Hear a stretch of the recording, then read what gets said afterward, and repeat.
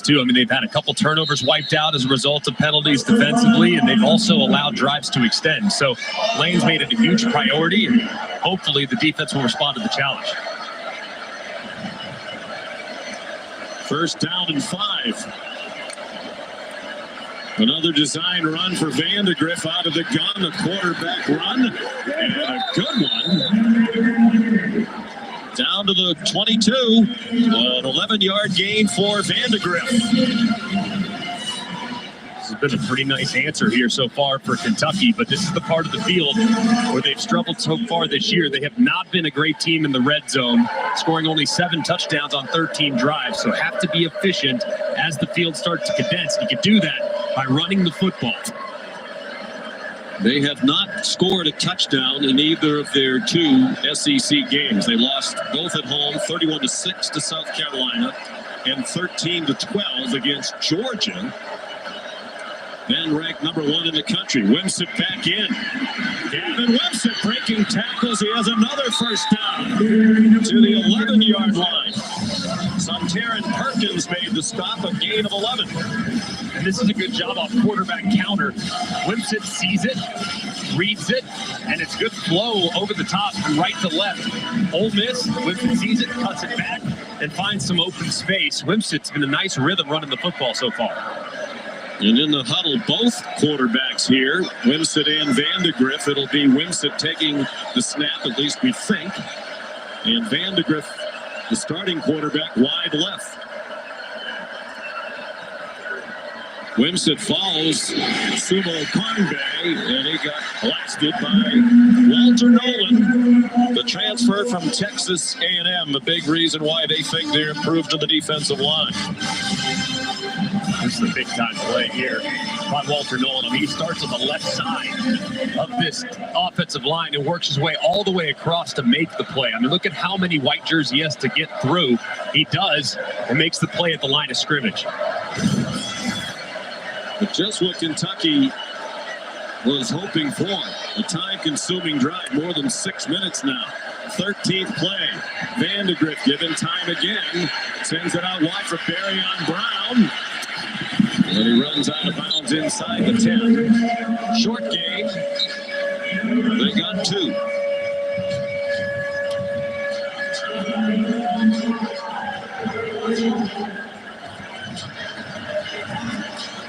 Third down and 8. They could get a first down at the 1-yard line.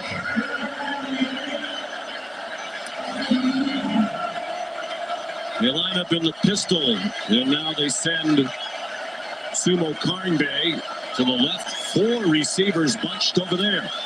And one up top. They try for the single coverage, lying in, fighting, and an incomplete pass. Intended for Dane Key with Trey Amos in coverage. And Mark Stoops wanted a flag. He's way down at the 16-yard line, hollering at the officials. Yeah, and they see the one-on-one. They shift to quad to the left. Pretty easy. You know exactly where the quarterback's going to go for it. Amos turns around initially, but I can understand the frustration there from Mark Stoops. It never looked like he really tried to make a play on the ball. He was really playing the receiver more so than the ball. So that one's right there. I really think that could have been a penalty. He had a handful of jersey for a long time. Here's Alex Rayner, who's now made 13 in a row, extending his Kentucky consecutive field goal record. That one good from 27. A 15-play drive for the Cats. If itty-bitty value meals from other places could talk, they'd talk like this.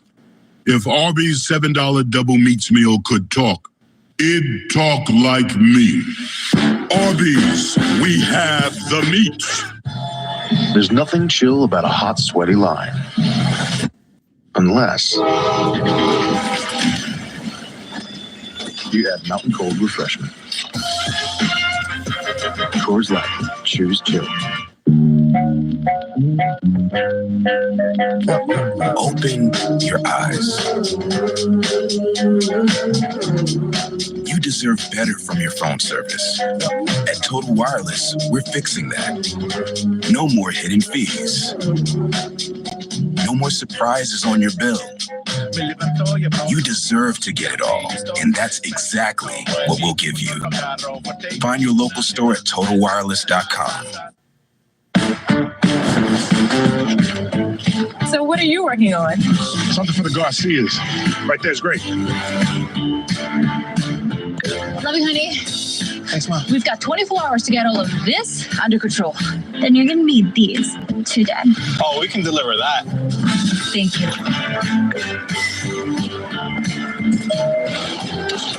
Today, tomorrow, get delivery at the speed you need only at the Home Depot. Whoa, it's the Capital One Bank guy. That's me. Could we get a selfie? Of course. Say no fees or minimums on your Capital One checking account. Ooh, that's a keeper. So,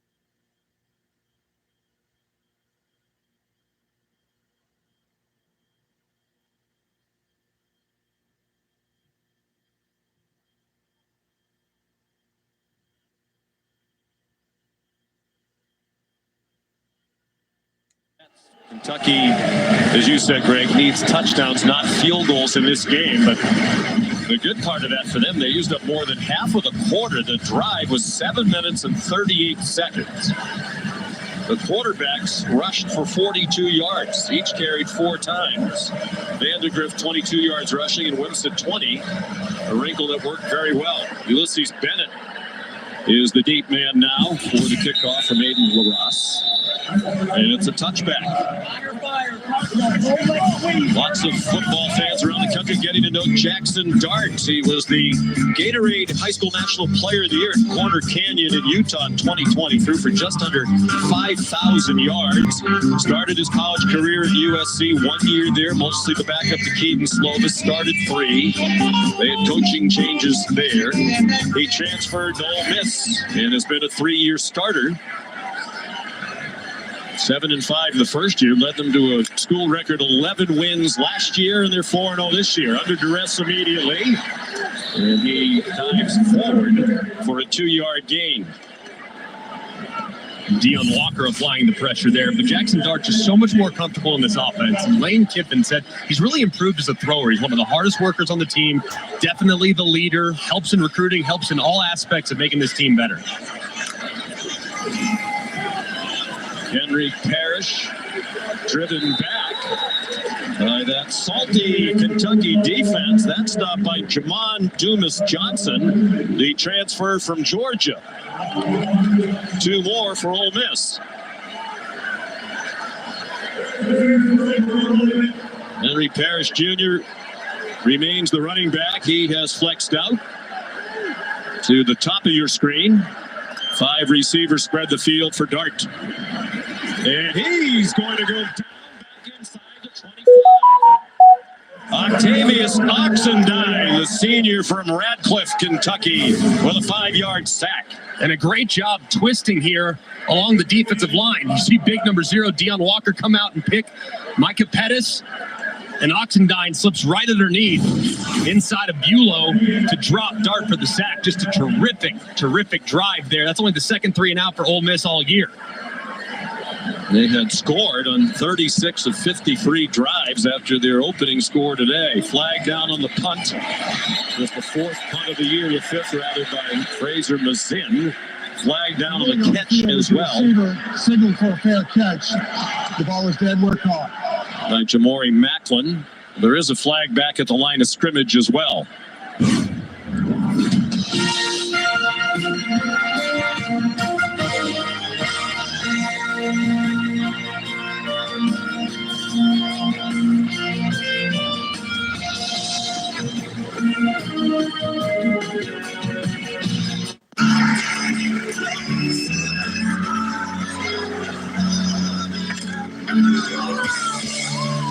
Bounce back fast from heartburn with Tums Gummy Bites and love food back.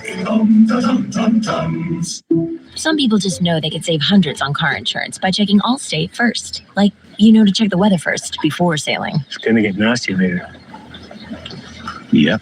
Hey, perfect day for sailing, huh?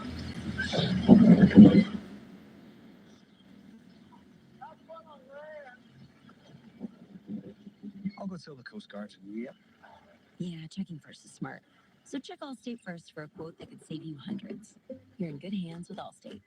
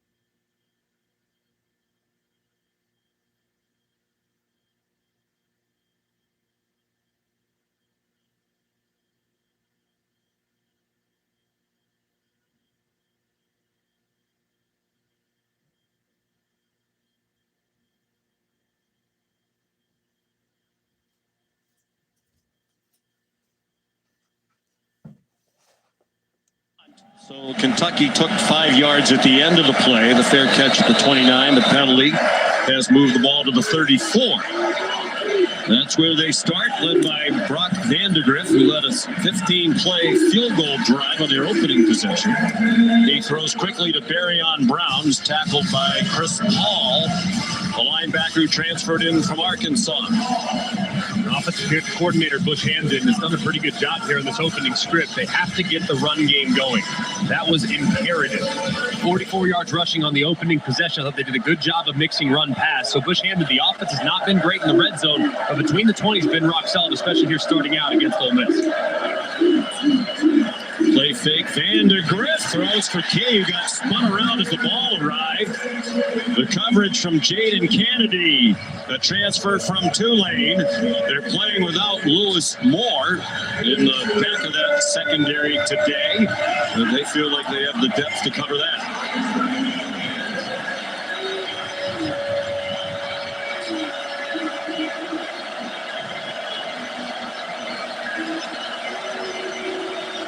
Third down and 8.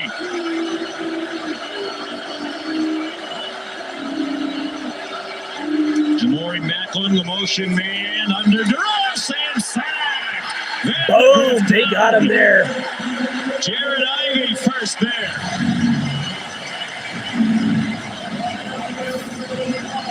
And internal pressure right here allows for one-on-one with Ivy against Caddis, who has struggled so far this year in protection. He just completely whiffs as he goes right around on the swim move, forces Vandegrift up where there are awaiting Ole Miss defenders, and that's a big stand from Ole Miss's defense at the 3-and-out by Jackson Dart and company.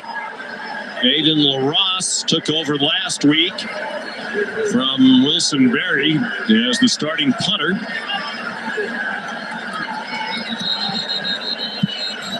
And a flag before the snap. LaRosse punted only one time last week. Offside. Defense number 32 made contact with an offensive player. 5-yard penalty. Still fourth down.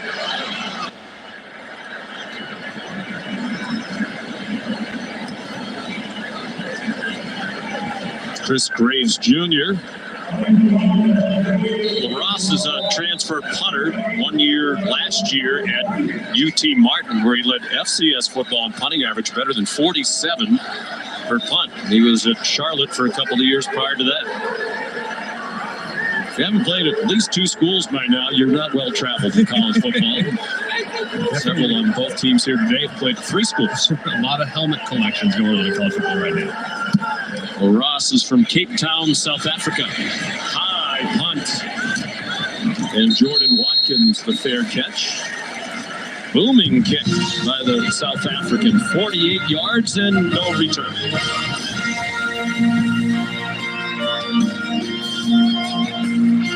I have a surprise for you. Oh, yes, please. Yeah. Feast your eyes on this. That's sexy. Feels so new. I want to feel this feeling again and again. Well, can I hold it? How bad do you want to hold it? I'm not going to beg, but pretty please. They don't. Go ahead. Press the button. Oh, it's glowing. Apple Intelligence. We should do this more often. Agreed. Rekindle the feeling of love with the new iPhone 16 Pro on us, and feel it again and again with the latest iPhone every year with AT&T Next Up Anytime. Prime Big Deal Days is coming October 8th and 9th. With exclusive savings just for Prime members, you'll feel like a big deal. Shop deals on electronics, fashion, and more this Prime Big Deal Days, October 8th and 9th. I'm the Modelo recruiter, and I'm looking for fans with good hands and great speed. The ones who stay focused and never miss a play. They go the distance on game day, even when their team is away. I'm always watching, always looking to reward more full-time fans. Because football isn't really football without you. Let's go to our next segment, Fairest Calls, inspired by Geico's fair and fast 24/7 claims. Do we have to do the Geico stuff on them, Perry? Yep, we do. Let's play the clip. Holding, number 53, 10-yard penalty. This literally happens every game. Can we just skip to the action? Nope, nothing but fair and fast claims, just like Geico. Here's the next clip. But I don't want to play the clip. Pass interference, number 34. Wow, doesn't get any fairer than this, boys. For savings and service, get more with Geico.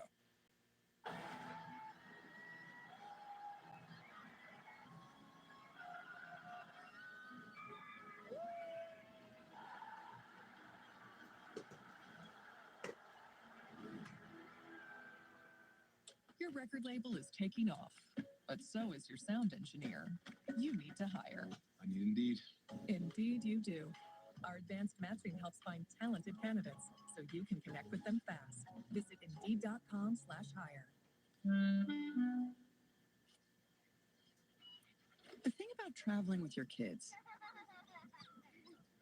is that each year they get bigger, but the hotel stays the same size. Get an Airbnb and get room for everyone.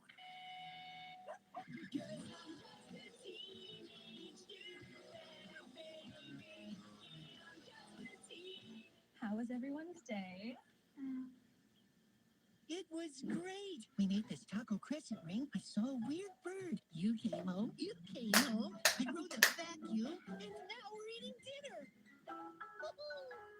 I am ready to find a second great love of my life. Here in Oxford, the start of a great day of college football on ABC. Capped by the game of the year so far in college football. Tonight from Tuscaloosa, number 2 Georgia, number 4 Alabama, presented by Capital One, the first top 5 matchup of this season. Georgia 49-2 over its last 51 games, and both losses to Alabama, including last year's SEC title game that kept Georgia out of the playoff. On first down, Jackson Dart throws to Trey Harris. J.Q. Hardaway the tackle, but it's 11 and a first down for Ole Miss. They're going to keep attacking this corner group from Kentucky with the outstanding Hairston being out. Quarterback draw for Dart. And he lost his helmet as he got knocked down just shy of the 40 by Christian Story, a transfer from Alabama. So Dart has to come off the field, and Austin Simmons, his backup, comes in on a 2nd down and 2. Just a big collision, and helmet just comes right off, as does the headband with that beautiful flow coming out of the helmet. You and I have some hair in it comes to Jackson Dart. Henry Parrish carries for the first down, and Dart will come back in. Final minute of the first quarter.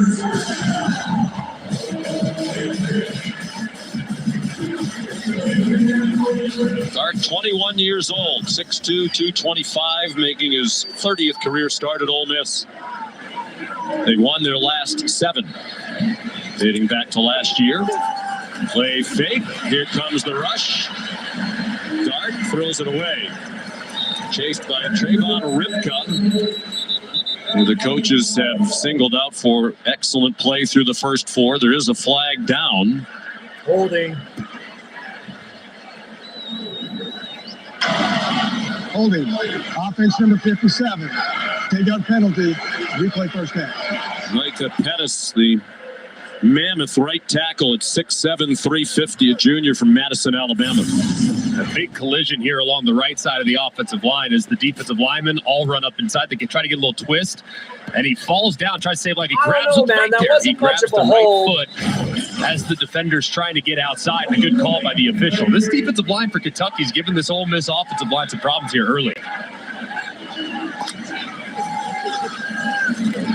Dart, play action pass, goes deep for Harris. He overthrown in double coverage. It was a little bit too long. Jordan Lovett and J.Q. Hardaway keeping their eyes on Harris, who came into today 2nd in the nation in receiving yards and average receiving yards per game at 157. Just a couple of yards per game shy of Nick Nash of San Jose State. Harris off an 11-catch, 225-yard, 2-touchdown game against Georgia Southern. Dart pressured again. On the run, hoping for a block from his tight end, Caden Priestborn. He's out of bounds at the 41, a 13-yard gain, but still well shy of the yard to gain. They need to get to the Kentucky 47. That's the end of the first quarter. Ole Miss leading Kentucky 7-3. Our presentation of college football on ABC will return after this message and word from our ABC stations.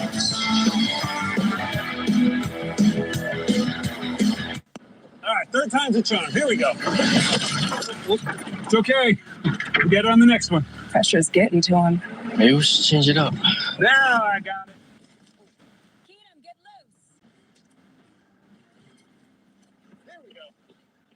Daddy's got this. Hey, you got us this far. Keenum's going to finish the drive. You got it. Yeah. Okay. If only there were backups in real life. But at least there's Progressive to protect your home and auto. Team, it's been a grind, but I think I've aged you well. Some might say perfect. Who's ready to show who's the cheesiest? I woke up thinking the cheesiest, Cheez-It, official sponsor of the college football playoff. Strong enamel is your best defense against acid erosion and cavities. That's why I recommend Pronamel Active Shield, because it will strengthen your enamel and create that shield around it. I'm excited for this product. I think patients are really going to like it. Try Pronamel mouthwash. football season already and not a satellite dish in sight. I hardly recognize the rules I grew up on. Enough squawking. Oh, great. Coach Prime. Y'all are whining while everyone else is watching nonstop football on DirecTV. Tell me, whose house is this? Their house? I think they're renting. Listen. I know they get easy access to all this football, but you know what you got? What, Coach? A crumb bum attitude. Stream football without a satellite dish. Now drop and give me 20. 20 what? Get excited. PetSmart's lowering prices on over 1,000 items like toys, treats, and food. And Treats Rewards members get 2% back in savings on every purchase. PetSmart, anything for pets. A message from the Sonic Department of Research and Deliciousment. Did you know your new favorite burger has hand-smashed patties made to order, hot and melty cheese, and a tangy sauce? How rude of me. Let me introduce you. Try the all-new Double Sonic Smasher and at a half-price drink in the app. Welcome aboard the Odyssey. Millions took to the high seas for the exciting, scintillating premiere of Dr. Odyssey. Throughout our history, ordinary people have done extraordinary things. Now it's your turn to reimagine civilization and build something you believe in. Happy first birthday, pumpkin. There's no sweeter way to celebrate your birthday. Thank you for 30 beautiful years from all of us at Sleep Country. The electric grid is evolving to meet your clean energy needs. Go to ComEd.com/clean to see how going electric can move your business forward as we all drive toward an electric tomorrow. This college football matchup is sponsored locally by ComEd. Coach, you were pretty heated there with the officials. What was that about? It's between us and them. It's a personal problem for us. Okay, that's fair. How do you think your defensive front is handling this tempo? The defensive front is playing pretty good when we're set, when we have some urgency. We had some times to finish them, and we have to do that. But they've been disruptive. Thanks, Coach. Thank you. 7-3 Ole Miss as we go to the second quarter. Sean McDonough, Greg McElroy, Molly McGrath, Matt Jones in at running back. The Rebels with 3rd down and 7. Just across their own 45. A blitz from Kentucky, and down goes Dart. They have brought consistent pressure, and it's Dion Walker. Lane Kiffin, Greg, yesterday marveled. There's Brad White, the defense coordinator, about what a terrific pass rusher Walker is for his size. And this is great. I mean, they get all the offensive linemen on islands. They blitz De'Eric up the middle to try to occupy the running back, and Walker is just waiting for Dart to escape. He locates him quickly and drops him for a big 3rd down stop. He is 6'8", 340. Told us some of his good footwork comes from being dogs, a what's up, basketball man? player in high school. I'm excited. By Fraser Mazzini, I wanted to see how Kentucky plays against Ole Miss, because 50-yard boot. last week they looked like they knew what they were doing. Dion Walker's love for basketball. He ran late for a phone call. How are you doing today, man? Yeah, I'm excited. I can't wait. I gotta stream something while I'm waiting. Whenever he can, and he credits it for his quickness and footwork, especially when he hit a big growth spurt in high school. He was 6 foot his junior year, grew 5 to 6 inches that season alone. Was playing basketball for his high school team. Said that kept him agile and quick despite his growing frame, and that was his first love. He said he will continue to play in his free time because it keeps him in shape and light on his feet, guys. I got some good thumbnails later too that I'm going to use. Gavin Winston takes the first snap of this possession and fought hard to get a yard. J.J. Pegues made the stop. Speaking of big men, 325 in the middle of that defensive front. You'll also see honestly, they're not bad. They're not bad at all. On their feet. When you have a guy that's a short yardage specialist, tight end, and like defensive tackle, it's called a versatile player, John. It's going to be all over the place for the ref.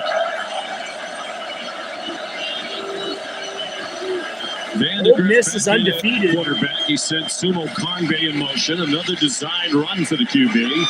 And he got knocked down by Chris Paul, nicknamed Pooh. who's immediately become a team leader. Cheers, dogs. on this Happy Saturday, defense. man. Coach Pete Golding, the coordinator, raving about him yesterday. Yeah, a lot of athleticism, a lot of great instinct. Showed up this spring. It's a little bit slow getting comfortable in this new scheme, but since really the last 2 weeks, really started to come on and started to play his best football. 1 for 10 tackle game against Georgia Southern. After a terrific opening drive, the last two have been a little stagnant, and that pass is incomplete, but a flag thrown. Intended for Jamori Macklin, and Jaden Kennedy had a hold of him. And the penalty problems continuing for Ole Miss. Pass interference, defense number 28. Fuck yeah, dude. Cheers. And 11 penalties last week against Georgia Southern, and 8 of them were on the defense. This is the first pass interference they've called, but they've probably gotten away with a couple others. One in the end zone. It looked like that time felt like Kennedy kind of wrapped that right arm around prior to arriving, and that you see the shoulders turn, you see the reaction from the receiver, and that's what results in the flag. Fifth penalty today. See if they can get out of their Kiffin house said here. we're going to be penalized. We're aggressive. It's the stupid penalties we need to get rid of. Demi Sumo. That was a big down for them. The option chased out of bounds by Isaiah Hamilton. But that's 14 more on the run for Kentucky out to their own 31. Creating explosive run plays has been a huge priority for this Kentucky group. They attack the end man on the line of scrimmage, get him to commit. That's Uman Mielen. And you have Sumo Karnbe out to the edge with a lot of open space. They have to continue to create big plays in the run game. Gavin Wimsatt back in the shotgun now. He gets pinballed around. After a gain of 2, he's knocked to the grass. Oh, he was, hey? Vandergrift was their second. Tyree Coleman made the tackle, part of a 3 linebacker rotation. They typically play with just 2 linebackers on the field at a time. I feel like that linebacker core is one of the biggest differences in their defense. They have 2 racers, but also 2 guys that can really communicate well in Daugherty and Paul. Why did he just switch making the rich schools? richer. And yeah, a running quarterback like him, Wilcox trying to get outside. he's gutsy too, man. And he He's not reached the afraid to get 35 fucking before he got nailed. driven back by Kennedy. They think eventually Wilcox will be a consistent home run threat. He's really the only running back in their stable right now who can take it a long way. Yeah, no, really good job too. I like On the Vandergrift. exterior by this defensive secondary. He mixes it up well. Great job leveraging the football there by Kennedy, and Hamilton comes up and makes the stop. 3rd down and 6. Early in the second quarter.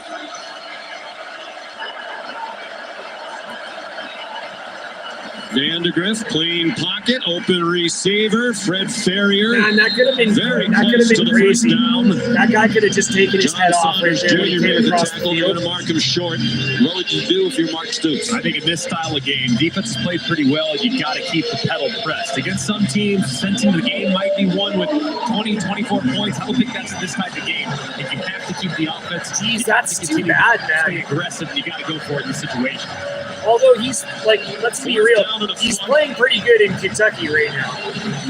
Stoops was criticized by some near the end of the Georgia game when he didn't go for a 4th down and 8 across midfield. They converted a 4th down on their opening drive. Vandergrift has the first down. I agree with you, Greg. You know, punting is not going to be good for your long-term health when you play Ole Miss. Kicking in general, punting, field goals, the only drives that you want when you're playing against an offense that has this much firepower, those extra points at the end of the drive. So you got to stay aggressive. And at some point, these safeties are taking off. They got to take a shot here to kind of keep that back end honest. With Eli Cox, the veteran center, leader of that offensive front, and they get penetrated. They got there. nothing on that one. Shit. Karnbe, dropped by Walter Nolan. One of the top high school recruits in the country a few years ago, went to A&M. It didn't work out as well as they would like, and now he's here. Watch the quickness. I mean, engaged with Dylan Ray, the left guard, was right around around him. They're trying to read the end man on the line of scrimmage, but Nolan's the guy that's second to the inside. He makes the play in the backfield before they can even get a read. Great play by the D-tackle. No, for real. They've just marched out of their own end. They had the ball on like their own 15. Second and 12. Done a good job of avoiding long yardage situations today. There we go. On the design rollout on target to Dane Key with Isaiah Hamilton in coverage. They got 9. They'll need 3 more on third down as we go under 9 minutes to play in the half. That's one thing the Butch Hampton's done a really good job of. This offensive line has not been great protection this year. So move in the pocket's been a point of emphasis. They've done a pretty good job of it here these last few games, especially since that South Carolina game. 3rd and 3. Second and long makes it 3rd and manageable. Big down right here. 10th play of this possession. He's gonna hold it. They're opening Nope, drive they got with him. 15. That's too bad. He got nothing. Just across the line of scrimmage by Xavier Harris, a talented backup on that defensive front.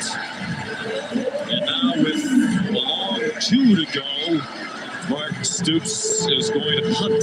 I like that decision. Man, this is one where it's really close. If it's inside of 1, inside of 2, I think it's an absolute go-for-it situation. But when you get to 3 in the offensive line, the last couple snaps, not playing so great, I can kind of understand why you might want to try to play a little field position here, given how your defense is playing.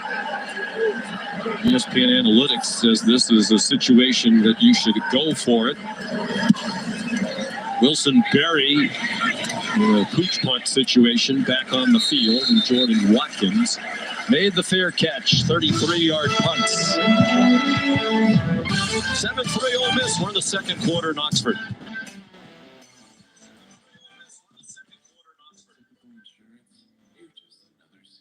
is the 3rd health insurance commercial with seniors at a farmer's market. Just turning it down for the commercials. I love a fresh heirloom, but it's like those companies think we're all the same. That's why I chose Humana. Before I signed up, I spoke to someone who So is this Vandergrift's last year then? right for me, like vision and dental, all in my budget. I finally feel in control. What are you doing? Taking control. Humana, a more human way to healthcare. We're surprising Twisted Tea superfans with a Twisted Tea drop.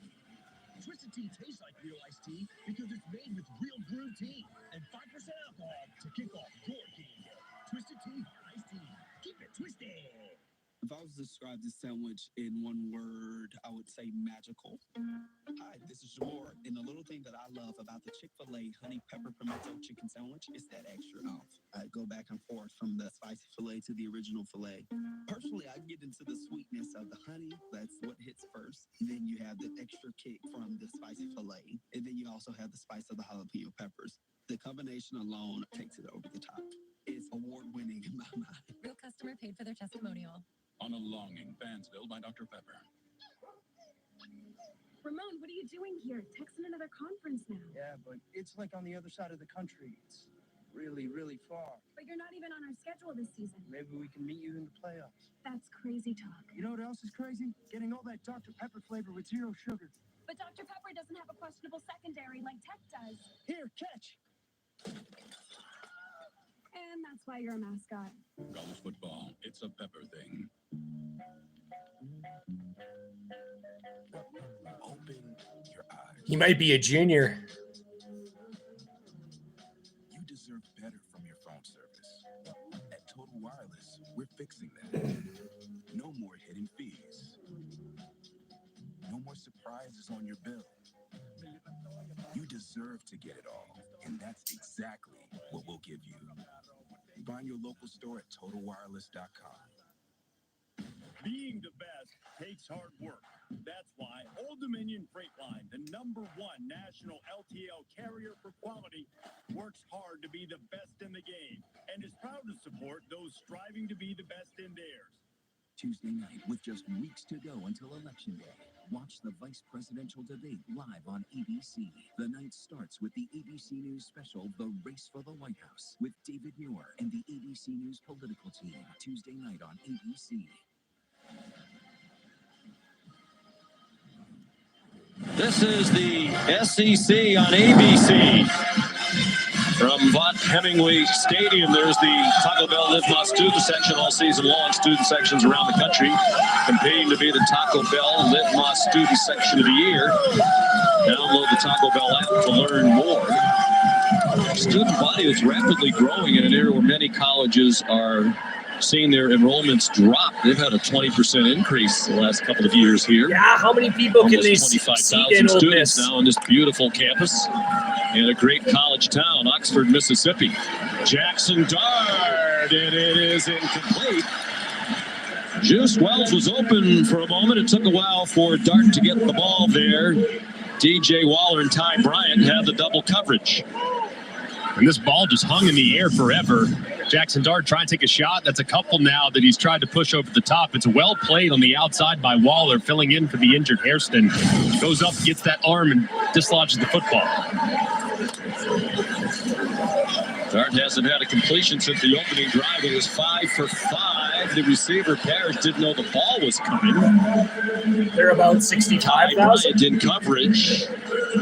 Since the opening Yeah, it drive, looks this sold out in offense there has today. been a little out of sorts, and credit the pressure from Brad White's defense for that. Yeah, they are applying a lot of pressure and hitting Jackson Dart a bunch. They really affected Carson Beck a couple weeks ago, and now it's kind of getting to another Heisman hopeful.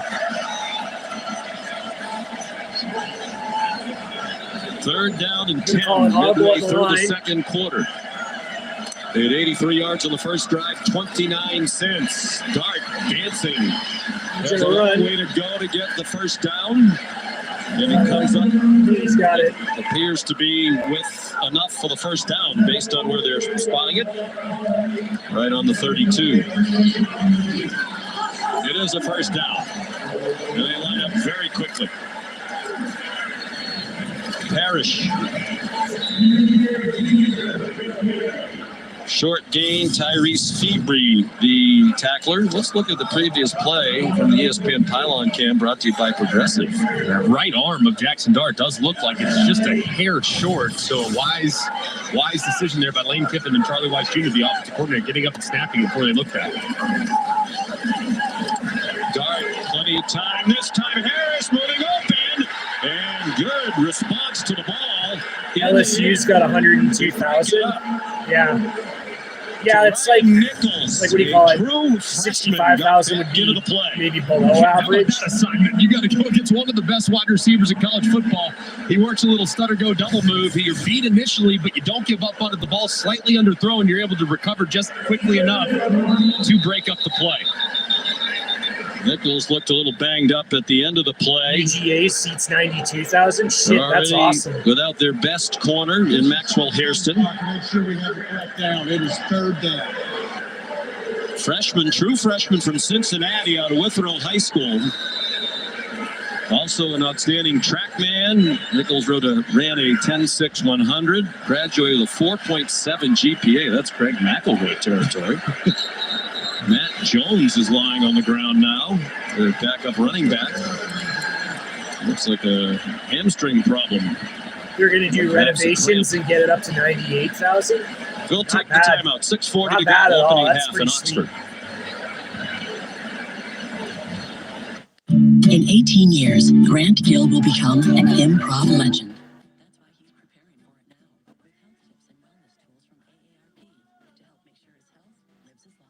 Yeah, that's impressive. Look who's joining us for my favorite part of the day. Cheerios are his love language. Well, yeah, they can help lower cholesterol. Okay. And that's the one in Athens? My love language is Portuguese. I don't understand it, but I love how it makes me feel.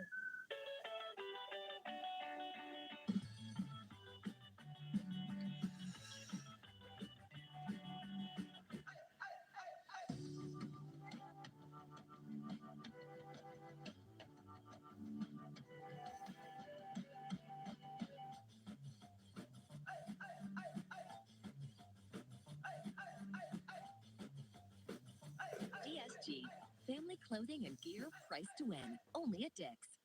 I checked 2 bags on Southwest for free. You can pack so much shampoo in a check bag. He gets it. 2 bags fly free. That's a big flex. This isn't one of those sad, fits in a petite paper bag kind of value meal. This is Arby's $7 double meats meal.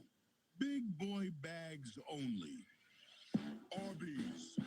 Okay, so how old is the stadium officially? Like, is it like from when it first started, like the 30s? How old are we talking about here? Is the first and only FDA-approved prescription treatment for non-segmental vitiligo, proven to help repigment skin over time, restoring what's yours. It really is possible with a steroid-free cream that you can apply yourself. Opzelura can lower your ability to fight infections, including TB or hepatitis B or C. Serious lung infections, skin cancer, blood clots, and low blood cell counts occurred with Opzelura. In people taking JAK inhibitors, serious infections, increased risk of death, lymphoma, other cancers, and major cardiovascular events have occurred. The most common side effects were acne and itching where applied. Repigmentation is possible. Ask your dermatologist today about starting or refilling Opzelura. Pursue it.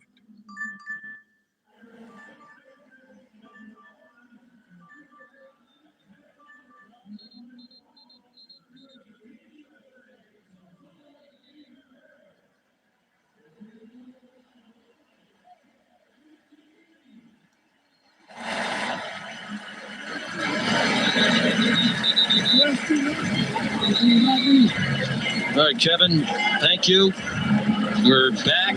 Matt Jones fortunately survived to walk off the field. Just a blatant fake injury, which we'll show you when we have a moment. 3rd down and 8. Henry Parrish Jr. back in at running back. That's cool that they moved to the center of campus. Jackson Dart completed his first 6. He's 0 for 4 since. He's been under I gotta duress step regularly. out. I'll be like up This half time an hour giving maybe. I'm gonna leave it going short though. throw to Trey Harris. He's well short of the first down. Well, let's go back to what happened just before the timeout. Dart gestures at Jones to say, hey, they want you to go down, and he goes down. Let's bring in Matt Austin. Matt, is that legal? Well, there's actually nothing in the rule book that says you cannot do that. There is very strong wording about the being unethical to fake an injury at any time during the game. So I know the rules makers have talked about it several times, but as of right now, there's nothing in the book you can do about it. Well, they ought to put something in the book when it's that egregious. Steven Souls Jr. limping off for Kentucky, very talented freshman. They're excited about. I watched the tape, I know you did too, of Ole Miss's game against Wake Forest. It got to be ridiculous because usually on the defense, it's usually to stop the momentum of the offense. I can't say I see it very often from the offensive team that's usually on the attack. Fraser Mazin, who had punted only 4 times total in the first 4 games of the season, punting for the 3rd time today, and a fair catch made by Jamori Macklin. Here's Molly McGrath. Well, Sean, Kentucky corner Terrion Nichols went back to the locker room to be evaluated for a shoulder injury. He's done a great job covering Trey Harris in Max Hairston's absence, and I'm told he is questionable to return, guys. I'll read the chat when I get back. Awkwardly. Be back soon. That was a heck of a play by a true freshman. I mean, you're on an island, a double move against one of the best receivers in the country, and you somehow are able to recover and make a play, so hopefully he can return. The Dr. Pepper Championship Drive Game of the Week from Oxford, Mississippi, number 6 Ole Miss. 4-0 against 2-2 Kentucky. This is similar to the game played between these two teams here 2 years ago. A 3-point win by Ole Miss in a low-scoring game. Demi Sumo Kongbe across the 25-yard line. That one 2 years ago was a 22-19 Ole Miss victory. Gotta feel great if you're Kentucky too. You weathered the early storm, gave up the initial touchdown, but now you're settled in on both sides of the ball. And you're really dominating time of possession 2-1. There are those numbers. Have to get yardage on first down. They did. Sumo Kongbe working hard to get a yard there. He was Demi Sumo when he started his career at NC State. He said he added Kongbe, it's his mom's name, to honor her. From Willingboro, New Jersey, near Philadelphia. They run on a 6 on 3rd down. They have converted a couple of 4th downs. 5 minutes to go in the half. Van de Graaff fights for the first down. Design quarterback run against a 4-man rush. Good for 6.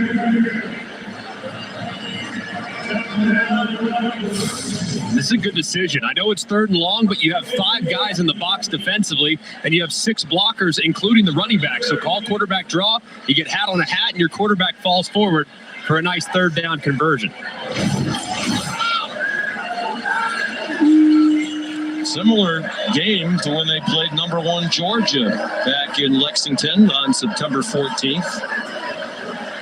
Low scoring. The offense did some good things, but couldn't score touchdowns. In that game against the Dogs, they ran for 170 yards. A lot of people thought, well, the difference today is the Ole Miss, when they're on offense, they're going to spread you out. Whereas when you play Georgia, you know it's going to be a game in the trenches, and that's the kind of game Mark Stoops' team likes to play. Yeah, they're very comfortable matching up in a heavyweight slugfest where you're just throwing haymakers at each other. But when you get into a track meet, that's advantage Ole Miss. So far, the pace of the game, the tempo of the game is favoring Kentucky, and these long time-consuming drives are disrupting the rhythm of the Ole Miss offense. Will they take a shot down the field eventually?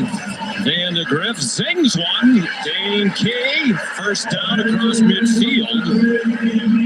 They have 3 wide receivers on their team with 1,000 career receiving yards, but Key's become the key lately. And this was a really nice route here by Key.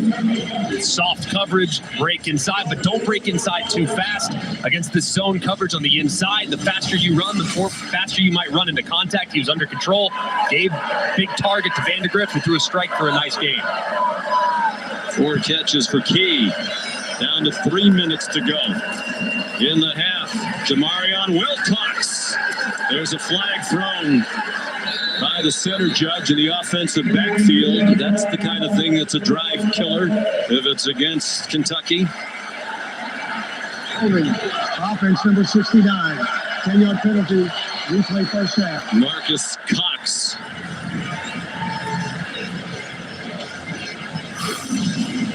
If he's engaged on the left side, you're going to see the defensive tackle slide out, and he grabs him.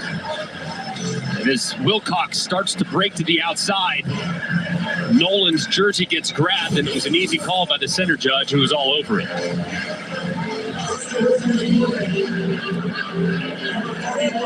They don't get it in big chunks. Their longest play from scrimmage today is 15. So 1st and 20, particularly difficult for the Cats. Play fake to Wilcox. Down the field, no problem. 1st and 20. Dane Key, another catch. Brandon Turnage made the tackle, but they're at the Ole Miss 35 with a pickup of 24. And the timing on that throw was just outstanding there from Van de Graaff. You have a clear out, you got one-on-one on the outside, Key breaks inside, and it's another nice conversion. And they're in no hurry. They want to take this clock all the way down to halftime if they can. They had a good plan against Georgia. They put themselves in position to win. They couldn't quite pull it off, lost by 1.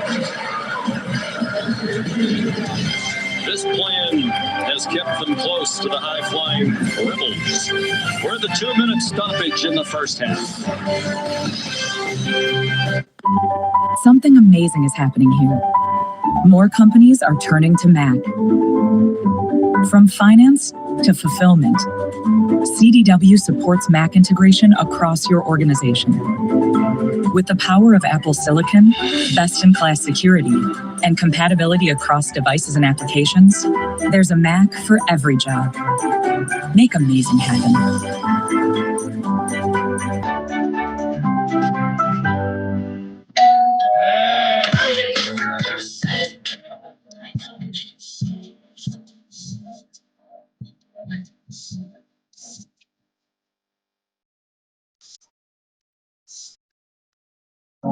The future is threatened by enemies often unpredictable. When there are battles to win for America's future, there is one constant: Marines.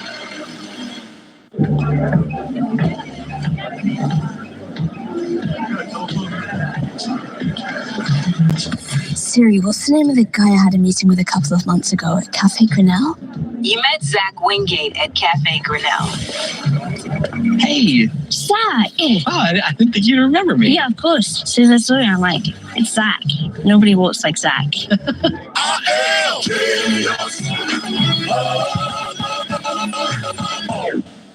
As a stylist, I know it can be hard to find time for a haircut. With the Great Clips app, you can put your name on the list from anywhere and head to the salon when it's time for your cut. A great haircut plus more time for what you love. That's Great Clips. Welcome to this year's championship game. This is the big one. With Amex Gold, you can enjoy over $400 back in dining value annually. So you can raise the bar on game night. That's the powerful backing of American Express. The 2468 value menu is back from the afterlife. Fill your soul with deals to die for. I am super picky when it comes to protein powders. It needs to be vegan, organic, not have any weird artificial ingredients or flavors, and most importantly, taste delicious. Well, I finally found one that ticks all of the boxes and more. Good Proteins all-in-one superfood shake. No more chalky aftertaste or gritty texture. The shake is smooth, creamy, and absolutely delicious. It even comes in tons of tasty flavors to choose from, like peanut butter cup, salted caramel, and cookies and cream. Plus, it's loaded with superfoods that'll support your digestion, immune system, and muscles. Head over to goodprotein.ca and save 20% off your first order with promo code YummyProtein.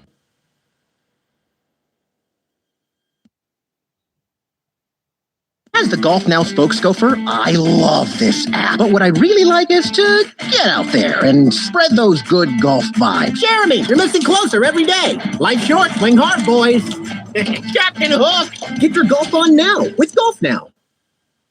3 to go, first half. Low-scoring game here in Oxford.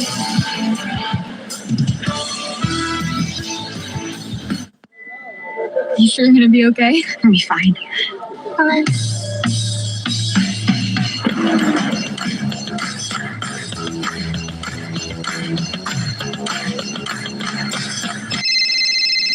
Honey, hi. Hey, how are you guys? We're getting by. Great, me too. Can we call you back? You never want to lose your edge. This is an SUV that really understands that. The Lexus RX. Oh, you don't know? It's Faye, that on my way, that every day, that protein, Faye, that tasting great, that working late. Shh. Greek yogurt, Faye, nothing plain about it. Introducing new Advil Targeted Relief, the only topical pain reliever with 4 powerful pain-fighting ingredients that start working on contact to target tough pain at the source for up to 8 hours of powerful relief. New Advil Targeted Relief.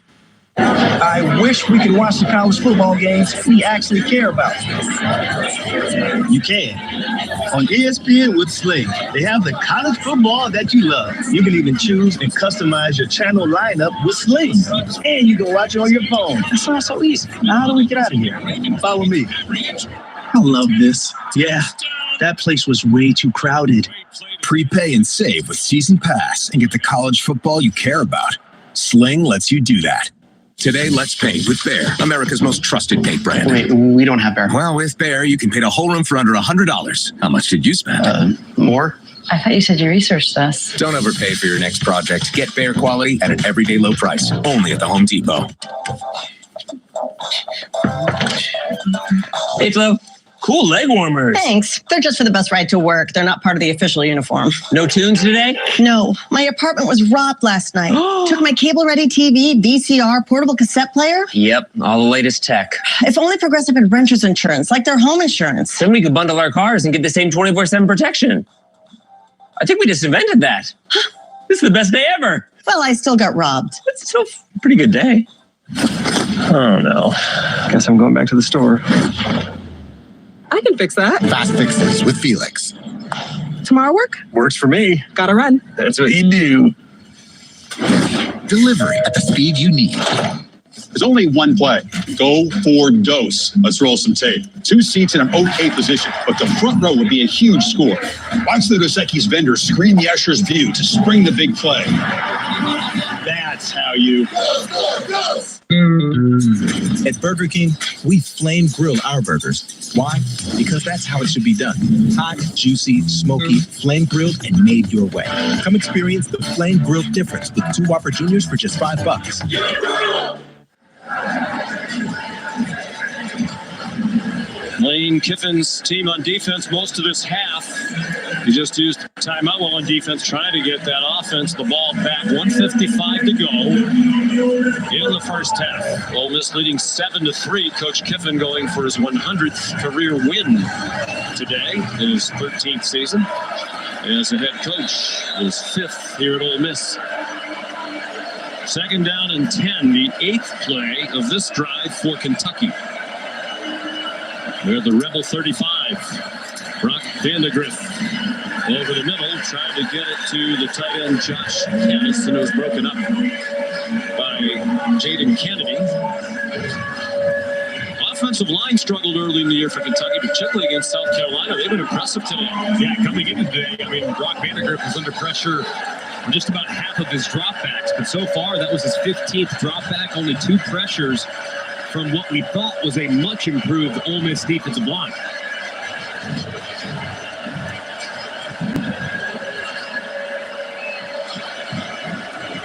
Third down and 10. They are in field goal range for Rayner. This is the 3rd Kentucky SEC game of the season. They're going to use a timeout. And they haven't scored a touchdown yet. Kentucky, they're first. It'll be 30 seconds. Lost 31-6 to South Carolina, kicked 2 field goals, and lost 13-12 to Georgia, kicked 4 field goals. They had 1 field goal today. Here's Kevin.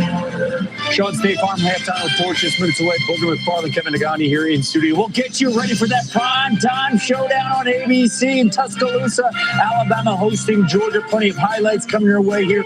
By the way, Kentucky a couple weeks ago slowing down Georgia. What are they doing against Ole Miss's offense? Well, the defensive line is controlling the game right now, and offensively, if you look at Kentucky, really good job of using the quarterback run. Almost 3-1 advantage in time of possession. I love the game plan so far by Kentucky. Keep away. They got to find the end zone, though. Back to you, Sean, Greg, and Molly. All right, gentlemen, thank you. 3rd down and 10, 1:51 in the half. 2 timeouts for each team now. Demi Sumo Karnbe on the left of Vandegrift. It's an Ole Miss blitz. It's single coverage, and it is incomplete. Intended for Dane Key. Flag down. Trey Davis had the coverage. Key immediately went spinning, looking for a flag as the ball sailed past. Pass interference. Defense number 9. 15-yard penalty and an automatic first down. Amos got away with one a little bit earlier. This time they see the one-on-one. Amos locked in with Key. See the left hand is grabbing the jersey the whole way. I mean, I think the official sees it. Did look like a slight push off, but you look at how he's grabbing that right arm, and the official calls it. That's another drive that's been extended by an Ole Miss penalty. So just a huge mistake, but I think an accurate call. So many of these penalties on the defense. 2 today, 8 last week. Huge break for Kentucky. Jamarion Wilcox broke free from a couple of tackles and goes down inside the 15. Xavier Harris missed the tackle. Walter Nolan managed to get the redshirt freshman Wilcox on the grass. And Ole Miss uses its 2nd timeout.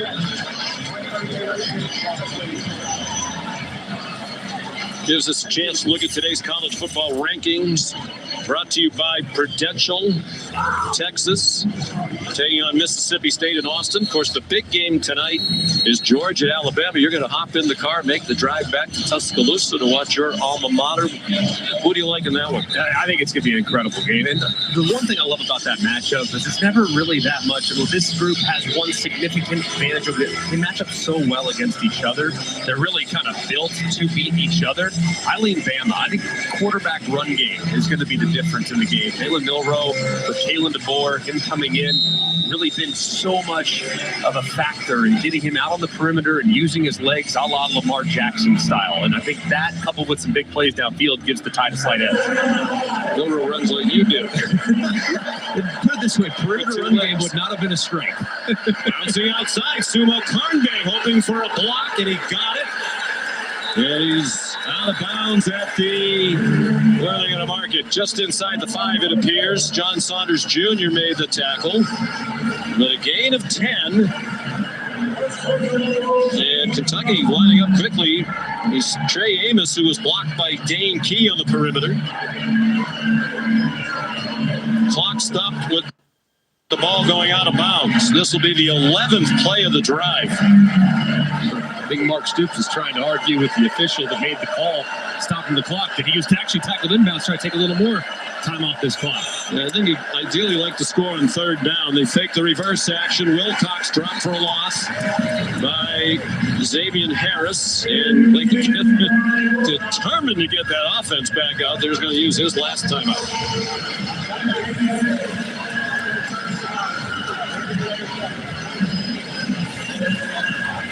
This is a heck of a play a moment ago by Xavier Harris, who just continues to show up. Watch this strong arm working against the right guard, Jalen Farmer. I mean, that right arm really completely pushing the 320-pound right guard into the backfield. He allows him to get some separation so he can locate the running back where he drops him for another big loss. I mean, this D-line, there's been really bright moments in this game. A couple of loss-contained plays, a couple quarterback runs that have hurt them. The D-line has played okay. They just got to increase the pressure that they can apply to Vandegrift in the second half.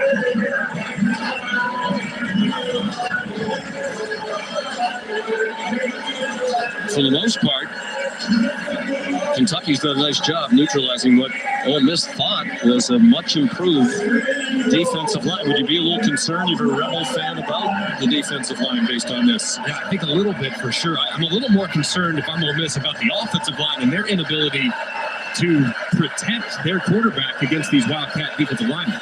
Wimsett will take the shotgun snap. He is stacked up and driven back.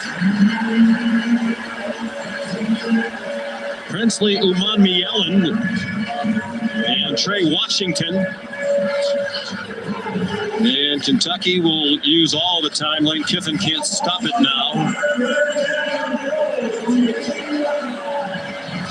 And Greg, this feels like it needs to be a touchdown if you're Kentucky, and it's going to be hard for them to do from the 10. Yeah, and then go backwards on 1st and 2nd down with simple inside run is really demoralizing, but you now are going to be able to take it down to about 40 seconds before you call timeout. They're going to take the play clock all the way down here and use their timeout. Yep.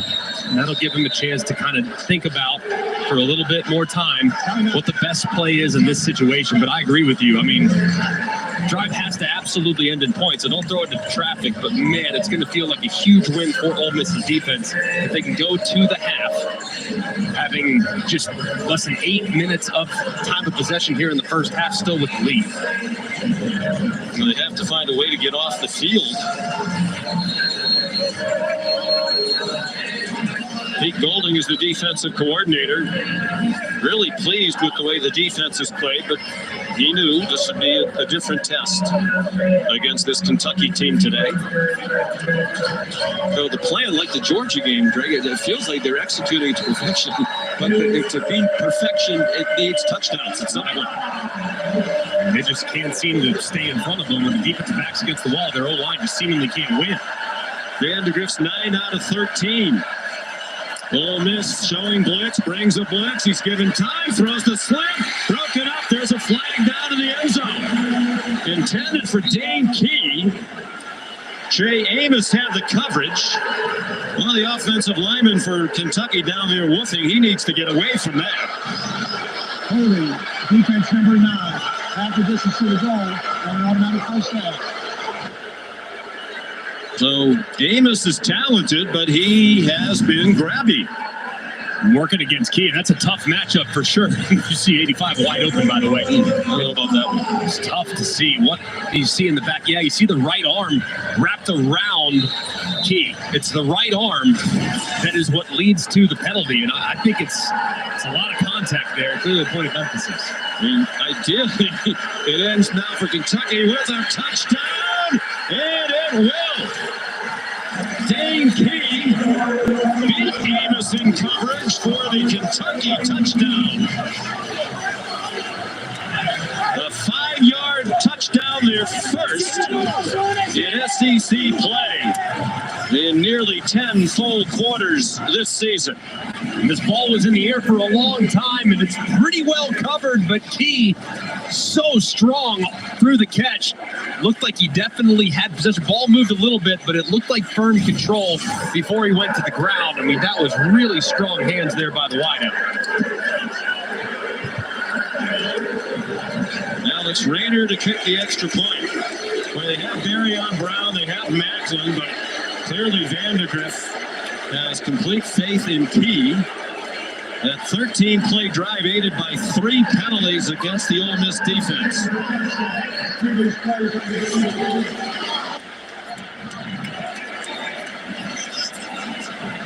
Well, I guess to your point, they want to make sure he completed the catch. Let's bring in Matt Austin. Matt, did you think it was the catch, or do you understand why they're looking at the replay? Well, I certainly do. The first determination is this an upright receiver, or is he going to the ground to make the catch? That's going to be key, because if he's going to the ground, then he's got to survive the ground all the way through.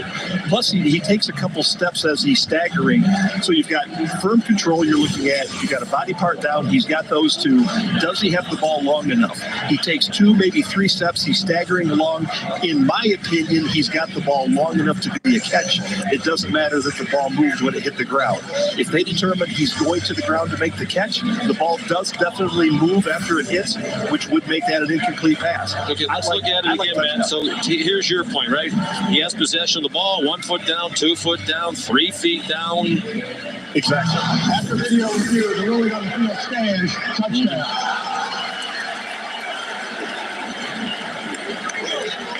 For Dane Key. With all the catches, that's his first touchdown catch of the season. Of course, they hadn't thrown a touchdown pass since the opening game of the year. He's a junior from Lexington, Frederick Douglass High School, from a Wildcat family. His dad, Dante, played defense at Kentucky in the early and mid-90s. Now it's Rayner for the extra point. It is 10-7 Cats.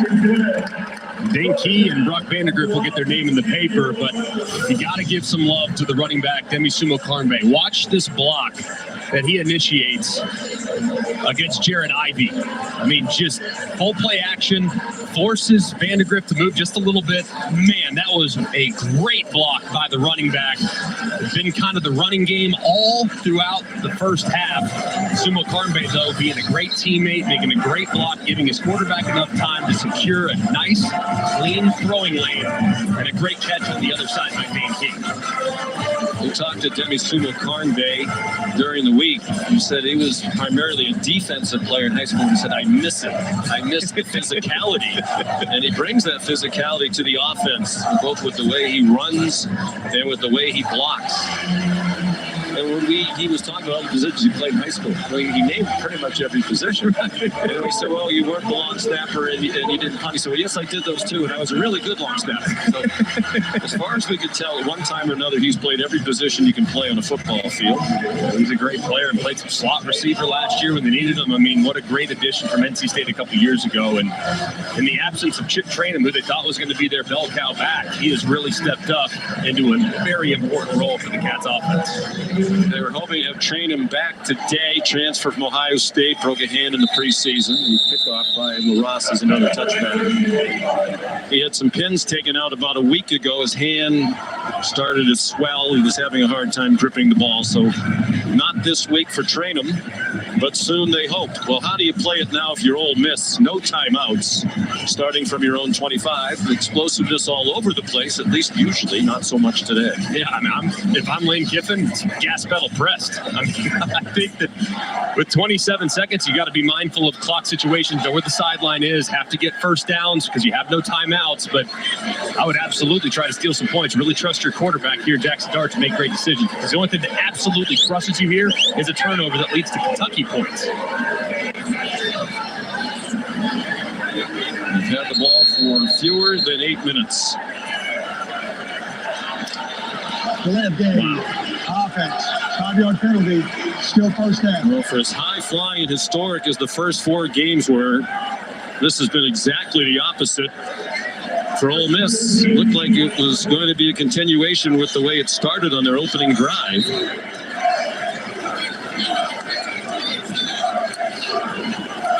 The first time all year, they've gone 3 straight drives without scoring. And Dart forced to run out of bounds. There's Charlie Weiss Jr., the offensive coordinator who calls the plays. So impressed with him, too. And Lane Kiffin, he gives so much credit to Charlie Weiss, calls him Whiz Kid, Boy Wonder, all types of great nicknames. But, man, he has been sensational here in Oxford. Just 31 years old. Dart trying to pull it down and take off, and he is dropped. Octavius Oxendine, ordinarily a backup, but he's been a factor in the half. And Ole Miss is not going to try to snap it again. 3rd sack for Kentucky. They got a lot of things to clean up in the second half, but it starts with the offensive line. I mean, Kentucky's D-line, they dominated that first 30 minutes.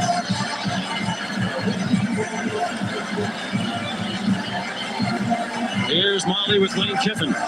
Coach, Kentucky's winning the time of possession, crucial penalties, keeping drives alive. How does your defense get them off the field?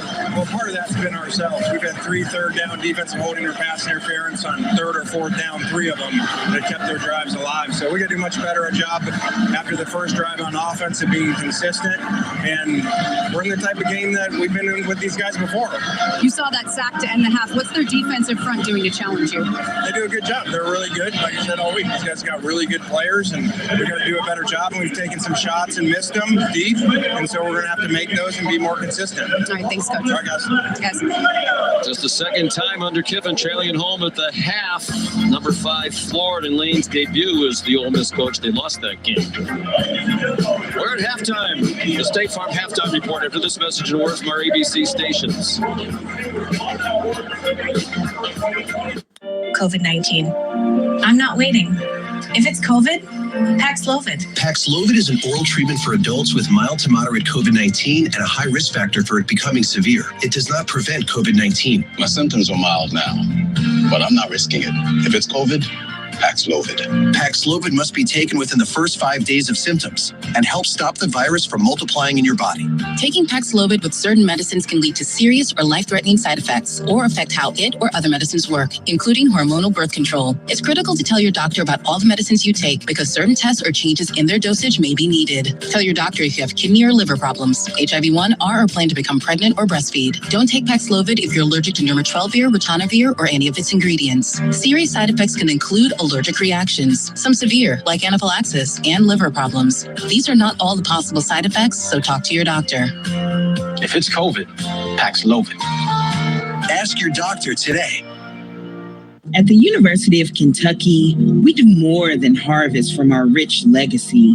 We sow and nurture the dreams and the dreamers. The graduates who plant themselves here. The seekers who advance patient-saving care and research. The community leaders who transform lives. We do more than survive in Kentucky. We strive in Kentucky. We thrive in Kentucky. Let's tell the freaking world. One of my students is ringworm. Ringworm? No, get back. Cancel classes. Burn Abbott down. Hello, Miss T. Hello, Mr. Eddie. Hope your day's going well. HR is here today, so if anyone has something they want to file, raise your hand. Not about me, about other things. These are the takeout menus I gave you. Those were suggestions that we should go out to dinner. You're sick. Write that down. Come on. Whoa, whoa, whoa.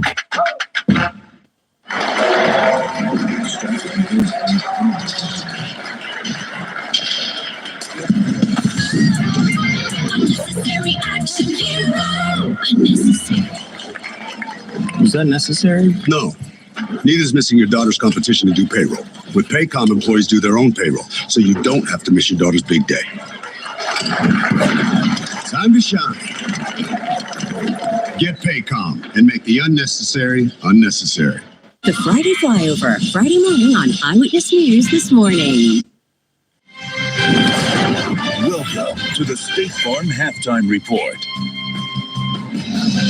Ole Miss's powerhouse offense. They scored in the opening drive. Nothing since in the final 4 possessions as they trail their first halftime deficit of the season, 10-7 to Kentucky. Booker McFarland and Kevin Nagani here. What has surprised you in the first 2 quarters? You know, we came into the season talking about the much ballyhooed defensive line of Ole Miss with Walter Nolan and those guys. But it's been the Kentucky defensive line that's dominated the game. They're getting after the Ole Miss offense. And on the flip side, when you look at the Kentucky offense, 17 design quarterback runs. You can clearly see the game plan. We're going to control the line of scrimmage offensively and defensively. We're going to control time of possession and limit Ole Miss's offensive possession. So far, masterful game plan by Mark. Keep away from Lane Kiffin, no right? question. Over And it's 21 minutes and on offense. he gets frustrated. Yeah, you can see that. You can see it. Yeah, and we're talking about an offense averaging 55 points per game, entering this one, held to just 1 touchdown. All right, we've got other games in action right now. How about a top 25 showdown in the Big 12? Number 20, Oklahoma State at number 23, Kansas State. Avery Johnson, young man can do it all. Here he is with his legs and the patience. Doesn't see anything. I'll take it in. There's no better weapon in college football than a dual threat quarterback. I love the patience by him. Look at the field and then taking off late. Alan Bowman benched at one point, coming back this week now as the start. A little flea flicker. Dazon Stribling to the house, 77 yards. Love those tricky Cowboys, little flea flicker. Oftentimes you see the deep route. That time you saw the crossing route on the flea flicker touchdown. Meanwhile, back to Johnson. Okay, we saw him do it with his legs, and here he is finding Jace Brown, who has that time, and there's the cannon wide open. Yeah, wide open. That's a blown coverage on the defense, but good job by Avery looking down the field and finding the open man. Wildcats up 21-13 at the break. Johnson feeling good. How about feeling good right now if you're BYU? 4-0 to start the season, taking on Baylor here. Jake Retzlaff finding Miles Davis. This offense can do a lot of things. They can score points in a hurry. No doubt about it. And I just love the patience of the quarterback. The first guy fled the zone, let him go through, and hit the second guy. Next Baylor possession, Sawyer Robertson deflection right there. There is Blake Mangelson. The best athletes on the field, Kev. The big guys up front. Sure, yeah, you're not playing. Meanwhile, Retzlaff, the keeper, he can do so many things, the versatility, and right now, BYU, watch them, those Cougars up 31-14. Okay, back here, Book. Test time. What is this? What is that? I know this one. Yes, you do. That's a jug. That is a jug. What color is it? The little brown jug. That's what I'm talking about. The little brown jug. The oldest trophy in college football. I am very proud of you. Come on. I know my Minnesota and Michigan. This series started in 1892. What they were doing back then, defense and running football. Sorry about that. We got that right now in 2024 with the Wolverines. Same play that the Wolverines ran against Washington. Whenever seeking for a touchdown, they ran it again. Okay, here's the defense, right? Give me this football. Michigan secondary, they are ball hawks. At some point, the receiver has to know when the journey's over and get down. But good job just gnawing at the football by Michigan. Back to Kalel Mullings on the ground. The power right there and the identity of the Wolverines continue. Run and play defense up 21-3 right now. How about last night? Number 7 Miami. Down double digits to Virginia Tech. Heisman favorite Cam Ward. Brilliant late. This may have been the Heisman moment for him in September. Look at that. Keeping the play alive on this drive. They would later score and take the lead 38-34. Virginia Tech final play. Final seconds. Hail Mary. Got to knock it down. They call this a Virginia Tech touchdown, bro. Yeah, the fact that they called it a touchdown means you have to have irrefutable evidence to overturn it. I didn't see enough to call it a touchdown, and I definitely don't see enough to overturn it. And after a lengthy review, they say it is ill return, not a catch. Miami survives 38-34. You're seeing the very latest, according to ESPN, that the favorites to win the Heisman. Cam Ward at top. Jackson Dart coming in. Number 2, what are you seeing from Dart? If you watched the game last night, first of all, you saw Cam Ward and everything he put on display. Jackson Dart has missed a couple of, he hit the one deep pass, but he's missed a couple of down the field. He's got to hit some more of those, especially after Ward's performance last night. The key book is one, we're going to see him on the field because Kentucky has controlled this game and they're going to get the ball to start the second half as well. But when he's on the field, Ole Miss's offense electric. We're going to check in on this game. There's something big happening tonight in Tuscaloosa. College Game Day going to weigh in on Bama, Georgia. Part 1 this season. Way to go, shot calling. Paid what I bought it. New crib psychotic. What's Danny doing? He saved so much bundling home and auto with the personal price plan that he got excited. Bundle is live. And bundled football with football. Bundle, amigos. Bundle is live.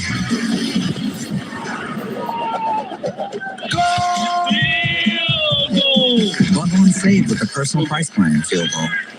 So do you kick it or pass it? Like a good neighbor, State Farm is there. With bugs, the struggle is real.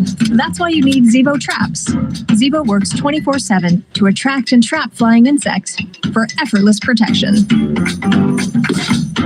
Zevo, people friendly, bug deadly. 6 pieces of chicken, 4 sides, and biscuits? That's a big deal. Now, this is the type of deal Dad loves. Oh, this for $20? I tried to make it 21. Legendary. Get your own big deal for $20. Coach Prime and KFC, way back, baby. Gonna be a hot one out there for move-in weekend, Ole Miss. Good luck this year, Rick. You did it. You're home. I can't wait for you to discover the true meaning of Hotty Toddy. It's a cheer that connects us all to the red and blue. It's the moment that begins when you step on campus and continues long after you turn your tassel. I can't wait for you to discover your legacy and make the world a better place. Are you ready?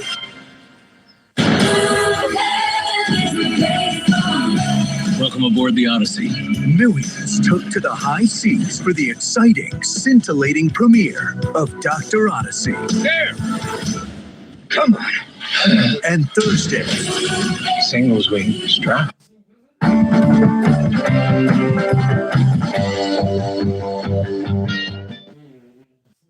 Got no pulse. Defense, now, stay with me. Dr. Odyssey, new Thursday on ABC and stream on Hulu.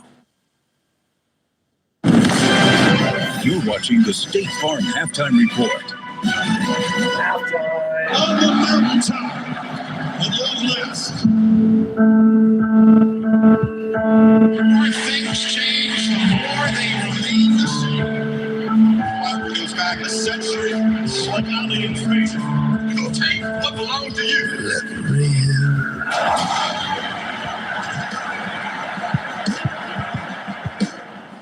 Gargantuan game in Tuscaloosa, and certainly it feels different without you on the sideline, but certainly you understand what it takes to be successful in a game of this magnitude. If you were listing priorities, how would you shape it up? Well, I think, first of all, who can control the line of scrimmage? That's probably the most important thing because it's going to open up the running game and some explosive plays down the field. Explosive plays will have an influence on the outcome of the game. And you can never overestimate the importance of taking care of the football. Right. Both quarterbacks, both runners, whoever's handling the ball, you cannot turn the ball over in big games. We talk about explosive plays. I'm still looking for that from Georgia. Now, a year ago, Carson Beck, he had Ladd McConkey, he had Brock Bowers. Those guys actually made him a better quarterback. Now, this season, he's going to have to make the receivers, tight ends, better players. We're still looking for that guy. Jalen Milroe, he found his. Milroe, Nick, what kind of unique problems does he present for the Georgia defense? Well, I don't think anybody really realizes the significance of having a dual threat running quarterback, especially somebody of the magnitude of Jalen Milroe. I mean, this guy is one of the fastest guys on the team. He's very instinctive as a runner. It's not like when somebody gets in a wildcat and just starts running plays with an extra blocker. This guy can pass the ball. He's a good passer. So you got to defend all these things on every play. And I think that's what really creates a lot of difficulty for the defense. He brings another year of experience, too. But what I love about him, he's so big and strong, too. Even if you get to him, he's hard to bring down to the ground. That's for sure. And Carson Beck says that a big part of his decision to return is that feeling he had after the loss to Alabama in the SEC championship game a year ago. He has been looking forward to this opportunity tonight on Saban Field. We'll be there. Pre-game festivities leading you right up to kickoff on ABC. They were the Crimson favorites. Tide Now and the they're only Dogs square 1-point off. favorites. RD, looking forward to that. And this matchup marking the 7th straight meeting between Georgia and Bama when both were ranked in the AP's top 10. That's tied for the second longest streak in AP poll history. Kirby Smart has been involved in all of them. Hasn't been able to get it done, though. The Dogs are 1-5 in the previous 6 meetings, but they've had leads in all of them. And, of course, the guy on the other side is now with us in studio, or, of course, on the sidelines watching. That is Nick Saban. Nick Saban talked about explosive plays. Who do you trust the most in a game like this? Well, for me, it's Jalen Calamiro because he's a dual threat quarterback. And you've heard me talk all year, Kev. The most dangerous thing in college football is a quarterback that can run the football and make first downs. He's going to do that. It's going to be outstanding. So I think if you're Alabama, how many runs does Miro have? Last year in the game, 14 carries, only 29 yards, but it's those chain-moving plays that he makes. Georgia, by the way, favored by 1 point here. Kalen DeBoer, what advice would you give him in this environment? He's at home here. No question. Not that type of pressure when you're at home, but a different type of pressure. Be who you are. Kalen DeBoer is a risk taker. They're going to throw the football down the field, Kev. I mean, you heard everybody all week has talked about what? Explosive plays. Yes. Which team can get the most explosive plays? And on the other side, which team can defend those explosive plays? Look for them to throw the football down the field. Can't wait to see Ryan Williams potentially matched up against that secondary of Georgia. Big plays, Kev. Big plays. It's all about the big play tonight. Who makes it? And wait, we've got, of course, Oklahoma, Auburn coming up in less than 2 hours on the plains here. And we will see Michael Hawkins named the starting quarterback in place of Jackson Arnold for the Sooners. And for Auburn, Peyton Thorne. This halftime report is presented by State Farm. Like a good neighbor, State Farm is there. Yeah, that's how I get. Oh, that's how.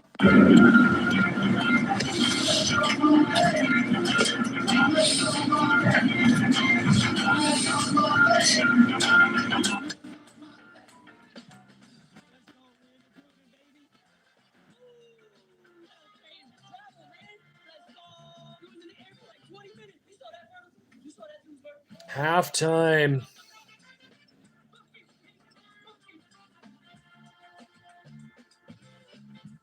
Check out Mahomes' top 3 plays of the day. He scrambles into T-Mobile to get that new iPhone 16 Pro on us. It's a little shimmy, shimmy, shake. What you think, Kyle? It's like you're chasing an ice cream truck. Ice cream!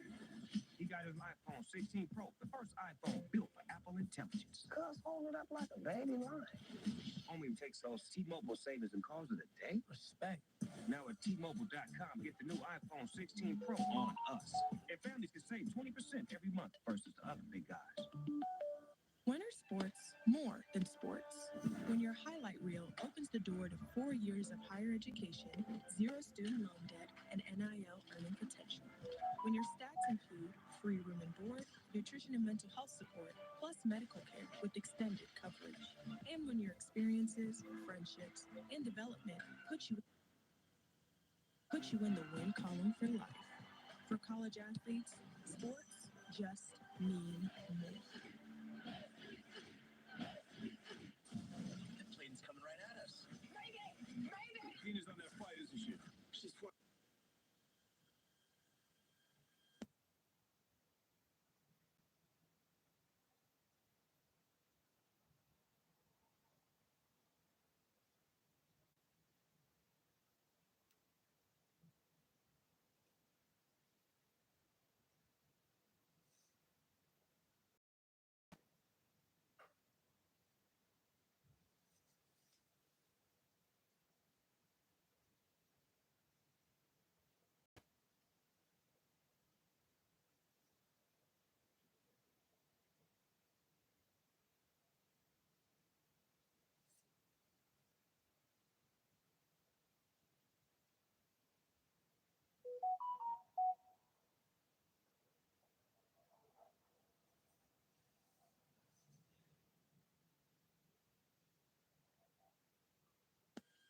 Monday night on ABC. Also, Titans Dolphins over on ESPN. Kentucky with a 10-7 lead. They get the ball after this.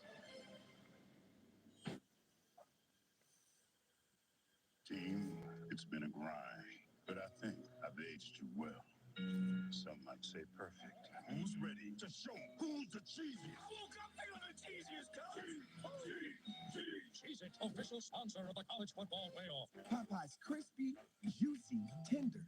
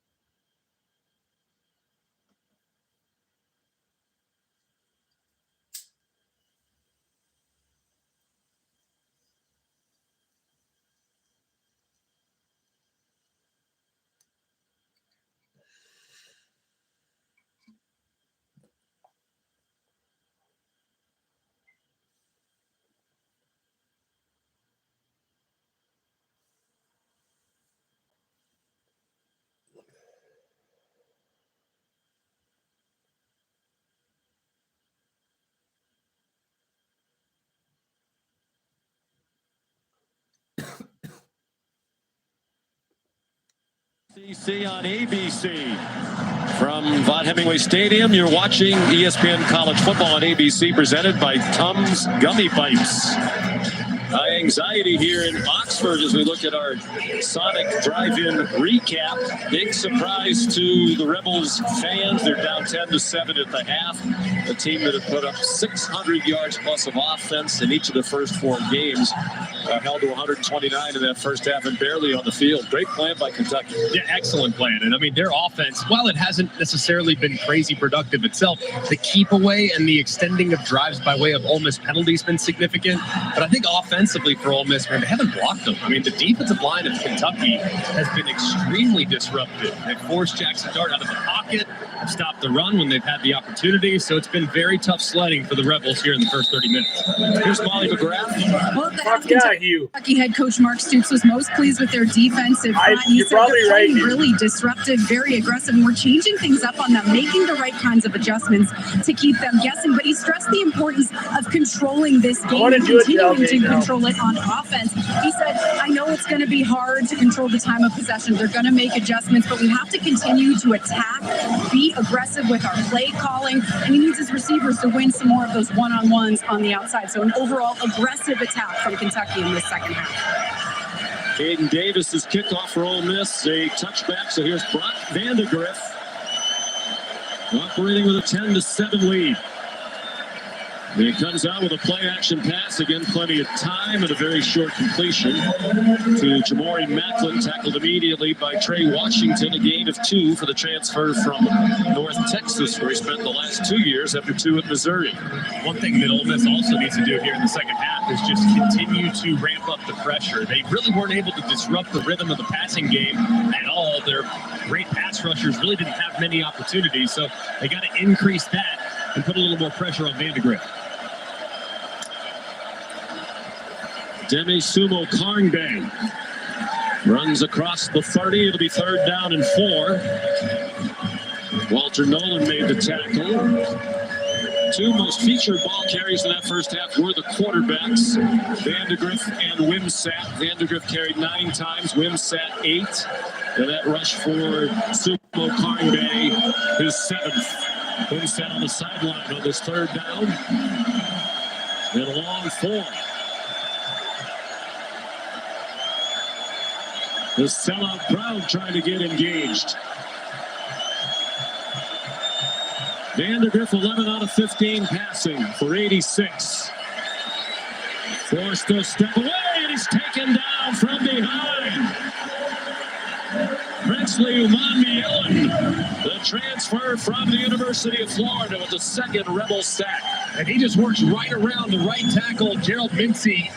Very few pressures on Vandegrift there in the first half. This time Umanmielen works around it, gets underneath, and drops Vandegrift as he tries to break contain. That's a great start for the Ole Miss defense. They were teammates at the University of Florida. Mincy, the Kentucky right tackle, and Umanmielen, the defensive end for Ole Miss. Aiden LaRosse to punt.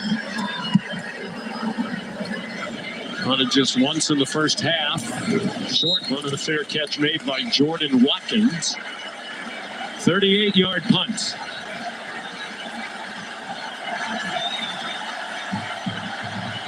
And a lot of the fans on their feet as Ole Miss takes the field.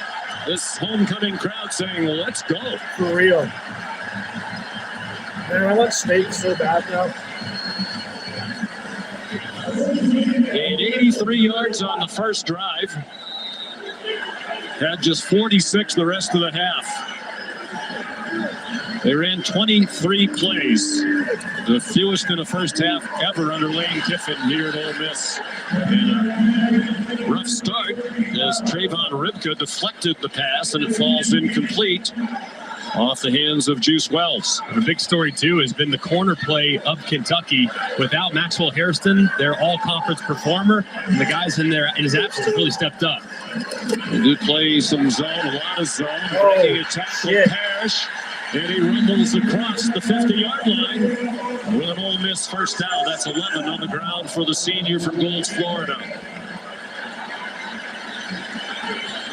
Is Ole Miss going to come away with some points or what? They get to the line quickly. Jackson Dart again. Got him. forced Oh, he got to away. down.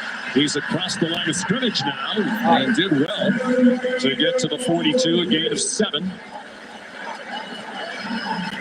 When you watch Jackson Dart, that's such an underrated part of his game is how crafty is a run. Not crazy top end speed, but very elusive.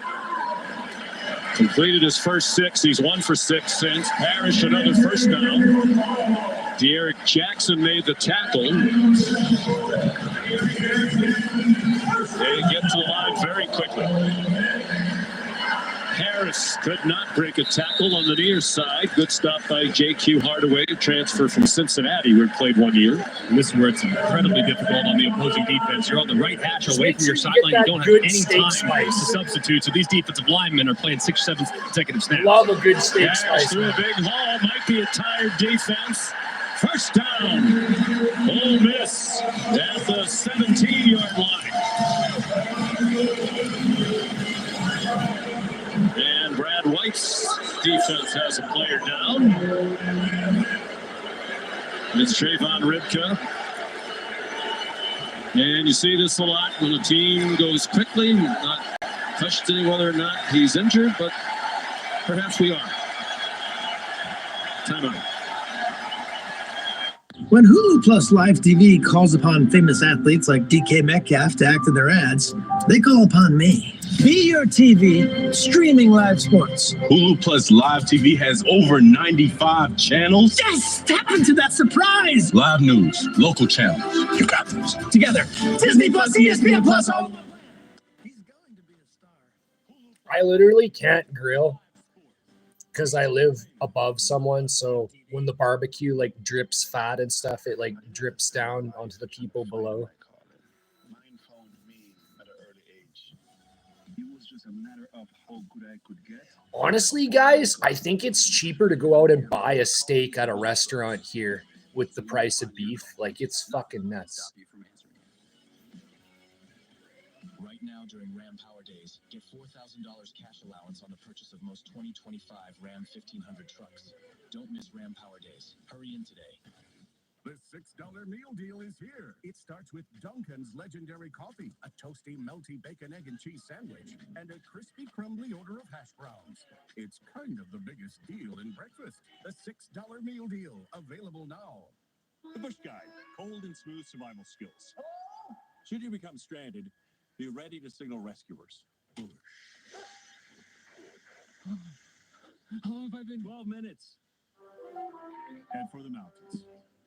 I have a surprise for you. Oh, yes, please. Feast your eyes on this. That's sexy. Feels so new. I want to feel this feeling again and again. Can I hold it? How bad do you want to hold it? I'm not going to beg, but pretty please. They don't. Go ahead. Press the button. Oh, it's glowing. Apple Intelligence. We should do this more often. Agreed. Rekindle the feeling of love with the new iPhone 16 Pro on Max, and feel it again and again with the latest iPhone every year with AT&T Next Up Anytime. Yeah, dude, I used to run one of those little grills that you can use with like the little Coleman propane torches. That's what I used to do. I got that thing for like $30 at Walmart. That was pretty good. That was like probably the best 30 I ever spent.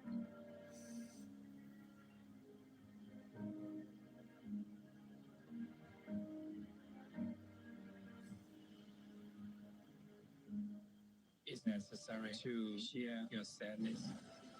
People keep asking me, are you 100% ready? But I'm not really. Don't pressure yourself. When you are ready, let your heart decide.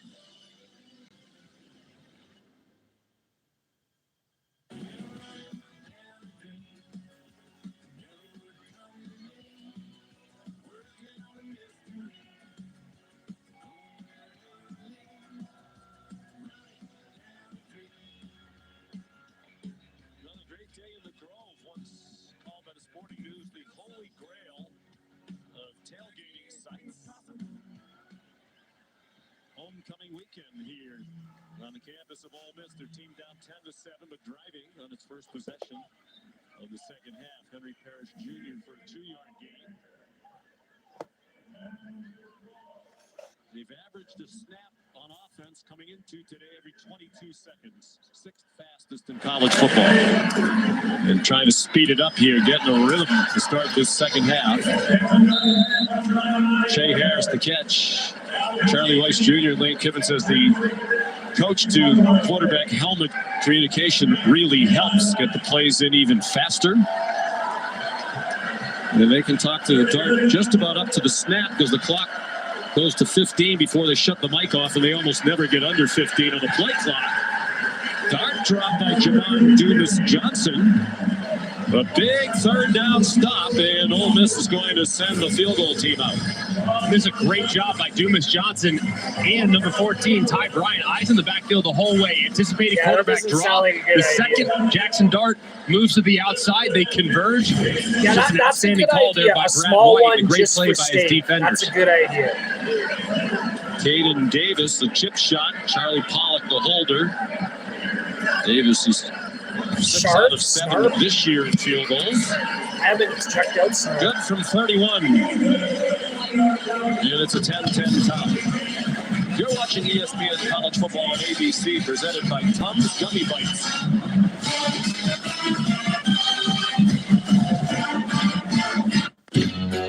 I didn't have to spend my life trying to find my.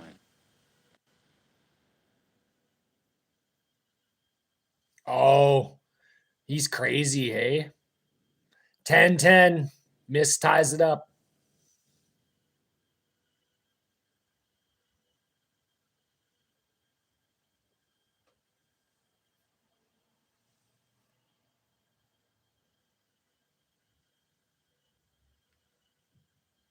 Yeah, no doubt.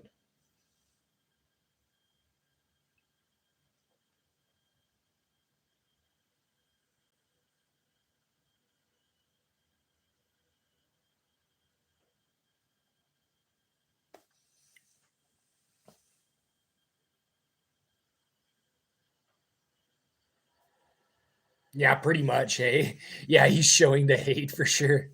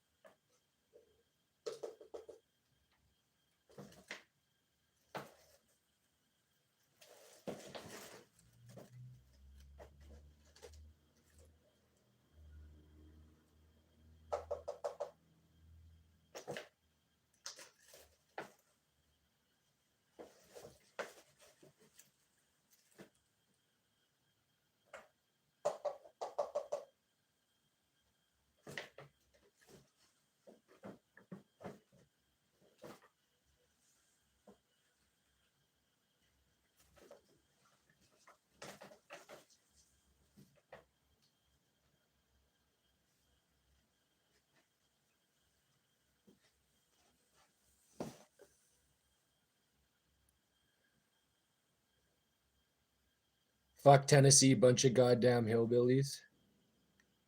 Kevin Nagani in Studio AT&T, keeping fans connected. Take a look at our multi-view, which is showcasing a bunch of great games across all of our networks right now. Big 12 feels wide open next to Utah. Kansas State in control at home. How about Navy off to a 3-0 start and beating UAB 31-3 over on ESPN2? Back to Sean, Greg, and Molly. Molly won't be happy to see that Boston College score down at home to Western Kentucky without Thomas Castellanos, their outstanding quarterback. Caden Davis, very likely a touchback. 84% of his kickoff touchbacks since he's been at Ole Miss. Time for Built for Success, presented by Ram Trucks. It's been a really good plan so far for Bush Hampton. Moving the pocket for Brock Vandegrift, neutralizing the pass rush, finding some one-on-ones, accurate throw from his quarterback. Also utilizing quarterback run on 3rd and 3. They have 5 guys in the box. You have 6 blockers, quarterback run, nice conversion. Mixing a little play action when you get down low in the red zone. Nice block by Demi Sumo Carnvey. You get your strongest wide receiver and a one-on-one work in the back line of the end zone and an accurate throw for Vandegrift. It's been a really nice plan so far. Now it's just about creating some explosive plays and tying the run together. Play action pass, Vandegrift to Dane Key in stride. It is out of bounds at the 46-yard line. Nice play to start the drive for 21 yards. Called by Bush Hampton, first-year offensive coordinator. Really like that design, too. They have one guy in the flat, which Ole Miss grabbed it immediately, and you had the trail guy in Key who had plenty of space. Hampton was the OC last year at Boise State, his alma mater. He's 38 years old. 5th different offensive coordinator in 5 years for Kentucky. Jamarion Wilcox.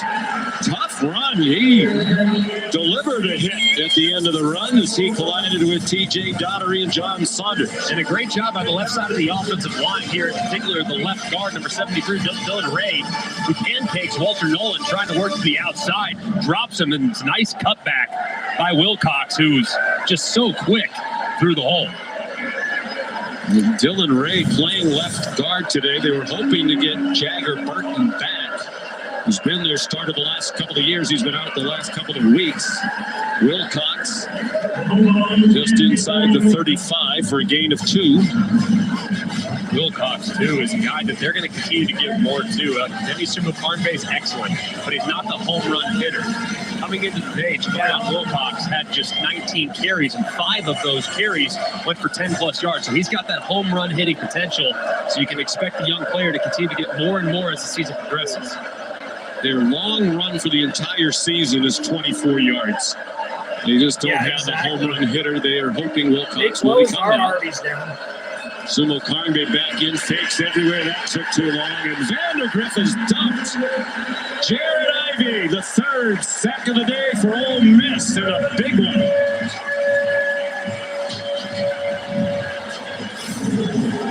Just massive here. Vandegrift trying to escape, and Ivey hands up into the face. Fortunate there. Ole Miss has been on the receiving end of some big penalties that extended drives, and that one they might have gotten away with. Sure looked like he did. Matt Austin nodding his head. He thought they got away with one there. 10-yard sack. Probably a little too tricky for their own good. Now it's taking them out of field goal range. Vandegrift gets him back into field goal range. Key broke a tackle, but could not get away from Trey Washington. It is close enough to make it decision time for Mark Stoops, but in a low-scoring game with an excellent kicker, he's going to send the field goal team on. Or is he? Yes, he is. 15 yards on the last play to Key. So here's Rayner. 1 for 1 today. 2nd among all active FBS players in points behind Jonah Dalmas of Boise State. 5th year as a kicker, 3 at Georgia Southern. And 2 here at Kentucky. That's a 48-yarder. He's made 14 in a row back to last year. And Kentucky leads again. 6.5 to go, 3rd quarter, 13-10 Cats. All right, we're done. We're not done. You need more boxes. Fast. I can fix that fast. Fast fixes with That's why you're the goat. Mr. Swimming. Have you seen some missing some cats and dogs? They're black like regulars, so unless they're hard to tell, true. Yeah, you wouldn't even know, hey?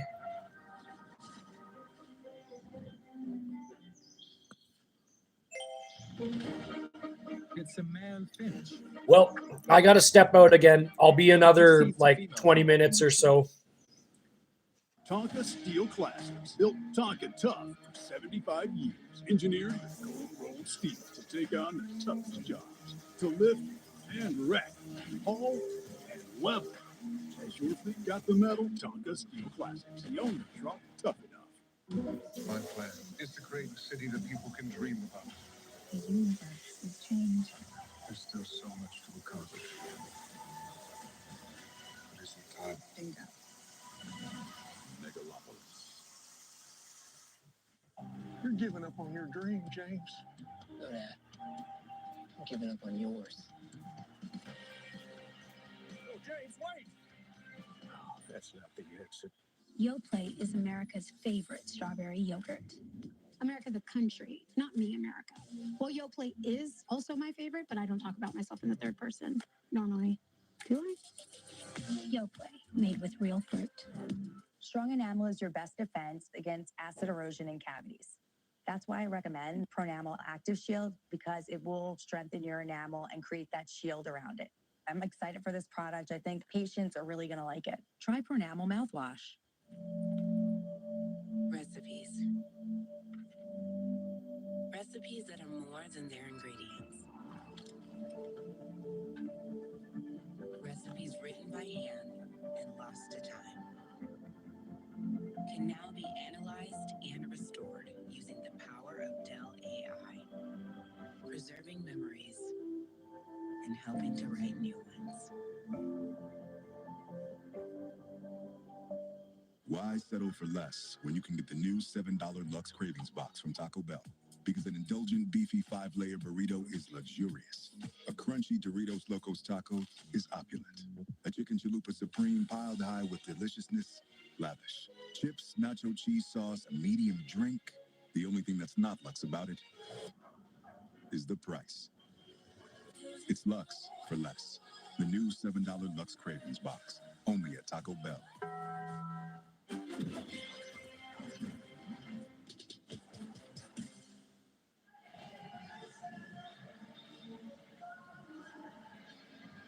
To 10, Kentucky. 6:31 to go, third quarter. Here in Oxford, Mississippi.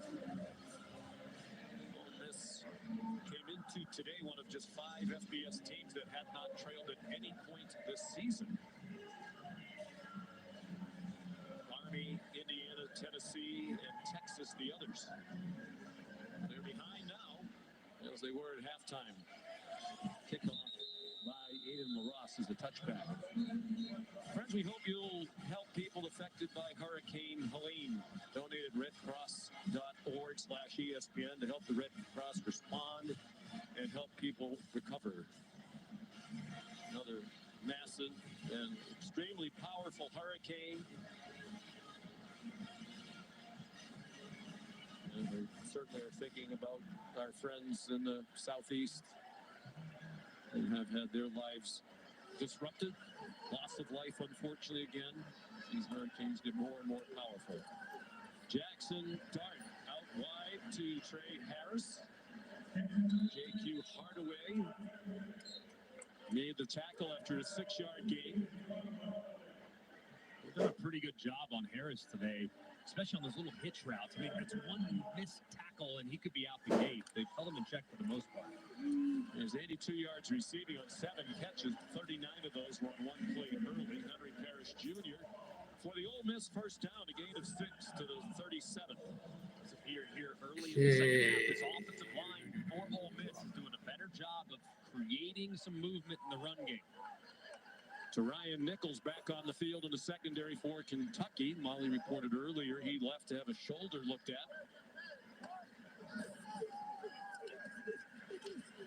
On first down, dark man open, a defender slip. Trey Harris, big play. All the way to the Kentucky 24-yard line. Yep, looks like it. For sure. Took a while, a little bit of a post corner, slightly dips inside, breaks it out. Defender slipped in a big play. JQ Hardaway, who slipped. Parrish tackled by Hardaway. And Parrish is going back down, started to get up. Looked like he was hobbling a play or two ago. I hope he's okay. I mean, he's been so good for them. And that's one position, Craig, where they don't have a lot of depth. His backup is Matt Jones, a former walk-on, who's done a nice job, but he's not the talent that Parrish is. Coming into this game, I mean, only 2 players in college football had more big plays than Henry Parrish in the run game. Takes a big shot a couple plays ago. Gets up just a little bit gingerly on that left leg. But with the tempo emphasis for Ole Miss, it's hard for them to get a substitution because they want to keep the defenders on the field as well. So the second Parrish comes out, that would allow. Yeah, if I was them, I'd be quiet too about it. Well, which would disrupt the rhythm of the offense. Luckily, he's off on his own power, and hopefully he'll be able to return here soon. Well, Matt Jones comes in, the former walk-on, now on scholarship. Was 5'7", but powerfully put together, 200 pounds. Guard Harris, immediate contact, and the ball's out. Harris rolled down. Just a 2-yard gain. And another Ole Miss Rebel slow to get up. It's Micah Pettis, the right tackle. That ball's sliding out. That's a fumble. That ball is definitely moving, and I mean, did he secure the catch to him in the contact? All right, I got to step out for a few again, but I'll be back. That ball is definitely moving before he goes to the ground. It's just a matter of whether or not he secured it before that, because this could be an incomplete pass, but you also see clear recovery. So if this is a fumble, it's Kentucky football. There, he's... And I'm with you. I think he's able to catch that ball, bring it into his belly, and that ball is moving. But does he ever secure it? Does he ever establish himself? Does he have firm control? That's the big thing that they got to look at. And let's ask Matt Austin what he thinks. Matt? He definitely has firm control. Originally, he's got a body part down. Does he meet the time factor? He was hit immediately. I would not be surprised if they called this an incomplete pass. Rather than a fumble. Even now when he's, I don't know, Matt. I mean, he's got the ball in his arm. He's fighting for extra yardage. This is another one, though, catch, no catch, which is it is gray area a little bit in some catch, no catch. And this is great play there by the defender, and hits him immediately. And just how quickly that contact was initiated. But right there, to me, looks like he definitely secures it. Yeah, looking at it in real time, the action that he makes when he tries to jump does show that he does have firm control and can make a football move. And then the ball comes out. Yes, it's definitely, that ball definitely comes out. So you think fumble? After watching it again in real speed, I do like catch and fumble. If so, what a massive play for Kentucky, who was a bit on their heels defensively. But I agree with you, Matt. I mean, I think there was enough in that live speed. Looked like he secured it, brought it into his chest, and then the ball was dislodged. Mark Stoops all smiles at the moment. They showed a couple replays on the big screen here, and you could hear the crowd ooh and ah as if they have the feeling this is going to be the first turnover of the game.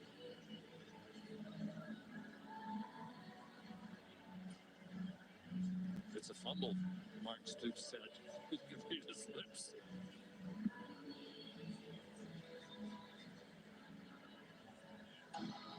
After video review, the ruling is a catch with a fumble recovered by the defense at the 18-yard line. First down. I think they got that right. It's the first takeaway of the game, first turnover for either side. Noah Matthews recovered the fumble. J.Q. Hardaway has been a nice player today. Junior from Columbus, Georgia. Called upon perhaps to do more in the absence of Maxwell Hairston. I mean, what a big battle there in fall camp to see who was going to start opposite Hairston. And, man, that was as big a play as he's made all season. Just enormous. The first down, Kentucky leading 13-10.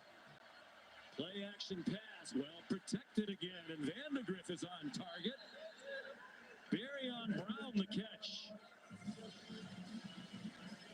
19 yards. Third catch of the day for Brown. He's been a little quiet so far today, but he always is a threat to take the top off the defense. Tremendous top-end speed, deep play threat. That time he sits it down for a nice conversion.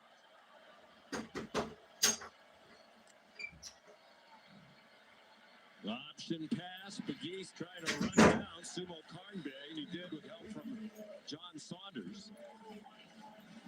Well, the pass protection so much better than we've seen from Kentucky, particularly against South Carolina with those great defensive ends. But I think it goes to what Bush Hamden said. If you can run, you can set up the play action pass. And that's what they've been able to do today.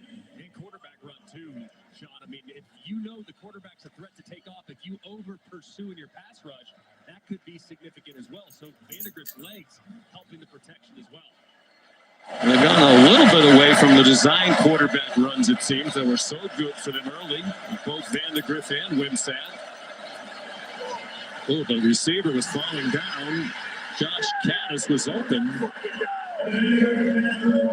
Now, we've seen 3 Kentucky games in person. Now, Josh Caddis needs to give them more as a blocker and as a receiver. Yeah, especially in pass protection, too. I mean, he's a veteran guy that has played a lot of football. They had high hopes for him coming in. Man, it has been a really, really uneven start to the season for a tight end that had high hopes and, according to some, was preseason all-SEC consideration. That's a big drop. He was falling down. Guess he needs to learn that technique from Xavier Restrepo. To see that catch for Miami last night. Vandegrift in trouble and swung down. Sontaran Perkins the sack.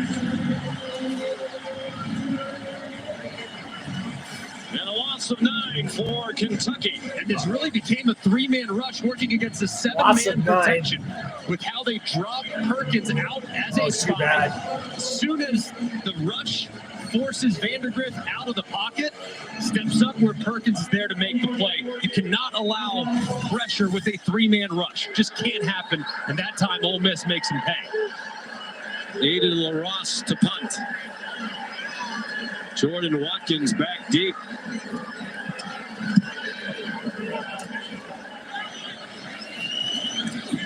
Returnable from the 36. And he stacked up at the 40-yard line. Ty Bryant there for Kentucky. 38-yard punt, 4-yard return is Molly. Well, Sean, you saw running back Henry Parrish hobble off with a lower body injury. He had his left ankle heavily taped, gave teammates a thumbs up. I'm told he's good to go. Right tackle Micah Pettis also injured, went into the tent, left with a noticeable limp. I'm told he will play, but he's moving very gingerly, guys.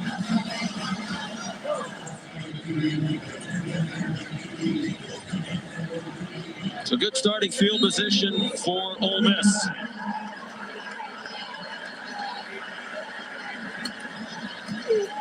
Hand off. Matt Jones, you get about 4 maybe. Back up.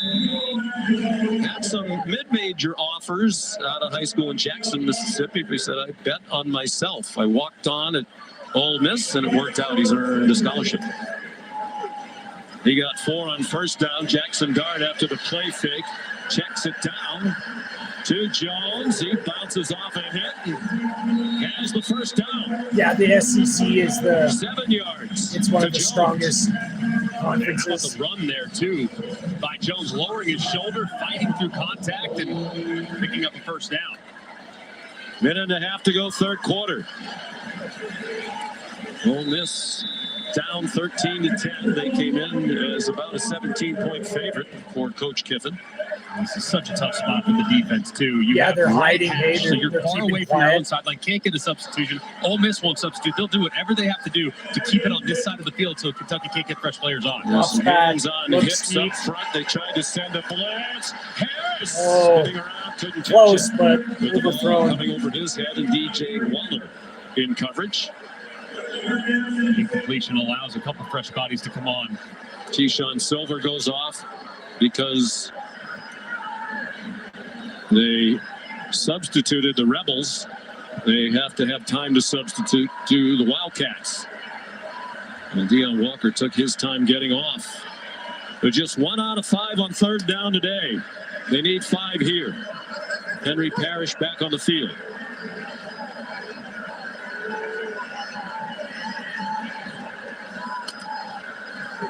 Very rare they take the play clock that far down, and a big play by De'Eric Jackson.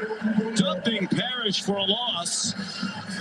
And what will Lane Kiffin do on fourth down? And just a great job here by Jackson. But it looks like the right guard, Pounds, kind of loses where he's going. That's a miscommunication. Him and the left guard should be working up to the middle linebacker, 54, Jackson. And as a result, big play.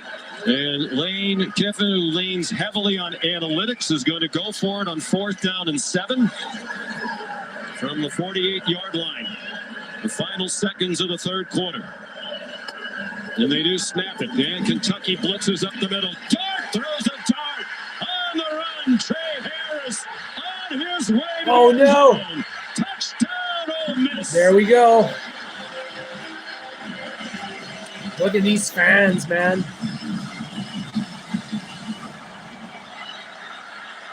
Honestly, I never get tired of the marching band just being like dun, dun, dun, dun, dun, dun, dun, dun, dun, every time they score.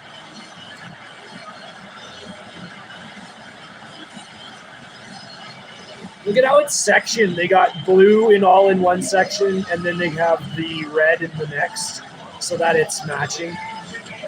Not bad.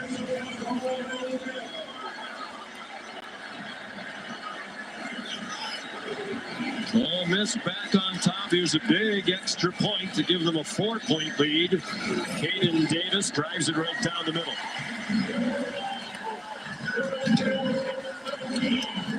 An outstanding execution by Ole Miss. Kentucky opts for pressure. Their running back, Henry Parrish, goes right up and stows the pressure. Great protection, allowing the route, which takes a little bit of time to develop.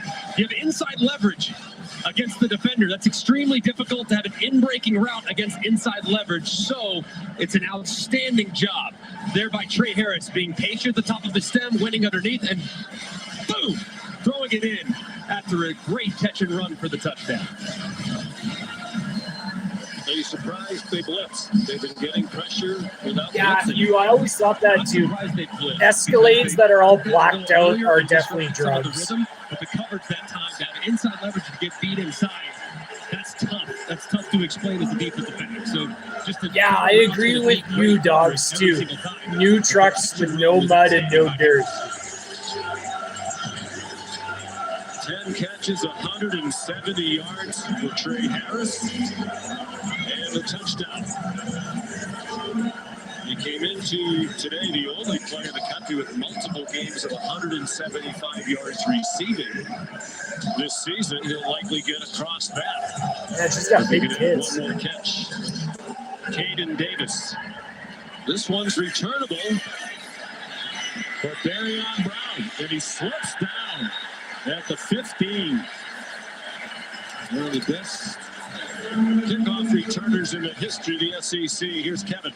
Sean Oxford popping. Time now for our All-State checking. Little Manhattan's popping here. Both DJ Giddens to the house, 66 yards. Yeah, DJ Giddens to the house, but really good job by the left tackle there, number 71, Easton Kilty with the block. And then he can do the rest to the house. Giddens averaging 22 yards per carry. Kansas State up 28-13. Back to you. Yeah. There's freaking hops more common than you think. Taken away 5 seconds to go, third quarter. Kentucky from its own 15. And Vandegrift dropped for a loss.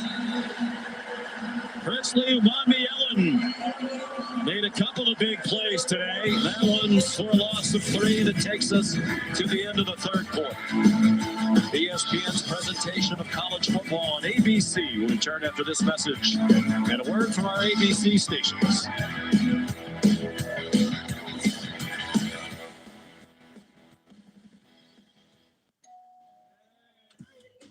Some cops, okay. They was spraying a fire extinguisher that had the white retardant in it that causes cancer. The dumbest cop alive could see they're doing something illegal. Ole Miss.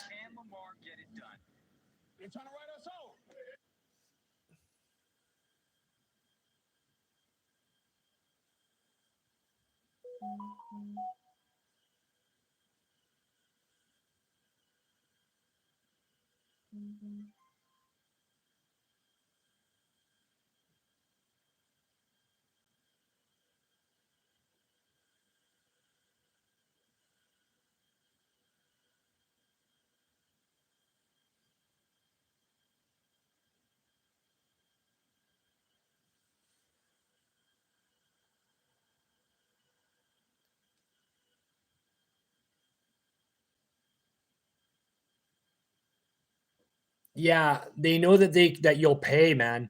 They tag you and they know that you probably will pay.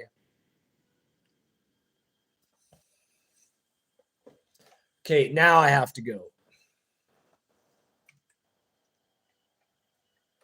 Stream will stay running and I will be back though.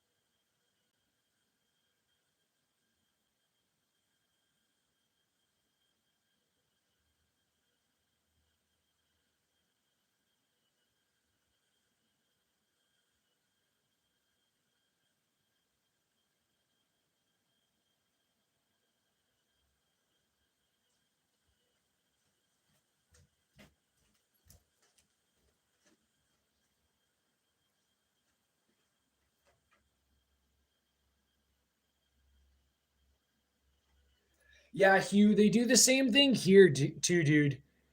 They'll keep their like their temporary tags on for as long as they can until they get into like actual trouble.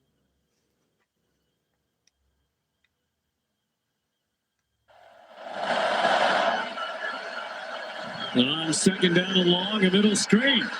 It's the tight end, Willie Rodriguez, off and running. And the first down that quiets this crowd out to the 38-yard line. That's the first career catch for the freshman from Taylor Mill, Kentucky. Absolutely love that design. A place they ran earlier, similar design. All right, guys, I'll be back soon. Roll Vandergriff out to the right, hit a guy in the flat, then they throw it back on the middle screen. There's plenty of room to work for Rodriguez. Brock Vandegrift, 15 out of 20 for 165. Deep handoff. Wilkins trying to get outside, and he could not. Swung down by Jared Ivey. It was Chris Paul who wouldn't let him get outside. Better known as Who Paul. Great play there by Paul. What an addition. The guy's name is I mean, you Paul. have a That's his guy that's name. played at a high level in this That's conference. fucking awesome. Tremendous speed, recognition right there to make a play at the line of scrimmage. Yes, and where did you get the nickname Pooh? He said, both my parents are nicknamed Pooh.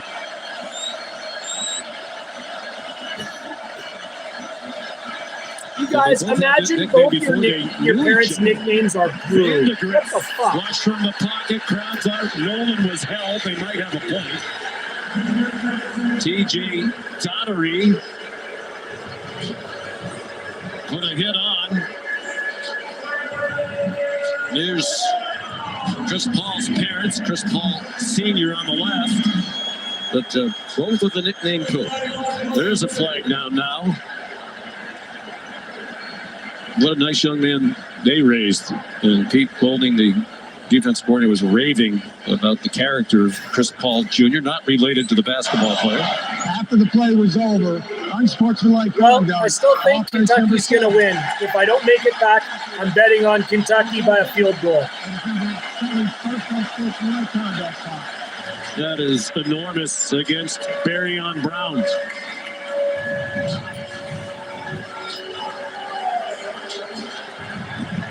I do think Mark Stoops' team got away with a hold. It definitely did, because it looked like Cox definitely grabbed Walter Nolan as Vandergrift is trying to escape.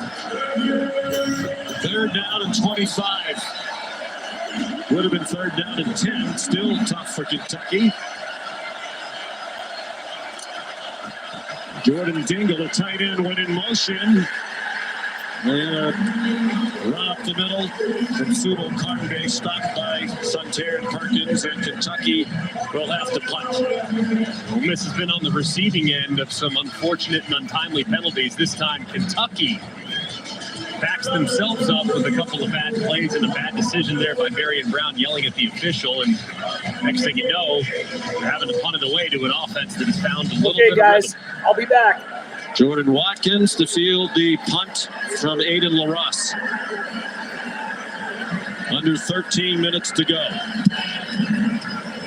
And a bomb driving Watkins all the way back to his 21.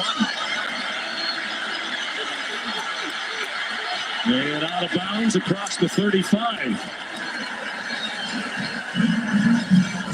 53-yard punt and a 17-yard return. There's more college football action on the SEC Network today at 4:15. Mississippi State and top-ranked Texas, the first game between those schools since the 1999 Cotton Bowl. And at 7:45, South Alabama is at number 14 LSU.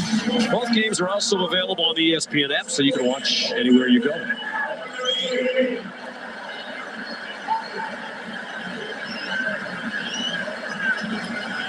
Jackson Dart, 14 out of 20 passing for 207 and a touchdown.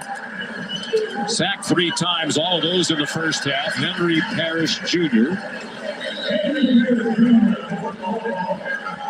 Again, he's slow to get up. DJ Waller and Zion Childers combined on the stop after a 4-yard gain.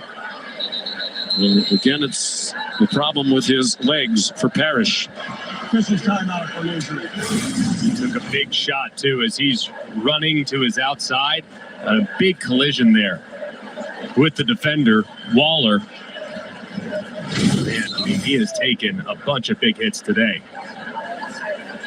12:28 to go. 6th-ranked Ole Miss up by 4. I'm the team mascot, and boy, am I running late. But I got lead in my foot and spirit in my fingers. Oh, what a hit. And if you don't have the right auto insurance coverage, the cost to cover that might tank your season.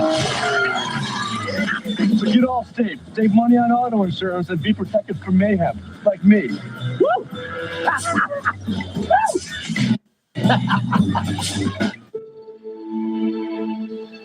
With wet AMD, I worry I'm not only losing my sight, but my time to enjoy it. But now, I can open up my world with Vabysmo. Right. Vabysmo is the first FDA-approved treatment for people with wet AMD that improves vision and delivers a chance for up to 4 months between treatments, so I can do more of what I love. Vabysmo works differently. It's the only treatment designed to block 2 causes of wet AMD. Vabysmo is an eye injection. Don't take it if you have an infection, active eye swelling, or are allergic to it. Treatments like Vabysmo can cause an eye infection or retinal detachment. Vabysmo may cause a temporary increase in eye pressure after receiving the injection. There is an uncommon risk of heart attack or stroke associated with blood clots. Severe swelling of blood vessels in the eye can occur. Most common eye side effects were cataract and broken blood vessels. Open up your world with Vabysmo.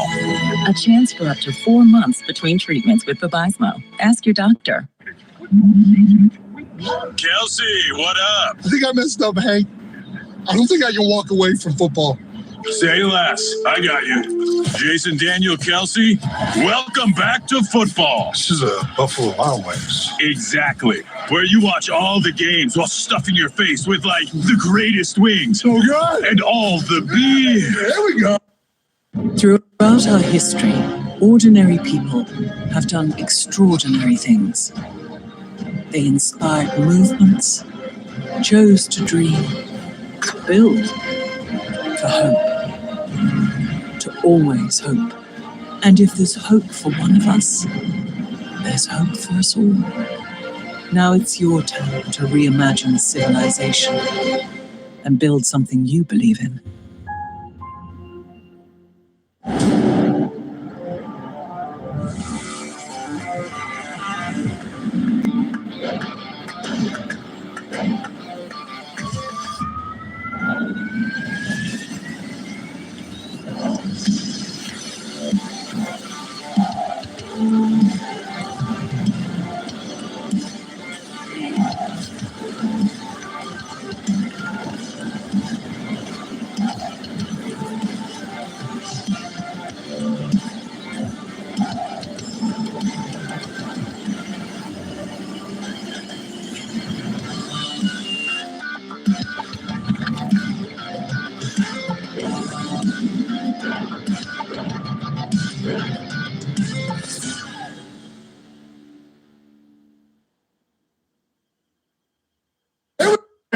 Jones, the ball carrier for no gain. Jamon Dumas Johnson, the transfer from Georgia, made the stop. Just a massive third down here for Kentucky's defense. Last time in a get off the field situation, they decided to bring pressure. This time I'd imagine coverage because of the catch and run just given up by Brad White's defense. 4 pass attempts for Dart against the blitz. No blitz here. Out in the flat, Caden Lee, and a huge tackle by Jordan Lovett to stop Lee short of the first down. And now will Lane Kiffin go for a 4th down? No, he won't. He said it. Really, he goes by the analytics book. Joe Judge, who's a new member of his staff, the former Giants head coach, is an analytics expert. And he tells Lane, go or don't go. Yeah, and I think in this situation, too, given the way their defense has played the second half, I think it's the right call. Play the field position game, see if you can maintain that defensive momentum. Fraser was in the punt, fair catch made by Jamori Macklin. You know, Lane Kiffin says he knows when the new set of downs starts, what the parameters are for him. When the series starts, Joe Judge will tell him 3 or less, 4th and 3 or less, go for it. If it's more than 3, don't go for it. So he's really made that decision before the series even starts. Right. That set of downs. And there is that difficult thing for analytics to weigh in, too, is the momentum in the game. But, I mean, I think at times analytics would almost always lean to you being more aggressive. And this time he decides to be slightly more conservative. I think it's the right call. You need to, with the lead, with this Kentucky offense that cannot get yards in big chunks, make them drive the length of the field. TJ Donnery made the tackle on Debbie Sumo Karngbe. Donnery transferred from Clemson. Important communicator of that defense. Pete Golding said last year, a lot of mistakes they were learning of the defense. The communication wasn't great. Donnery's helped that coming over from Clemson. When he was TJ Dudley, he's changed to Donnery, his dad's name.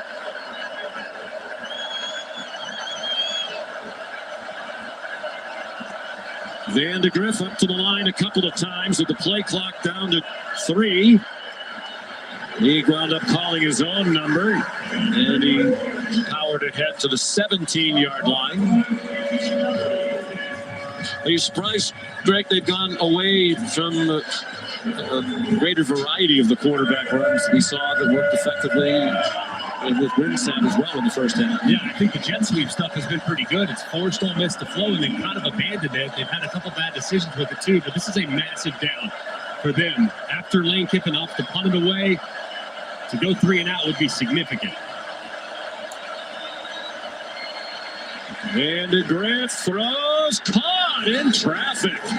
Fred Ferrier, the transfer from UAB, was a defender right on him. Good for a 12-yard gain. Yeah, man coverage by Ole Miss, and really a nice route and great ball placement, too, by Vandegrift. I mean, the coverage is tight, a little bit of a wobbler, but Ferrier's able to climb the ladder and make a play. That is excellent conversion against tight coverage.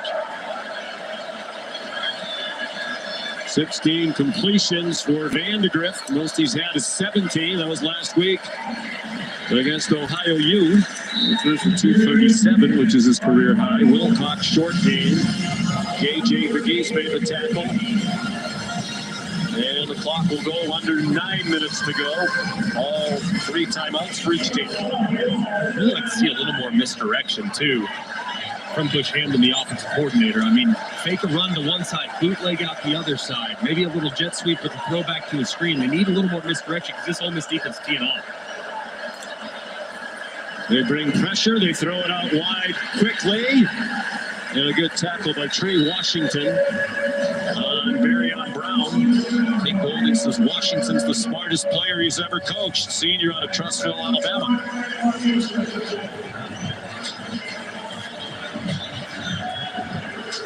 Go-to guy on third down really all season long for Ole Miss has been number 16, Key. I mean, I think you got to look in his direction. You've got some man coverage.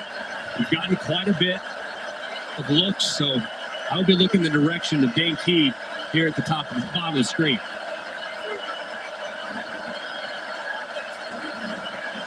Vandegrift looks that way. Has to roll away from the rush. Has some green grass and has a first down.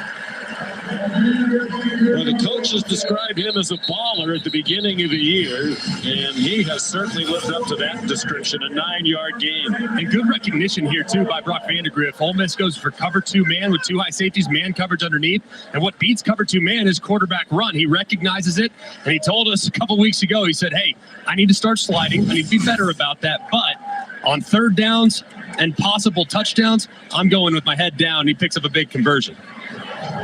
Princely Umanmielen, the injured Ole Miss defender.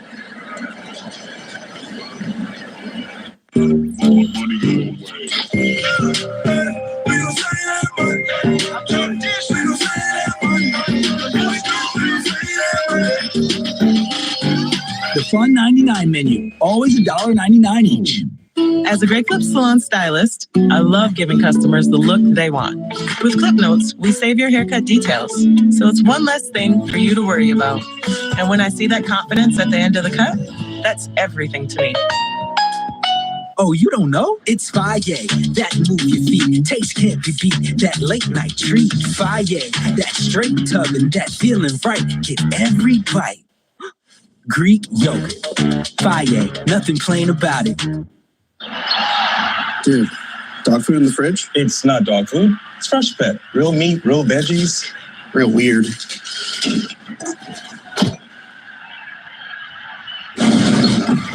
He was bad luck anyway. Check out Mahomes' top 3 plays of the day. He scrambles into T-Mobile to get that new iPhone 16 Pro on us. It's a little shimmy, shimmy, shake. What you think, huh? It's like you're chasing an ice cream truck. Ice cream! He got his iPhone 16 Pro, the first iPhone built for Apple Intelligence. Cuz hold it up like a baby lion. Homie takes those T-Mobile savings and calls it a day. Respect. Now at T-Mobile.com, get the new iPhone 16 Pro on us. And families can save 20% every month versus the other big guys. Team, it's been a grind, but I think I've aged you well. Some might say perfect. Who's ready to show who's the cheesiest? I woke up feeling the cheesiest, Cheez-It, official sponsor of the college football playoff.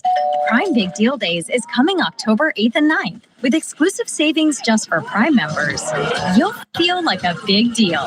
Shop deals on electronics, fashion, and more this Prime Big Deal Days, October 8th and 9th.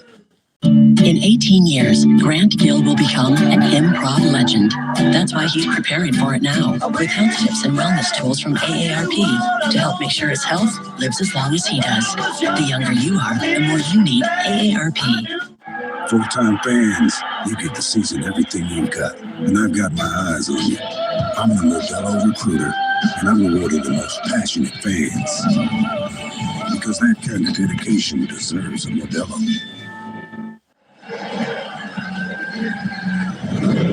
ABC College Football is presented by Tums Gummy Bites. Get fast relief of occasional heartburn. Use as directed. And in part by the all-new Sonic Smasher. Live free. Eat Sonic. It's the SEC on ABC, and a good one. Number 6, Ole Miss, 4-0, leading Kentucky 17-13, nearly midway through the fourth quarter. 1st and 10 Cats from their own 42. Vandegrift running out of time, and it is incomplete, out of bounds. Intended for Jamori Macklin. Cousin of Jeremy Macklin, the All-American receiver in Missouri. He played in the NFL. He's been pretty good for him, too, especially on third down this year. But it's a really good job there. Tried to take a shot, and Ole Miss playing very disciplined in the back end, staying over the top of the deepest receiver. The rush yardage total low because the sacks come off the rushing yards for the quarterback. 2nd and 10, man wide open, but the ball got deflected, and it's incomplete. Jordan Dingle, the tight end, was open in the middle of the field, but the pass was deflected by Jamarius Brown. Man, that was big time, too, by Brown, because if that ball doesn't get tipped, there is a ton of room for Dingle to field and make a big play. They've converted 2 third downs on this drive. For the day, they're 4 out of 13.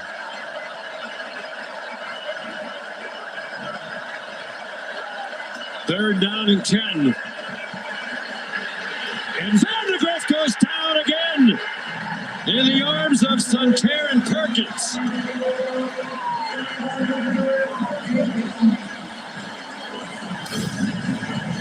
Well, they have a spy again. They ran this a little earlier, and you'll see momentarily as soon as that defender drops. Look at how Farmer, the left guard, goes to help out his left tackle, which frees up Perkins to trigger, and he drops Vandegrift. Just great timing there on the spy blitz to drop Vandegrift for the punt. There's the pressure of Iman Mielen from the right of Vandegrift that forced him to step up. Iman Mielen just a couple of plays ago injured, walked off the field under his own power and looked pretty healthy on that rush. 35-yard punt by LaRosse and a fair catch by Jordan Watkins. You know, Coach Prime, it's nice to finally have some free time. Gives you a chance to reflect on the important things. Like how Aflac pays people money for the expensive health insurance doesn't cover. Health insurance does leave a gap. But Aflac gives people money to help close that gap. Coach Prime got one on the line too, baby. See, that's how you hold up a trophy. Trust me. Get help with expenses health insurance doesn't cover. Aflac is an official sponsor of ESPN College Game Day. I hope y'all hungry. I'm glad I brought my own dinner. 6 pieces of chicken, 4 sides, and biscuits? That's a big deal. Now, this is the type of deal Dad loves. Oh, this for $20? I tried to make it 21. Legendary. Get your own big deal for $20. Coach Prime and KFC, way back, baby. We're kicking off game day with a Twisted Tea drop.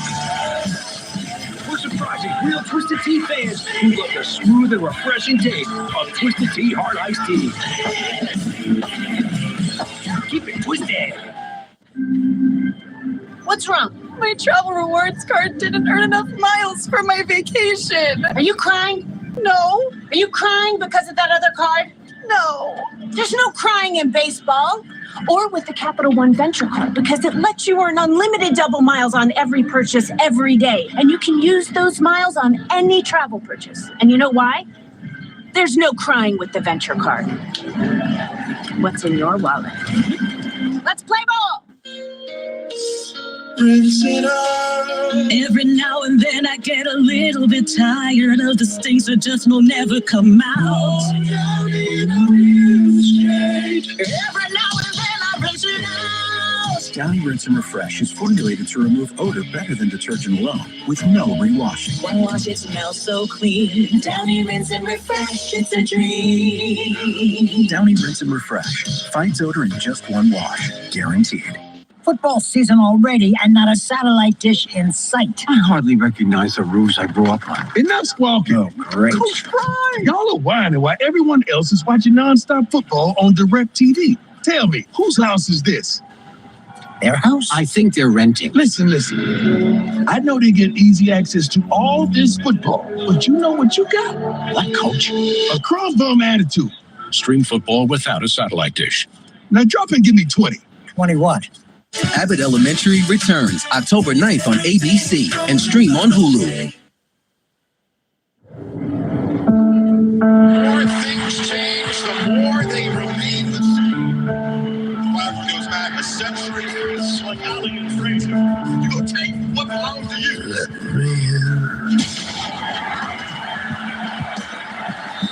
The game of this college football season so far coming away tonight on ABC. Georgia and Alabama, still 6:40 to go here. Ole Miss first down with a 4-point lead. DJ Waller, immediate tackle on Trey Harris, who made his 11th catch for 177 yards receiving now and a touchdown.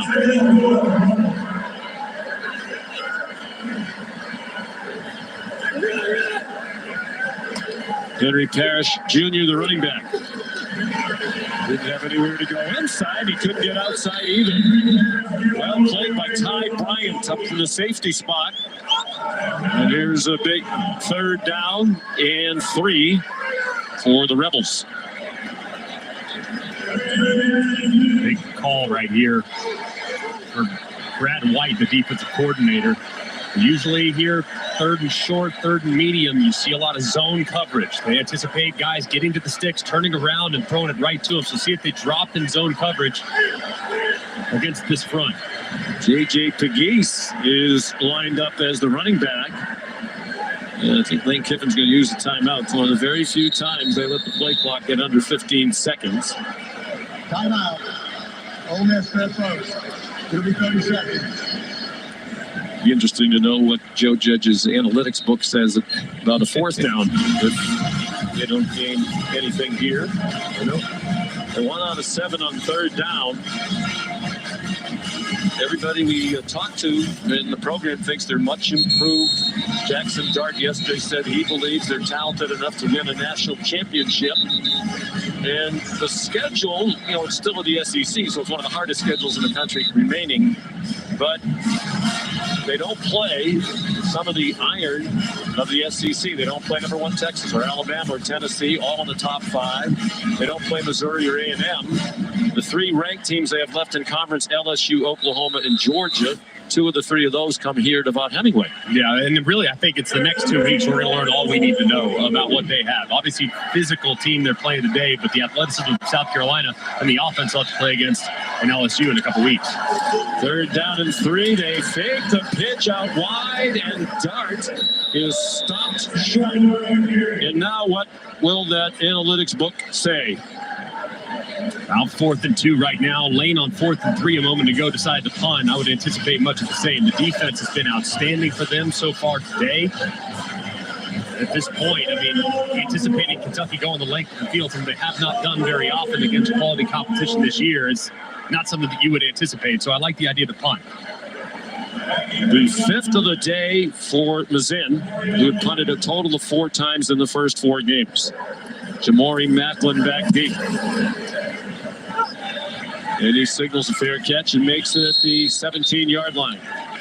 Kevin Nagandi, it's yours. Sean, want to remind our audience coming up here on ABC, number 21 Oklahoma coming off their first loss, an SEC loss to Tennessee. Now their first road game in the conference, taking on Auburn on the Plains. And over on the SEC network, no Quinn Ewers today for number 1 Texas. Arch Manning making his 2nd career start. That game against Mississippi State, that is 67 minutes away. And also over on ESPN, Le'Veon Moss, number 24, Texas A&M, hosting Arkansas. That game over on ESPN, and that's 30 minutes away. Back to you, Sean. Well, why would you get out of your favorite comfortable chair today? Stay right where you are, right through the Georgia-Alabama game tonight. Unless it's to go to the fridge, there's absolutely no reason to move. Under 5 minutes to go. Vandegrift, quick pass, broken up. Trying to get the slant to Dane Key. That was Trey Amos in coverage. And, wow. Yeah, he was hobbling around for a minute, looking toward the sideline, and then he goes down. Again, you never want to question whether an injury is legitimate or not. But it just happens with such frequency now that it invites the speculation. He's been all over the place today, too, and he's had a pretty big responsibility. Normally plays the right side there against the offense, but has today been tasked with kind of following Dane Key around. And while it didn't work out very well for them in the early going, he got flagged a couple times. He has responded here in the second half with a much cleaner performance, and as a result, Dane Key's productivity here in the final 25 minutes really hasn't been very impactful. Walking off, not gingerly. Well, Pete Golding said yesterday, he's their best corner. He can play one side of the field. They rotate typically at the other corner with Brandon Turnage and Isaiah Hamilton.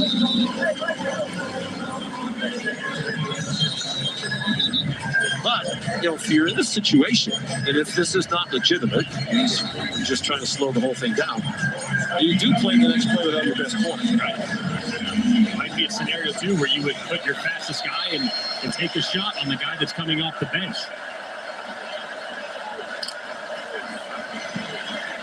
Vandegrift Not a lot there. Design quarterback run on 2nd and 10. TJ Donnery made the tackle. 4.5 minutes to go. The clock running and another Kentucky 3rd down.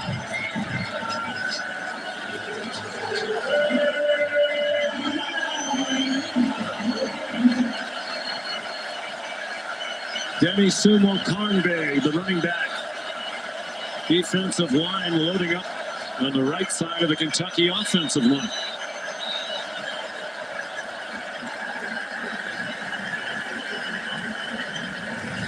Ole Miss was in a very similar look to what they've actually sacked Vandegrift on multiple times. 3 down defensive linemen with number 4 Perkins lined up right over the guard in a spy position. It's gotten them twice, 2 sacks so far for Perkins. That time looked like they might be looking at a 3rd sack, so wisely calling a timeout on a critical down and distance for Mark Stoops' offense. They do have some talented pass rushers on that Ole Miss side. Imani Ellen's been a going concern. Perkins was really kind of the 3rd rusher. Jared Ivey is a tremendous player. In fact, it was Ivy the last time these two teams met here 2 years ago, who forced a fumble in the final minute of the game, which Ole Miss recovered to hang on to a 22-19 win over the Wildcats. Amos, not surprisingly, right back on the field. On the near side, by the numbers.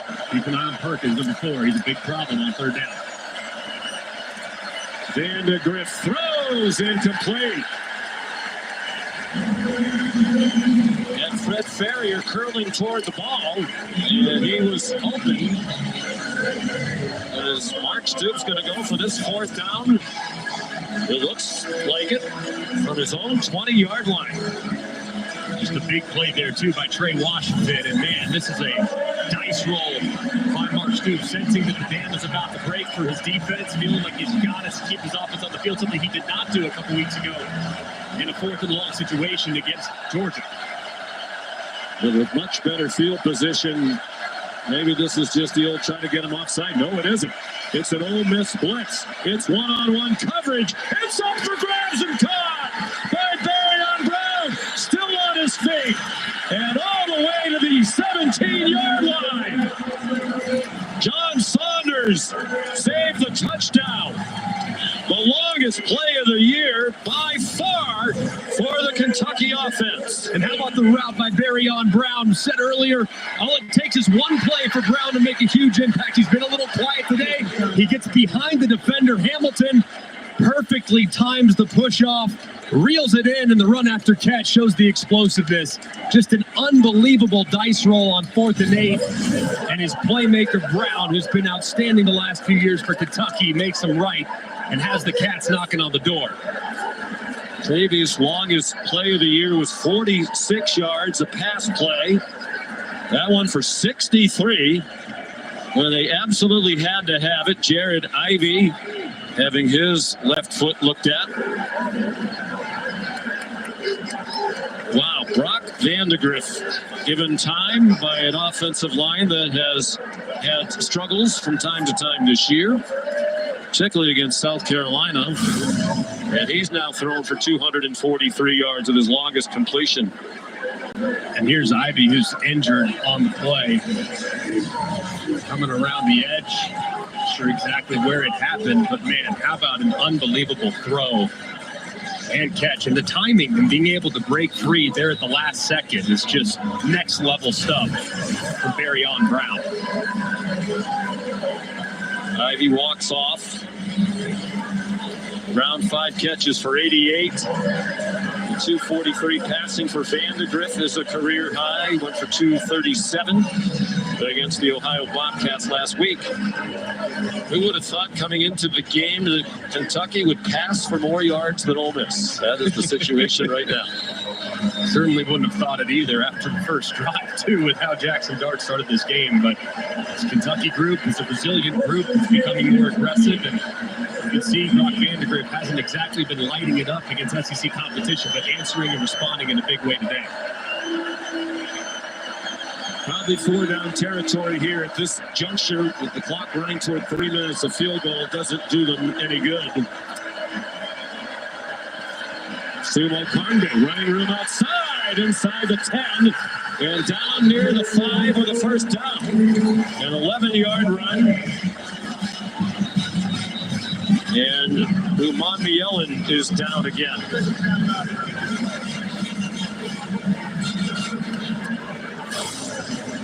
How about this counteraction right here? Just a great job. And Sumo Karnde sweeping all the way back. So Ole Miss defense very aggressive, and they lose contained to the outside. And Sumo Karnde, not the fastest running back in the world, but has plenty of juice to get to the edge. And it's a really nice first down run for the Wildcat offense. With exactly 3 minutes to go, they'll have first and goal.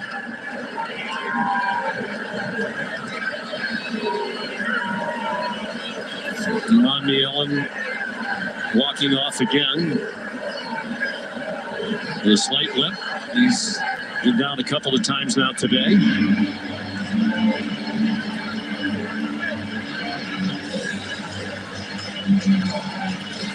Three minutes to go.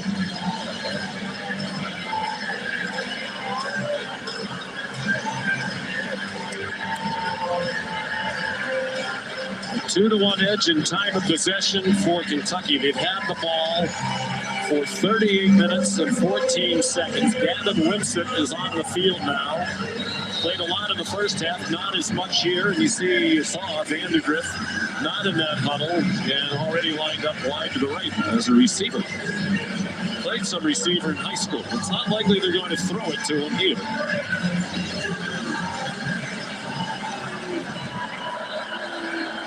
We have Isaiah Hamilton in coverage, single coverage on Vandegrift.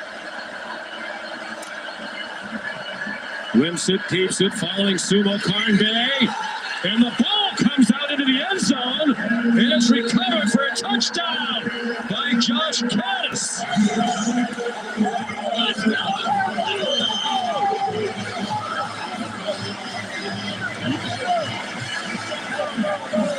Well, for as many struggles as Caddis has had this year, and you saw earlier when he dropped the ball, the look on his face as if he couldn't believe it.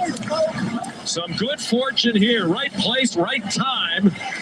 After Wimsatt was stripped of the ball by Trey Washington. And Washington hits that helmet right on the football, and the ball pops up right into the awaiting arms of Josh Caddis. I mean, goodness gracious, the chaos there. The goal line was wild. And just extremely fortunate for Kentucky to have a guy waiting and uncovered to fall forward for pay dirt. When you struggle to score touchdowns, you'll take them any way you can get them. What a drive included that huge play on the 4th down. Mark Stoops criticized for being conservative. Not on that drive. They wind up going 83 in 6 plays. And Josh Caddis, the touchdown, as he caught the fumble out of midair and took it in from a yard or two out. Just quarterback, little boss sweep with running back out inside. And like we said, I mean, you cannot get the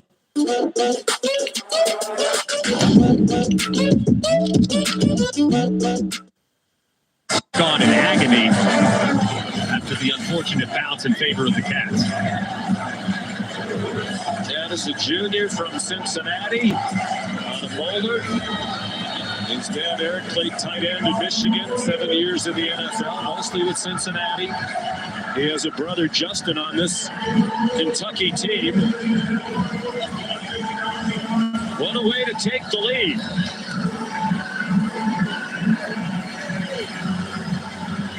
Kentucky on the road, leading by 3 with 2:25 to go.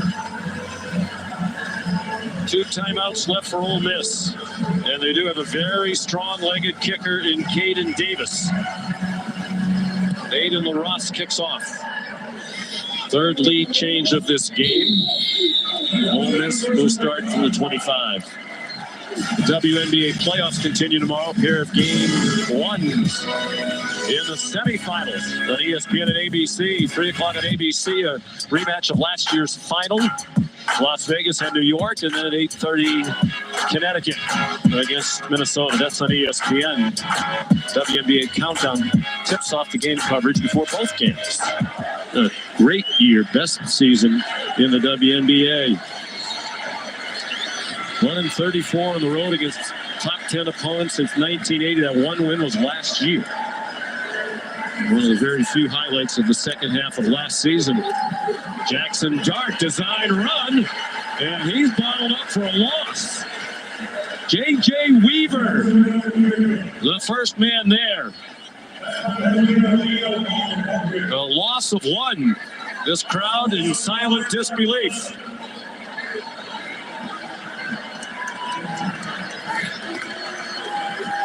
It is very quiet here. Dart to the sideline, nowhere near Jordan Watkins. That gets us to the 2-minute timeout. 1:57 to go. Can Kentucky pull off a big upset?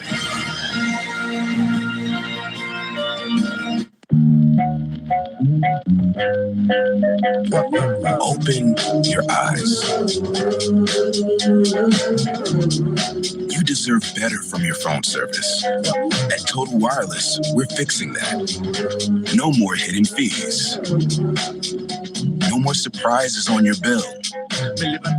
You deserve to get it all, and that's exactly what we'll give you. Find your local store at TotalWireless.com. Today, let's paint with Behr, America's most trusted paint brand. Wait, we don't have Behr. Well, with Behr, you can paint a whole room for under $100. How much did you spend? More. I thought you said you researched this. Don't overpay for your next project. Get Behr quality at an everyday low price, only at the Home Depot. There's nothing chill about a hot, sweaty line. Unless you add Mountain Cold Refreshment. Coors Light. Choose chill. This isn't one of those sad, fits in a petite paper bag kind of value meal. This is Arby's $7 double meats meal. Big boy bags only. Arby's, we have the meats. Coach Gecko. Coach T. Laura, Dan. I didn't realize the media would be here. No, this isn't for work. We're just really big fans. And we're scouting for our fantasy insurance teams. Geico has all the top prospects, a 97% satisfaction rating. That's unreal. Oh my gosh, it's true. True! Smells like insurance. Suppose Geico does have devoted fans. It's not weird. Jade, sign my arm. For savings and service, get more with Geico. She only signs claims checks. Welcome to Capture the Lucky Charm. All we need is the rainbow. Yes! Magically delicious. Hey, where's that pot of gold at? It's right here. Win the day with the Kelsey's favorite cereals.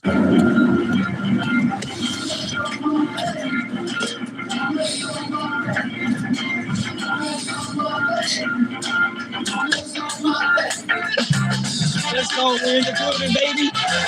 Ooh, crazy travel, man. Let's go. We was in the air for like 20 minutes. You saw that, bro? You saw that too, sir? Bucky. Oh, you sure you're gonna be okay? I said if they win, they're going to win by a field goal. I'm not finished yet, though. I'm just stopping in. I got to go back out.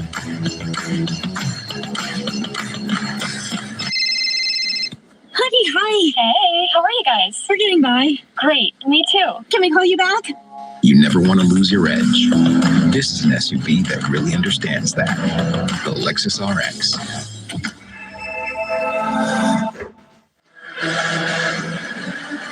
Lots of streaks on the line here today. Kentucky has lost the last 6 times they've been to Oxford. Haven't won here since 1978. Ole Miss riding a 7-game win streak back to last year. Only Missouri and Army have longer active winning streaks in FBS football. They've each won 8 in a row. The Rebels have won 10 straight here in Oxford. It's the 5th longest active home winning streak. They're 1 out of 8 on 3rd down, and this is the longest they've faced all day. Dart throws. And is it a catch? Yes. And what a catch by Harris. Dart got it off with a defender right in his face. And whoa. They're going to look at that one, I'm sure, in the replay booth. And now there's a Kentucky defender who is getting medical attention. Octavius Oxendine's had a good game. Generally a backup. The bigger question is this a catch? Because if it's not, it's 4th down and 11. If it is, it's a 1st down. Going to the ground. Does the ball move? Well, it pops back up in the air. Looks right there like here, that he doesn't have nose either hand on it.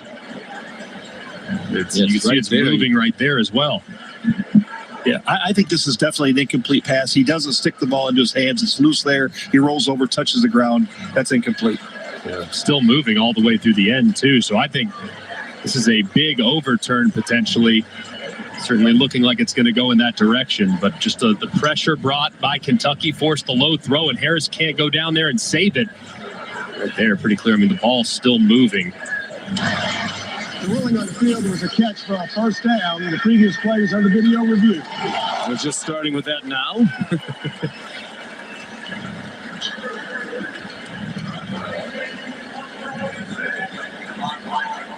Well, they had time during the latest stoppage and play for an injured player. And the way Matt said it, it seems pretty clear. Not sure he ever had the catch, really, and then he certainly didn't seem to finish it. That's the thing. I mean, it can touch the ground, but you have to maintain control all the way through, and touches the ground, and the ball is still moving as he rolls over and finally secures it. But I think obviously indisputable video evidence beyond all doubt to overturn, but to me it looks like that no longer exists. If you watched the end of the game last night between Virginia Tech and Miami, they overturned the call at the end of the game despite no conclusive evidence to do so. Fair enough completely. So who knows? Who knows, but by the letter of the law, I think that ball hit the ground. I think it's going to be incomplete. After video review, the ruling is an incomplete pass. Foul booing, but that's the right call. And here comes the play of the game and the play of the season to date for Ole Miss. And perhaps one will have long-lasting implications given their aspirations for a conference championship and a national championship. 1 minute 54 seconds. They're going to put 5 seconds back on the clock, but 4th down and 11. From their own 24-yard line. He doesn't need the analytics book to know you have to go for it.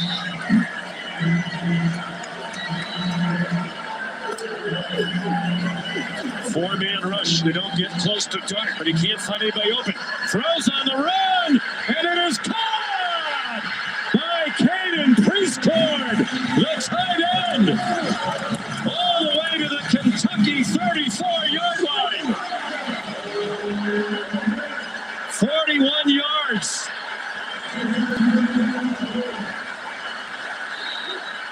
And now they're in field goal range at the very least. Dart, single coverage, sideline over the head of Henry Parrish, the running back, running with a linebacker, De'Eric Jackson, in coverage. How about the catch by Priestcord a moment ago? Dart throws up an absolute prayer. It looks like number 4, Christian Story, kind of loses track of the football and also loses track of the wide receiver. But Priestcord, quiet in the passing game today, goes up and makes the play of the season for the Rebels. Just his 10th catch of the year. His first today.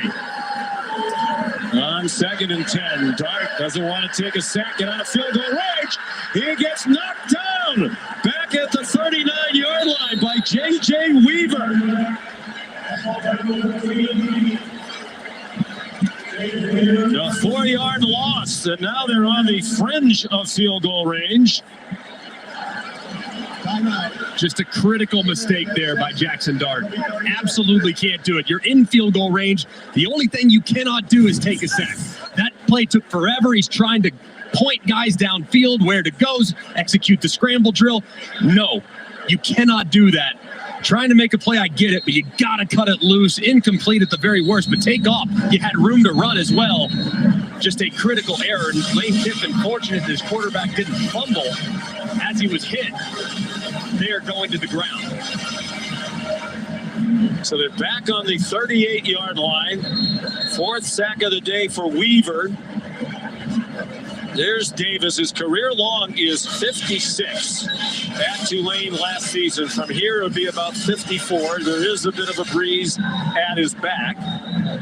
He has a very strong leg.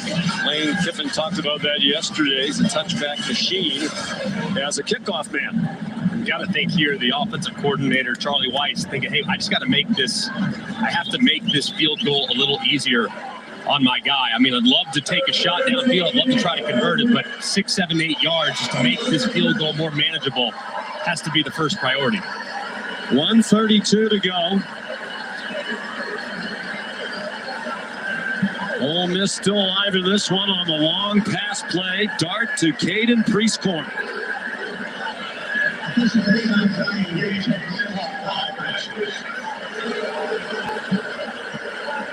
And just when they were about to run 3 plays in a row without anybody needing medical attention.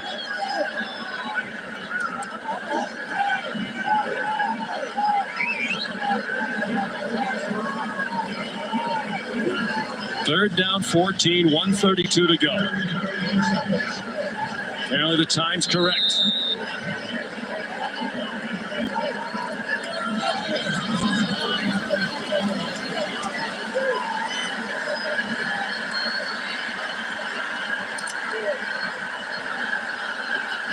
Flag down. Dart runs away from Weaver. Lost the football, but there is the flag in the air. Kentucky has recovered it. Garrett Jackson banged it up. It looked like they were offside. What else can happen down the stretch? Offside. The defensive end was in the neutral zone. Wow. And just a critical mistake. The best player on Kentucky's team, Walker, jumps just a little bit early trying to create a pass rush. But if I'm Dart, I would have loved to have thrown it to the end zone there. I mean, you have a free play. Running it doesn't give you a whole lot there. It only opens up the possibility of you getting hit or something crazy happening. Man, give it to the end zone, buy some time, and throw a Hail Mary. Well, at the very least, it's much more comfortable field goal range now. It'll be about 50 yards from here. Davis, plenty of leg to make that. Can't take a sack here if you're Jackson Dart. Absolutely have to get the ball out. Third down and 9. Dart, no rush. Takes the check down to Parrish. And he's run down at the 31-yard line by Jamon Dumas Johnson. Neither team compelled to stop the clock with a minute to go. This is 4th down. The offense is still on the field for Ole Miss, and Kentucky is going to use a timeout. It'll be 30 seconds. Is he really going to go for a 4th and 7 when a field goal would tie the game? Well, this is where, if the analytics say to do it, Greg, you are really trusting in the analytics.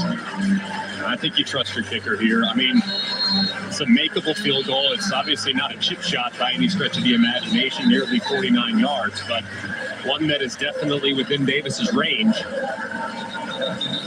Davis is 7 out of 8 this year in field goals. His only miss was a 53-yarder, and they are sending him on.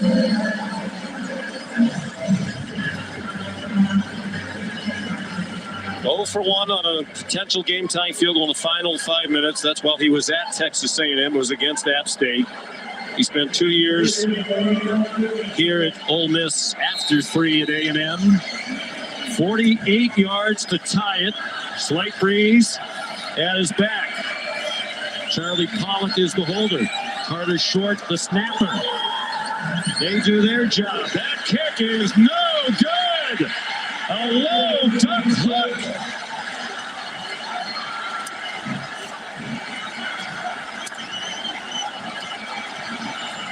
And Kentucky is going to win in Oxford for the first time since 1978. What a win for Mark Stoops. Take a look at the snap. Perfect snap. Holds good. He just hooks it left. from distance on the right hash, knew it immediately with the reaction. It's asking a lot for your kicker to kick a game-tying field goal from 49 yards at the college level, but Mark Stoops looks on, has to be so proud of the effort from his team. Close a couple weeks ago, just an incredible performance. You don't have any problem with them trying the field goal, right? Not at all. And victory formation. So they went to that rope-a-dope style against Georgia. It almost paid off. They lost by 1. Ole Miss is going to use this last time out, make them snap the ball one last time. Snap and hold. Look perfect.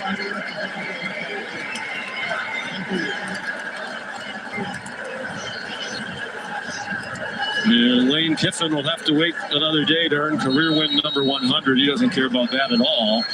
But it's a big loss for a team with aspirations of winning the conference, playing for a national championship.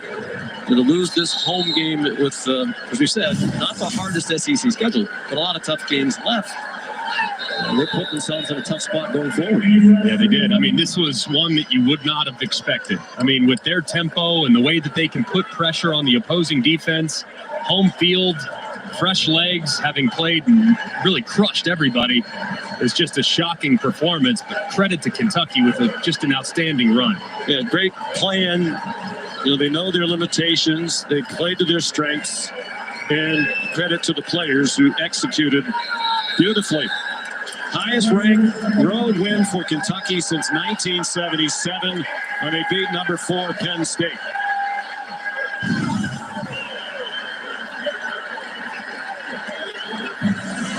And a shocker to many. But many said, Greg, we'll find out how good Ole Miss is today.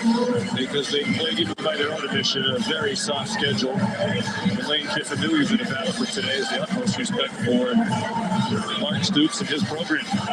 Here's Molly. Coach, what went through you when that game-tying field goal sailed left? Well, I walked up to Coach White.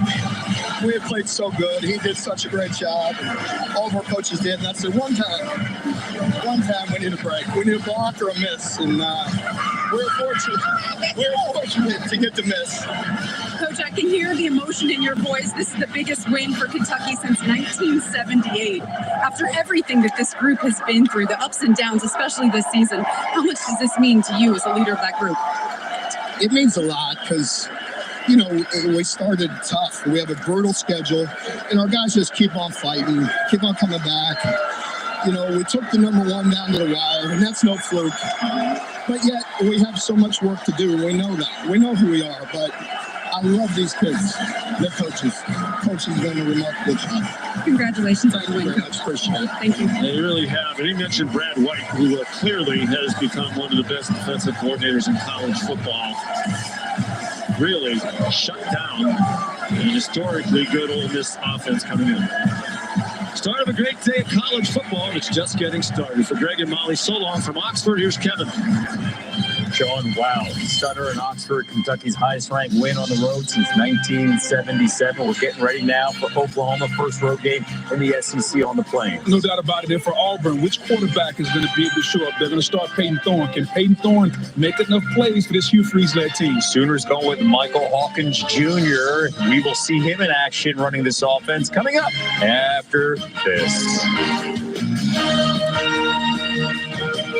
Alabama, race, Georgia Arts. Georgia is going to conquer the Crimson Tide. Bama, a winner. A new chapter unfolds in the biggest game of the year tonight at 7:30 p.m. Eastern on ABC. How long has it been since you took time out to be you? To explore your twists and turns and move to the beat of your own drum. Here in Asheville, we boldly flow in our own direction. We build, we brew, we paint, we carve. Together we create sparks, friction, energy. Our goal isn't to be perfect. It's to be perfectly who we are, deeply rooted and ever evolving, drawing you in and calling you back again. Now's the time to connect on a higher level. It's a pretty day in Southern California. Wisconsin won the toss and deferred. So we'll see the Trojans and Miller Moss and company on offense first. USC leads the series 6-1. Holiday Bowl, the last meeting, and as I mentioned, 1966. They put that home and home together after a Rose Bowl a couple of years before the 66 season. They said, man, that game was so good. Let's have a home and home. Not many times you do a loss for a football team and come out more impressed with USC than you did going into the game. Exactly. And the guy you talked about, Miller Moss, I mean, he took a beating in that first half, survived it, and boy, he earned all of our respect. Gavin Lamb will kick, and back deep to receive Zachariah Branch. And Lincoln Riley told us yesterday there was a couple of times he thought Zachariah should have fielded a kick and tried to take it, and the same with a punt return. Let's see if he'll handle the first one here today.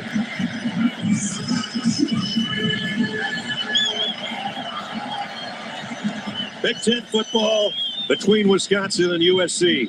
It still takes some getting used to. And here we go for the Coliseum. And Branch has to let that one go deep in the end zone. And the Trojans will bring it out to the 25. Our lineups are presented by Wayfair. And the guy we talked about will lead them out, number 7. Last week, 283 yards, 3 touchdowns, and an interception. 3-1 record as a starter. Back up to Caleb Williams. He hung around. He's got his opportunity, and now he's the man. I always say this, it's better to play 2 years late than 1 year early, and he's ready when he gets his chance. When we have a face mask right off the Kicking bat. team number 4. 15-yard penalty from the touchback spot. First down. What did I say? Clean game? It's not clean. Well, how do you get a face mask on a kickoff that isn't even returnable? Well, there you see it. Right there. That's how you do it. We talk about great starting field No, position. that's a silly play. It's Yeah. a selfish play to do that to your football team. So Curtis picks up 15, and the helmet comes off. And that's a great call. Curtis, the transfer from USC, way too aggressive to start the game. Yep. I know you're fired up, but you still have to help your team by making good decisions. So the opening snap for the Trojans at their own 40. Woody Marks is the tailback with Miller Moss in the shotgun. Moss to throw on first down. Zips it out complete. And a first down throw. Jacoby Lane. And just like that, a pickup of 13. Ness, you asked me what Wisconsin had to do, tough, clean football. What USC has to do is make the easy play. I mean, if it's there, pitch and catch it. And I'm looking for, if I'm that offensive line, give Miller Moss 1 more second than he got last week. Boy, he got knocked around, but he got up every time and still had a great game. So what a start already in Badger territory for the Trojans at the 46-yard line. Fake to Marks, the throw to the outside. This one's complete again to Jacoby Lane. I think he dropped it at the end of that play. Here's the offensive lineup. The tackles for USC had a little trouble with the Michigan edge rushers a week ago. So we'll keep our eye on them. Woody Marks, great game, both on the ground and as a receiver last week in the loss to the Wolverines. Yeah, and how about that effort play to steal the fumble in that game? Absolutely. Forgot about that one. As Gary said, pass was dropped. So second down at 10 at the 46. This is Marks. And nice cutback run. That was the second consecutive counter play that USC ran. The first time there was an RPO and Moss threw off it. Kurt Neal made the stop for the Badgers defense. That looks like this. Lowry and Peterson the edge. Neal, who just made that tackle. Linebacking court, Tackett Curtis, a bad penalty on the opening kick back where he started his career at USC. 2 really good guys in the secondary. Safety in a corner. The leaders for the Badgers back there. Another penalty by Wisconsin. Free play, deep ball, just overshot his receiver. Might have been a penalty at the end of that one, too, getting tangled up with Branch. Good thinking by Miller Moss. Offside. Again, a guy who hasn't played a lot of football. Number 7. He's really aware. Penalty. Third down. He knew he had the free shot. He went for the home run. It was, a yard too long. That's a good throw. The jump by Thomas into the neutral zone is a penalty. At the end of the play, that close.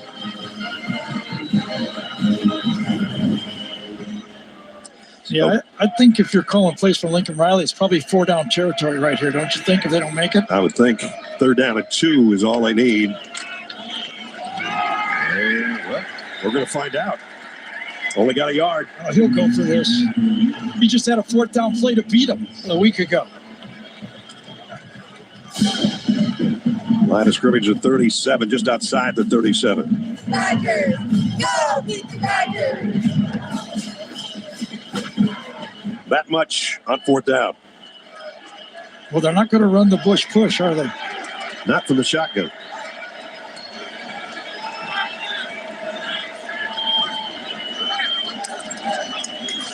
Marks, 1st down and then some.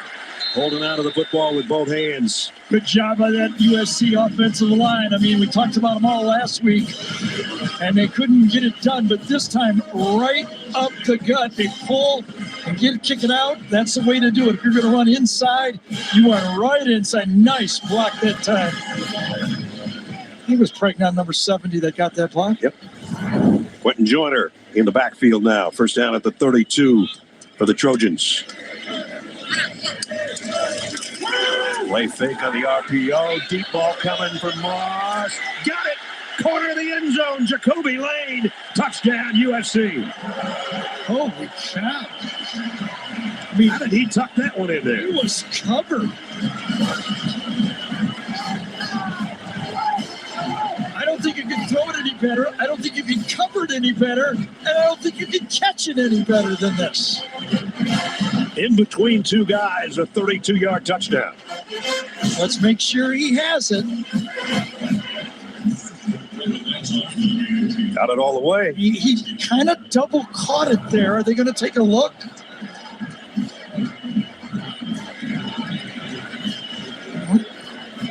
Extra point coming up. Michael Lance. Up and good.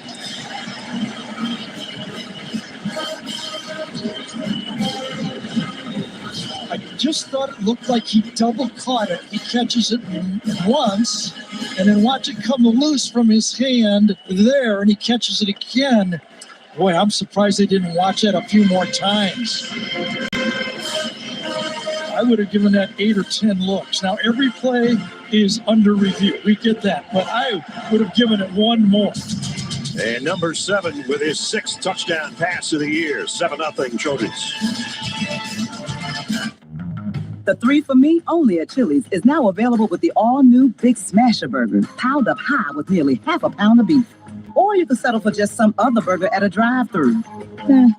Anyway, gonna need some room, because the 3 for Me still fills up the table with the bottomless drink, all the famous Chili's chips and salsa you can eat, and it's still the best deal around at just $10.99. See you later, tiny drive-thru burger. This Chili's 3 for Me is the best $10.99 you can eat.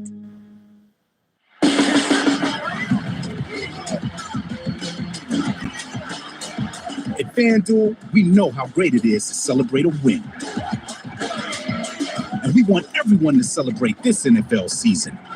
That's why we're giving away over $1 million in prizes with FanDuel free-to-play games. So lace up those dancing shoes.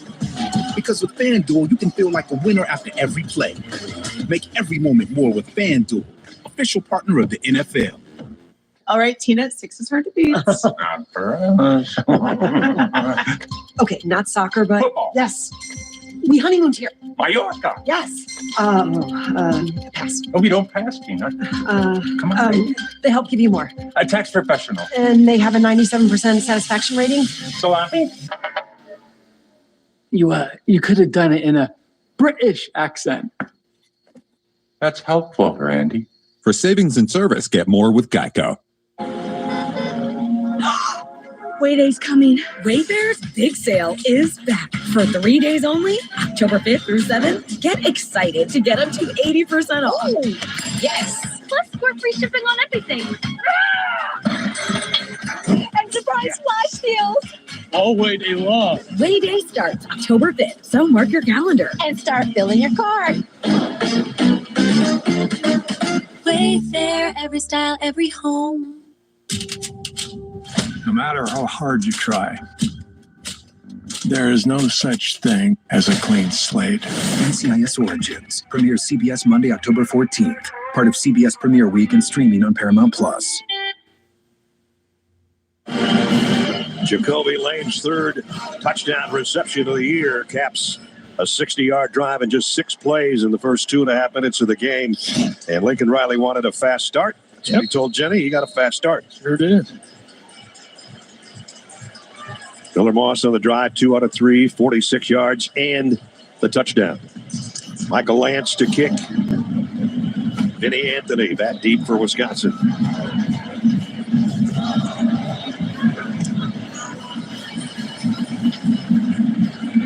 And the Badgers will start from the 25. First, we'll look at the touchdown. Yeah, sometimes you can do a lot of things right. There's the matchup that Miller Moss is going to attack on the play. It does not look open. Like, should you throw that ball, but you go one-on-one. I like my guy better than your guy. Let's bring in Gene's territory. Gene, what'd you think of the ending of this catch? I think these are those cases where when we slow it down so much, guys, it really looks like, he's lost full possession. I agree with Gary. The ball does separate from the hands there. But I think if you run that in real time and then see that Jacoby Lane really secures this right as it comes in, snug against his body, and then a quick reset with the knee in the end zone, I don't think they would have overturned it. All right, Jay, thanks. And opening snap, Tez Malusi picks up 5 for Wisconsin. With Braden Locke at the controls for the Badgers. Malusi got a couple. Going to bring up 3rd down and short. Badgers going in a hurry. Plan this winter with Epic Day Pass. Prices go up October 9th. Ike, who tore his ACL and is out for the season, and we wish him the best in his rehab. 3rd down and 2. Locke and a crossing route. And his first down, Wisconsin. And might be a flag as well, or is that just a towel that came out of I think it was, yes.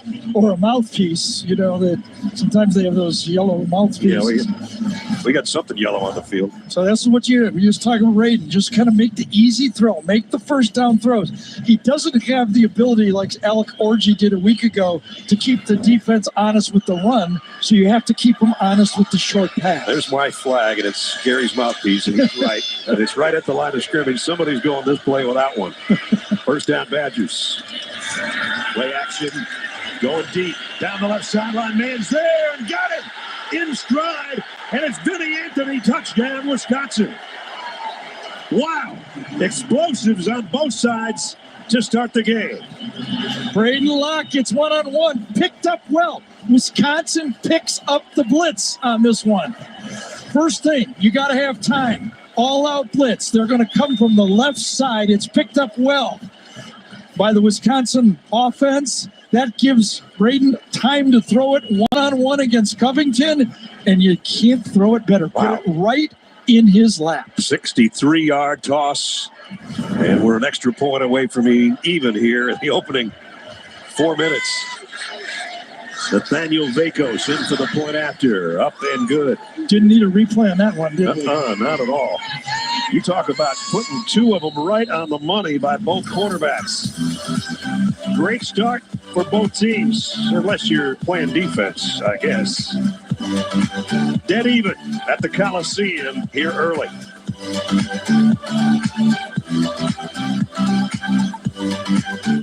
2, please. Thank you. Dad, it's Matt Miner. Twins. Twins? Hey, look at us. Team Discover in the house. Too much. I like your style. Discover cashback, am I right? That's how we roll. Hey, maybe we'll see you out in the stands. Nah, I'm just here for cashback. Earn cash back at the places you like to shop. Discover, proud sponsor of the Big Ten. Reimagine exceptional with the 2024 Buick Envision. Buick, exceptional by design. Get 0.9% APR, plus no monthly payments for 90 days on this 2024 Buick Envision. Prime Big Deal Days is coming October 8th and 9th. With exclusive savings just for Prime members, you'll feel like a big deal. Shop deals on electronics, fashion, and more this Prime Big Deal Days, October 8th and 9th. Brisket is back at Chipotle. Seasoned, smoked, seared, spiced, sauced, bold, and guacced. It's a whole new kind of brisket done the Chipotle way. I'm recruiting fans who stay focused and never miss a play. I'm always watching, always looking to reward more full-time fans. When Mario needs to be at his best, he needs protection that goes beyond. Dove Men with 72-hour protection and 1-quarter moisturizer. So he can forget his underarms and focus on being unforgettable. Dove Men, forgettable underarms, unforgettable you. I know it's not exactly what we had in mind. It sucks, but it's still better than living with my mother. Still better. Georgie and Andy's First Marriage, Thursday, October 17th, part of CBS Premiere Week on CBS. Stream CBS Sports HQ, your free 24/7 snapshot of all the sports that matter to you. Catch highlights, in-depth analysis, and breaking news anywhere you are. Download the CBS Sports app to watch today. You can catch Gary with the HQ team after this one's over. We're on a pace for about, well, a lot of points. I can't do the math. Take you back to the touchdown. Just for you young receivers out there, you don't have to run a 4-3 to beat a guy deep. Watch Vinny Anthony on this play help his quarterback with a stutter. Just that much right there gets you open, allows the quarterback to throw that ball down, and almost like a center fielder, you just chase it down and catch it. Great route by Vinny Anthony. Vinny's first career touchdown as a Badger, a 63-yarder to even things here at 7-7. Nice job by that Wisconsin offensive line. That everybody did their job, and that's when big plays happen.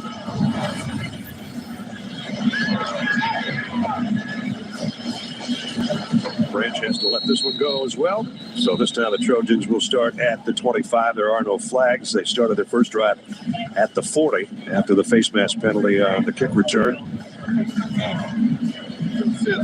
So both teams off to blazing starts and both quarterbacks with hot hands.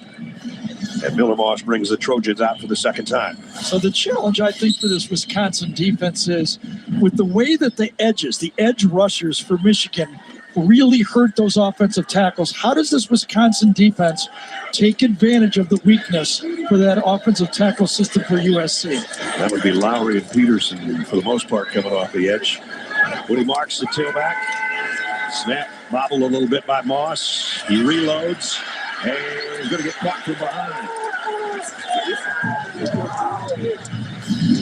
Actually won't be a sack because he got about a yard out of that. John Pius brought him down. Yeah, so here's the game right here. If you need to help your tackle, help them with your back in this situation. That's what they do. Help that offensive tackle, get a chip to the outside, clean pocket, nobody open. And Moss is lucky to get back to the line of scrimmage. Picked up one at 2nd down and 9.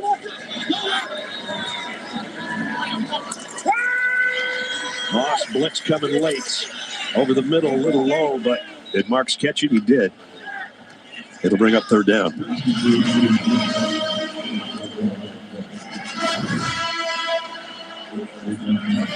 And maybe not.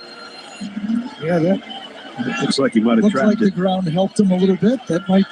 That's one that could be reviewed. There's a big difference between 3rd and 5 and 3rd and 9. No doubt. And I guess they're not going to look at it. 3rd down and 5. Maybe the piece broke. Either side. Marks in motion out of the backfield. Moss got a wide open Branch on the run, and he's got great speed. They track him down, but it's 1st down Trojans. Yeah, the little mesh play. If you're going to get man-to-man coverage, and that's what they got from Wisconsin, you're just going to mesh across. You got a receiver come from the outside. It's receiver. You mesh him off. Get the ball in your game breaker. Get him some yards after catch. And Zachary Branch, that's the guy they got to get off in this explosive offense for USC. Xavier Lucas is the guy that tracked him down, a pickup of 16, though.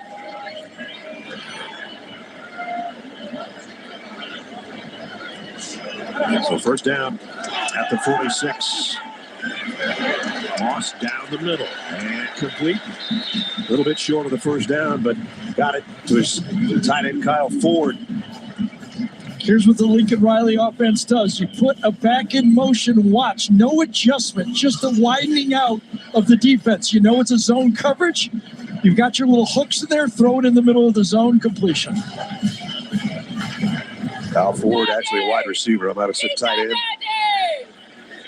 Picks up the first down at the 44.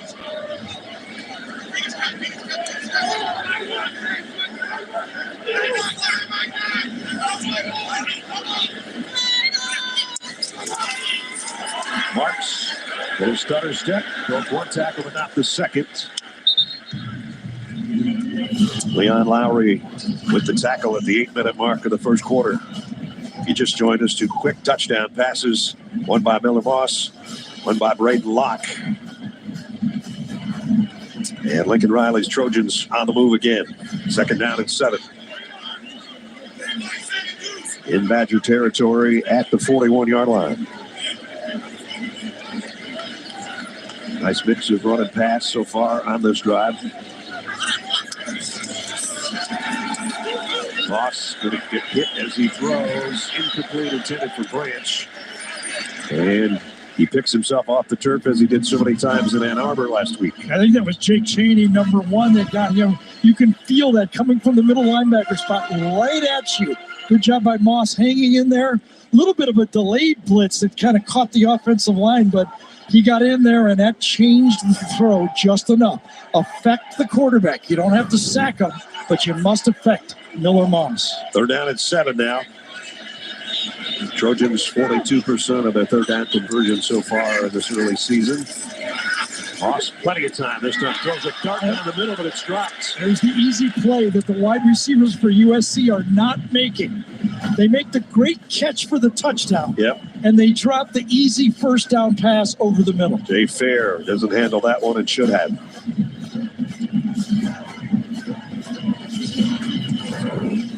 So that'll bring out the punting unit. Eddie Czapleski set to punt away. Preston Zachman back deep for the Badgers.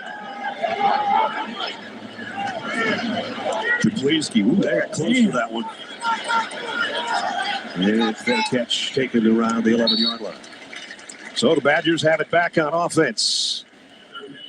Little past the midway point of the first quarter.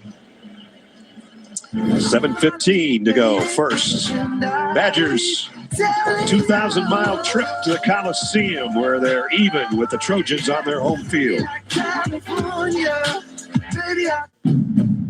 Set summer in motion with a Honda Accord Hybrid, CR-V Hybrid, new Civic Hybrid, or all-electric Prologue SUV.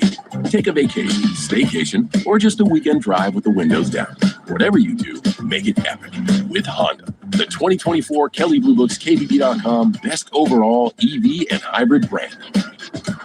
So act now. Buy online, reserve from select dealers, or hurry into the Honda Summer Event.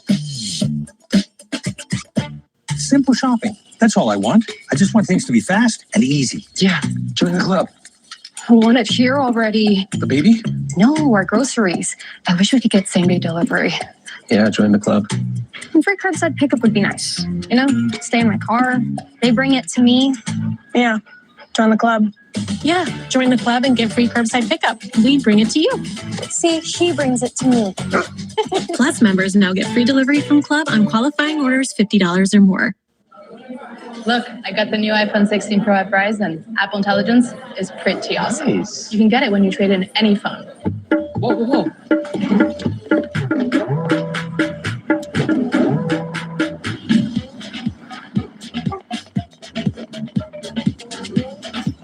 At Verizon, new and existing customers can get iPhone 16 Pro on us when you trade in any phone in any condition. Only on Verizon.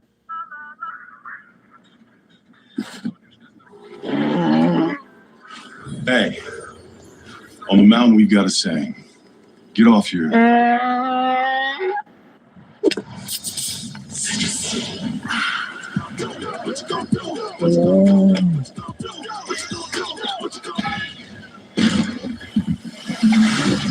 Show off What you gonna do? What you gonna do? What you Mountain Dew. Now streaming on Disney Plus. This is the moment we've been waiting for. Feeling FOMO? No big deal. This is Is she serious right now? Catch all the feels on Disney Plus. We need ones. Inside Out 2. Now streaming on Disney Plus. Now it's time for Do Project Smarter, presented by the Home Depot. If you want to have a smart football team, have a good running back like Alan the Horse Amici. Brent Moss, Gary and I saw a lot of him. Ron Dane, we saw a lot of him, the all-time leading rusher in college football history. Monty Ball, Melvin Gordon, Jonathan Taylor, Braylon Allen, rookie with the Jets. I mean, that's a group of running backs. That's a group. That's how this program was built. Yep. It was built on toughness. Big offensive linemen, staying with it, making first downs, playing clean football, and all of a sudden, Braden hits a fade for a touchdown. Darian Dupree, will he be the next in long line? He's the freshman, and he goes for almost 10. In fact, they're going to give him the first down. Do you think it will be by committee? I think you'll see at least 4 running backs for Wisconsin. I talked to Luke Fickle. I said, how about those running backs? He said, we need them all. This one broken up. Will Pauling, the intended receiver, their leading receiver. Yeah, and he's the leader in targets, too. If you're playing defense against Wisconsin, especially on third down, you have to know where number 6 was. Not an accurate pass on one of those quick screens. You're at the mercy of that ball being thrown accurately, or one of those DBs are coming after you. So second down at 10 as you look in on a packed Coliseum in Los Angeles. Keep it on the ground. Dupree again. And about 3 more behind the offensive line of Wisconsin. Lincoln Riley said these are going to be the biggest guys that we have seen on the offensive front probably all year. That's been the case, as Gary mentioned a moment ago. You get those big eaters up front and then a tailback that can carry the mail, and that's been a successful process for Wisconsin. There they are, the big fellas. Third down at 7. This will be in pass protection, we expect. There's that crowded look up front, giving them a look at 6 potential rushers. See how many they bring. They bring 5. Blocked the throws behind his intended receiver, Vinny Anthony, who he threw the touchdown to. And it's punting time for the Badgers. A little different look. You know, last week against Michigan, not a lot of fancy stuff because Michigan wasn't going to throw. This time, a little different look. And again, ball behind, as Ness said. If that's online, I think you got a chance to make a first down. No doubt.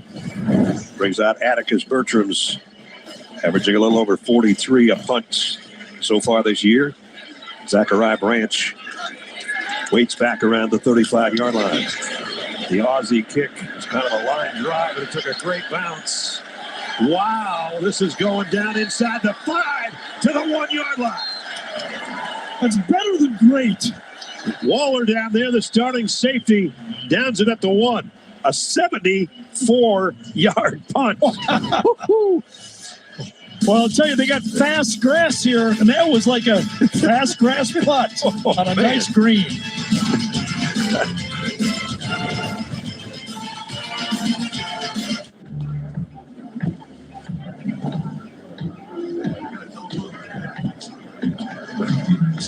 Siri, what's the name of the guy I had a meeting with a couple of months ago at Cafe Grinnell?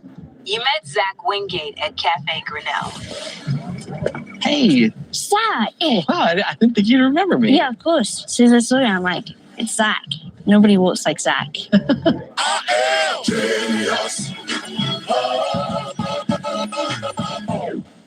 She worked her way up. I had a summer job at McDonald's. He was born there. I'm very rich. She fights for you. When our middle class is strong, America is strong. He doesn't. When you're rich as hell, we're going to give you tax cuts. She has a reason for running. We are helping big families out of debt by telling billionaires to pay their fair share. And so does he. They want to put me in jail. Kamala Harris, for you. FFPAC is responsible for the content of this ad. Question. If you can't see what's behind all this, how do you already know? It's Jeep.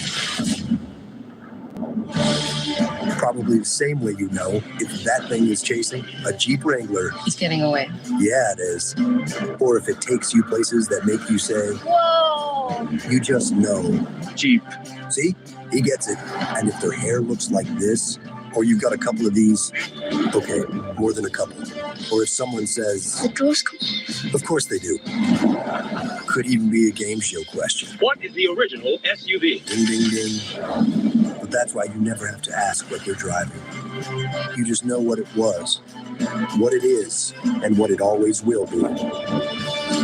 Because when you're an original, there's only one.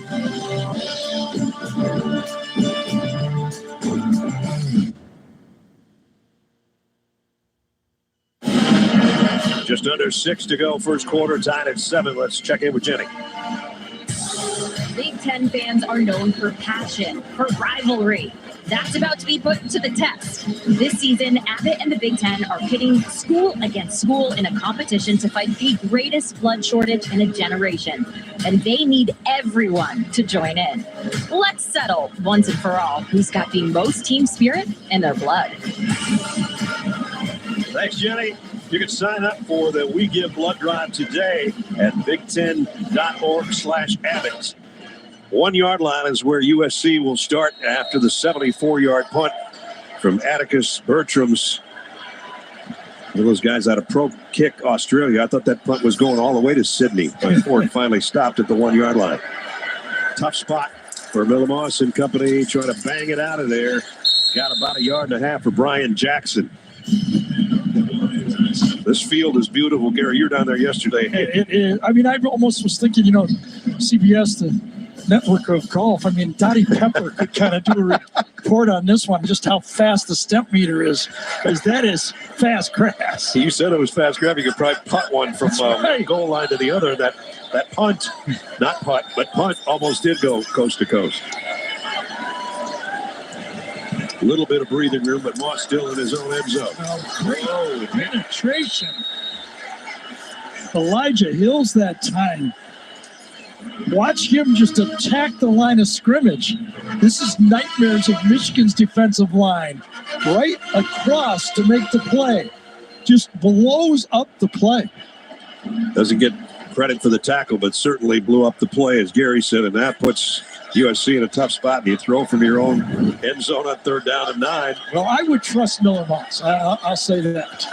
You don't want to punt from back here either, right? Yeah.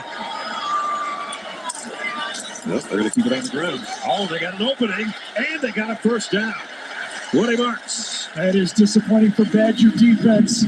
You're known for stopping the run, the pride of that defense, and USC running the ball out from their end zone. Remember, they just had a tackle basically for a loss, and they come back with that counter. Good job pulling around. I think it was Cade Elkridge, number 88, got the block. Great block. Marks for a tough couple more. That was impressive. Aaron Witt, who made the stop at near the goal line, made another one. That's one of those drive starters right there where you come back and gain confidence with a play like that. Witt, linebacker out of Winona, Minnesota. 4-minute mark, first quarter. Tied at 7. Empty backfield now for Miller Moss on 2nd down and 8. 3 receivers up top now. They're going to have a back come to join, and that's Quentin Joyner. Moss under pressure, got it away, and completes it. First down. Kyron Hudson this time. Again, a free rusher. No one blocks the blitzing linebacker for Wisconsin, but Miller Moss so quick. So quick. I think it's right here is going to be the free rusher. It might be 8 instead of 4. Whoever it is, oh yes, completely unblocked. It was Leon Lowry that came just quickly out of his hand. So they go from their own 1 yard line. And they have it now out to the 23. Little room to breathe. Joyner stays with Moss in the gun and now will empty the backfield. Moss, plenty of time. One-handed catch, but it's going to be a loss. Kyron Hudson caught it with one hand but lost 2 yards on the reception. Well, I thought this should have been called a pick. I don't know if it was completed behind the line of scrimmage, but watch the pick coming across right over here by number 1, Zechariah Branch. Watch him come and basically block Right there. See that? Yeah, the ball was completed behind the line of scrimmage. That's why no call. So a loss of a couple, second down and 12.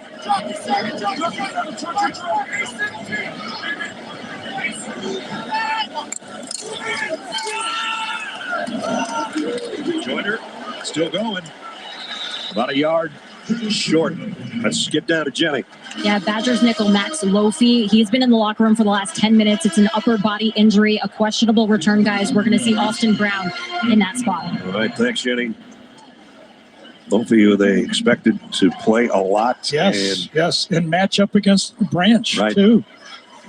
He's their best slot matchup. I think it'll force more zone coverage from Wisconsin. Third down and a yard. Quentin Joyner. Nope, it's going to be Moss who kept it. He had me fooled, Miller Moss, and maybe a late hit. There comes the flag. It did. You get a late hit near the home field bench, for the ball carrier's bench, and you got a good chance of getting a call. It's one thing fooling Ness. It's another thing fooling the 10 guys for the Badgers. Preston Zachman. It was a late hit. Very light.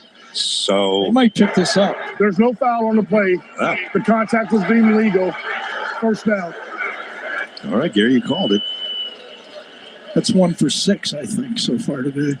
Gene, what do you think of that call? I like what Gary did. I think he's right on top of it. I thought the defender committed also right as Miller Moss was going down. So he actually is committed to the tackle there and really didn't deliver a hard blow to the head neck area or anything like that. So I'm with Gary on this one, Brett. All right, that's good. Glad that you guys can get along. Still a first down at the 41. Bouncing outside is Joyner. Good run by Quentin Joyner. You know, you ask your edges, Daryl Peterson, to take on the block and bounce it outside. Watch, he does a good job taking on the pulling offensive line, bounces it outside, but where are those linebackers?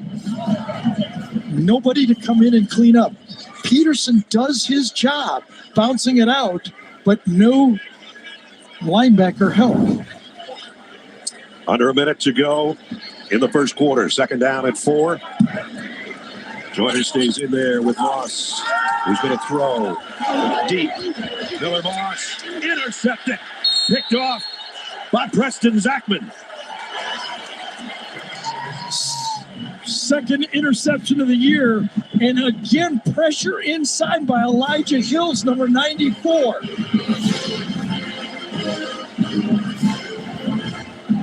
Watch, inside pressure pushing right into the lap. Miller Moss can feel it. He's got to get rid of it early. Steps into it, doesn't really get a lot on it. And then to the outside, Zachman's good coverage and fights with it and stays with it. Nice job on defense. As a quarterback, you're going one-on-one. I just threw one the other way for a touchdown. This time, the defense wins. Zachman, who had an interception in overtime to beat Nebraska last year, has a big one here to stop a Trojan drive. Braden Locke back to work. Double clutches, throws this one to the sideline. Ekahuna was the intended receiver, but Locke just let that one fly.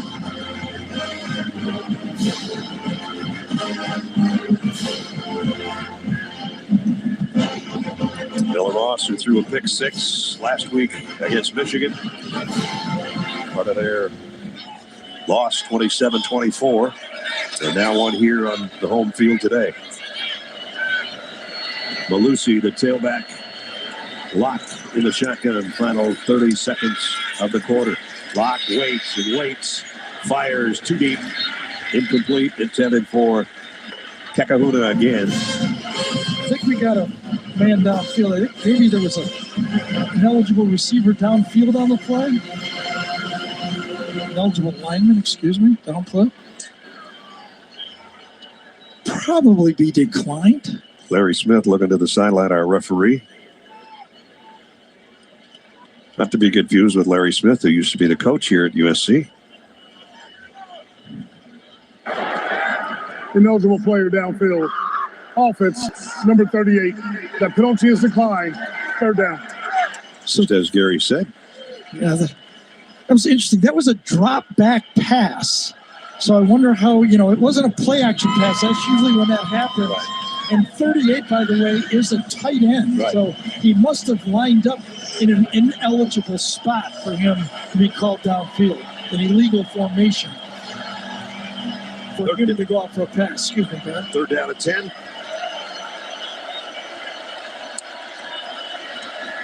Rock swing pass out of the flat. Got it to Aker. Aker short of the 1st down and gets up limping a little bit. That might bring our first quarter to a close. Yeah, this was a throw to one player only. All the receivers are downfield blocking on this play. Zion Branch is going to come up and make the play in the tackle, and kind of hurt. One comes up a bit stung on this play. AT&T Pilot Cam hits the deck as the first quarter comes to a close. Started off with some fireworks with touchdowns early. Big time, Big Ten in Hollywood. Hollywood swinging, cooling the game. Let's do it. 7-7. Gold Peak tea isn't made with real gold. But it is brewed with real tea leaves and real cane sugar, which makes it more valuable than gold. If you value delicious tasting tea. The beard that doesn't itch. Is you using King C Gillette on that thing? King C Gillette? Look, this Beard Trimmer Pro's got 40 length settings. And this beard oil, one of GQ's best beard conditioners for soft, no-itch facial hair. The best a man can get is King C Gillette.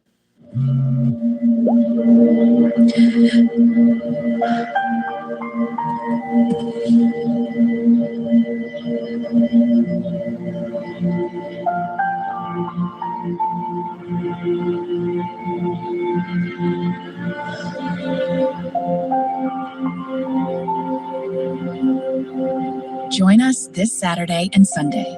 Jersey Mike's is donating 20% of sales to the Breast Cancer Research Foundation. Money Pennant hosts The Summit. Special premiere sneak peek CBS tomorrow.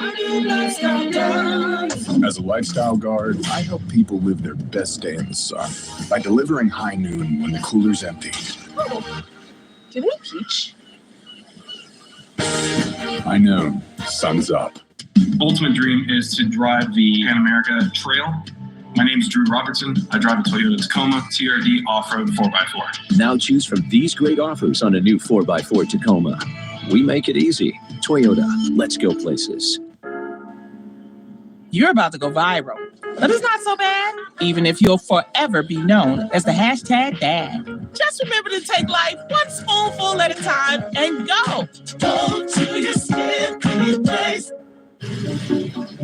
Okay, 500 deluxe garden gnomes. Wow. I only meant to order 5. There's not enough money in my account for these. I'm going to get charged. 2 things I just can't deal with: overdraft charges and garden gnomes. But your BMO Smart Advantage checking account gives you an extra day to avoid an overdraft fee. Nice to see a bank cutting people some slack. Oh, mistakes happen, and we give you time to correct them. So you don't like gnomes, huh? What about that one? That one I like a lot. BMO. The all-new $13 Pizookie meal deal at BJ's Restaurants. Choose from 8 great brewhouse entrees and get the sweetest ending ever, a free personal Pizookie dessert. An entree plus free dessert, just $13. That's a sweet deal. I like how Toyota pushes the envelope and challenges the status quo. My name's Derek Haynes, and I drive a Tundra. Now choose from these great offers on a new Tundra. We make it easy. Toyota, let's go places. As a lifestyle guard, I help people live their best day in the sun by delivering high noon when the cooler's empty. Do they peach? High noon, sun's up. Congratulations to KCAL News for winning an Emmy for Best Consumer Story. Home Depot, Big Ten on CBS returns to the Coliseum here for quarter number 2. Welcome back. Brad Nessler, Gary Danielson, Jenny Dell, Jeans Territor, and a punting situation for Wisconsin. And that means Atticus Bertrams, whose last one went 74 yards on the roll. Zachariah Branch still looking for a chance to field one, and that might have gone between his legs. I don't know if he touched it or not, but Wisconsin's got it right now. I don't know if Branch did, but the next player for USC did for sure. Big mistake on special teams by the Trojans. So all the coaching for Zachariah Branch to make more plays as a punt returner kind of gets in your head and you take an unnecessary gamble, right? And then after that, the Trojans kind of, say, oh, he touched it. And then they kind of panic and go for it. Did he touch it? Oh, I think the right finger, or maybe it hit his rear end on the way through, one of the two. At any rate, here's another look. The trajectory of the ball changed. I don't know, Ness, but for sure the Trojans thought it was, and then the second Trojan for sure touches it. I think Branch thought too, because he chased the ball as much as anybody. We'll take another look here in a second, or maybe we won't have time. Wisconsin might score instead, and they do. Touchdown, Tawee Walker. I'm always in favor of showing a touchdown, then one more look at a fumble. Well, they took advantage of it, I'll say that much, for the Badgers. Again, this is what set it up. An aggressive attempt to catch the ball. Did he touch it? I don't know, to tell you the truth. Could have or not, didn't matter, because the next player did. And then the next play, a well-blocked play and a missed tackle by Jalen Smith. One of those bugaboos. A missed tackle that popped up again. Extra point. Vaco's up and good. Talk about taking advantage of a turnover on special teams. I think that Wisconsin's going to think about punting earlier in the series. It seems to be working. It seems to be working very well.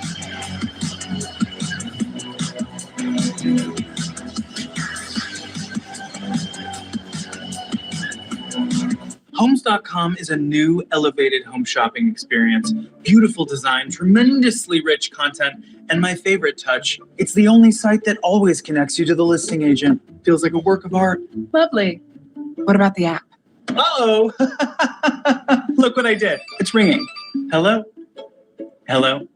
Hello? They can't hear you. Hello? Because you glued a frame over the microphone. I think I've glued the frame over the microphone. Ding dong! Homes.com. We've done your homework.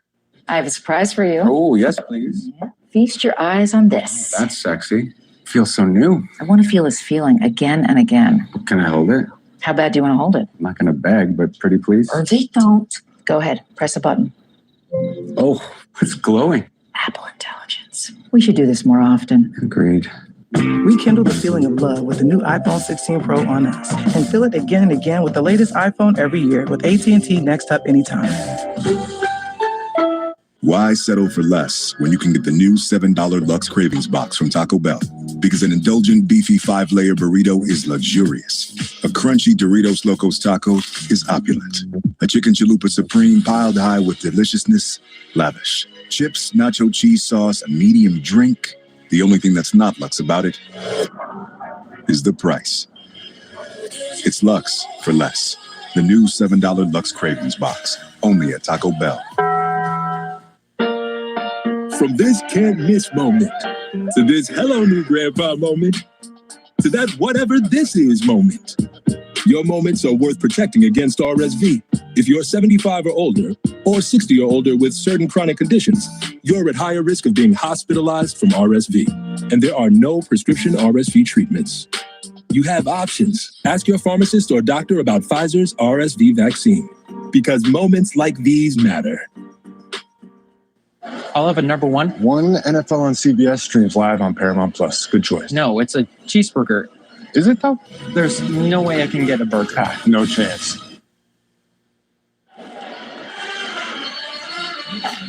Gene Steratore joins us right now. Zachariah Branch on the punt return. Let's take you back one more time. Gene? Now, look, regardless, and Gary set this up great before the commercial, regardless of whether this was touched, we definitely know that it was touched by a USC player first, which really matters right here.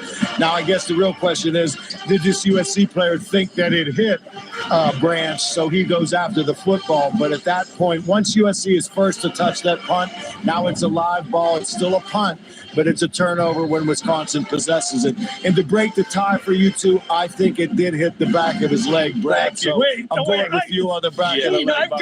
I got a lot of money on the table here. Be careful where you go with it. I don't know where you got that much money, but thank you, Gene.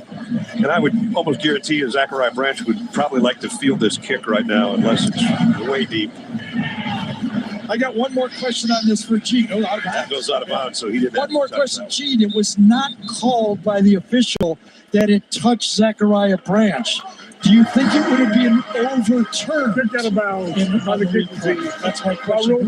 That's a really good question. I think I can still win. And I think you might be able to win it on that technicality of 100% conclusive, right, Gary? I mean, we're doing hunch talk here now, back and forth. This is my 15th year. In an official review, I'm with you, man. He's always trying to justify things. Gene, just leave it alone. I was right, and so were you. Gene, one more thing here. I've been with Ness for 15 years. He'll never pay on that technical. You know I won't. We're giving him a little W, Ness. Just a little W. Okay. All right. Well, either way, Vinny Anthony, by the way, is the guy that recovered the fumble, and he had the touchdown earlier. So 2 big plays by him for the Badgers. That led to the 18-yard scoring run, and that's where we are, 14-7. So now Trojans playing from behind for the first time. Moss down the middle. Branch on the run. Zachariah Branch, big gainer.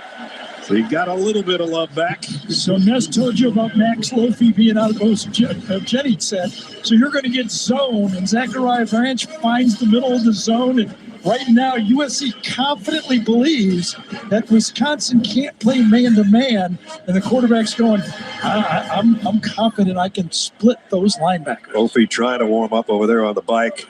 Meanwhile, a 25-yard pickup for Branch. On the throw and catch from Moss to the 40-yard line. This one's blown dead. With a flag down. Going to go against the Trojans. Offside. Offense, number 81. Line up in the neutral zone. 5-yard penalty. First down. Jenny? Yeah, you just saw Max Lofi down there on the bike. He was in the locker room for 27 minutes in total. Again, it's an upper body injury. You see the back brace on as well. He's just doing drills on the sideline. I'll keep you posted when I get more info, guys. 27 minutes. She's right on it, isn't she? There he is. No helmet, but looks like he'd like to come back. Yeah, they need him too. So the offside lining up was Kyle Ford, making it first down at 15 at the Badger 45. Moss got back to the line of scrimmage. You got a couple. That one wasn't designed. That was a mess up. Interesting. Lincoln Riley makes the decision as much as Elijah Page struggled at left tackle. When he made the switch to Murphy moving over, he's gone back to Page at left tackle and Murphy at right tackle. He's gone back to his original starters in the offensive line. Look behind Miller Moss. Second down at 13.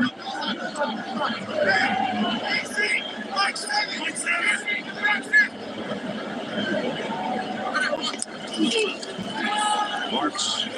Willie Marks. Tough run. Got it inside the 40 near the 38.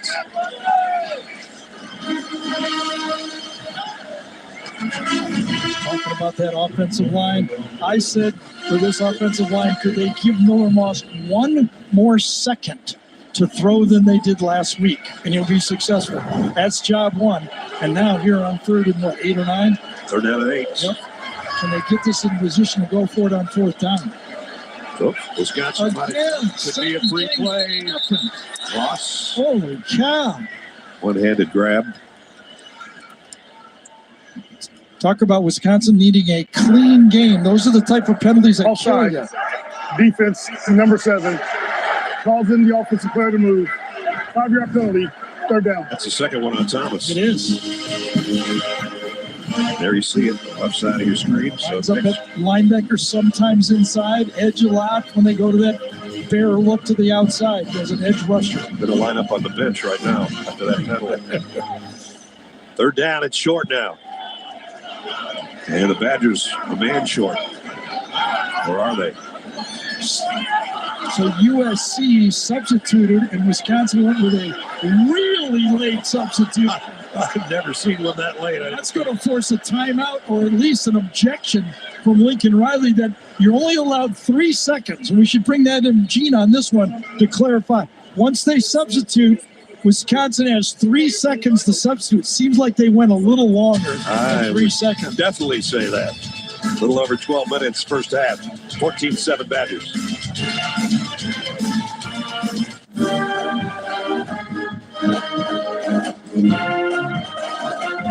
Gear up for game day. Enjoy the home field advantage at Fairfield, official partner of the NCAA.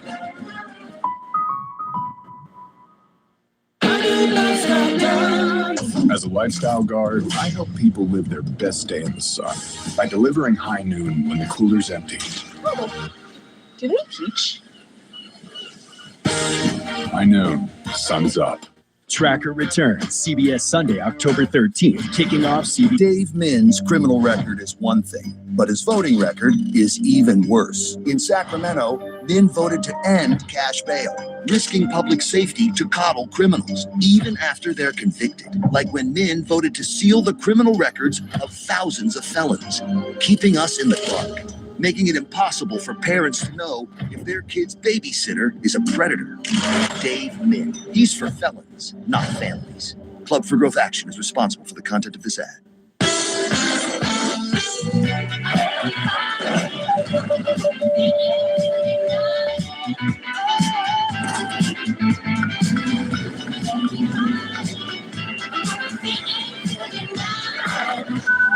Class-leading safety features at every turn. A Hyundai Tucson. Get 1.99% APR for 60 months on the Hyundai Tucson or Tucson Hybrid. See your SoCal Hyundai dealer.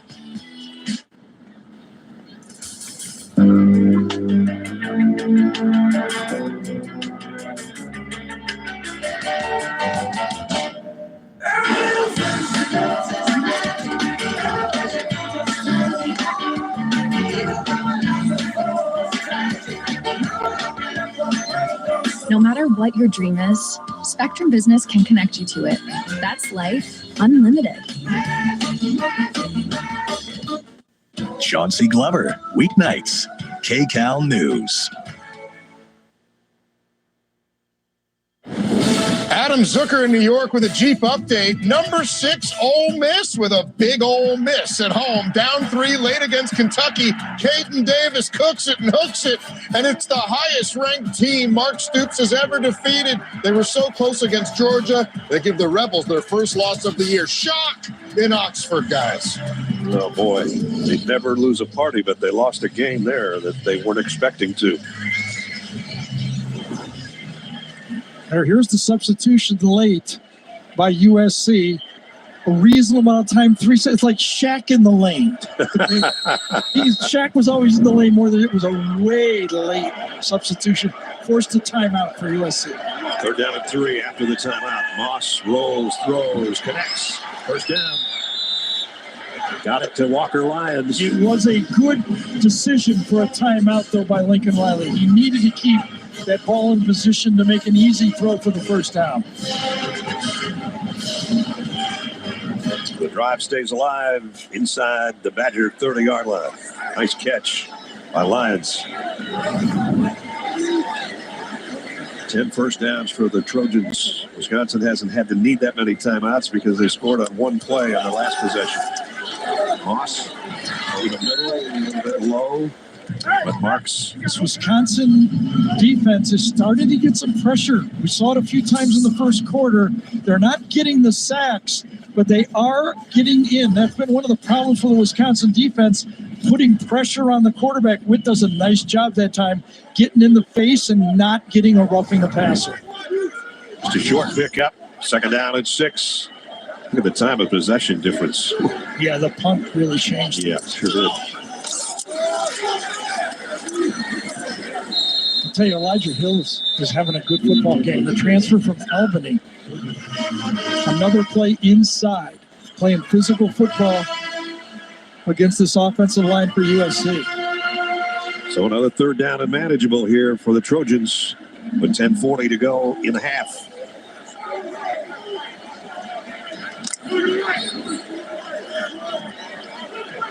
Right now, an empty set for Miller Moss.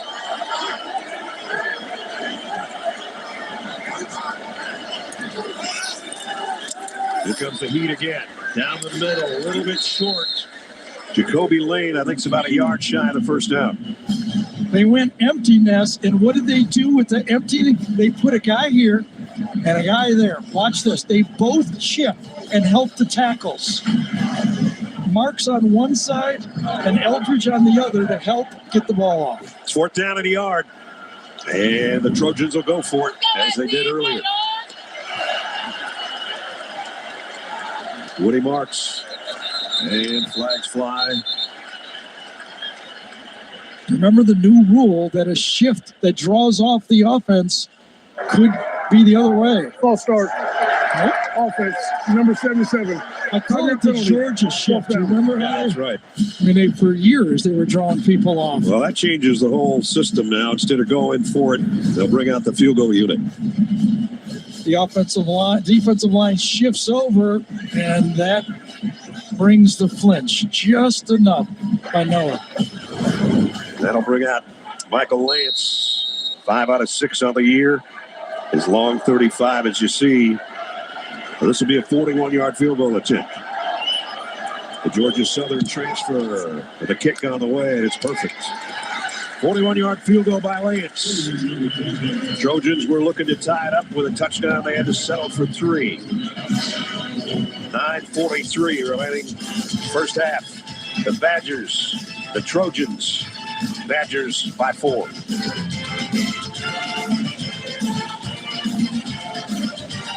Mayo Innovations with Will Levis. Mayo dip, be creamy, and your quarterback, dreamy. Oh, Mayo game day, be delicious. Oh no. Guess I'm going back to the store. I can fix that. Fast fixes with Felix. Tomorrow work? Works for me. Gotta run. That's what you do. Delivery at the speed you need. On a hyped up Fansville by Dr. Pepper. All aboard the hype train. We're going all the way. Woo! I heard this hype train runs an ice cold Dr. Pepper. And the hopes of overly optimistic fans. Hey guys, check out my new tattoo. We are so winning it all. Even the national media agrees. And they're never wrong about anything. Oh, wait. Our quarterback got injured in practice. Okay, everyone off the hype train. Oh, that didn't last long. College football, it's a Pepper thing. Kamala supports taxpayer-funded sex changes for prisoners. Surgery. For prisoners. For prisoners. Every transgender inmate in the prison system would have access. It's hard to believe, but it's true. Even the liberal media was shocked Kamala supports taxpayer-funded sex changes for prisoners and illegal aliens. Every transgender inmate would have access. Kamala's for they, them. President Trump is for you. I'm Donald J. Trump, and I approve this message. I heard my son crying through the phone, and my heart just completely sank. I wasn't going to make it home for his first ever graduation. All the flights were canceled due to storms. Then I see this United employee. I thought to myself, I'm going to figure out a way to get her to this graduation. Got her a boarding pass, put it in her hand. Some hope came back. I asked if I could give him a hug. I was in tears. I still can't believe I made it. That's how good leads the way. Alliances, that's how you win games. The normal rules do not apply.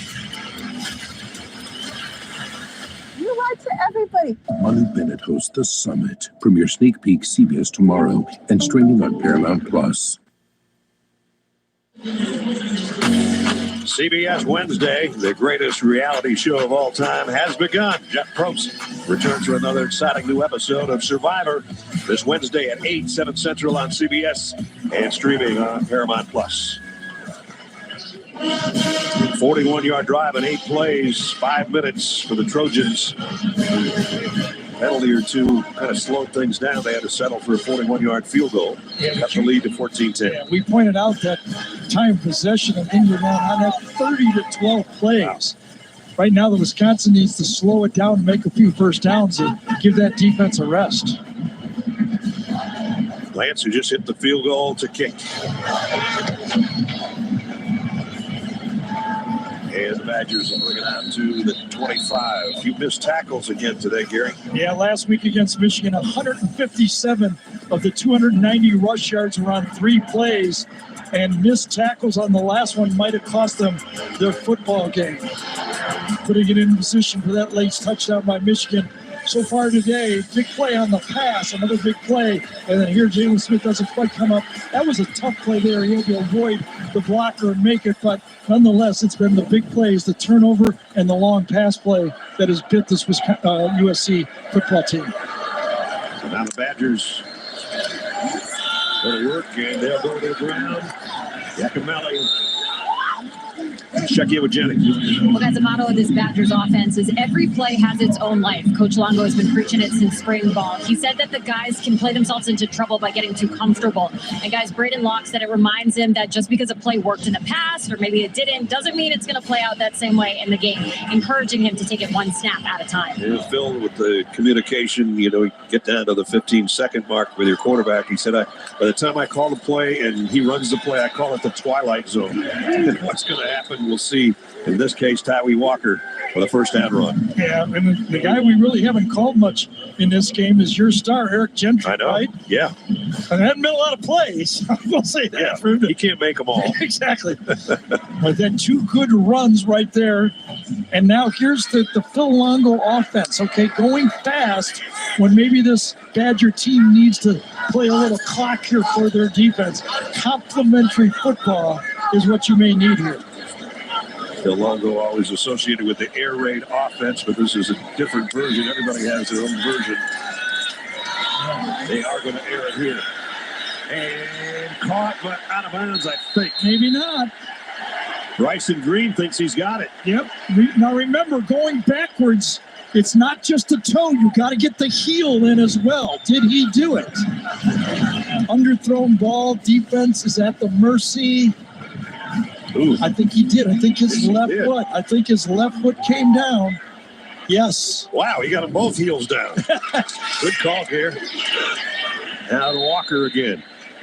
That was obviously not a great throw, but when you put it up in the air, your guy with a little shove has the advantage, and he did take advantage of it that time. 35-yard pickup to get them where they are with the lead and driving at the Trojan 26-yard line. 2nd down and 7. Locke rips it down the middle. Complete to Pauling, his first catch. Yeah, their leading receiver. That's their guy right there. That's their go-to guy. It wasn't a perfect pass, but it was in maybe the only hole that Locke had an opportunity to throw it to, and he zipped this one. This is his best throw, and that was perfect. Great job by the receiver helping out the team and the quarterback right there, right by the middle linebacker, Macarenas Arnold. The Badgers back in the red zone. Only had the ball 6 minutes, so they've got the lead. They're looking for more. This is the tight end. He might get the first down. All right, give Phil Longo credit on this one, okay? Everybody's talking about, we just want to ground and pound the way we've always done it. Well, this time, look at this play. They mesh the 2 backs. USC completely has no idea where the ball is that time, and you drop it out to the tight end. Riley Nowakowski fighting for extra yardage from our pylon cam. And you see he's got it down. Nope, it's not first and goal. 2nd down and 1. Beautifully set up play by offensive coordinator Phil Longo on that one. And you get a first down at the 3. They're 4 yards away from the end zone. And they've got the 4 yards for the touchdown. Tyree Walker.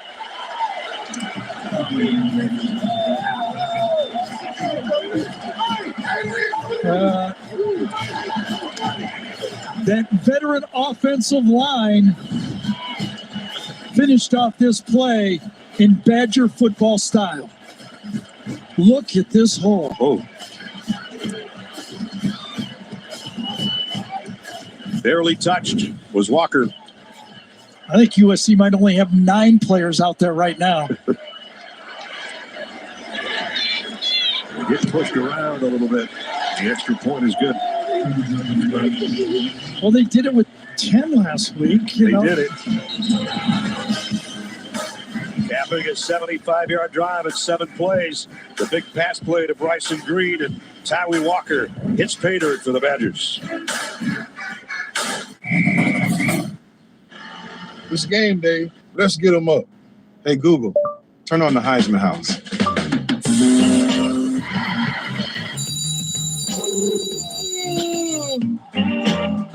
I'm in the game.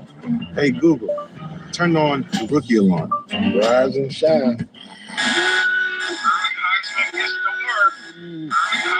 Whoa, nobody sleeps in on game day.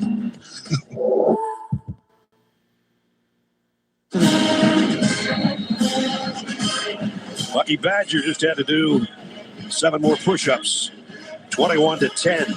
And we talked about what Braden Cook could bring, a little bit more passing game, opening up the running game. It's worked. Kickoff, line drive up the back of the end zone. Talk about the beautiful call, play before the touchdown by offense. Watch the mesh coming across here, and this confuses that linebacker group. They crisscross, and all of a sudden, bang, there's the easiest throw you could have. And the next play, they just go back to Badger football. Blow them off the line of scrimmage, and they clean it. Can't get a bigger hole than that. Nope. Phil Longo has been under some critique. Hey, when modern day football, with all the talk shows and social media, you don't score a touchdown every other drive. Offensive coordinators under a lot of pressure. So let's see if the Trojans can answer here before halftime. Moss got it out to the tight end again. And Walker Lyons, remember, Trojans are playing without their normal starting tight end, Lake McCree, who was hurt his knee in the game against Michigan last week. They hope to get him back. Yeah, it's not a season-ending injury. Yeah, that's good news. There's Lake. We all thought the worst there. He had the brace on the other knee before the football game.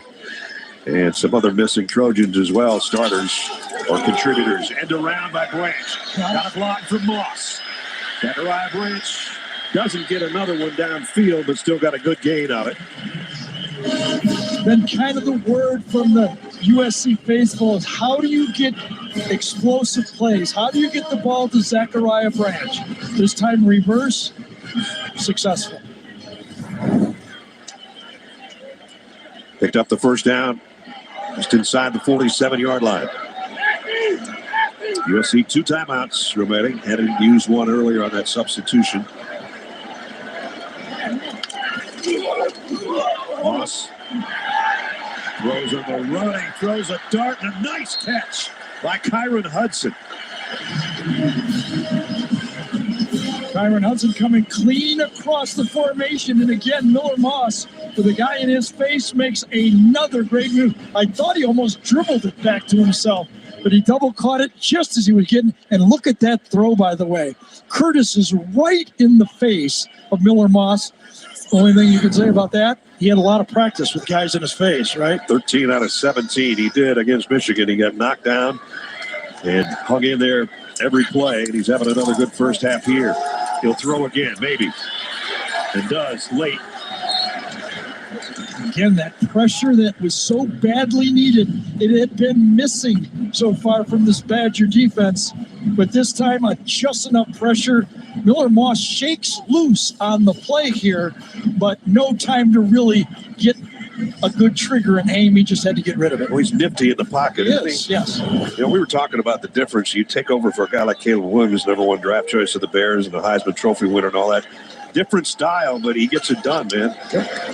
He's a 3-foot scrambler instead of 53-yard line scrambler like Caleb Williams was.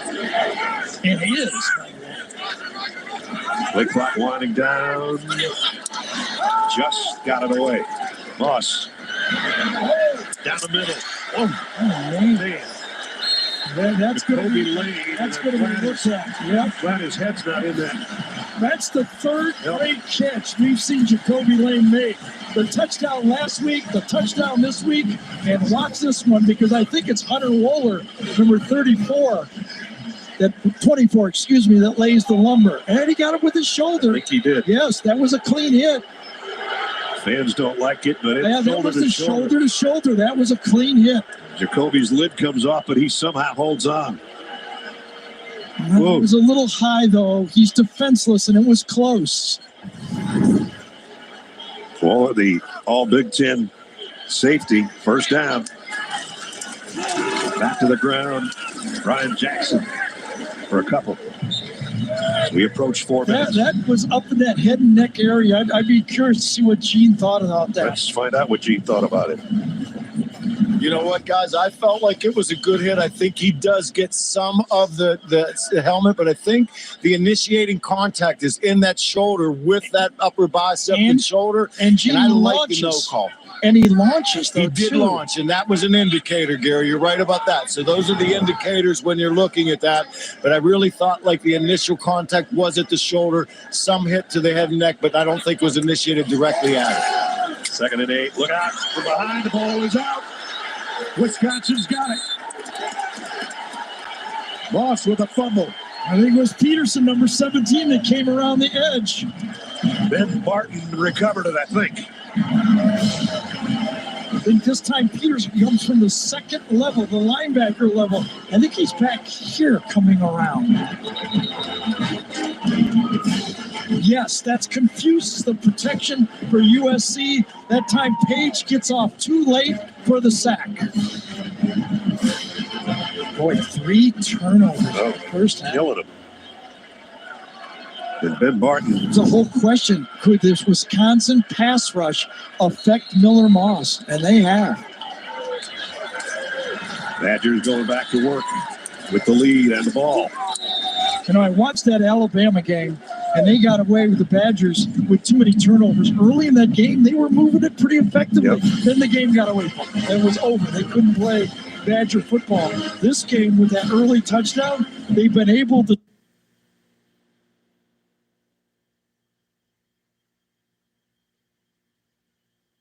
stay with their offense comfortably. That's what the Badger faithful that have made the 2,000-mile trip are thinking right now. In the sunshine of Southern California, 21-10 lead.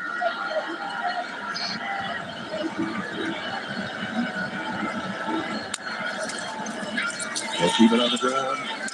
And a flag flies in. Might have a holding call this time on Wisconsin.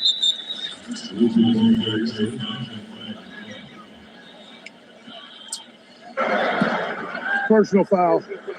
Hands to the face. Defense, number 99. 15-yard penalty from Nate on the run. Automatic. First down. All right, that's on the defense on Nate Clifton. That's where they usually throw that holding unless somebody's got their hand up there, right? That's what happened.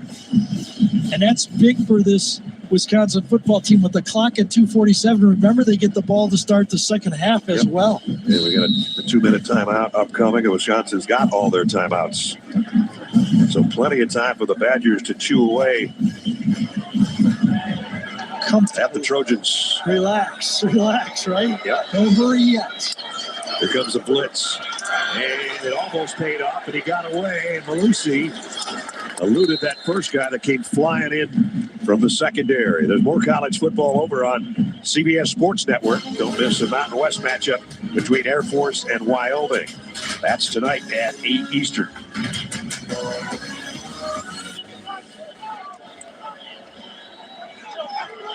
So we're working our way down to that 2-minute timeout. Wisconsin doesn't have to snap it if they don't I think they're choose just to. going to try to get a cheap 5 yards by drawing them off sides. Didn't work. Look at that time of possession. Doesn't matter at all. It's a deceiving statistic. Almost 20 minutes for the Trojans of Lincoln Riley, but they're down by 11. I would say one turnover equals about 3 or 4 minutes, and that's what the difference has been. Good point. There wouldn't be an hour in the day that I wouldn't think about my hair thinning. I hid under my hat for a good 3 years. I experienced many challenges with prescribed medication. Losing your sex life feels very shameful. My dermatologist recommended Nutrafol. It's 100% drug-free and clinically tested. Within 3 months, there was new growth. My hair was stronger, and I don't have to choose between my health or my hair. Try the #1 dermatologist recommended hair growth supplement brand at Nutrafol.com. Every fall, we say hello to a change in routine and just a little bit of chaos. Everybody have everything? Yeah, great. This is no more evident than in your driveway. It's center stage for handoffs, trunk swaps, and countless last-second pivots. We're here for what's ahead, helping you shift seasons in style, no matter how long it takes to get on your way. Because this fall, we've got a lot to look forward to. Your fall favorites are here. Eric Henry. Hey, Jake from State Farm. I saved so much bundling, it inspired my workout. Auto! Oh! Okay, and this is auto again, right? Auto! Hey, this is my living room. Oh! Bundling, just another way to save with the personal price plan. The dog isn't allowed on the couch, Derek. Like a good neighbor, State Farm is there. There's nothing chill about a hot, sweaty line. Unless you add Mountain Cold Refreshment. Coors Light. Choose chill. Adam Zucker in New York coming up on the Geico Halftime Report. We'll get you caught up on today's action. And how about UNLV? Crazy week in the headlines with starting quarterback Matt Sluka redshirting over an NIL dispute. His backup, Malik Williams, with the touchdown pass. They're up 21-0 and could be 4-0 for the first time since 1976. See you at halftime, guys. All right, Zuck, we will see you in a couple of minutes. Right now, Wisconsin leading 21-10. Their defensive line doing a great job today, Garrett. Yeah, well, they watched the game last week, and they saw havoc created up front by that great Michigan defensive line, and they are taking the challenge, and they are doing their job in this football game today.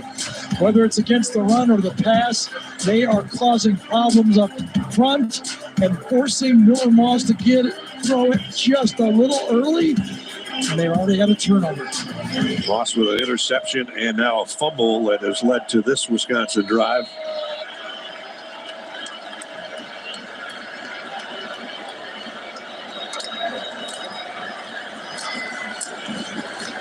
Nice run, full house backfield. Lucy just following that offensive line. It's exactly what the Wisconsin coaching staff was looking for. The play's well blocked, but can our running back make 3 or 4 extra yards more than the offensive line is blocking?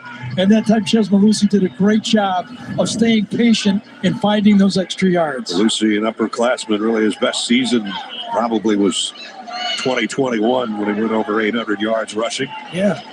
Out of Naples, Florida. Started out at Clemson. Fought injuries. Barry Alvarez has probably got a group watching this game in Naples, Florida right now. Pretty happy. Snap he wasn't ready for. But still Walker gets positive yardage. That may be the best play Brady has made in this football game. You're right. He's looking away and boom, it's on him. And he still goes through with the play.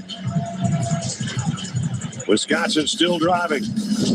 2nd down and 8 coming up when we come back in 30 seconds. I'm your football obsessed best man. And I think you having your big day during the big game is the worst. What, are you kidding me? Physically, I'm right here. But mentally, I'm here. Yeah, I do. Come on, speed it up. When all eyes are on you, my eyes are glued to the game. Touchdown, yeah. And if you didn't bundle your home and auto insurance, well, all of this could be tough to tackle. So get Allstate and be better protected from mayhem. Like me. Coming up on the Geico Halftime Report, Adam, Aaron, Rick, and BJ with highlights and analysis as they catch you up on today's top games. Geico Halftime Report, a little over a minute away. You look in on a beautiful day at the Coliseum. Not so pretty for the Trojans and their home fans because Wisconsin has a 21-10 lead. Locked down the middle, getting out of the hands. And his intended receiver, Will Pauling. Yeah, Paulie just said, man, if you'd have put that on me, I would have been able to catch it and make yards after the catch just a little wide. I mean, you don't blame anybody there, but a perfect pass would have been a big pass. Pauling go, just put that on me. Put that on me. I'll get it. Third down and 8. Probably the fastest player, reached close to 21 miles per hour in a game this year. From that slot, he's tough to cover. Sellout crowd for the first time trying to make some noise for their defense. Hoping to get the ball back. Block, throwback, wide out screen, dropped, incomplete. Intended for Kakahuna, who just looked away from it for a second and didn't hold it. Did he have to lob that ball over because it got there so slow? Usually you want to get there fast. Yeah, he had to go high, and it still was tipped on the play. Tipped by Nate Clifton. And that's why Kakahuna was having to wait on it and doesn't make the catch. So USC has kept a timeout alive, and they're going to get the ball back. Perhaps. Bertrams and Branch waiting on the punt. Bertrams has had 1 of 74 yards today. That rolled dead at the 1 yard line. Yeah, Wisconsin's going to go over this. They do not want to give Zachariah Branch a returnable punt right here. Back in 30 seconds to see. With investing options from Navy Federal Credit Union, Rob feels financially at ease, which means he can worry about other things like landing this fish. What if the fish is really big? What if it's not a fish? What if it's treasure? What if the treasure is cursed? Rob has a lot of things to worry about, but as a member of Navy Federal, his finances aren't one of them. Become a member today. Navy Federal Credit Union. Our members are the mission. Those fans would like to see Zachariah Branch get his hands on this punt. He's waiting for it at the 10 yard line. He's got to call fair catch, though, and around the 7. And we got a flag down. It's not a mouth guard. Let's take a look at the Discover Conference update. Still 6 schools undefeated, ranked in the top 25. 5 teams playing their first conference game today, including Wisconsin here. It's the second conference game for USC. Holding, receiving team number 52. That penalty, we have to distance to the goal. First down. Now you mentioned those undefeated teams as a penalty, obviously, on USC. Army, Navy, and IU. You don't say that a lot undefeated this time of year, right? And Indiana undefeated in the Big Ten. Rutgers undefeated in the Big Ten. Big win for them last night. That's a tough football team, Rutgers. Yeah, that was a good game. USC is going to have to travel there to play them. That'll be a sellout. That'll be rocking. Greg Schiano's got them going. That running back they had last night, he was tough. Yes. So now, for the second time today, the Trojans find themselves inside their own 5 yard line trying to muster some offense. Remember, they have 2 timeouts. If they could get 1 incomplete pass, they might get the ball back for a late field goal try. Interesting play calling here for Lincoln Riley.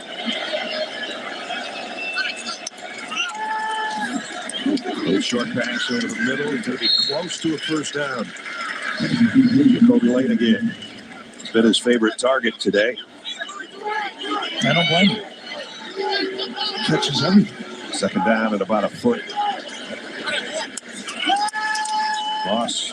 Screen pass. Branch. Trying to get away. They'll get the first down, but that's it. Only got about 4 yards on the completion. Jake Cheney made the tackle. Clock stops to move the chains.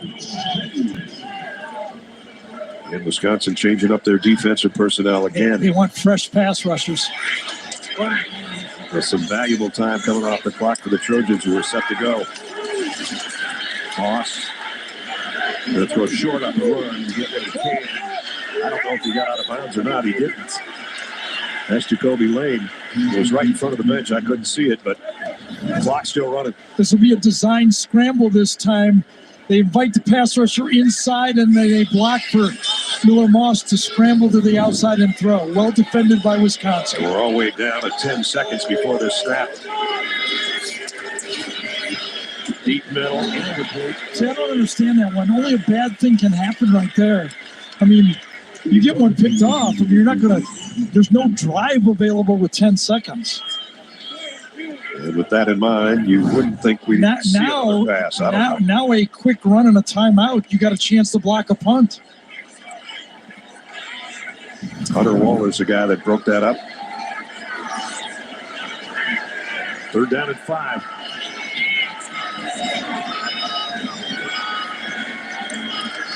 Let's keep it on the ground. And it's Joyner.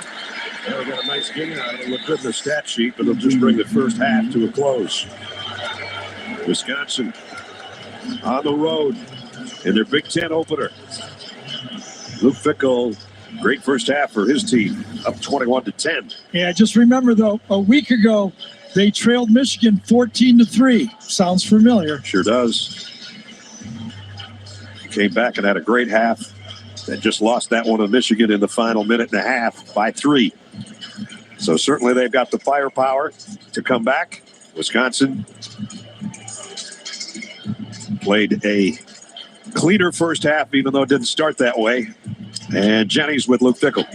Coach, how has Locke been able to take reins of this offense and run it effectively? I told you that he has control of this offense. The last week was a good week, but those 4 games last year are really good.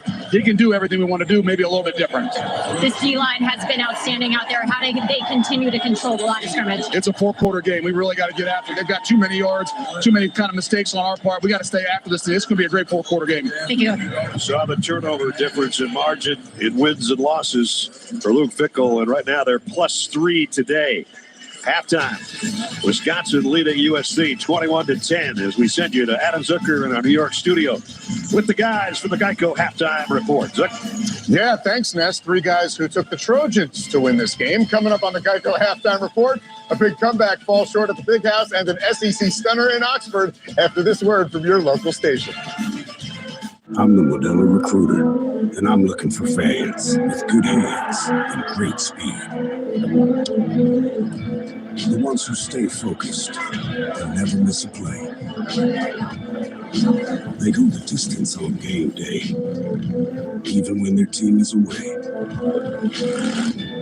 I'm always watching, always looking to reward more full-time fans. Because football isn't really football without you.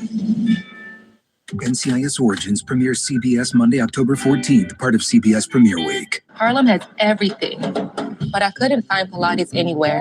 So I started my own studio. And with the right help, I can make this place I love even better. Earn up to 5% cash back on business essentials with the Chase Inc. Business Cash Card from Chase for Business. Starting at $4.99, you can get 1, make it a double, or go for 3 delicious patties. Go as big as you want with my Bonus Jack combo starting at $4.99. Now you can say you're loving it and actually mean it. At Jack, every bite's a big deal. Welcome to Jack in the Box. There are trucks, and then there's the GMC Sierra, available with the connected driving experience and the world's first 6-function multi-pro tailgate. GMC Sierra. It's the truck. Get 0% APR on 2024 Sierra 1500 models. That's over $8,900 total value. See your Southern California GMC dealers.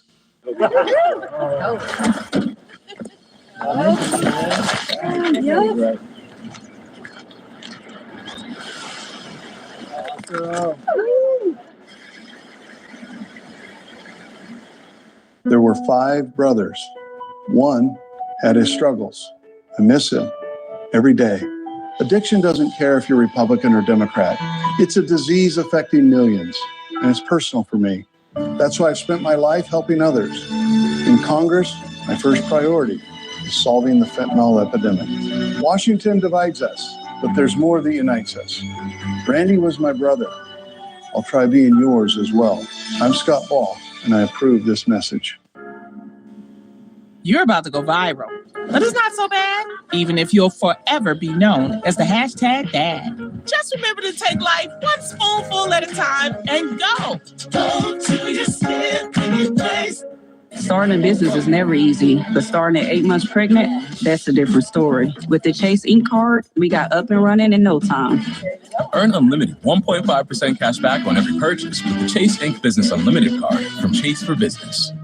Why settle for the same old breakfast sandwich? For $3.49, you can have my buttery sourdough, loaded with crispy bacon, eggs, and melty cheese. Come on, we fought the Revolutionary War so we don't have to eat stale English muffins. We won, by the way. At Jack, every bite's a big deal. Welcome to Jack in the Box. Congratulations to KCAL News for winning an Emmy for Best Investigative Story.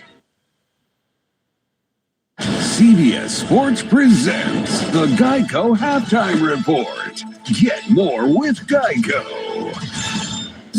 All right, welcome everyone to the Geico Halftime Report. Adam Zucker alongside my friends. Friends again. Rick Russell and Brian Jones with the score. Wisconsin Throwing the Bucky Badger. on top of USC 21-10. We'll hear from the guys on our game in a minute. They're still collecting some thoughts on this one. But let's hit some highlights right now. And how about the surprise of the day from the SEC? Ole Miss had all these big offensive numbers led by Jackson Dart. Preseason is over. Yeah, and they needed him right here on 4th and 7, trailing Kentucky, Rick.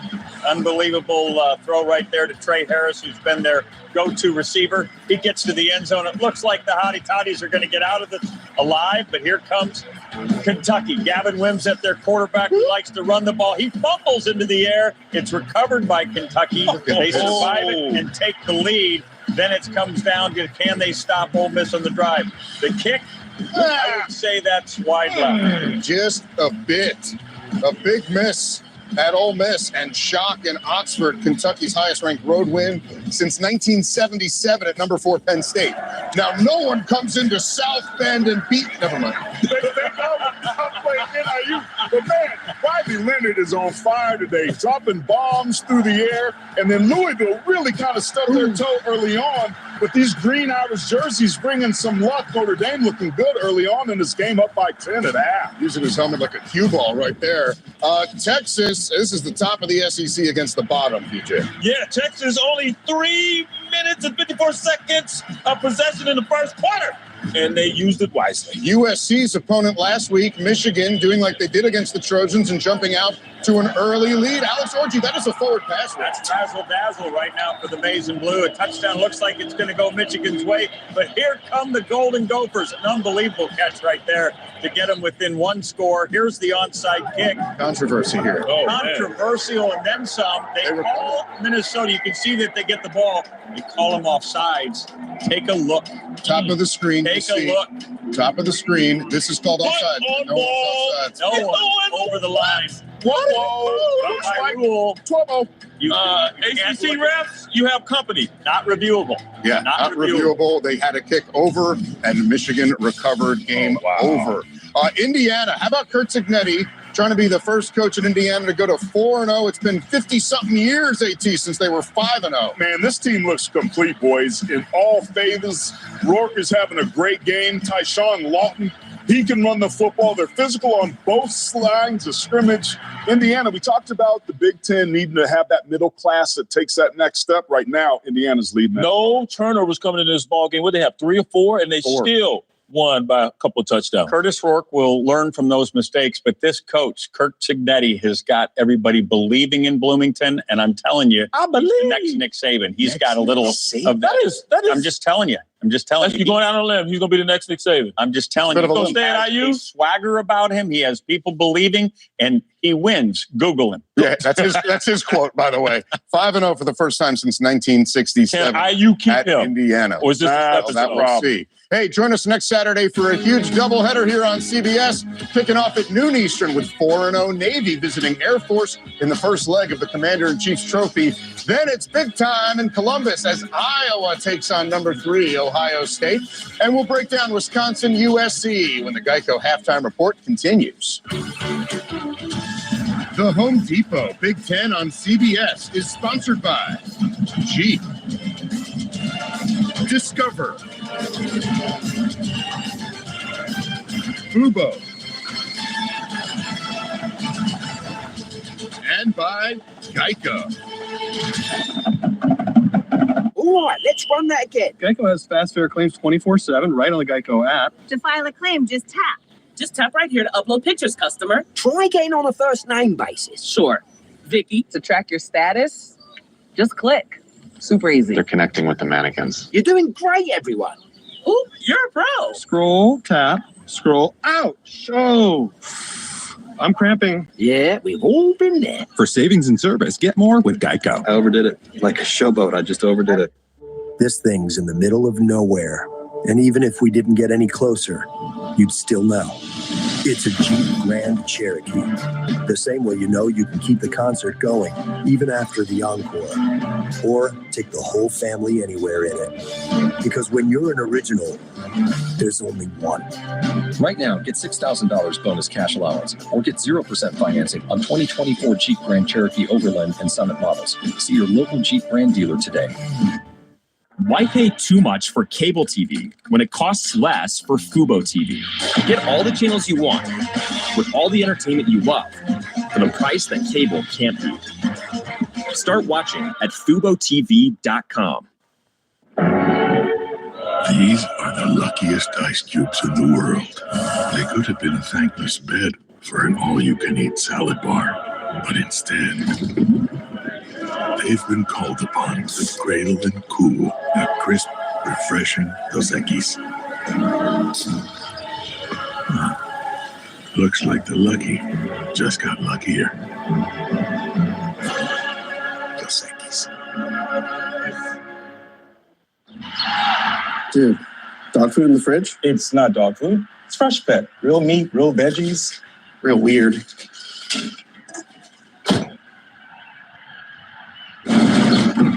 He was bad luck anyway. Thanks. What'd you get? Oh, I got another double shot, double cream, double froth, double pump, double whip, double hot, double calf, double sweet. Hey, did you know that Discover doubles your cash back at the end of the first year? You are cut off. You earn, we match. Gabby. Unlimited cashback match.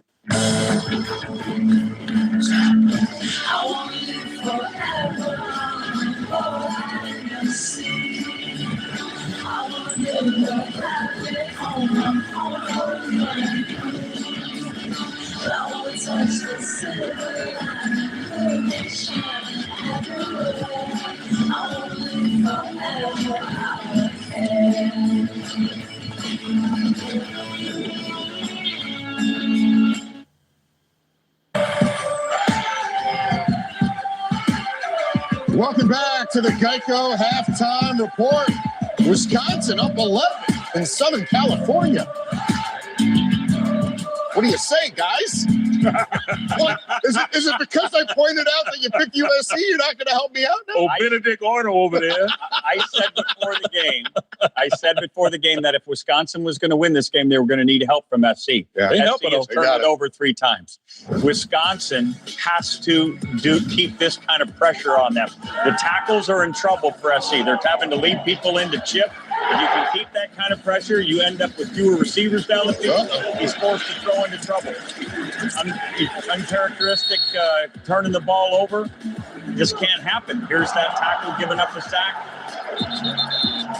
SC can run the ball. They've proven they can run the ball. There's going to have to be more balance, and obviously they're going to have to take advantage of all the possessions in the second half. And unfortunately for SC, they can't stop the run. They're allowing like 5.6 yards per carry, 21.7 yards per completion. This looks like the old SC defense that couldn't whip or beat eggs. They better find some heart, some pride in that locker room, or this guy's be embarrassed.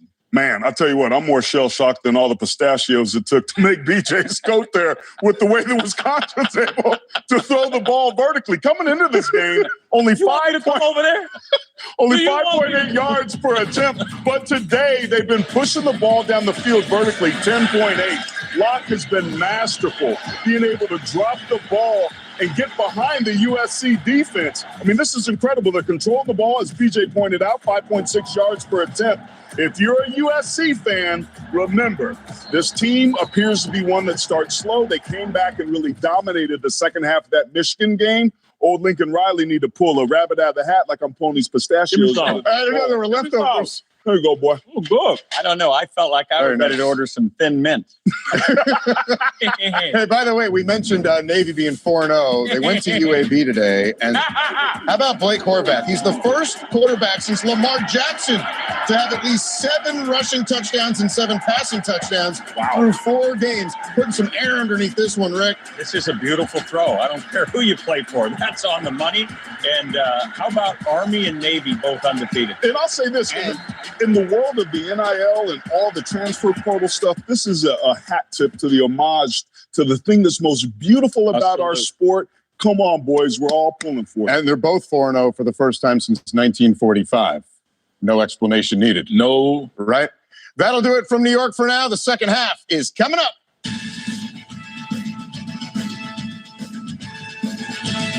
CBS Sports presents the Geico Halftime Report. Get more with Geico.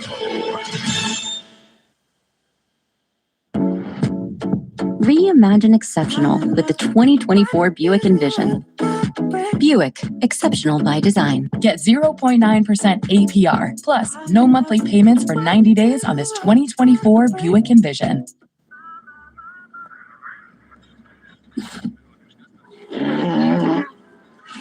Hey, on the mountain we gotta sing. Get off your...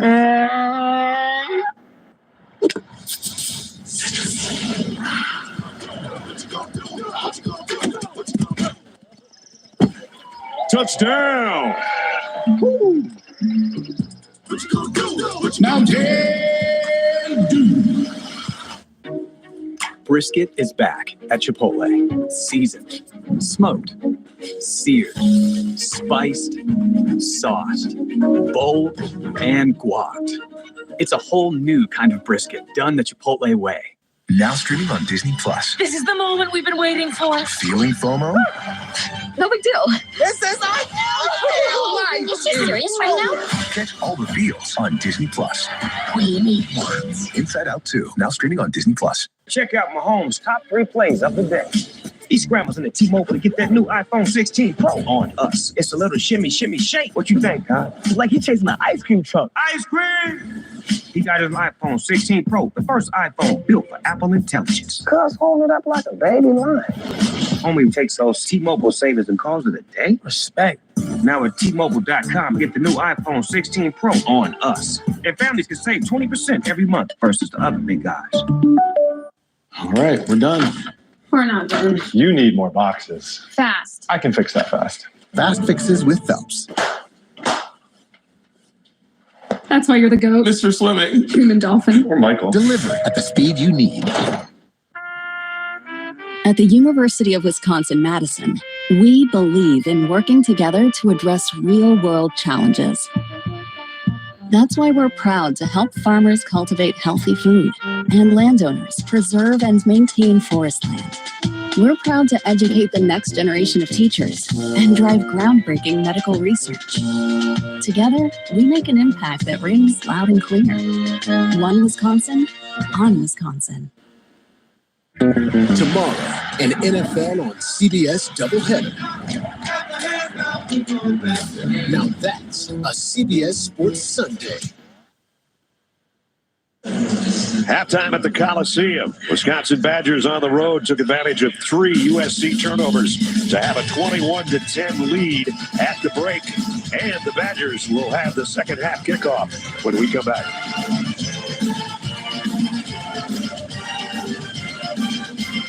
Prime Big Deal Days is coming October 8th and 9th. With exclusive savings just for Prime members, you'll feel like a big deal. Shop deals on electronics, fashion, and more this Prime Big Deal Days, October 8th and 9th. A Chewy order is on the way for Rue, who can speak for himself, but can't shop for himself. So when he gave his Rue of approval on the food Dad bought on Chewy, Dad put it on auto ship. So it always gets delivered right on Rue's schedule. The flavor Rue loves, the savings they love. For automatic delivery and 5% savings, for life with pets, there's Chewy. It's a good day to start something new. To brush away gray in 5 easy minutes. To put yourself out there and always put your best face forward. Just for men, mustache, and beard. You've got a Pepto predicament, Ace. You overdid it on the loaded fries, and now your gut is in the gutter. Undo it with Pepto Fast Melts, so you can keep on rolling. When you overdo it, undo it with Pepto-Bismol.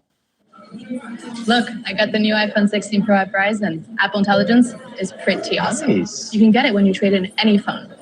Whoa, whoa, whoa.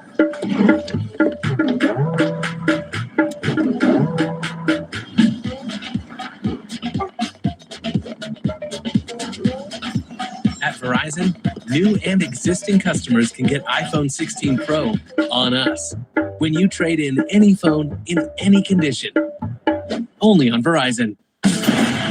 It's game time, and we're making a Twisted Tea drop. Twisted Tea fans love football and the refreshing taste of Twisted Tea Hard Iced Tea. Real brewed tea and a 5% kick of alcohol. Twisted Tea Hard Iced Tea. Keep it twisted. At the University of Southern California, we like to think big. We live for big moments, big goals, big inventions, big research. We embrace big stages. We relish big screens. We love riding big waves. We know our way around big games, too. Thanks to big names whose big journeys began with us. Now we're ready for the latest big chapter of our story. The Trojans in the Big Ten. Yep, we're thinking the same thing you are. It's going to be big.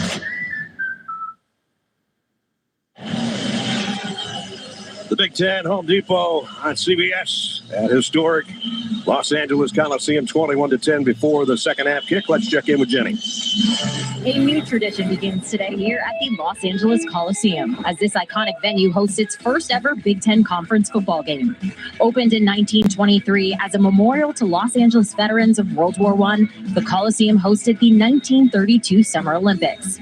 After the Dodgers moved out of Brooklyn, they played their home games here for 4 seasons, including 1959 when they became the first West Coast team to win the World Series.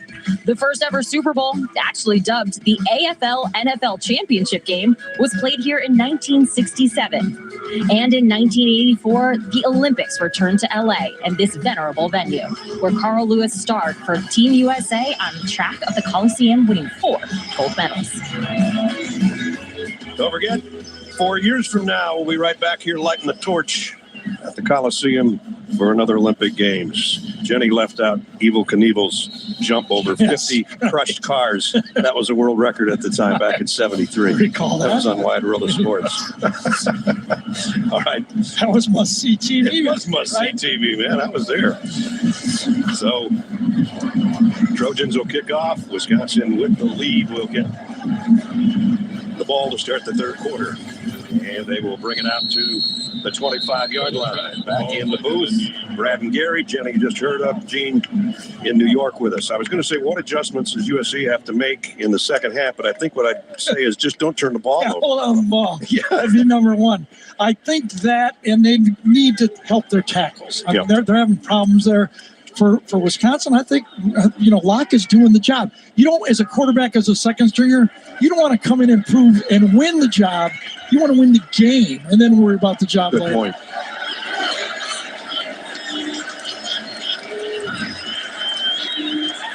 The Braden Locke in a pistol set here to start the third quarter, and they'll go to the ground game for a pickup of a couple. Tawee Walker, who's got 2 touchdowns rushing today with the first rush of the third quarter. As you take a look at our game trends, presented by the all-electric Cadillac Lyric.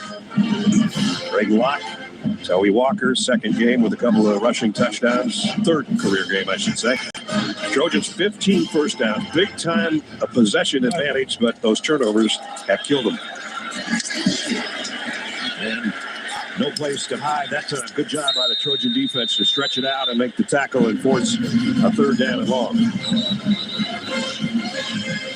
Injured player down. Mari Ramsey, I think, is the guy shaken up. See if we can see what happened to him. He's pounding the ground at the end of the play.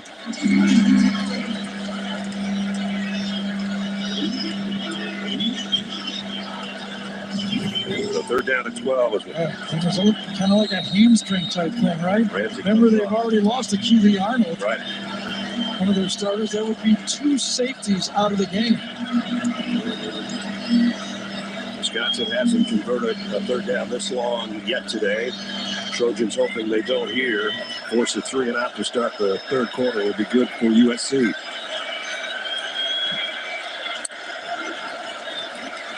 Locke has enough time to throw the quick slant. There's a flag down. They short of the first down. Vinny Anthony trying to run after the catch. Again, a penalty marker on the play. There's an interesting spot where that flag was. I wonder if it was an illegal formation. Illegal formation on the offense. 5 in the backfield. 5-yard penalty. First down. That's too many. Yeah, I mean, when you got, one of those receivers did not get up on the line of scrimmage. The flag is thrown way to the outside. The flag is thrown way back here. Okay, the only thing that can happen is you got too many people in the backfield. And so it makes it 3rd and 12, a 3rd and 17. Yeah, now this is where Braden Locke can't be playing hero ball right here. I mean, he has not thrown an interception this season. In fact, Wisconsin has not thrown an interception this year. He came in with 147 straight passes without throwing a pick.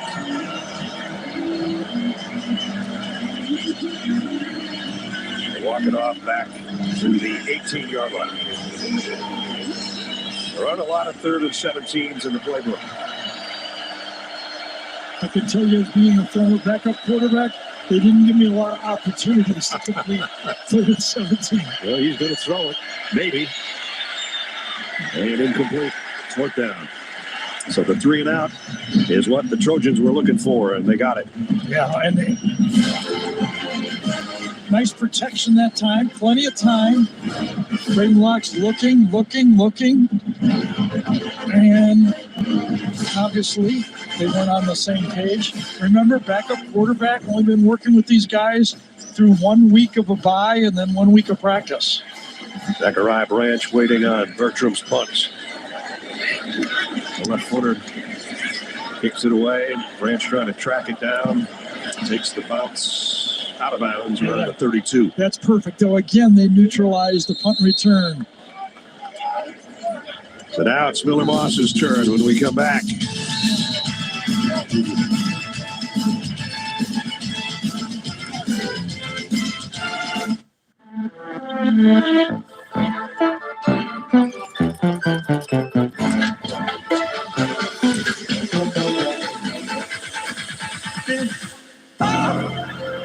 Tonight at 7, 6 o'clock, you see my rocket ship right up in the clouds. When it's fast, let it night, hit it from the ground. I'm about to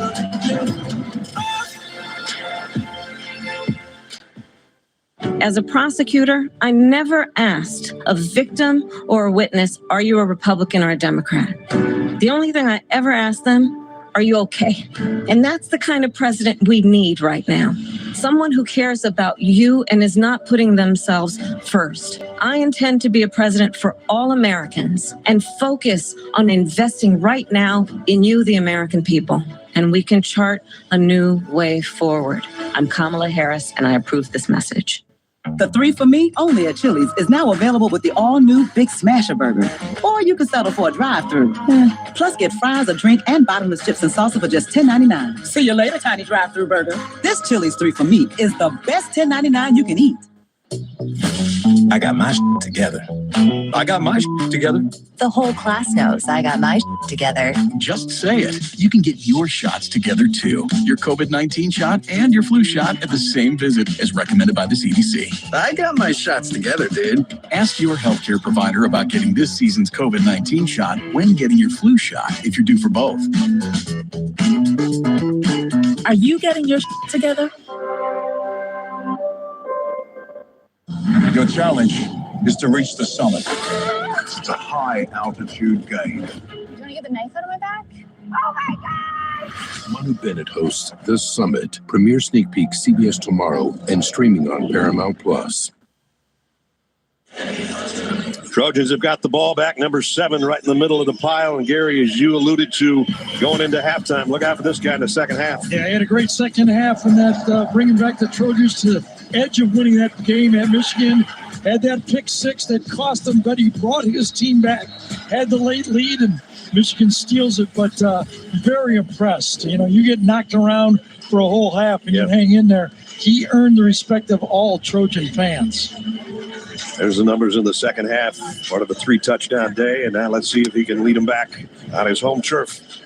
Down 21-10. Just one thing to be aware of as you're watching this game. That time of possession sometimes means something, but I tell you what does mean something. Wisconsin had to face 42 plays in the first half. That could be a factor in the fourth quarter of this game. First down at the 30. Moss, pressure coming, going deep on the sideline, just over the outstretched arms of Deuce Robinson. Yeah, Austin Brown that time subbing in for Lofi, number 12. Number 9 this time is in man-to-man coverage, does a good job of squeezing it. It would have had to have been a perfect pass, and it was not. So close. Second down at 10. Deuce Robinson comes all the way back from that long route and then crosses the field over to the right side of Miller Moss.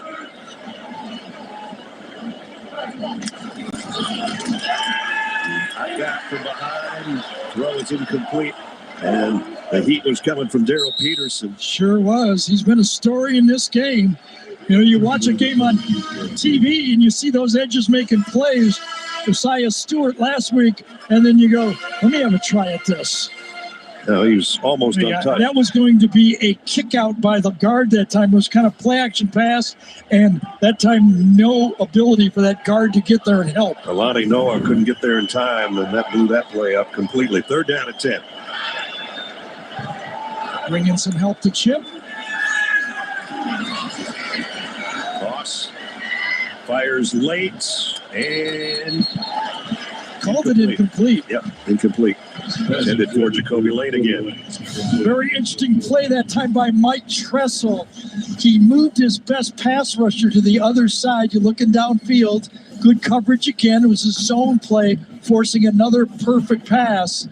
But you see what happened. They had good pressure from Peterson on one time. Now they switch him to the other side. You get the chip to where they thought he was going to be. He ends up on the other side. Pressure. So Eddie Czaplinski's got to kick it away. And ball is out at the end of the punt here, and the Trojans have this one. Silly gamble. Was it a fair catch that he tried to do? Tyrell Henry is the guy that mishandled it. I don't know if he was fair catching or not. I don't think so. So 1 for 1 on punt fumbles. Let's see if he fair catch signals. He does not. Gets it. It doesn't matter. He goes right in the bread box. But he could feel the pressure. He tried to make a big play. And he took his eyes right off, trying to dive. To try to get by the on-rushing gunner from USC. And so they get one back. Scary set, 1 for 1 on muff punts. The golden opportunity for the Trojans here at the 30-yard line of Wisconsin. See if they can take advantage of it. Here's a direct snap for Woody. Marks and a Wildcat. And a pickup of a couple as we check in with Jenny. Coach Riley told me we need to go back to the basics offensively. He said we need to hang on to the ball and eliminate those turnovers. And defensively, he said we need to be better in the red zone. And we can't give up those big plays. Now, as far as safety, Kamari Ramsey goes, guys, he was just cramping up. He went on the bike, took in some electrolytes, told the trainer he's good to go. Okay, Jenny, thank you for that's good news for their secondary. Second down and 8, empty backfield for Miller Moss. Yeah, that was a zone key. The running back goes out, no shift with the linebacker. Miller Moss knows it's going to be zone. He's got 5 receivers to go to, and he rips one it out of the hands of Kyle Ford. Isaiah for Green. Yeah, it was for Green that time, number 3. Good zone coverage. Watch the quarterback break on the ball. Perfect tackle. Got there right as the ball was trying to be brought in by the receiver. Perfect timing. Yep. That's good zone defense. So third down and 8.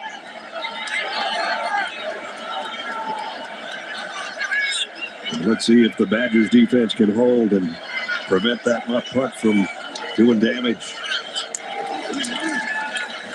Moss steps up, rips it complete. First down inside the 20. Jacoby Lane again. Number 8's been having a big game. Absolutely. He's the MVP so far this USC offense. I think he's inside here with the hook play. Might been the outside guy. I'm not exactly. No, he was the outside guy on the play. Gets it. Now they come with a swing pass, and Branch gets up-handed before he gets back to the line of scrimmage. Nice job by the defense. One more time, Ness. The zone look. You get the look prior. There's Lane. coming in, stop, right back at him, and a perfect throw. That's good route running again. And a good big target at 6'4". Billy Moss is going, come on, let's get the play in here, and let's get lined up right. Branch coming from right to left. What's the win? At the 18-yard line, and now Branch back in motion the other way. See if they're going to throw it to him. Oh, they come back the other way. Hammond open momentarily as tight end, and he missed him. Cade Eldridge. Yeah, it was a delay, kind of a throwback to the sneak tight end. They went double tight end that time, did USC. And watch the tight end kind of delay and then come across. He bumps into the linebacker, or he would have been wide open on the play. Watch him bump in. Oh, yeah. Yes. Otherwise, he would have been there.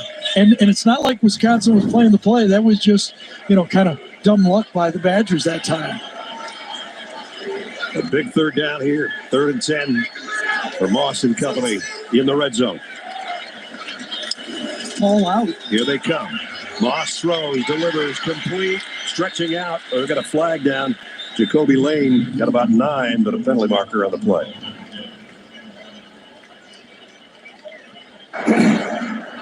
Illegal formation. Well, we can think about this one for a second. Illegal formation on the offense. 5 in the backfield. 5-yard penalty. 3rd down. That's the second time that's happened. Yeah, I don't know about this one. I did not see it being weird this time. It looks like they have 6 on the line of scrimmage. I don't agree with that call. I don't think that was right. I think the official might have got confused there. 3rd and 15. Moss climbing the pocket, now rolling to throw. Throws late, and he was close to the line of scrimmage. Yeah. He made the catch. And now we'll find out if his toes are in. I mean, his catch radius is huge. We'll find out if his toes are long. Good there. Good there. How about both of them? Both of them? Wow. What a grab. And he doesn't bobble it. He takes it all the way. Look at this job. Plants it, catches it right in your living room. You mentioned he had a super catch last week. A pickup of 15 there, and it's 1st and goal. From the 7. Direct snap again to Marks. They tried that a couple of times in the Wildcat. It didn't get him anything really either time.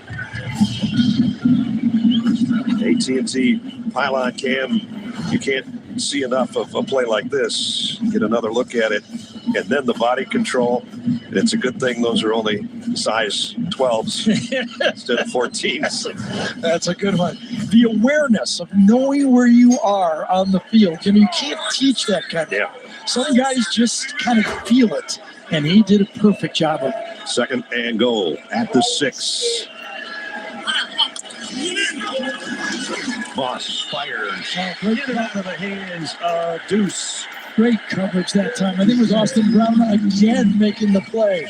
Deuce Robinson had his hands on it, but knocked out of there. Yeah, Deuce Robinson, wide receiver, caught the touchdown pass. It's the inside slot this time. One-on-one coverage, man-to-man. Cuts it across and makes the play. Beautiful. Well-thrown ball, would have been a touchdown. Yeah, they got his hand in there. That was executed well by USC. 3rd down to go. Moss, the fade, got it that time. Jacoby Lane, touchdown.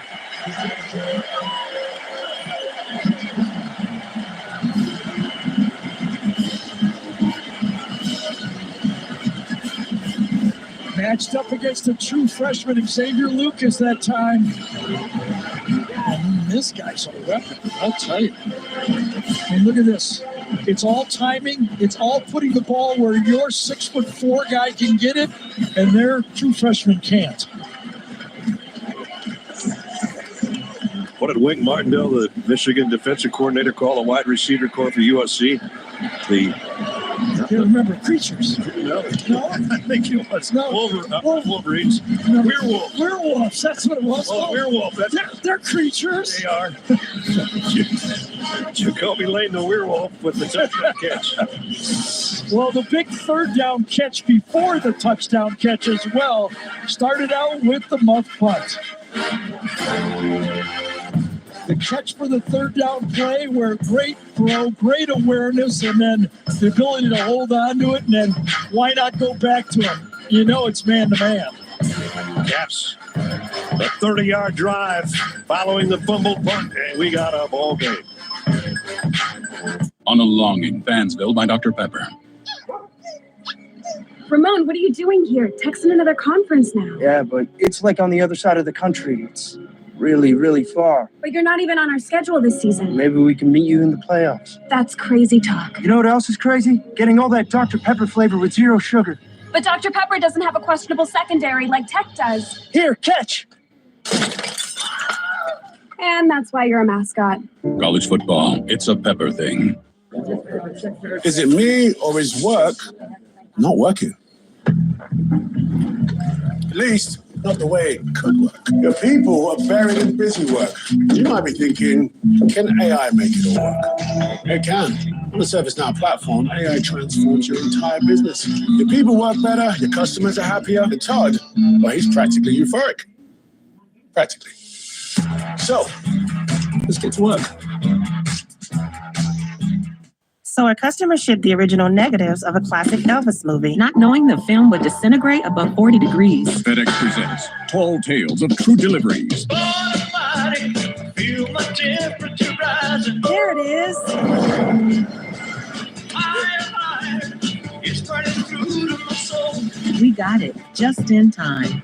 Thank you very much. So basically, Elvis lived. Long live the king. If this is what we did for film history, see what we can do for your business. FedEx. Ryan Miller invests the way he wants to invest. Ryan sets his investments to automatic. That was easier than I thought. That voice stays in the car, right? What voice? Talk about easier investing.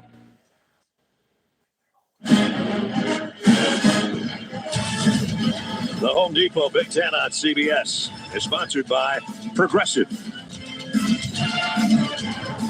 Dr. Pepper,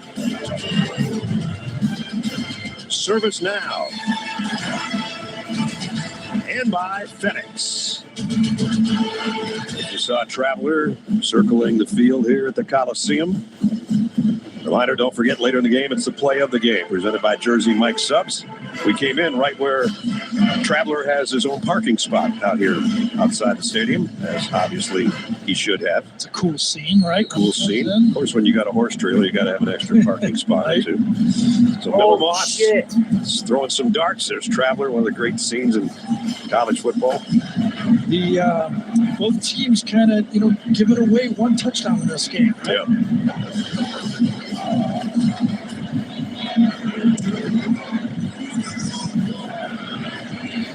And Wisconsin's going to return this one. Benny Anthony, who has a touchdown catch today, is not going to get to the 20. Or if he did, he got hammered right there. Yes, remember the third down catch that Jacoby Lane made? It was toes in. Well, watch how close Miller Moss came to being toes across the line. Oh, man. Just remember, any part of your body that stays behind the line of scrimmage, so toes to toes for a first down. We're getting a pedicure here. There we go.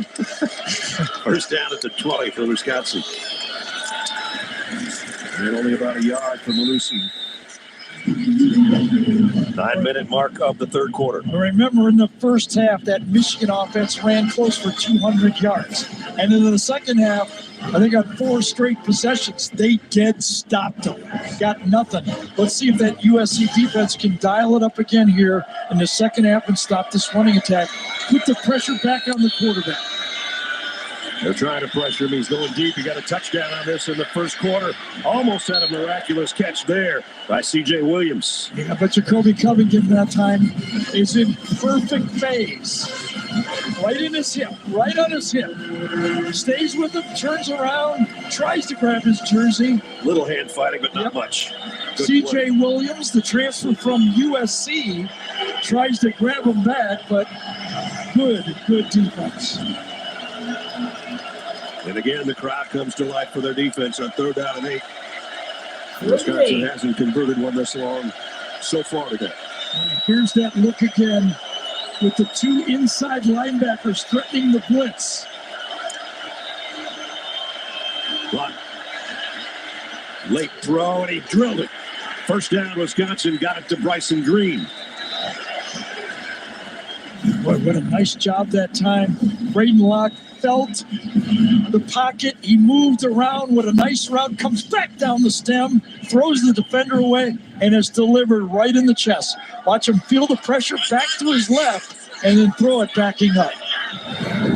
The Badgers keep this drive moving at the 37-yard line. Remember, Braden Locke is a transfer from Mississippi State, was recruited by Phil Longo to go to North Carolina, but Mike Leach got him to go to Mississippi State. Thus the air raid connection.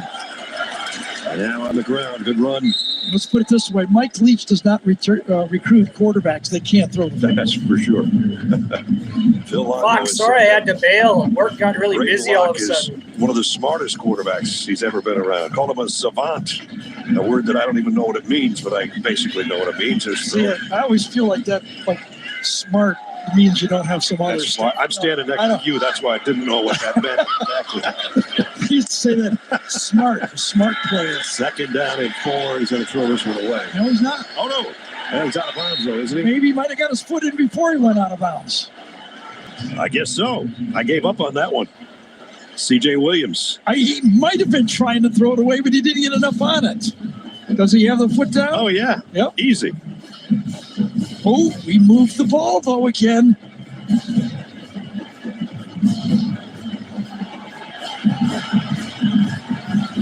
Watch one more time. Does he move the ball after he... I think he controls it in his left hand. Pick up a 15. I thought he was just trying to throw it to the sideline. And now back to the ground. Walker, who's getting a lot of time. Gene, let's go back to the last play. Yeah, I think he kept it in that bottom left hand. When you looked at the replay, after he got both feet down and the right hand comes off, it felt to me like that left hand guy's sitting underneath of the football right here.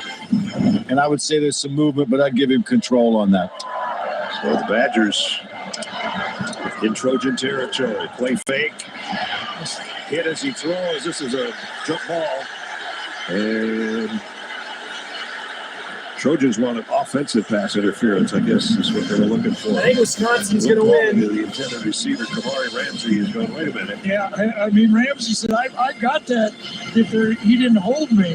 I mean, this one you could call a fair catch on this. Yeah, inside, gets grabbed just as he lets the ball go. I see Kamari's complaint. Yeah, his argument. I get his argument, right? Yep. They're down at 5. Trojans dude. Up as if they Exactly. might bring some heat on lock. I just had another job that came up, and I don't even want to go do it because I don't want to miss anything, like for real. Shots at making a first down. Play clock winding down. They got it away. Locke zips it near side. I don't know if he got the first down. It's very close. Really, really close. I think he may have. I think he did. If they give him forward progress, he had to come back to the ball a little bit. The ball was to the left side. They got a good spot. Did Wisconsin. The ball led the receiver back behind the first down line. I think they're going to review this. They have given them the first down right now, but they're going to take a look at things. The receiver is across the line on the play, okay? This would have been, it's Anthony, would have been a first down, but the ball leads him back. Right. And then, no, I don't think he made it if the yellow line is correct, if the yellow line is right. That's the tough part on first downs. Let's keep Gene busy while we're sitting here talking about it on the pylon cam. I appreciate it, and I love that angle right there, right when you threw to me too, Brad, because it looks like the line to gain is the 32-yard line. And Gary's right. I think he was beyond it with his feet, but he's working himself back, which is a good What's move this by a one gonna receiver. be? But I think when Anthony works himself back to the ball, he also takes himself back behind the line to gain, and then forward progress is almost stopped immediately because there's contact right away after possession. Yeah, I don't know. This is a tough Here's a one. good shot there, guys. I see the ball, and there it appears it's a half yard behind the line to gain. Now what do you do? What do you do if you're Luke Fickle right here? Here's the call officially from Larry Smith. After review, first contact was made at the 32.5-yard line, which means we'll have fourth down. That confused me a little bit, the phrasing of that. The first down catch was made short of the first down. That's what I think you meant to say.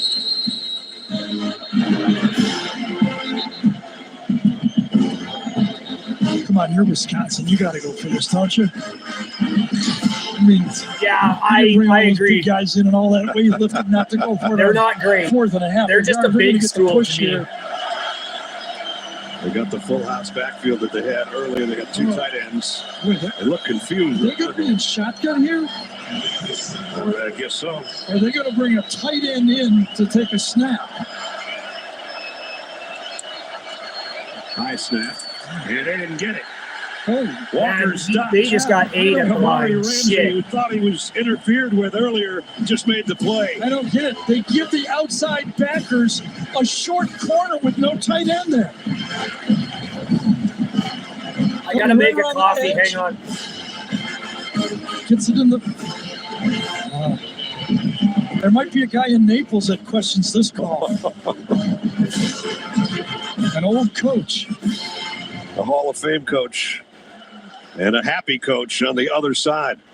The defense holds on 4th down at about 2 feet, and their offense has got it back when we come back trailing by 4. You're leaving me? For a TurboTax expert who charges me less but gives me more. Sing it, Adam. A tax pro, she's been thinking twice. Just believe TurboTax will beat your price. This is a tax It's time to move on to a TurboTax expert. This is the tax breakup. This fall, switch to a TurboTax Live expert and we'll beat the price you paid your pro last tax season. All right, 3rd time's a charm. Here we go. It's okay. Get on the next one. Pressure's getting to him. Maybe we should change it up. Now I got it. Keenum, get loose. Here we go. Daddy's got this. Hey, you got us this far. Keenum's going to finish the drive. You got it. Yeah. Okay. If only there were backups in real life. But at least there's Progressive to protect your home and auto. The truth about DIY is you never really do it all by yourself. Because the setup, USC should be an elite team. You can change your What's color your here. reasoning behind that, dude? And all of this started here, detoured here, and ended.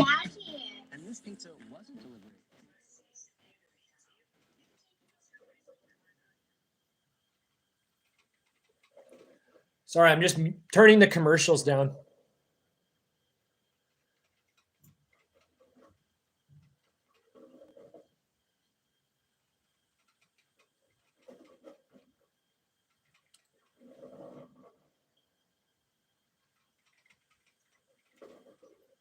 Oh, they were, hey?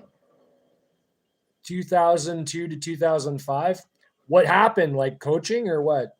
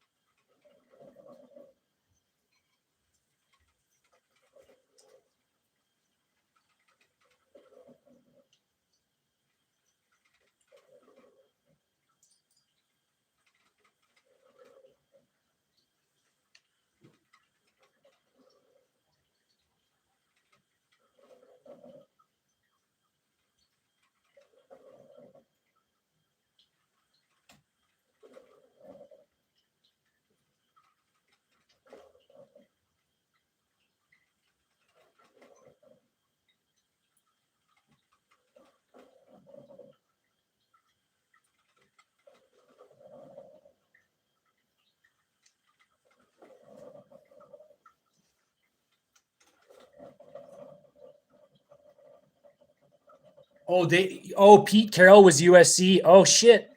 No way. How many did he get with USC when he was there? Ramsey comes from the wide side. Basically, it was the shotgun that gave him time to get there. Yep. 2 tight ends, number 37 and number 38 on the same side. But still, Ramsey made a great play. Second down and a yard. And completion to the tight end, Cade Eldridge. First down, USC.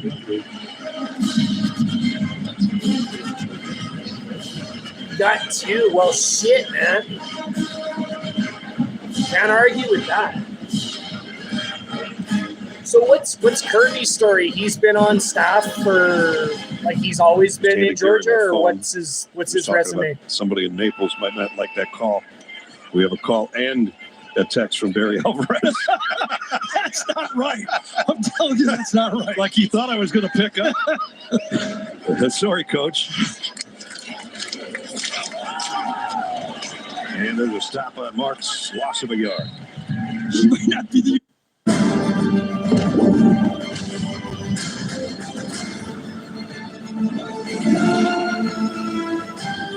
Oh, he was a Bama guy for a while. Well, shit.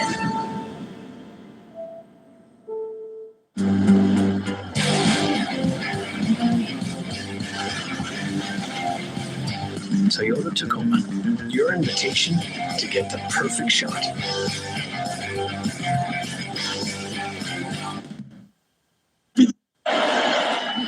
Throws and a flag down in the secondary.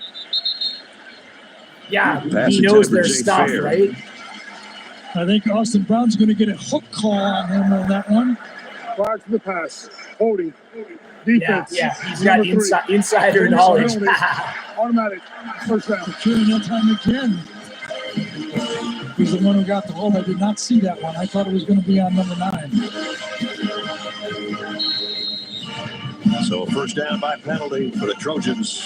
Keeps things going with under 4 minutes to go in the third quarter at the Badger 46-yard line.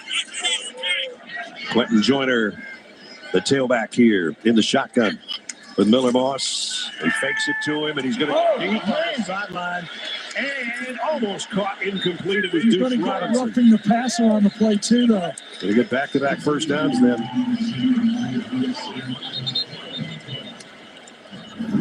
Coming from the linebacker, here's the end of the play. Battle for the ball, and then it's going to be roughing the passer. Was deuce on deuce there. And here's the hit coming up. And helmet to helmet, maybe. There are fouls by both teams on the play. Ineligible receiver, downfield, number 70. Personal foul, roughing the passer. Defense, what did he number play? 9. What position? One offset, first down. Yeah, tell Miller Moss that they should offset. He's the one that took the shot. The other guy's just downfield being. So this time an RPO was called on the play. Emmanuel Pregna, number 70, is blocking a running play. Moss keeps the ball and goes one-on-one, and it's just one of those mistakes when you run this RPO offense. Sometimes you keep it and your linemen are downfield and they wave off that. They're going to take a look at Miller Moss now to see what. First of all, they're going to look at targeting a replay, and then they're going to look to make sure Miller Moss is okay. My first reaction was targeting, but here's another look. Gene Steratore with us. Everybody just join in, whoever wants to. Wow. Man, I was looking exactly where you guys were, too. Yeah, you know what, Gary? I see him ducking his head, too, but when Miller Moss leaves this ball, though, he turns sideways, and I'm thinking that there's a chance that Brown's left shoulder hits Miller Moss's throwing shoulder. Here's an angle where you see it. He does drop the head, but is he moving it? Boy, that's really close, guys. I don't like the flavor of the head starting to dip, though, and we know Miller Moss is defenseless right here by his definition. I don't know. He's a Gene, defenseless player. The only thing we got to be careful of is if Brad's got any quarterbacks in his phone, they're going to be calling until it's targeting right now. That's right. Yeah, exactly. He's gonna have Brady dialing him up right now and going, that looks like target. Yeah. Ooh. No foul. Yep. Okay. So you want to be a quarterback. That's great. Bang. Well, we saw him just keep getting up last week against Michigan. He got up again. Well, that time he did it himself. It was a running play called. He pulled it out. All right. Now empty backfield. As the tight end comes over to the slot on the left side. No middle safety. Looks. Moss, quick throw, batted down. Jeez. I think that might have been Elijah Hills who got a hand on it, or maybe Aaron Witt. Thought it was 94. Take a peek. Who get it? I think it was Hills again, having a good football game. Right side of your screen, just that left hand. It's a volleyball swipe there. Senior out of Rockaway, New Jersey, with a big paw on the face of Miller Moss. Second down and 10. Woody Marks got about 3. Big third down coming up for USC. Miller Moss hurried and knocked down only 1 sack, but it seems like 5 or 6. Got the pass rushers in. John Pius, Daryl Peterson, number 0 and 17 on the edge. Third down and 7.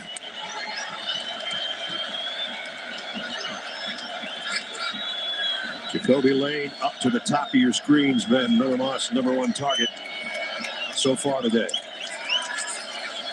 4-man rush. Gonna go deep. The other direction for Deuce Robinson, and he's got it. First and goal, Trojans. He's the third man in. He's the slot. Here we go. He's First and goal. 6 inches. Might as well toss it up because he can go up and snag it. I was a little too quick on the first and goal. I'm going to spot it at the 11-yard line. Right there.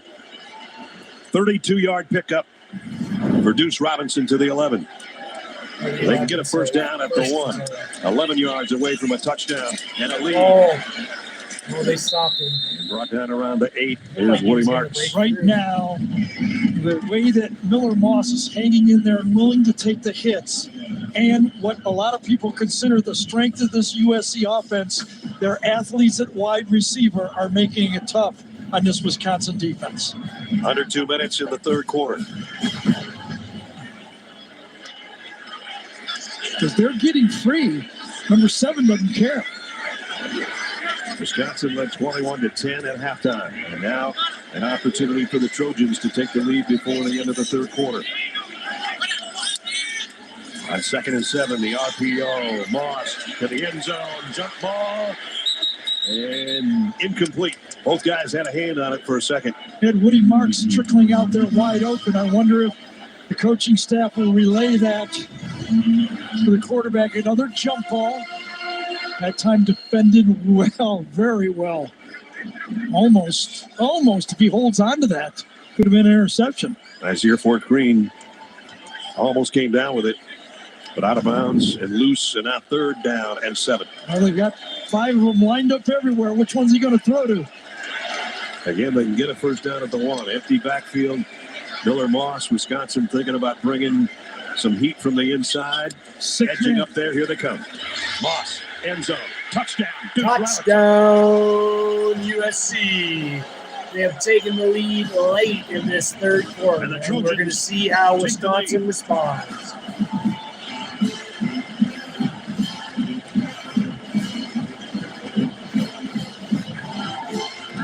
Six-man rush. No one's free. You only have 5 blockers up front. 1, 2, 3, 4, 5. You know you got to get rid of the ball, but you've got the big guy inside to throw the slant, one-on-one, and fight the rush, back up, and deliver. Extra point for Michael Lance. Up and good. 6 rush, 5 block. The quarterback throws it to the tallest guy. That's a nice formula. Deuce Robinson, the 32-yard pickup that got him close. And then Deuce Robinson, number 2, in the end zone for an 8-yard score. And a 67-yard drive in 9 plays has put USC in front at home. Looks like USC's going to win. Every season, we give it everything we have. Yeah. We give our strength. I don't know, man. We're going to see. We got 1 quarter left here. Every side uncomfortable. We give our passion. We even give his passion. Good boy. We give it all because that's how you win it all. It's in our blood. And now we can give that too. This season, Abbott and Big Ten are pitting school against school in the largest blood donation competition of our lifetime to fight the largest blood shortage in a generation. Want your school to win? And don't give up. You're ready for this Georgia game? Yeah, me too. Me too. I just got pretty much all my work done, and now it's time to just make sure nothing gets in the way. No distractions. The pitch. Oh, Dog Days. What a title. Here we are. Very Victorian, which I loved. Unique relationship is formed. I love unique relationships. With a twist. I know, because I read it. Great. I'm going to tell them you're interested.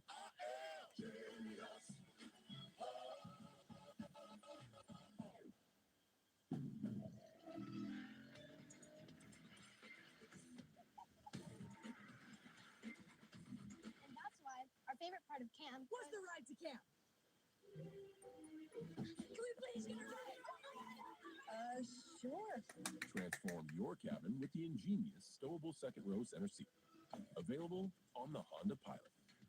Buy online, reserve from select dealers, or visit your local Honda dealer today.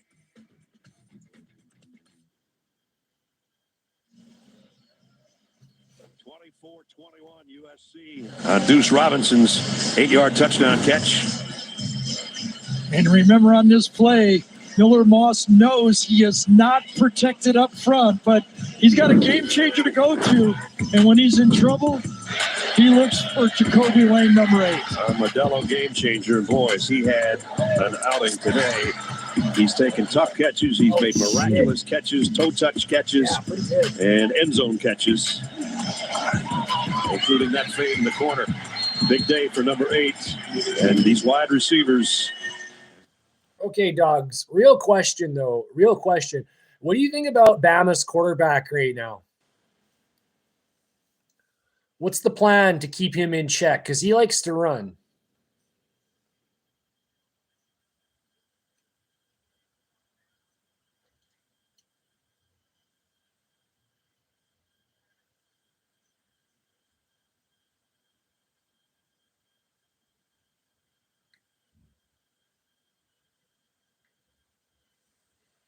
Blitz, hey? That's it?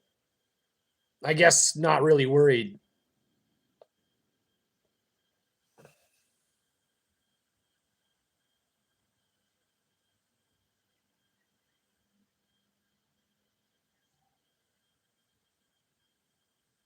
All right. All right, I got you. Right on. Now it's on Braden Locke and Wisconsin to try to regain the lead, and they go back to the ground game and pick up about 5 from Malusi. So only the 3rd possession for Wisconsin in the second half. And that means those plays are going to start mounting up against this Wisconsin defense. Yep. Already at 63, and the most they defended in a whole game has been 56. Okay, now this one. Well, Up 3rd down and 5. Yeah, they were just talking up the Bama quarterback. They're like, oh, he can run. Now the defensive most dangerous thing is a quarterback that can run. We've got to stop that running game and then allow our defensive backs to match up against the receivers. And so far, they've been able to control in the second half that running game for Wisconsin. Might be the last play of the 3rd quarter here. 3rd down at 5.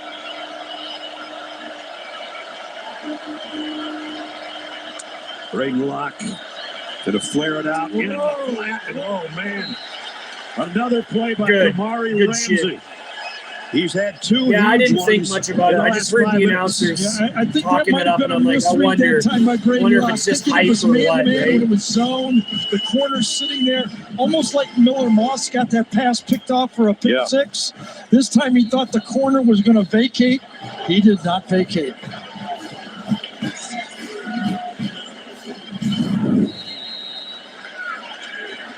And that will bring the third quarter to a close.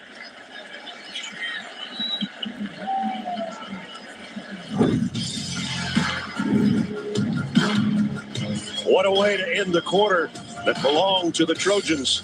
The big hit by Kamari Ramsey. And USC in front as we head to the fourth. As your host, I have some rules. First, no showers longer than 5 minutes. This isn't a spa. That's a rule. Meanwhile, at a Verbo, when other vacation rentals make you share your turf with a host, try one that's all yours. What's Danny doing? He saved so much bundling home and auto with the personal price plan that he got excited. Bundle is live! And bundled football with football. Bundle, amigo! Bundle is live!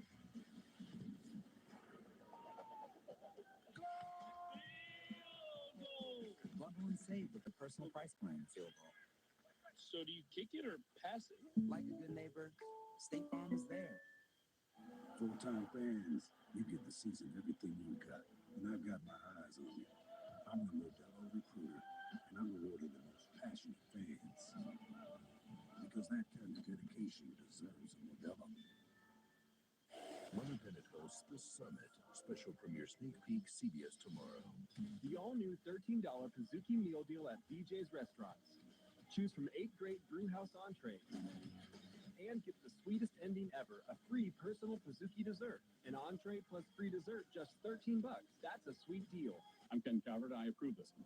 Gas prices, grocery prices. Property taxes, income taxes. Democrats made California unaffordable. Extreme liberal Will Rollins will make it worse. Rollins' plan makes middle-class families pay over $3,000 more in taxes. The extremists trying to gut Prop 13 and raise our taxes, they bankroll tax-raising liberals. That's Will Rollins. Democrats make us pay the highest gas tax in the nation. Rollins' plan makes gas prices even higher. Yeah, I'm a Democrat, but I know we can't afford Will Rollins.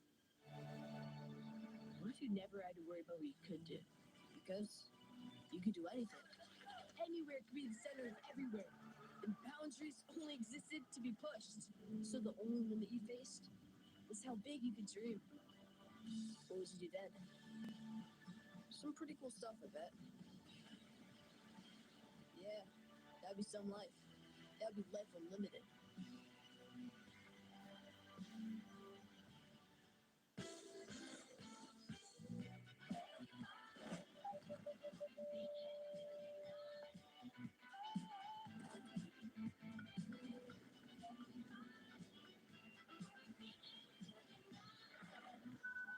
Class-leading safety features at every turn.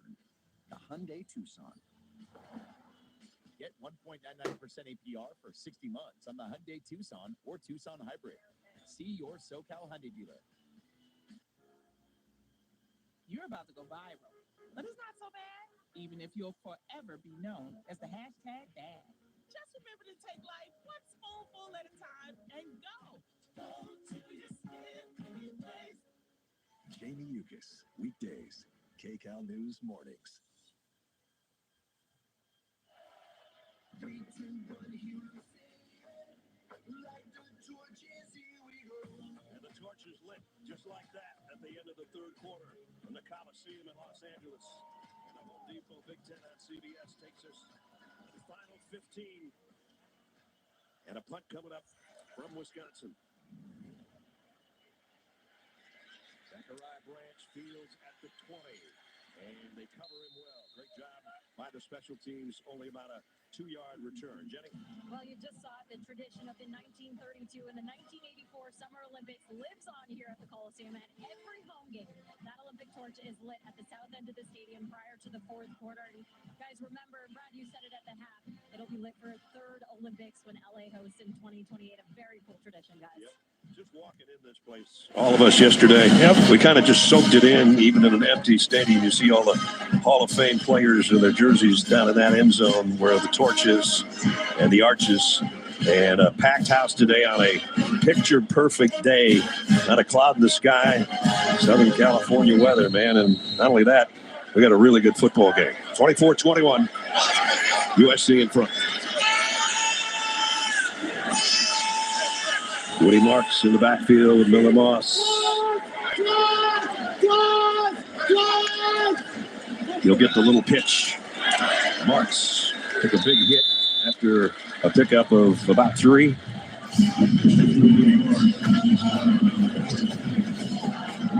Looks like Aaron Witt is going to limp off the field, or at least now take a seat. And cramps, right? Probably on the backside of his right thigh. They've been out there a long time, as Gary said. The plays starting to pile up on the Wisconsin defense. Yeah, I mean, they're substituting, the Badgers are, but those defensive backs, you can't take some players out of the game. It starts to wear on you. Again, this Wisconsin defense only been averaging facing 53 plays again, the most 56, and they're already at 64 at the start of the fourth quarter. Back to Jenny.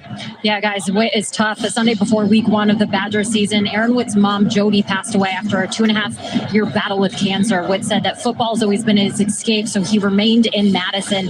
And he's shown resilience in the face of personal and professional challenges. He underwent 4 surgeries in his right foot and ankle, missed over 1,000 days due to injuries between games. But despite all those setbacks, found inspiration in his mom's support. So I'll go check on him now. That's a great story. And he's trying to load up some fluids on the sideline. And swing past Woody Marks, got blockers in front.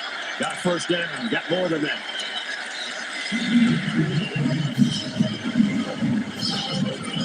Watch the little slot back, Zachariah Branch. This is a screen all the way. Right side of your screen, number 1 will come in and take on the Badger defender and help until the big the offensive tackle gets there. There's your guy, your slot guy, weighs 165 pounds. Stopping wet. You got it. Pickup of 13 and first down. And again, that'll get noticed in the film room by his teammates. Woody Marks, 49 straight games with a catch. That goes back to his previous stop at Mississippi State. Miller Moss, plenty of time this time. Over the middle. Got it. To Quentin Joyner, and that's another Trojan first down. And this Miller Moss got back-to-back weeks. I mean, holy cow. You know, he's following up a Heisman Trophy candidate, winning camp quarterback. And now you take over the reins, and everybody's watching. Are you good enough? Right. Are you good enough to lead us? He is good enough. Takes all those hits. The offense works. You know, when you give him time, or really not all the time he might need, he just continues to hang in there and make the plays. Trojans right at midfield with a first down. Moss, a streak down the sideline, back shoulder, actually, and a completion to Kyron Hudson. Yeah, the back shoulder turned into I don't know what Wisconsin's doing, but they're just letting him walk in there. They look dead out there. Not dead, that's but what they you look do. You throw it to the back side lazy. where he can stop. The defender stops a little too late and make sure he got his hands underneath it. Yes, he did. Pick up a 21.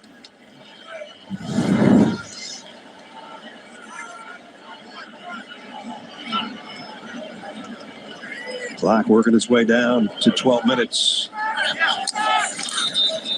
And they stop this one. Quentin Joyner, a little toss, flag down. False start. Offense, number 76. 5-yard penalty. First down.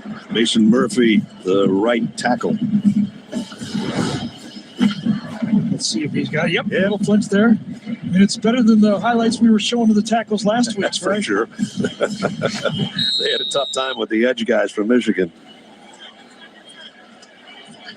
You know, you reload. You have a tough game. You get back. You work on it. You recommit. So far, they're doing a better job in this game. Penalties pretty even today, as you saw there. 6th one against USC. First down at 15. Moss drives up the pocket, throws a crossing route, complete. Short of the first down, but completes it to Kyle Ford. Yeah, look at this cool play. It's a wheel that bends into the right side. Got to step up, and, as Ness said, feel the pocket. He's good as this as anybody you've seen in college football. And then he kind of hits a slot wheel to the end. That was a really, really neat design play by Lincoln Riley. They got the penalty and more back. Now it's second down and short. 303 yards and 3 touchdowns again today. 3 more scoring tosses by number 7. Blitz coming off the edge. And first down run by Quentin Joyner. Looked like he was going to get knocked down for a loss. Kept his balance. I think Jake Chaney just got his shoe top that time coming in from the middle linebacker. They're going to score here, and then there's going to be about, see if he doesn't get his right hand. No, he's actually inside more. Watch him reach out and just trip him up. 7-1, the 2 inside linebackers.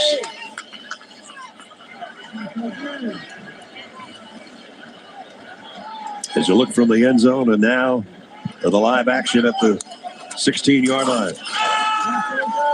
No gain on this one. Darrell Peterson, first guy there on Woody Marks. Kind of feels like a must-have stop here for a field goal, doesn't it? For this Wisconsin defense.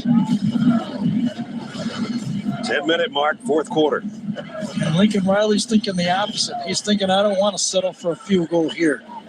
How do I get this in the hands of my quarterback and one of those werewolves, as Brad referred to him?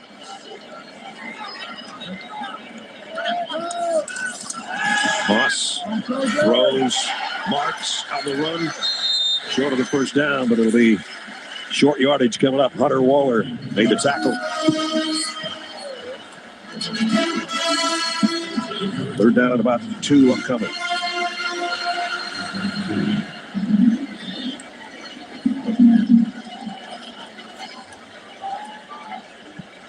I'd love to get a 10-point lead here as we're under 10 minutes to go.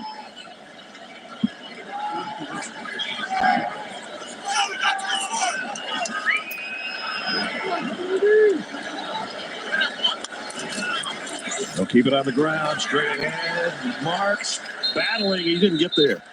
Now it's a decision. Fourth down and a yard. Chaney and Thomas combined on the stop. The value of a 10-point lead versus a 6-point lead. Running the ball inside, I think that's the tip-off that they're going to go for it on fourth down. Ooh, this is going to be a big play for both teams.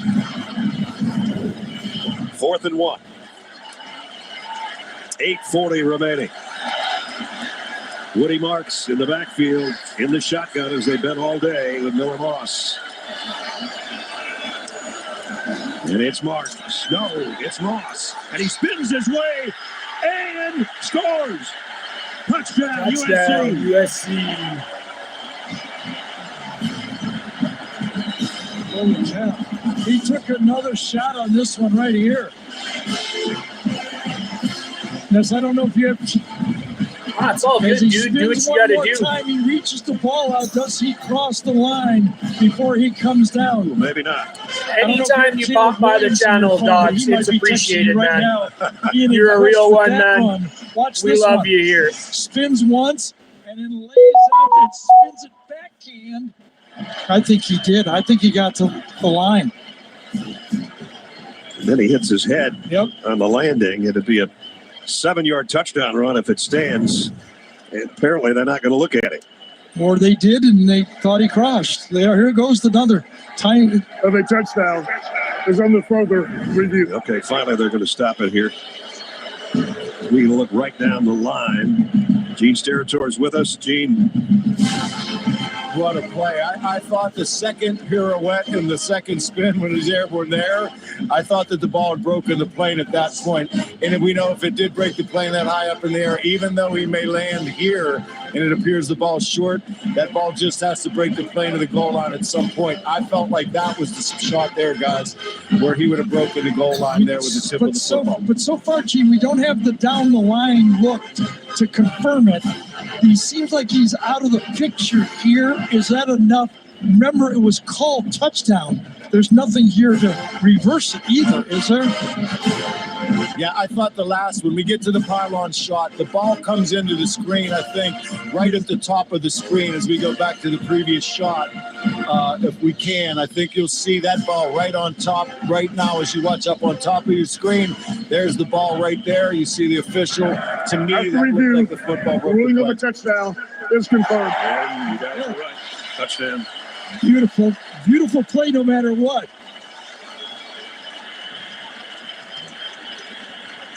First of all, it was a great fake to Marks, and then Moss did the rest. He did. He had the first down, and then he made it into a touchdown. And now they try to make it a 10-point lead.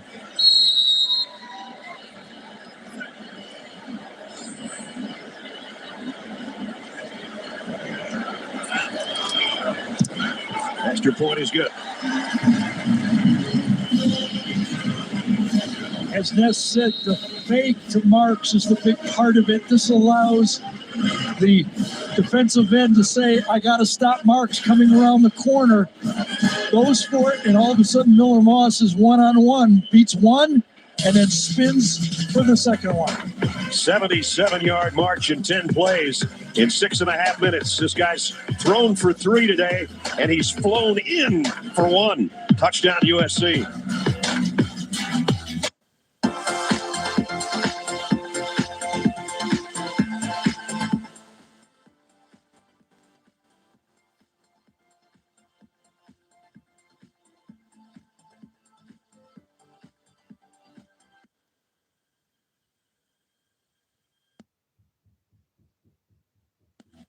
Salad bar, but instead, they've been called upon to cradle and cool a crisp, refreshing Dos Equis. Looks like the lucky just got luckier. Dos Equis. Basketball is a very physical sport. There's so many times that I've got hit on the basketball court. Marks don't hold you back. Movement leaves marks. You don't have to bust, but it's shooting. Degree Ultra Clear. Non-stop protection against white marks. Free Holiday Inn Express breakfast, anyone?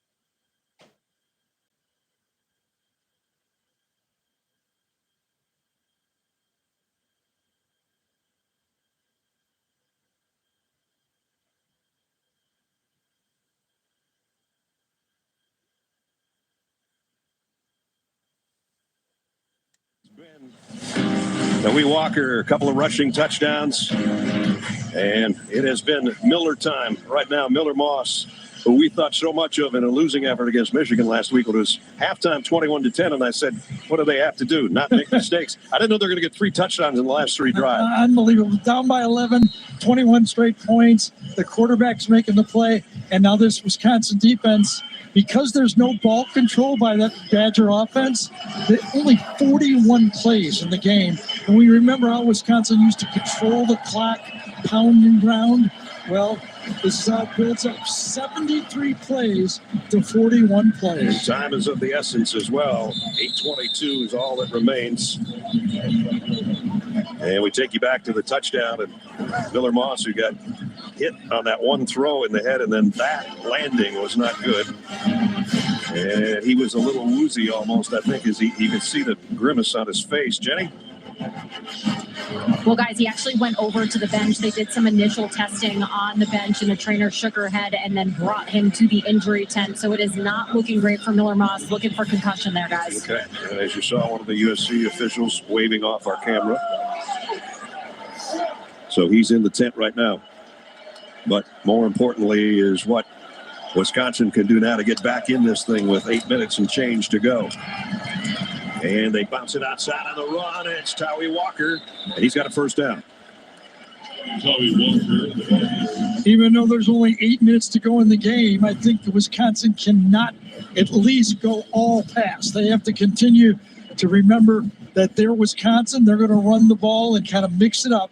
But there's no hiding Braden Locke now. He's got to make some tough throws. Yep.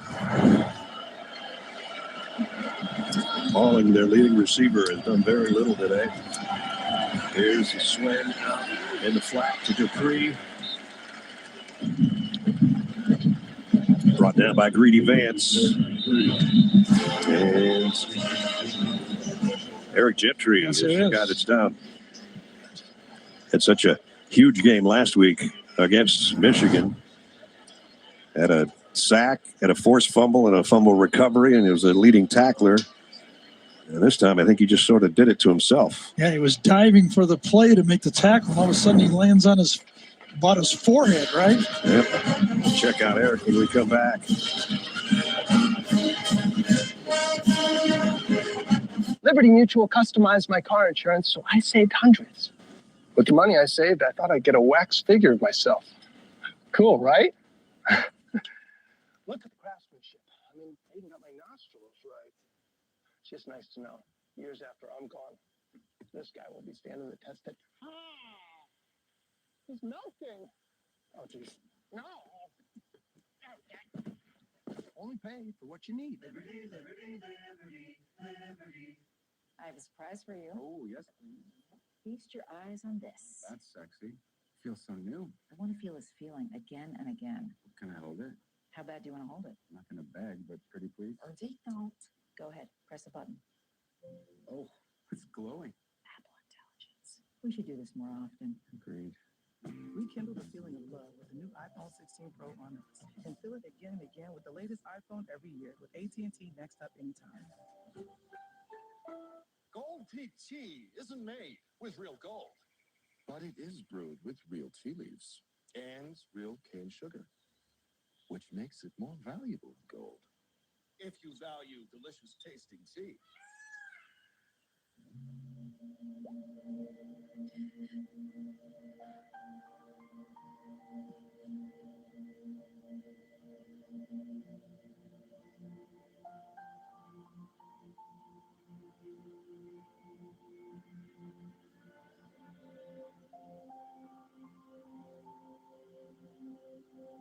Join us this Saturday and Sunday. Jersey Mike's is donating 20% of sales to the Breast Cancer Research Foundation.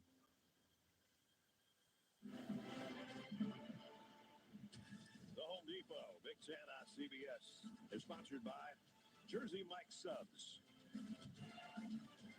Liberty Mutual Insurance, AT&T, and by the Home Depot. Nice group of Heismans. Total of 8, including Caleb Williams right there. And that was number 13. And they've got a number 13 on the team right now in Mason Cobb. But when his career is done, that jersey will be no longer worn by number 13 at USC anymore. 7:39 remaining in regulation. Wisconsin down by 10. With a second down at 6.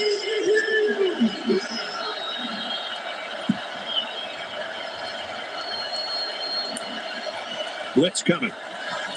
That one's batted down. Incomplete. Third down at 6. Greedy Vance that time coming off the edge. Transfer from Florida State. Most plays are being made by transfers for USC. 14 out of the 2 deep of the defense. 14 transfer players are making plays for this defense on USC. CBS Sports celebrates Hispanic and Latina pioneers of change and recognize the history, culture, traditions, and impact of these communities during Hispanic Heritage Month. Third down and 6. Blitz coming. And that one's batted in the air, and was it caught? No, it's incomplete. It was also holding that time on Anthony Lucas. Did an inside rush, got grabbed on the play, and either way, that would not have been a successful play. I think Jack Nelson was the guy that held him. 79. Lucas, a guy that came over, transferred from, as we say, Texas A&M. Offense, number 79. That penalties decline. 4th down. Yeah, interesting that USC doesn't take the penalty here. Is it 4-down territory yet for Wisconsin? Because 4th and 6 now would have been 3rd and 16. I would have been a little worried that Wisconsin would go for it. So, Zachariah Branch trots back for the punt return from Atticus Bertrams. The Aussie left footer. Branch with a fair catch at the 15-yard line. So the Trojans have the ball, a 10-point lead, 7:19 to play in their Big Ten home opener. Hoping to hold on as they lead Wisconsin here in the 4th quarter.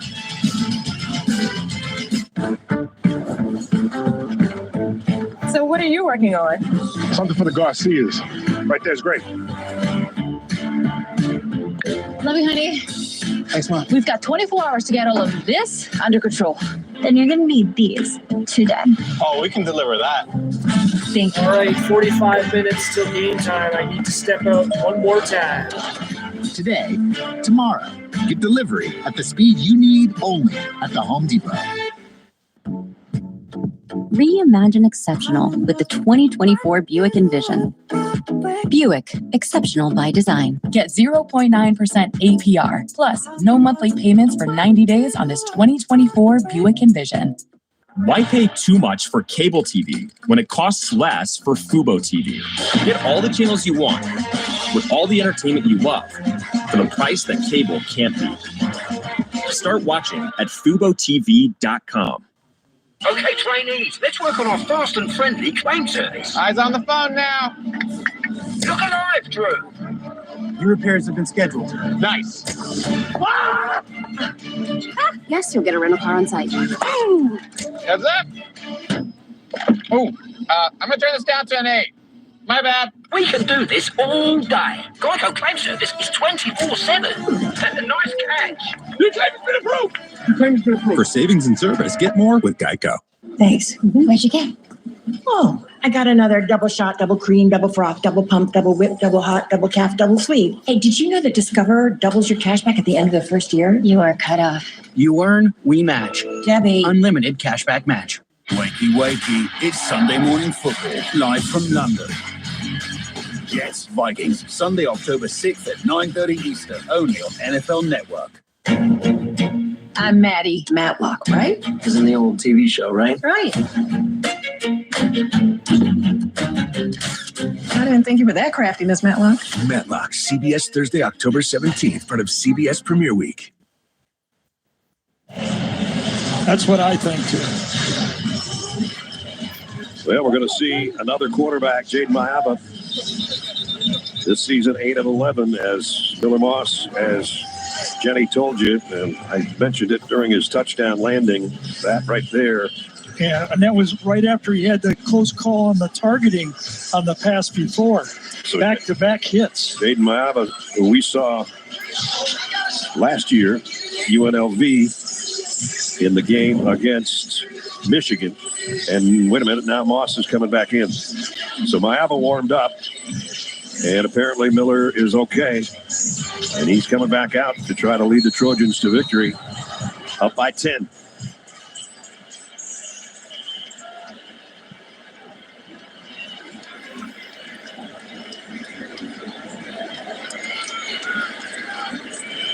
First down at the 15. Play fake, swing pass, dangerous. Joyner incomplete.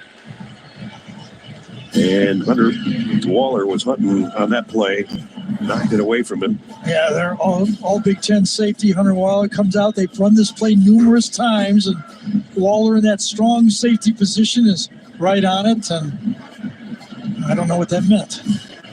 Look at me. I don't think it would have made. I think dropping the ball was a better deal. Actually, yes. I think they would have lost yardage. There's I wonder numbers on Moss. I wonder if Moss, didn't think the receiver gave him a quick look enough. Marks for a couple. Noah Moss, we've been talking about this for 2 weeks. First of all, Michigan, and then again today. Pressure packs. It's been all game from the first quarter on, and this guy keeps delivering.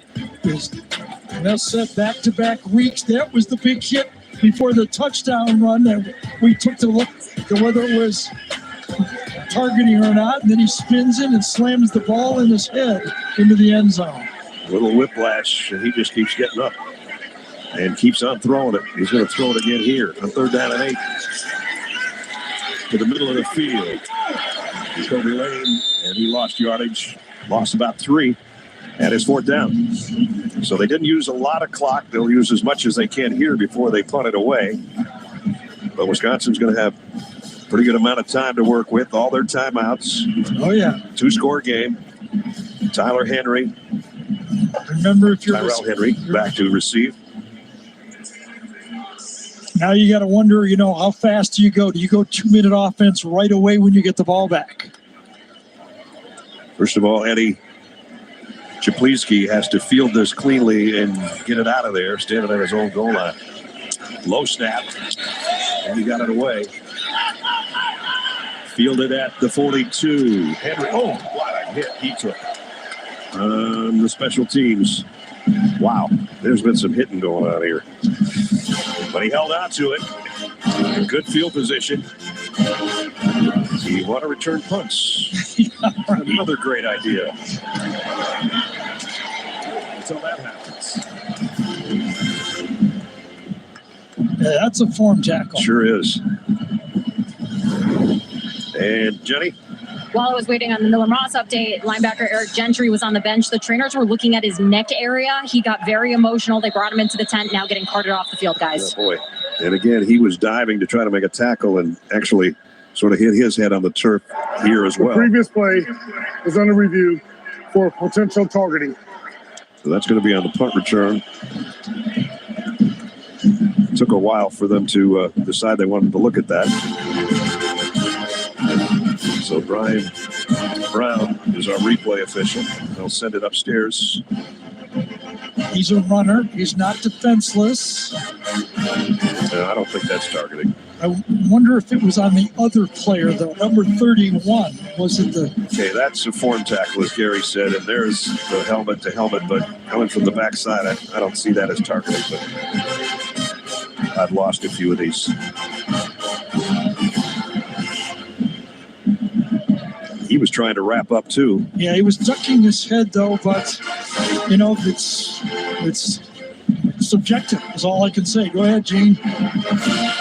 Well, you're right, Garrett. It is 31 they're looking at because of the lowering of the head, and we know it's the 6-inch diameter around the center of the helmet, and I think that is right on the edge if it is. Don't like that posture there, and truthfully, guys, we know why we don't like that even as much as it's betting. There's no foul for targeting. Yeah, I thought that was a good call, but it is a dangerous technique for the tackler to be put in his head in that regard because of compression on the neck area. But I thought a good ruling of not targeting. Thanks, Gene. So now, Braden Locke, who's only 5 of 10 for 35 yards in this half, is going to be under the gun because we're down under 6 minutes, and the Badgers down 10. Yeah, they're going to keep it on the ground. And maybe to the 49 is Malusi. Forward progress anyway. We'll get into the 49. Wisconsin's got to show a little bit of sense of urgency here. Yeah, and Tyree Walker's going to come in and substitute. So USC could slow this down even more by substituting if they wanted to. They don't.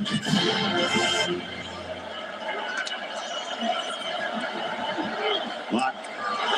Yeah. And intercepted. Picked up by Mason Cobb. He might take it to the end zone. Touchdown.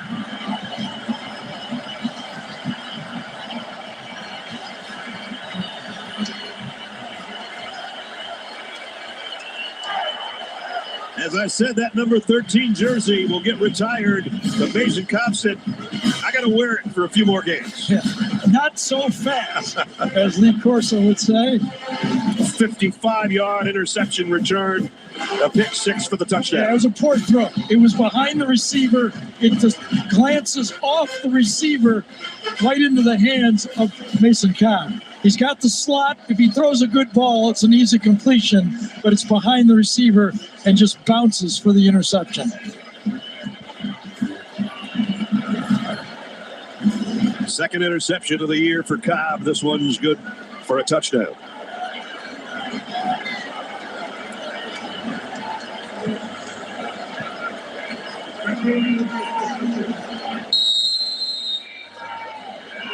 Michael Lance in for the point after.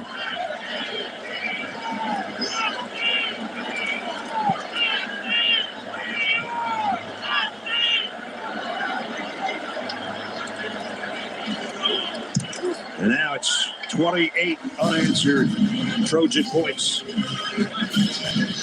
Watch the slot receiver turn out on the play. I think it was inside. That's where he's throwing the ball to. Watch it bounce to the back shoulder there, then off of Covington right over to Cobb. A double doink. So Takahuna was the intended receiver. It ended up being Cobb, the receiver to the end zone. Here's a look from the backside. Off his shoulder, the double doink, as Gary said. And then Cobb does the rest. Boy, what a second half for USC. Yep, those short passes. He's been behind on a few passes today. And he's gotten burnt on that one. Yep.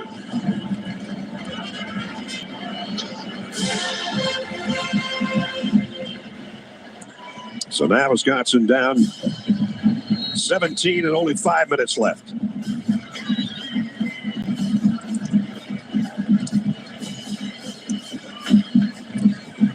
Penalty in the end zone for the celebration, and that's why the kick is coming from where it is, which should give Wisconsin maybe an opportunity to return this. Nice kickoff, though.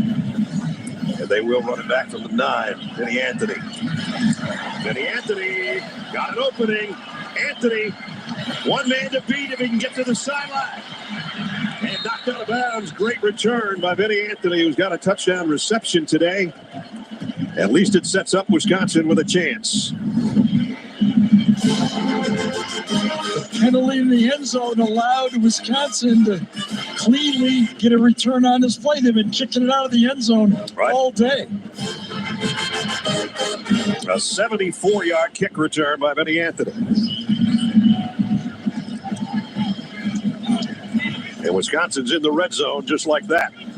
So they needed a quick, explosive play. They got one. Let's see if they can get a touchdown.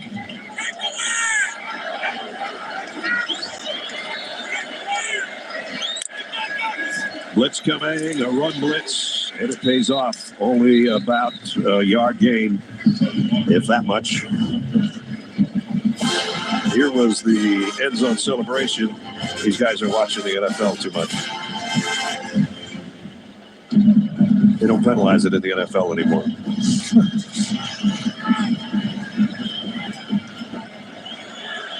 Lock, tough second half. And it's going to get tougher.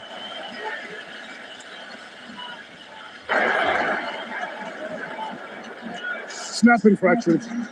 Offense, number 57. 5-yard penalty. Second down. It's on Jake Renfro.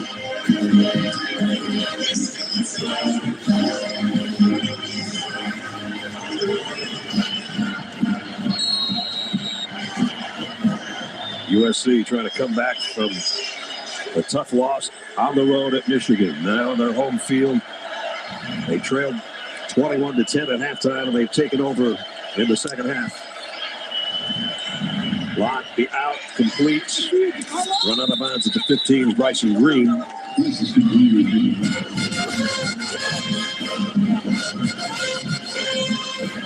Actually, going to put it down around the 13-yard line. 4 minutes left.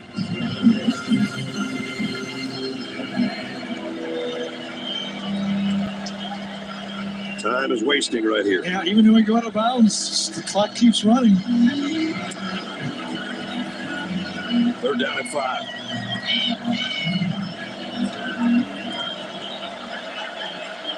Get a first down around the 8-yard line. Right now they're thinking points more than first downs. And another flag.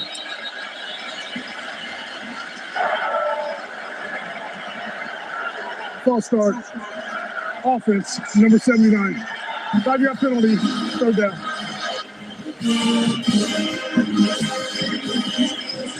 So now they're going the wrong way after an excellent kick return.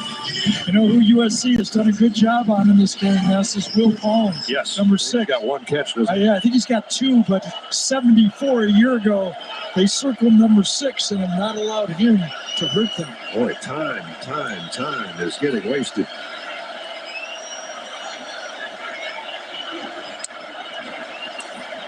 Lott to the end zone. Overshot his intended receiver, Bryson Green again.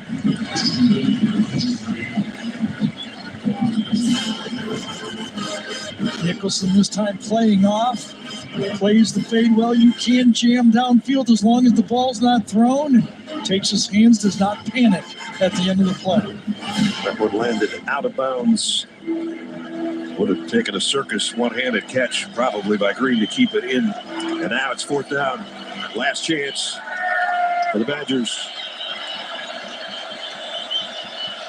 At least on this drive. And timeout taken by USC. So that'll give Braden Locke a little bit of a chance to go over and talk things over with the coaching staff.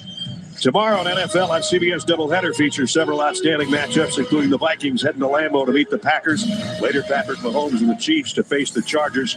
That's quite a CBS Sports Sunday. It all starts at noon Eastern with JB and the guys on the NFL Today on CBS and streaming on Paramount+. I want to say one thing about the NFL today. The Falcons play the Saints tomorrow, but next Thursday night, they take on the Tampa Bay Buccaneers, and Matt Ryan will go into the Ring of Honor at Mercedes-Benz Stadium. Of all the great Falcons that are in that Ring of Honor, a lot of them are friends of mine. Matt, probably the best Falcon ever. So, Matt, good luck next Thursday. Have fun. And no better guy than Matt Ryan. No doubt. 4th down. Badgers need a play badly. They're 0 for 1 on 4th down conversions today. This is the bigger one, and they're not going to get it. They complete the pass. Well short of a first down to Bryson Green, and Lincoln Riley says we're going to win this one at home. Really love the look this time. This play call by Danton Lynn. He plays off. He allows him to have the slant, and you come up and tackle. You got 4th and long. You allow him nothing behind you. Let him throw in front of you. Watch the bail inside by the linebackers. They come out of the play. Let him catch it and make the strong tackle. Good defense. Nate Clifton almost intercepted that thing on the way. And Lincoln Riley knew how big this game was coming off. He said it was a demoralizing loss. He said, I think our guys are ready. Told us, you know, you got to come back from defeats like Michigan when he didn't think they played well. And had they played better, he thought they would have won that one on the road. But to bounce back like this has been pretty impressive, especially the second half. Jaden Maaba now in at quarterback. Miller Moss Day is done. Now it's Woody Marks and company just to try to grind some clock. Let's talk about the Wisconsin Badgers and how this loss affects them. They're 2-2. Remember, one of the losses to Alabama out of conference. They have one conference loss. They got Purdue coming up next. They beat them 17 consecutive times, okay? Then after that, you know, they're at Rutgers, at Northwestern, and then home for Penn State. All is not lost, but now they're going to have to go on a run. Yep, no doubt. They're going to be falling to 2-2, and as Gary said, 0-1 in the Big Ten. Quentin Joyner in the backfield now. He'll get the carry, no hesitation, and a first down. Would like to stay in bounds, and he didn't.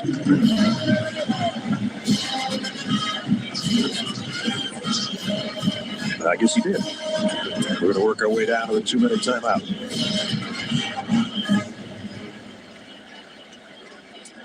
And it has arrived. 2 minutes remaining here at the Coliseum. 13th ranked Trojans of USC aren't going to hurt their number 13 ranking with this one. didn't have to spend my life trying to find my calling. Mine found me at an early age. There was no question of what I wanted to be. It was just a matter of how good I could get and how far I would go. At Ram, our calling is to build trucks. So when you find your call, nothing can stop you from answering it. How is this Chili's 3 for me only $10.99 when fast food is so expensive? Could be because we don't have to pay for any mascots. Please! I was born for this! Please! Never gonna happen. Wait, I know the song! I want my baby back, baby back, baby back. He doesn't work here. Chili's! Baby back ribs! 3 for me means more for you. Get a bottomless drink, bottomless chips and salsa, and the all-new Big Smasher Burger with fries for just $10.99 only at Chili's. Look, I got the new iPhone 16 Pro at Verizon. Apple Intelligence is pretty awesome. Nice. You can get it when you trade in any phone. Whoa.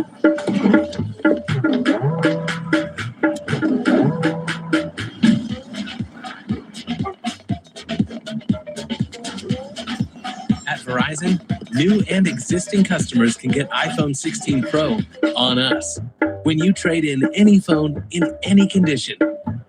Only on Verizon.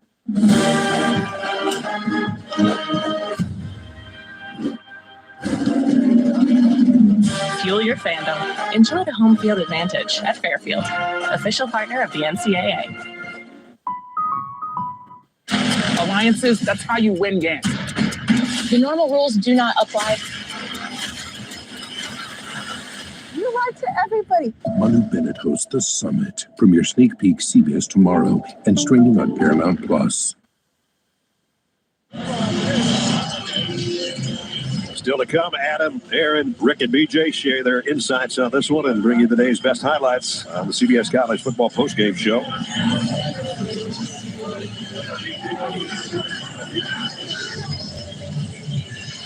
There's one of the stars of the day, Jacoby Lane, having an opportunity to do a little dancing. He deserves it. He sure does. Enjoying the moment.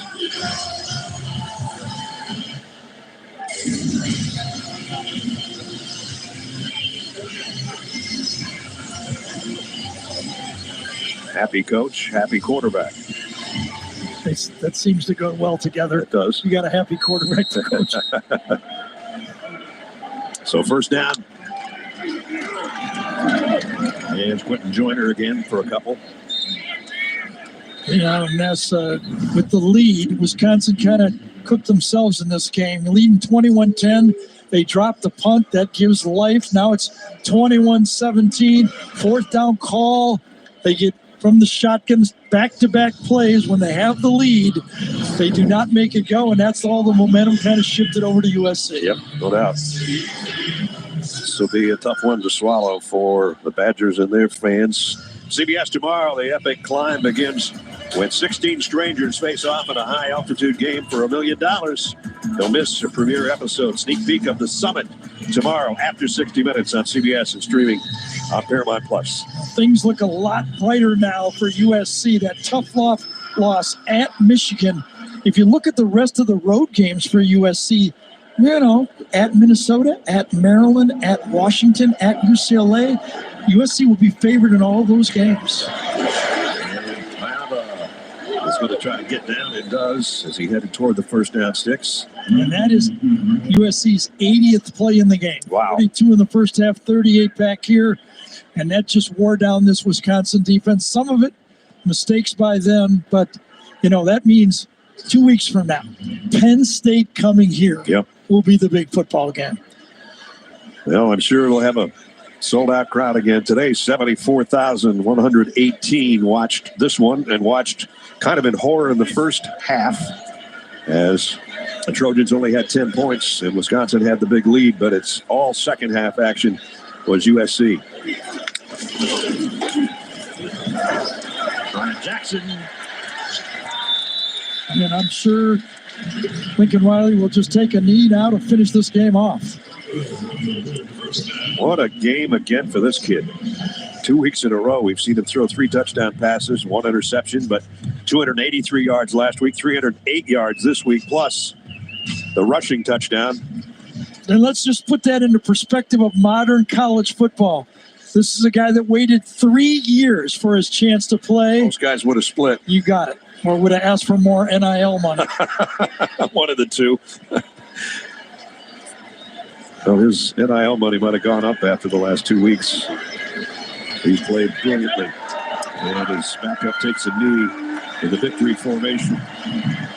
Fight on. Trojans win it with a resounding second half performance, 38-21. 6 touchdown passes for Miller Moss in the last 2 weeks. Really felt like the Badgers were hanging tough until they didn't play the clean football finish that they needed in the second half. So Wisconsin falls to 2-2. Trojans go to 3-1 and 1-1 in the Big Ten.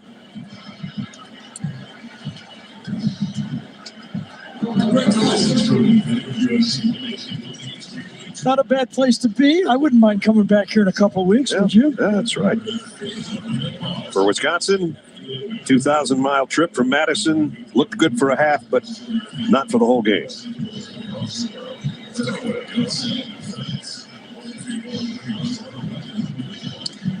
Somewhere in that mayhem is Jenny Dell with Lincoln Riley. All right, Coach, how much fight did your quarterback show to lead them to victory here today?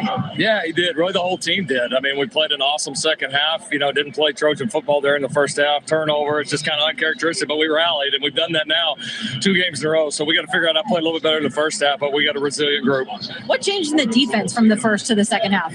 You know, we did a better job in the run game, and we were able to stay in front of the chains. We didn't give up the explosives in the pass game. There was great momentum in this building. It got rocking in here, and it was a fun performance.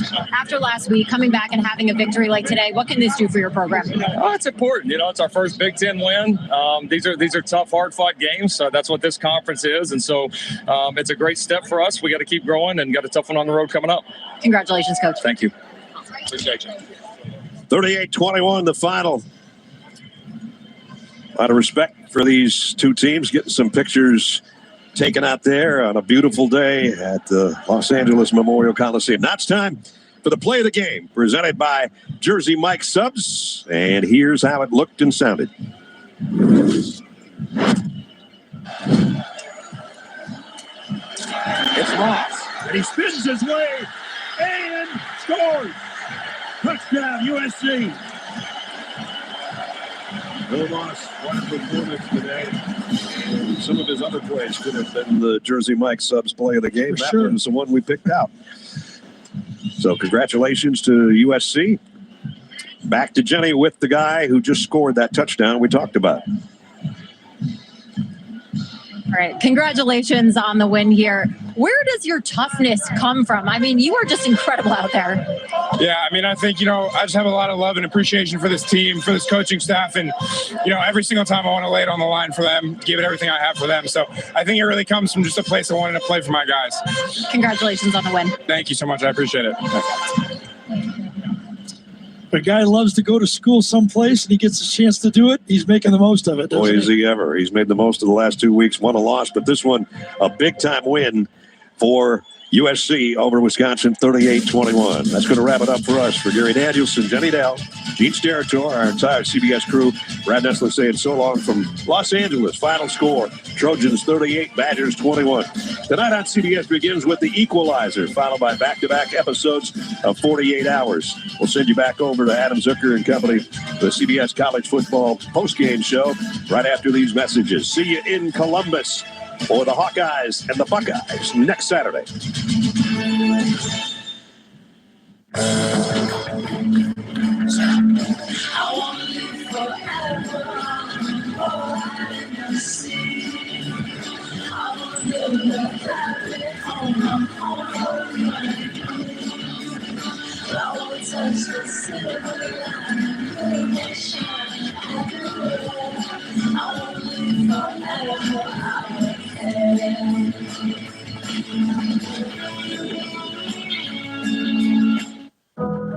For years, they competed against each other.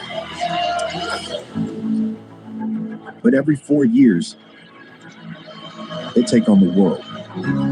Continue to, again, the representatives just buy into what we're asking them to do. And our country, we are proud to say, Olympians are made here.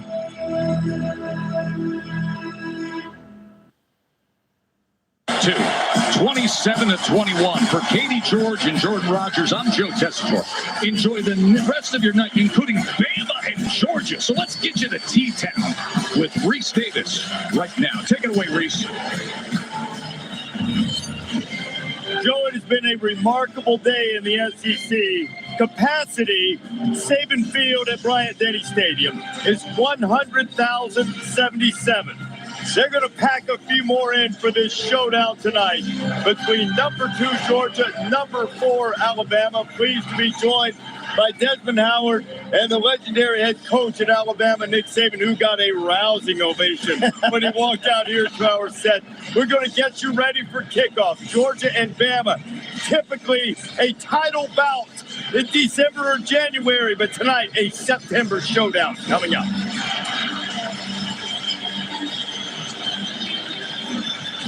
Alabama breaks Georgia Arts. Georgia is going to conquer the Crimson Tide. A winner. A new chapter unfolds in the biggest game of the year tonight at 7:30 p.m. Eastern on ABC. Magic Cauldron, it's time to brew! A happiest Halloween with so much to do! Just a pinch of pumpkin, a dash of bat, a sprinkle of joy from my witch's hat. Potions keep stirring, mix Halloween flair. Now add some friendly spirits that haunt the air. Put magic and treats at every corner to be seen. Come alive, my cauldron, brew the happiest Halloween. You sure you're gonna be okay? I'll be fine. Bye.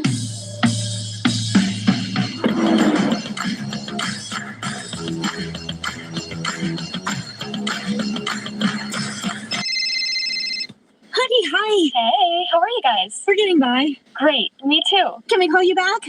You never want to lose your edge. This is an SUV that really understands that. The Lexus RX. With Chevy trucks, be ready for adventure. With power you can count on. Capability that doesn't compromise. A hard-working EV with more range than any competitor. And the potential to take you anywhere. It's Chevy truck season. Get 0% financing plus make no monthly payments for 90 days on all 2024 Silverado 1500 pickups when you finance with GM Financial. Or get $7,350 total value on this Silverado when you trade in an eligible vehicle. When you see us, give us a wave. There's that newsman again. Saban Field at Bryant-Denny Stadium, just over half an hour until kickoff between Georgia and Alabama. These two behemoths, 5 of their last 6 meetings have been for either the SEC or the national championship. Get a chance to get a little pole position in September here, and as we come out into this stadium, you can feel the electricity. But as you watch these two teams get ready for the game, what jumps out at you? Well, the first thing that comes to mind for me is these two teams were built the same way. Big, physical, same critical factors at every position. I think that's why this makes this such a great matchup. I agree with you, Coach. If you remove the quarterbacks and you just exchange jerseys with the two teams, you wouldn't know who's who. They all look the same. We have Georgia right behind us getting warmed up, look big, strong, physical. We know that Alabama is built exactly the same way. Since Alabama beat Georgia in the SEC championship game a year ago, Georgia has wanted a chance for a little redemption. The man most responsible for the Crimson Tide, the plays that Jalen Milroe made against the Dogs late. And Milroe has made explosive play after explosive play this year. Yeah, well, Jalen's an explosive player, no doubt about it. But I know in the meeting when they started the preparation for this game, they had some critical factors that were important in this game, like don't turn the ball over. We got to control the line of scrimmage. We got to make explosive plays. We got to play well in the red zone. We got to do a good job on third down. And Jalen can do all those things. Just got to stay in the right place and keep a positive attitude and play the next play, and he's going to be fine. I've been really impressed with Jalen so far this season. He seemed to be a little more calm than he was a year ago, much more controlled at the quarterback position. And it might be because he has that guy right there, 17-year-old Ryan Williams, a true freshman. He just jumped on the scene this year. The young man averages 28 yards per catch, 4 touchdowns. And look at that smile. Like, he's this easy demeanor about him. Like, he's just out there having fun. And with a game of this magnitude, I think that's the approach. Hey, don't make it bigger than what it is. Go out there and do what you got to do. Have fun doing it. And he's a special talent, everybody. Well, I think Alabama's got 2 running backs that may be the least talked about, really good players in the country. Start with Jam Miller, who's an outstanding player, got great power, good vision, good receiver. And Justice Haynes is also a very good player that hasn't gotten a lot of opportunities so far this year, but he's going to do a great job and probably make an impact in this game as well. You saw Justice Haynes walk out of the picture. His father, Veron Haynes, played at Georgia. He's the guy who caught the pass against Tennessee in the famous hobnail boot game. Really? And here he is trying to make his mark against the Bulldogs. And this Bulldog defense hasn't allowed a touchdown yet this year. Well, I think Georgia's got one of the best defenses in the country. And whoever controls the line of scrimmage up front is going to have a great opportunity to have a chance to win this game. And that's one thing Georgia's been able to establish all year. They're good in the back end. They've got good linebackers. But this is a good overall defensive team. You saw Jalen Walker. He had 2 sacks in that championship game, Des, against Alabama a year ago, and there's Malachi Starks. I love Malachi Starks. He's a safety. He's the guy who's he's more like a captain or a coach on the field for the defense. He's going to make sure everyone's in the right position. He limits the big plays. He only allowed 2 completions of 20 yards since last year. I mean, that's incredible. Well, Malachi Starks should have came to Alabama. The safeties in Alabama get held in higher esteem than the quarterbacks when I was the coach here. Smile London, a linebacker for the Dogs. You see when Georgia pressures the quarterback, he's a big part of that, a veteran presence in the middle of that Kirby Smart defense coordinated by Glenn Schumann. You're inside now a half hour until kickoff. So that's one of the signs that you're looking at with the explosiveness that Alabama's had in their first few games. Georgia has limited those types of plays, only 2 plays allowed that would be categorized as explosive plays. Now, on the other side, when the Bulldogs have the football, they've got a veteran quarterback as well, and Carson Beck, a guy who's extraordinarily accurate, probably could have gone to the NFL draft a year ago. Well, Carson Beck's an outstanding player. He can make all the throws. If he's got time in the pocket and he can read the defense, he'll be able to, do a great job. But what Georgia has to do, in my opinion, is create some explosive plays. They need some playmakers to step up outside. They have good players to do that. That's the one thing that they've emphasized during this bye week is how can we make more explosive plays. Yeah, Carson Beck, he had Brock Bowers last year, Ladd McConkey, guys who made him a better quarterback. Now it's his opportunity to make the receivers, the tight ends, better players. We'll see who's going to emerge tonight. They got Trevor Etienne, running back who transferred from Florida. He's never played in a game of this magnitude, but he's a shifty running back, get out in space, very hard to tackle, and he can go the distance too.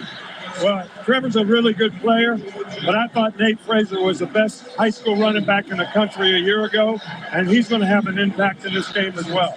Nate Frazier, number 3, just about to walk behind us right now, and he does not look like a freshman for sure. It has been a day for road winners in the SEC. You just saw Oklahoma go into Auburn, come back and win. Kentucky won at Ole Miss earlier, and it is Deontay Lawson and the Crimson Tide defense that will be trying to protect this field in this house tonight. Well, Deontay Lawson is a really good player, but he's the signal caller on defense. He will help everybody play better because he'll get everybody lined up, make sure they got the call. He's really, really a smart, instinctive player, and think he'll make a lot of plays tonight. And one thing I want to keep an eye on, because this crowd is going to be so loud when Georgia has the ball, making sure he's able to communicate those calls to the defensive line and to the secondary on the back end too. That's going to be key tonight. But Jahad Campbell, this guy is long. He can rush. They'll move him around, and he's playing inside backer. And this guy is going to make a ton of plays from that linebacker position and also on third down. One of the things that we've been keeping an eye on, and Pete Thamel has been watching as well during this warm-up period, is Georgia's Michael Williams, a big stalwart, great pass rusher. He's had an ankle injury. He's been moving around in warm-ups, left free so far, so expecting to play, hoping to get a few snaps out of him. Last 15 seconds. This is the big stage, and Kalen DeBoer stepping in here right now. Well, I think he's a really good guy. McHale's a really good guy against the run, but they're also missing a pass rush. See if Williams can go. DeBoer's going to lead the Tide into this huge stage. My name is Ray Mullis. I was coming home from work. Traffic had stopped. The guy behind me he didn't stop. So I called Morgan & Morgan. The one ad that really impressed me was when Morgan said, "Nobody is a nobody." I felt like that. Anybody I've talked to that's used Morgan & Morgan has always got positive things to say about them. And they took care of me, and now we're doing okay. Thank God that I went to Morgan & Morgan.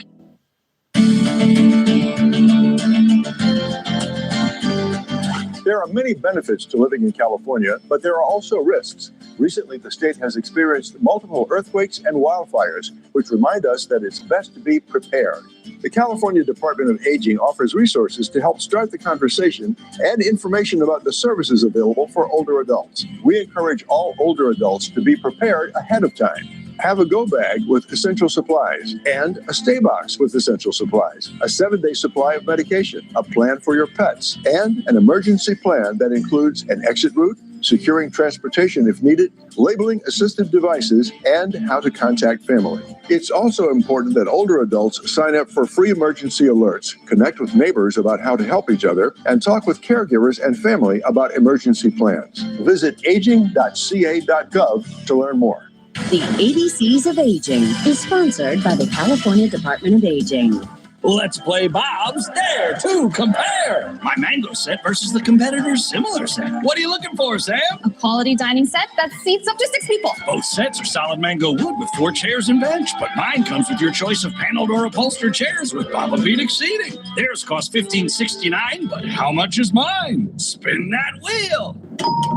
Only $9.99. So you get more choices and save hundreds with my mango set. Dare to compare. In store or at mybobs.com.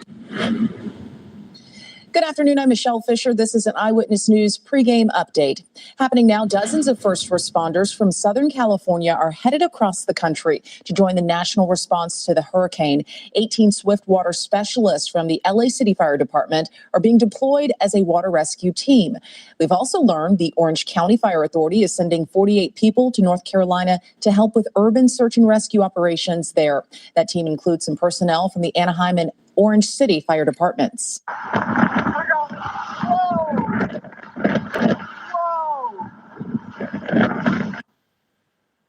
This is just one example of the power of Helene. At least 50 people have been killed in multiple states. At this time, Helene has been downgraded into a post-tropical cyclone as it now moves over western Kentucky.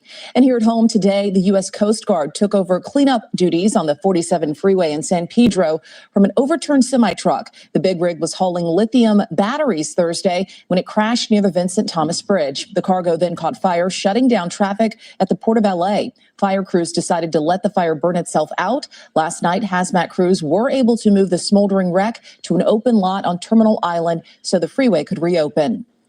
In hopes of preventing a similar accident in the future, LA City Council member Tim McOsker is proposing a new plan.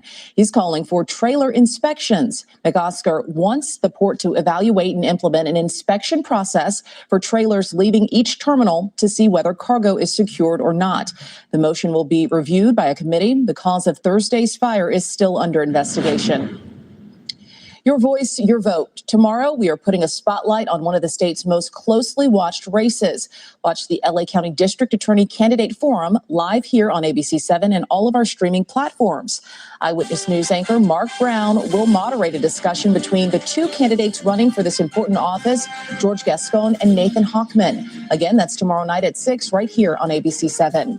And that's the latest from the Eyewitness Newsroom. Up next, college football, the Georgia Bulldogs versus the Alabama Crimson Tide. We'll see you at halftime. Enjoy the game.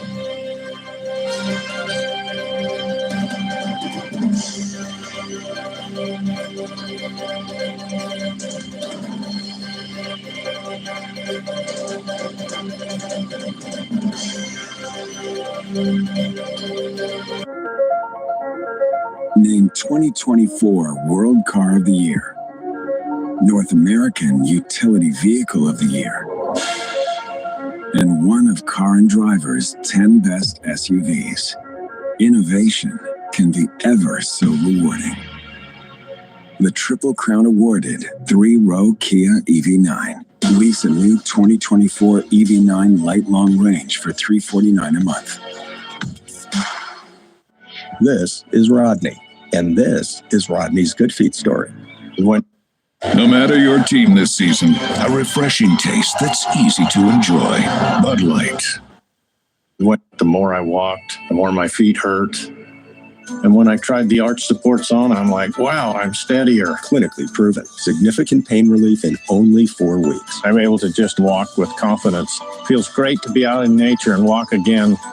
Take back the life you love and book your personalized arch support fitting today. Chevy gets it. I want it, and I can afford it. Can be one and the same. With Chevy Trax, a Car and Driver 10 best. The rugged Chevy Trailblazer. And Chevy Colorado, Motor Trend Truck of the Year. Chevy, all you want is all within reach, connected by OnStar. Or current qualified lessees can get this 2024 Trax LT for around $219 a month. Chevrolet, together let's drive. Starting at $4.99, you can get one, make it a double, or go for 3 delicious patties. Go as big as you want with my Bonus Jack combos starting at $4.99. Now you can say you're loving it and actually mean it. At Jack, every bite's a big deal. Welcome to Jack in the Box.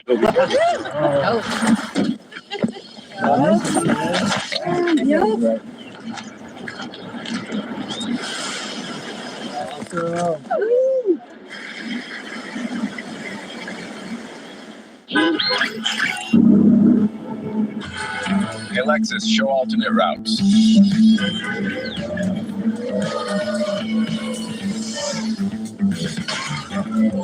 The future. Sometimes it's a work in progress. Other times it's pretty well thought out.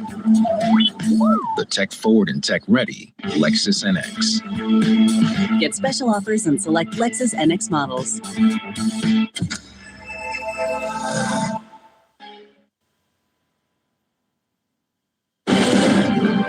You're watching a presentation of the Southeastern Conference on ABC. It's a big time game. It's Georgia versus Alabama. For this to be our SEC opener, it's going to be special. Anything is possible. Tonight, we dominate the line of scrimmage. It's all about season opportunity and fast, free, and fearless. It's time to cut it loose. Two of the best teams in college football. But you're not going to win this one. I told you, all the time.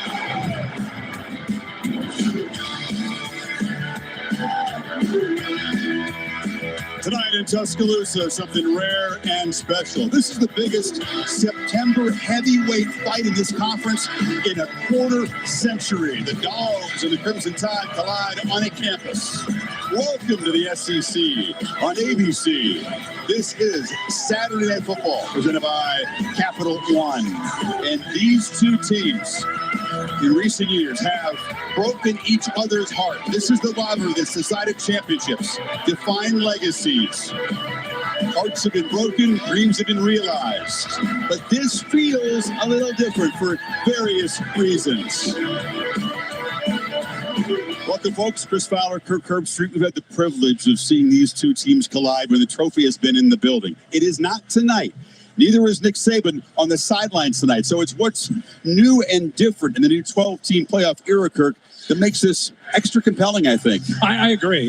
It's not a make or break kind of game when these teams normally have met in the past, but there is so much energy in this building. It's one of those games you look at in the offseason and you point to. Both these teams have so much pride, and they want to be the big dog. They want to be the bar in college football, and it's a great discussion. Who would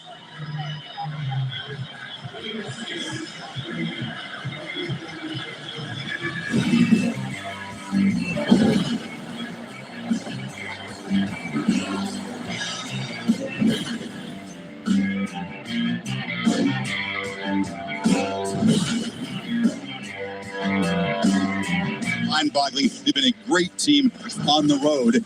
And Kirby, his defense has some questions. His quarterback he can trust, but the offense hasn't looked great so far. No, but I think that Carson Beck has a lot of confidence because he's so experienced. You know, he told us this week, and you know, he'd be his biggest critic. He understands he's got to be able to make plays. They got to protect him. The biggest thing to me, this is a line of scrimmage game. Will he be able to get his feet back and get set and be able to deliver the football? Because Alabama, they've not used a lot of pressure. Will they tonight? I think they may dial it up a little bit more. They got to take care of 15. It's not mentor versus protege, of course. It's a meeting between Kalen DeBoer and Kirby Smart. They shook hands on the field. Don't know if they've met before. DeBoer has been a winner everywhere. 3 NAIA national championships in his alma mater of Sioux Falls. Went to Fresno, was successful. Then at Washington, 2 tremendous seasons where they came 1 game short of a national championship. And very soon after that, he was in Tuscaloosa, and he says every minute since he got here has been precious, and he's made good use of it. Yeah, he has such the right personality and just temperament to fill the shoes of Nick Saban and everything that he built. He respects what Nick Saban did, but he's not trying to be Nick Saban, which I think is really a testament to the confidence in who he is as a coach. And then here's Jalen Milroe, one of the top players in college football, can run, can throw. Tonight, Georgia's going to do everything they can to slow him down, but I think the mindset of Milroe, does he try to run over top of people? Does he try to make a ton of plays? Or does he let the game come to him and play with composure? I think he's going to have to do the latter, really just control those emotions as badly as he wants to win this one. It's almost a Johnny Manziel-like start. Multiple passing and rushing touchdowns in all 3 games, and both Milroe and Beck have avoided making those crucial mistakes. Can they keep it up tonight? The Dogs and the Christmas Tide, the numbers are staggering. Can't wait to see 2024's edition unfold here in a beautiful evening in Alabama. The Nissan pregame drive is next, after this message and a word from our ABC stations.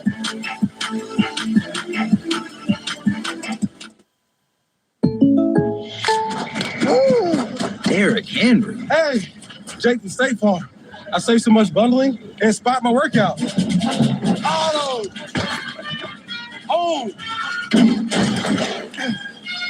Okay. And this is Auto again, right? Oh! Hey, this is my living room. Oh! Bundling. Just another way to save with the personal price plan. The dog isn't allowed on the couch, Derek. Like a good neighbor, State Farm is there. Millions took to the high seas for the exciting premiere, and Thursday will make your heart race. I've got no pulse. Now, stay with me. Dr. Odyssey, new Thursday on ABC. Starting a business is never easy, but starting at 8 months pregnant, that's a different story. With the Chase Ink card, we got up and running in no time. Earn unlimited 1.5% cash back on every purchase with the Chase Ink Business Unlimited card from Chase for Business. There were 5 brothers. One had his struggles. I miss him every day. Addiction doesn't care if you're Republican or Democrat. It's a disease affecting millions, and it's personal for me. That's why I've spent my life helping others. In Congress, my first priority is solving the fentanyl epidemic. Washington divides us, but there's more that unites us. Randy was my brother. I'll try being yours as well. I'm Scott Ball, and I approve this message.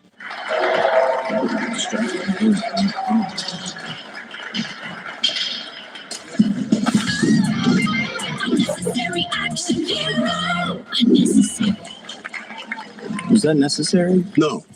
Neither is missing your daughter's competition to do payroll. With Paycom, employees do their own payroll, so you don't have to miss your daughter's big day.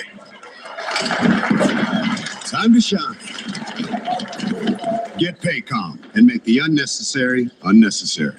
Harlem has everything, but I couldn't find Pilates anywhere. So I started my own studio. And with the right help, I can make this place I love even better. Earn up to 5% cash back on business essentials with the Chase Inc. Business Cash Card from Chase for Business. Don't miss Agatha All Along, now streaming only on Disney+.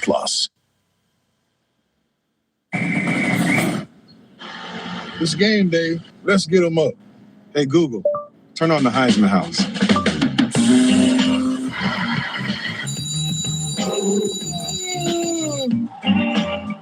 I'm in the game. Hey, Google, turn on the rookie alarm. Rise and shine. Whoa, nobody sleeps in on game day. Welcome to the Nissan pregame drive. Nissan, premier partner of the Heisman Trophy.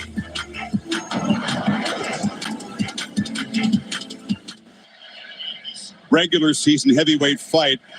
In the landscape of this 12-team playoff, Kirk, we're all still trying to get used to the idea that so many more games will impact the playoff, but no one individual game can have the same importance, especially early in the season. You see that the playoff predictor gives both these teams a 90+% chance to make the playoff. Even with a loss, these teams are considered likely to make the playoff. But with all these results every week interconnected, it's going to be interesting to see how it affects what we see in the field tonight here. Well, on one hand, I think when we heard about a 12-team playoff, we thought we're going to lose the urgency of the regular season, right? On the other hand, what I've found, I don't know how you feel, 4 or 5 weeks into it, it's like, okay, Ole Miss loses to Kentucky. In the past, it would have been like, okay, they're never going to get really a chance to get back in. Ole Miss has to regroup. They got to win a lot of games, but they're not done. And I think you go down and you start to look at these teams at 11, 12, 13, 14, all the way down in the 20s.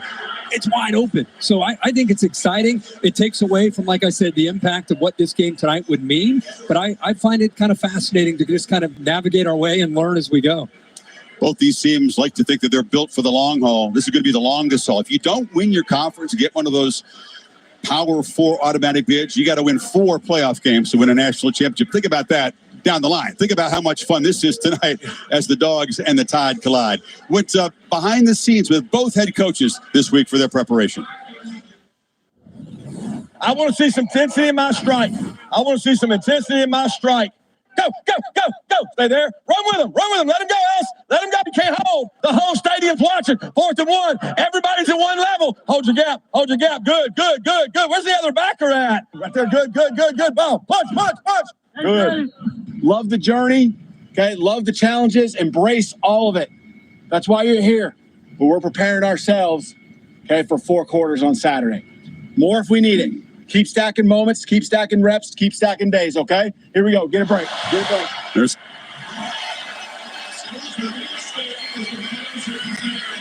to win. This has been the Nissan pregame drive. Kickoff from Tuscaloosa is next after these messages from Nissan, premier partner of the Heisman Trophy. You know the most exciting thing about life? It's how you can change it. How you can reinvent yourself. Take on new challenges. So go ahead, reimagine yourself. We did. Introducing the all-new reimagined Nissan Kicks.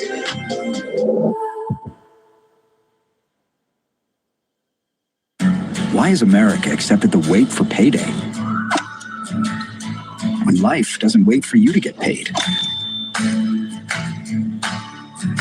Introducing MyPay from Chime, a revolutionary new way of getting your pay when you want. Get up to $500 of your pay before payday.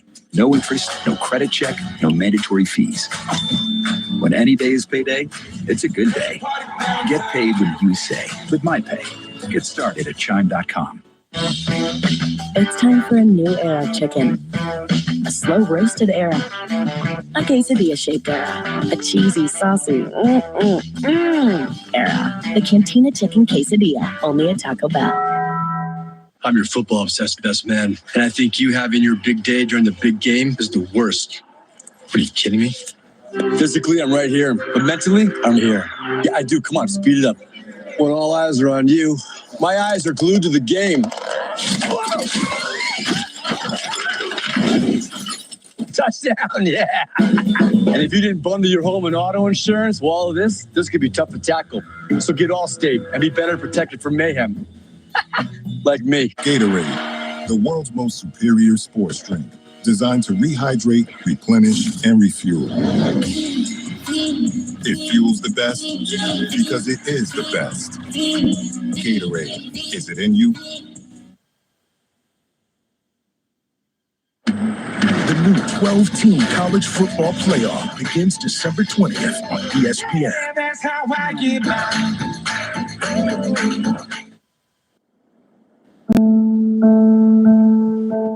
The past is always present in nights like this.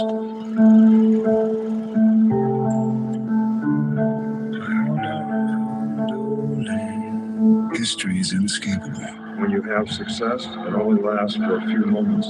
Looking down on you. And moments like this don't happen every day. It's out of my hands for now. Here in Bama, the values run deep. Out of my hands for now. There's an expectation, but I don't expect to fill Coach Saban's shoes. I can't just walk away. Every player knows the Georgia-Alabama game's impact on championships. It's what we remember that makes us stronger. Georgia conquer the Crimson Tide. Success is never fun.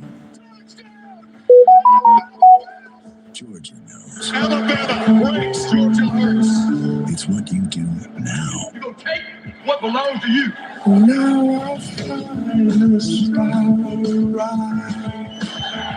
I know to believe you will stand higher and smile. Rise to what's next. The game lights up in fire. A storied rivalry burns, crimson and red. It's out of my hands for now. Another chance to rewrite history. You always have to be ready for the next challenge. So let me in.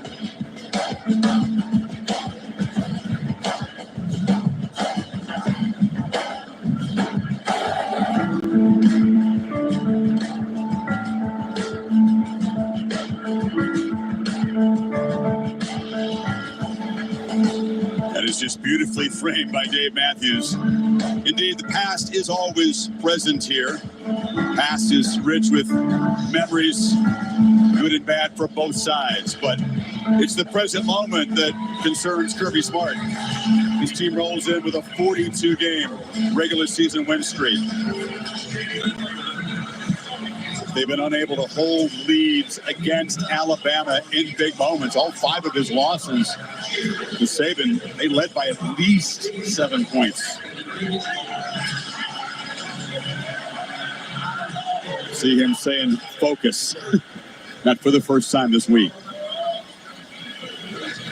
Kalen DeBoer, how about this moment for him? First real look at Kalen DeBoer as the head coach of Alabama coming out in a huge SEC game. Different role for the Crimson Tide veterans. Home underdog for the first time here since 2007.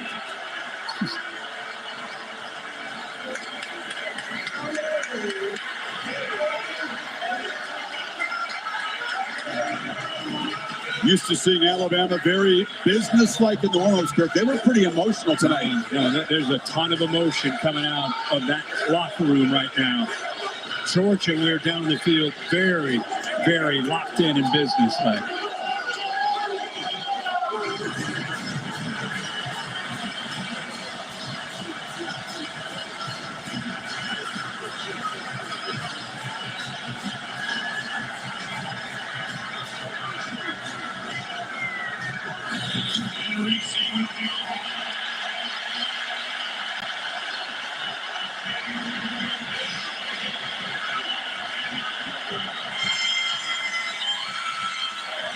It feels just as cool, and I don't mean the temperature, in late September as it does in December or January.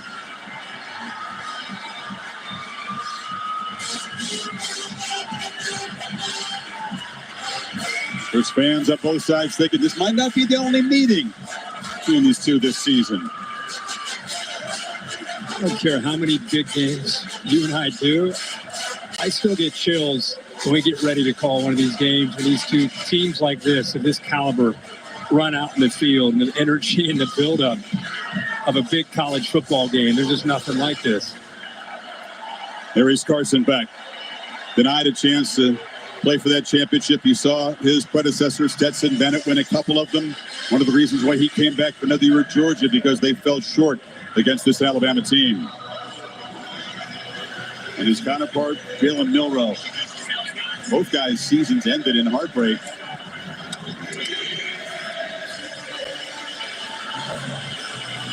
Take us to the coin toss. Our referee tonight from this SEC crew, Daniel Gotro.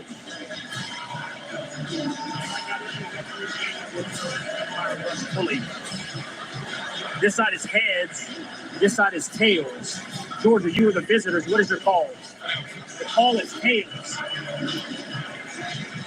It is tails. Which way would you like to kick?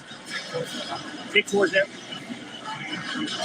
Georgia has won the toss and elected to defer. They will kick from the south end zone. Good luck, gentlemen. It'd have been a huge shock if Kirby Smart did not defer. That is clearly the pattern. Monstrous game. Great to have both Holly Rowe and Laura Rutledge on the sidelines. Laura on the Alabama side with Kalen DeBoer. Thank you, Chris. Coach, it's almost time for kickoff in your first SEC game as the head coach of Alabama. What was your message to your team? Man, if you can't feel it, we got to check your heartbeat. This is awesome, and guys are ready. They poured into the work, the preparation that it takes to be confident to go out here and play tonight. So we've got to embrace it and love the fight. 4 quarters. Thanks, Coach. To Holly Rowe with Kirby Smart. Well, Coach, so often this game comes down to the line of scrimmage. What will it take for you to win up front, both on offensive and the defensive line? Some dominant players and some dominant play. It won't be won in one moment. It'll be won in a lot of moments. Thank you, Coach. Chris? It's been a lot of fun to focus on the line of scrimmage. The big guys up front who each believe for both sides, on both sides of the ball, that they are the determining factor in this game. Peyton Woodring, the Dogs, the second-year kicker, will send it away.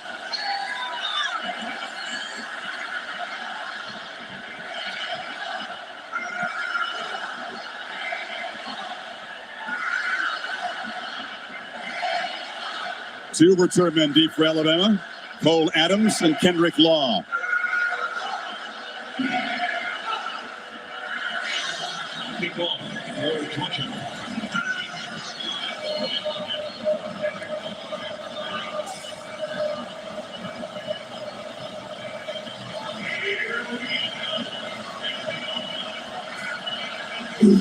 Woodring boots it high, but it's returnable. Law from the 5. Gets a crease, and Kendrick Law falls forward out to the 33, and that's where Jalen Milroe will set up. Again, the 14 total touchdowns through 3 games, and he has avoided an interception so far. Yeah, he's playing about as well as you can play in a new system. I think a lot of people wondered when Kalen DeBoer came over from Washington with Michael Penix and those great receivers, what would he do with Jalen Milroe? Would he adjust and try to get Milroe to learn that system, or would he take advantage of the skill set? That's obvious what he and his staff have done with number 4. A year ago at this time, Milroe recovering from a benching against USF. Far different landscape tonight. Justice Haynes gets the start at tailback for the throw in the first down, and it's complete to the prodigy, Ryan Williams. You may know that he's 17 years old. He's been one of the stories of this month of college football. No doubt about it. He's very electrifying. He's one of our impact players, along with Parker Brailsford. Brailsford, the center that transferred over from Washington. Big-time matchup for him. And you see Jalen Walker. Keep an eye on 11. When he gets after the quarterback, he's as good as anybody in 4 starts in the back end. 2 plays, 2 throws. This is Jeremy Bernard. A flag comes out. Bernard, one of the 2 or 3 key guys who came over from Washington, along with DeBoer. This will be a 5-yard penalty on Alabama. Illegal formation. Offense. More than 4 players lined up in the backfield. 5-yard penalty.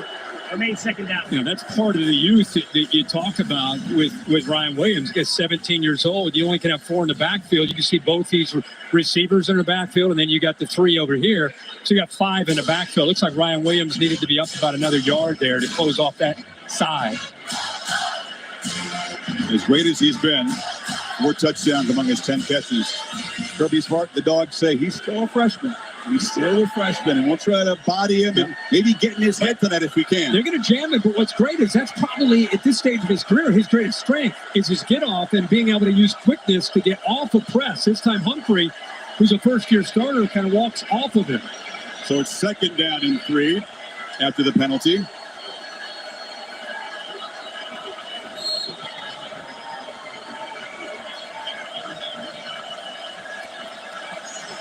Second and 8, I should say. We'll get things sorted. There we go.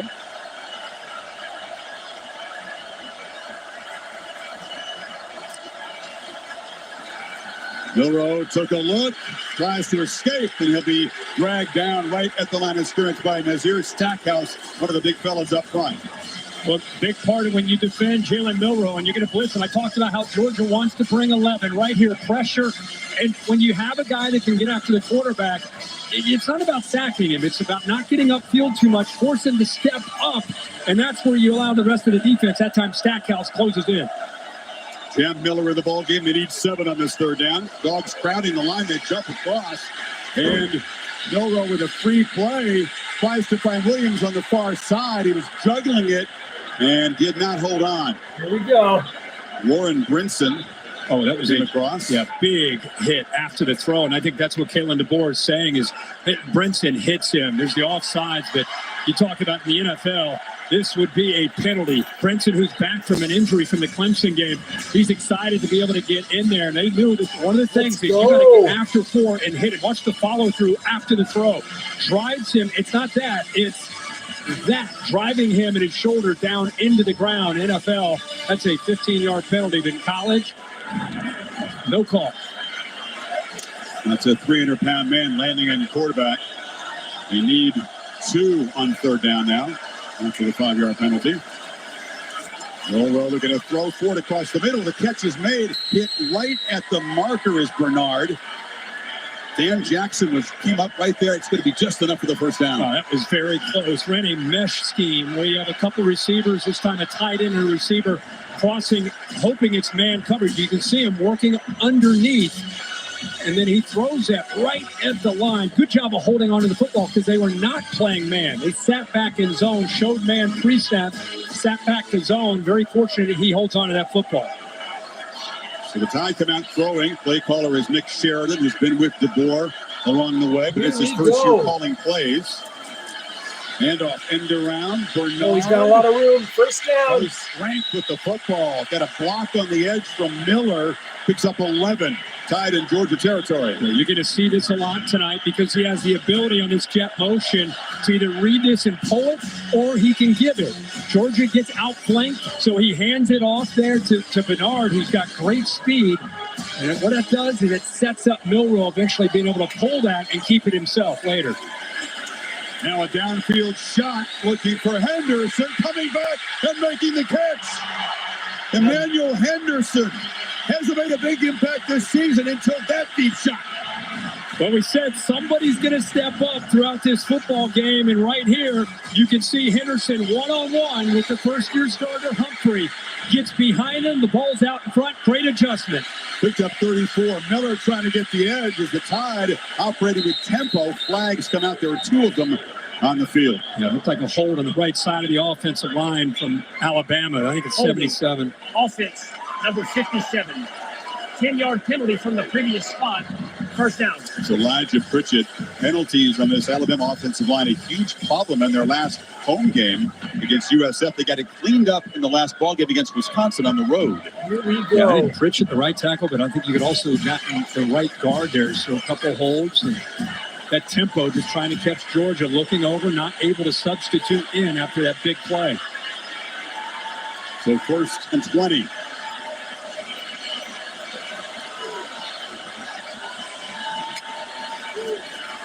Pressure comes. Milroe escapes. Jalen Milroe flashes the strength and the speed and makes a positive play out of a near disaster. What a play, because Christian Miller comes free. They bring both their middle linebackers right here, and by bringing that, they create an opportunity for Miller to come free. Nobody picks him up. Kirby Smart told us this week, it's one thing to get to him, but we got to be able to bring him down. Miller's right there and lays him. It gives you an idea of the quickness of what number 4 can do to this defense. Yeah, I said, what are the issues? Major issue, tackling number 4. Did not happen in that SEC championship game. Georgia hasn't allowed a touchdown all season long, 16 consecutive quarters. And 2nd and 4, keeper all the way. Stiff on Milroe, knocked out at the 2 by Jackson. It puts so much pressure on a defense's eyes, the safeties, the linebackers. You have to respect the running back, and if you just get one step inside, he sees it, feels it, pulls it, and gets around the corner. And it's the suddenness that goes along. He's got great speed, but to me, it's the quickness, the lateral quicks, and the burst that he has at that quarterback position that makes him so tough to defend, along with the physicality. Look at the guy. 1st and goal. And another whistle before the snap. Another false start. Alabama not even lined up that time. Will now have to try to overcome a 3rd penalty on this opening drive. Offense. Not all 11 players were set prior to the snap. 5-yard penalty remains first down. And that's on Jalen Milroe as an experienced quarterback. You've got a young receiver right here at the top, number 2, just trying to get set. Not quite on the thing in him. Really had an opportunity to get set for a beat. This guy can.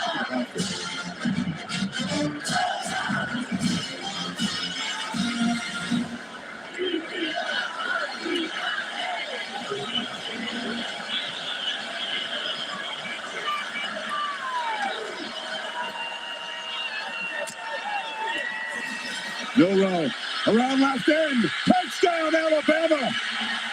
What an opening drive as they overcome their mistakes and draw first blood.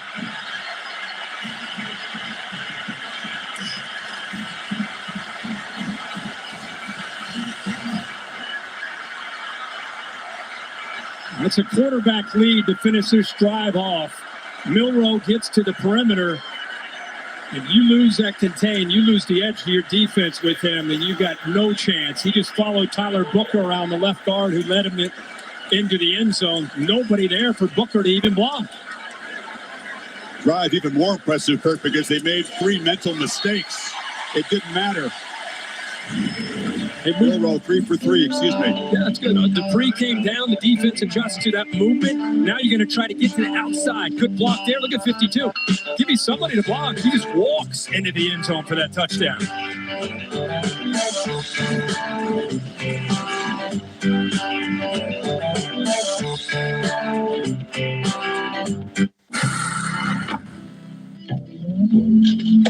Yo, can I kick it? Yes, you can. Can I kick it? Yes, you can. Can I kick it? ¿Qué? Can I play? Can I kick it? Can I kick it? Can I try? 당연하지. Yes, you can. Can I kick it? Yes, you can. Order Pizza Hut now and get a free large pizza later. That's a free pizza on your next order. So you can pizza now, then pizza again. Free pizza means your next dinner is covered. Your future self will thank you. Get it while it's hot. Only at Pizza Hut. When you pull on a pair of Tecovas boots, good times are sure to follow. We've got the perfect pair for a hard day's work, a night on the town, and just about anything in between. Find your pair at Tecovas.com. If you have advanced prostate cancer, you know all about perseverance. You believed in your team, even when it hurt. You met the challenge piece by piece. You didn't quit then. Don't start now. If you've had hormonal and chemotherapy, ask your doctor about Pluvicto, a different type of treatment for PSMA-positive metastatic prostate cancer that targets PSMA-positive cancer cells so you can be you for longer. And that's no small victory. Pluvicto involves contact with radioactivity, which may increase the risk for cancer and cause fetal harm. Drink plenty of fluids, urinate often, use contraception, and talk to your doctor about ways to reduce the risk of exposing others to radiation during and after treatment. Pluvicto can cause low levels of blood cell counts, kidney problems, and infertility. Tell your doctor if you have weakness, pale skin, shortness of breath, bleeding or bruising more easily, an infection, or changes in urination. Side effects include tiredness, dry mouth, nausea, appetite loss, and constipation. Here's to never giving up. Ask your doctor about Pluvicto for more everyday victories. There's nothing chill about a hot, sweaty line. Unless you have Mountain Cold Refreshment. Coors Light. Choose chill. I feel like I lose track of at least $500 a month. Maybe that's because you still use spreadsheets. Haven't you heard of Rocket Money? No, but you're probably going to cut me off and tell me about it. It's an app that automatically tracks your spending in real time, lowers your bills, and finds and cancels sneaky subscriptions. Sign me up. Stay on track with your finances and download Rocket Money today. That plane's coming right at us. Mayday! Mayday! Tina's on that flight, isn't she? She's flying it. Of course she is. Hold on! 911, the 3-part season premiere event continues Thursday on ABC. Emphatic start for the Crimson Tide. 8 plays, had 5 runs, although a running back didn't touch the football. And Milrose 3 for 3 passing. And it's the first time that Georgia, they've not allowed a touchdown in 16 straight quarters. And right away, they allow their first. 16 straight quarters without a touchdown. Connor Salty will boot it away for the Tide. Go. And Anthony Evans III is going to bring it out from a few yards deep. Tries the sideline and is stripped up just across the 20-yard line.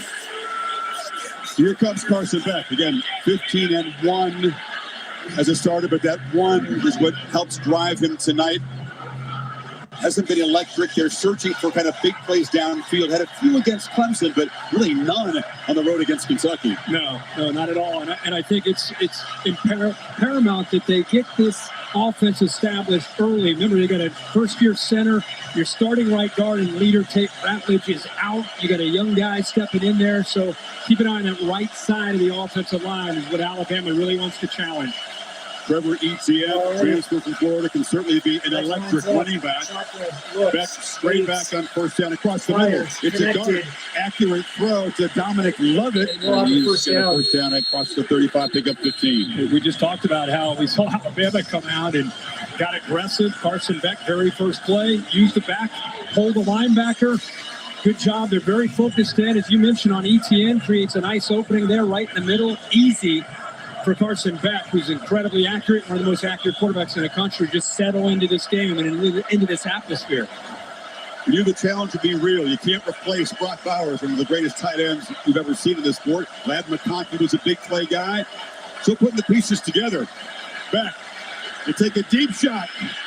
A one-on-one battle downfield off the hands of Arian Smith. He's a guy that can take the top off the defense, and they challenge the true freshman Xavier Brown. Well, the safety from Alabama came down late. They showed too high, and then the safety ends up coming down, so he knows right away, I got a shot. I'm going to challenge these young corners. That's a true freshman corner. How about the ball here? Arian Smith against a true freshman, Xavier Brown. You take that every single time, puts it on the money, and Smith unable to hold on to that big game. The catch that he should have made. Last year in high school, this year covered a speedy receiver in a game like this. On the edge, Etienne. And also hurt defenses as a receiver. The ball is loose. Bama pointing that they have it. No signal yet. It'll be Georgia keeping possession. That ball came out. He was spinning, trying to make plays right into the traffic of the defense, and the ball came out before he touched the ground. The ball's out there. Dylan Fairchild, the guard, made the recovery. It's violent in there. You better have both hands on the football. Yeah, he spun right back into the defense. Big third down coming up here for Georgia. And before this 3rd and 6, The previous play is under video review. Oh, here we go. Oh, they like that one here in Denver. So Daniel Gotro saying that replay official, John Allman, and the replay center will take a look at this. Clearly, it was a fumble. Let's watch the recovery. There's Fairchild right there. Uh-oh. Justin Jefferson looked like he knocked the ball loose. 53 looks like he got it. And there's Fairchild jumping on it. He's got it. I'm not really sure what they need to review here. Bill Lamagna, great to have the rules expert in the booth with us tonight. What might we be looking at there, Bill? They're probably looking at the recovery. There's no question there's a fumble. But 53 appears solidly came on the ball. So this will just be a call on the field. Trevor Etienne was the guy that sparked the one touchdown drive they had in Kentucky. They were struggling big time on offense. He took over on that drive, but they fumble like that. Well, you miss a home run shot to Smith. The ball should be in the red zone, really, if you think about it. Then you come back with a fumble. They're very fortunate just to have the After football. video review, the ruling on the field stands. An abundance of caution, I would call that. Taking a look at that play, clearly Fairchild was there to fall on it. But now they face a third long with the offensive line, as you said, that's a little bit reshuffled without their leader. Ratledge is an elite guard. And, last year they were the number one. There's Ratledge right there, number one team in the nation in third down. And this year they have struggled in this area. A lot of third and longs. They're actually all the way down to 73rd in the country. 86. Three to the top, one to the bottom. Tide rush three. Beck loops the ball downfield. There's a battle there. Flags come out as Lovett made the catch. Yeah. Vontae Smith in coverage, but this looks like an offensive Even if that was a dive, interference. you could see the shell. Yeah. Pass interference. Offense. Number 6. Yeah, too bad. Penalty in the Too previous bad. There's going to be some battles on the edge tonight. There's battles everywhere. There's great one-on-one battle. He's right in the slot. What a matchup. Goes downfield against Devontae Smith. Definitely a push-off. Great job by the officials seeing that separation. They called on Lovett. He needs to have a big night tonight for this Georgia offense, getting some separation without the push-off and making plays after the catch. Now Georgia goes way back on third down. 3rd and 21. This crowd of 100,000 strong on their feet, roaring, waving the pom-poms. Have to line up. Two on the top, one on the bottom, one on the backfield.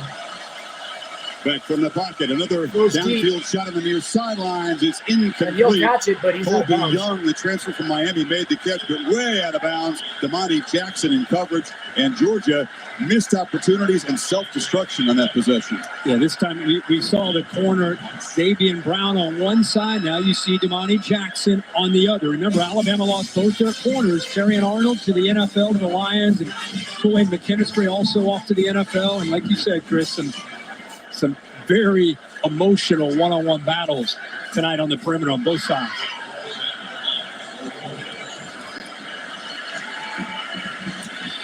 This could be an excellent punting tool. Two of the best in the country. They're both Australians.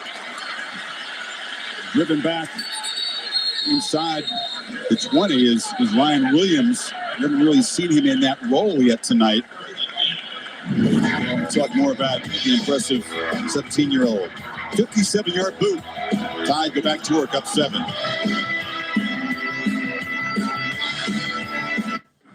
World, the time has come to.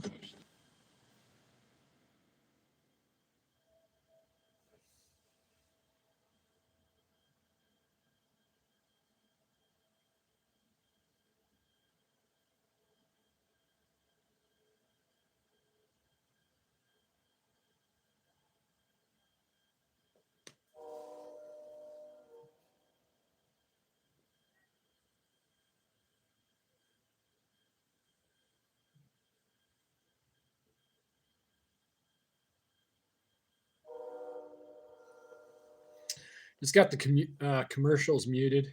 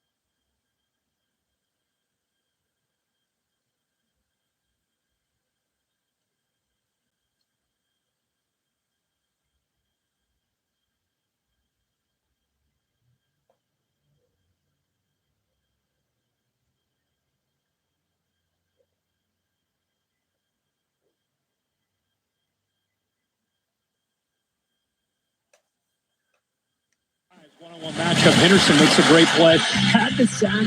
They missed that opportunity for about a 8-yard loss. And I think Bama put their foot on the accelerator after that. And they ended up walking into the end zone to cap off that drive for the first touchdown of the night.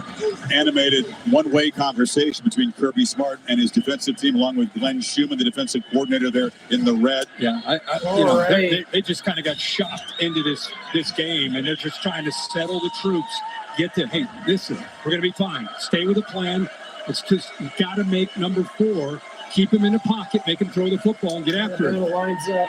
Justus Haynes is the back, and Get the around. first carry by a running back is a chunk play again. Look at Haynes Down the weaving 40. out across the 40. Well, they pulled the right side of this offensive line. There's just some good Roberts blocking does a and nice patience job there here. by the You also Alabama see running back. 57 Pritchett follow them. They lose the edge to the defense. And look at the receivers. good Great blocking, effort yeah. downfield by Yeah, those the receivers. receivers Kendrick Law, really pitched one of in the top there. receivers, I think, in the SEC, if not the country. Kind of built like a running back. He and Ryan Williams both doing a good job there downfield.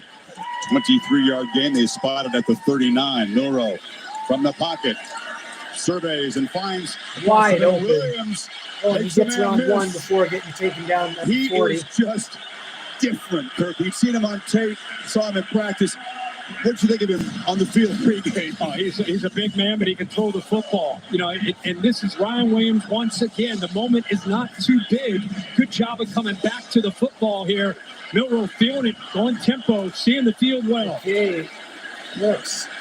Easy Leads. access throw long. Breaks a tackle. Georgia not He gets tackling in. well, and the tie down near the red zone again. Janelle Aguero whiffed. It's a 19-yard play.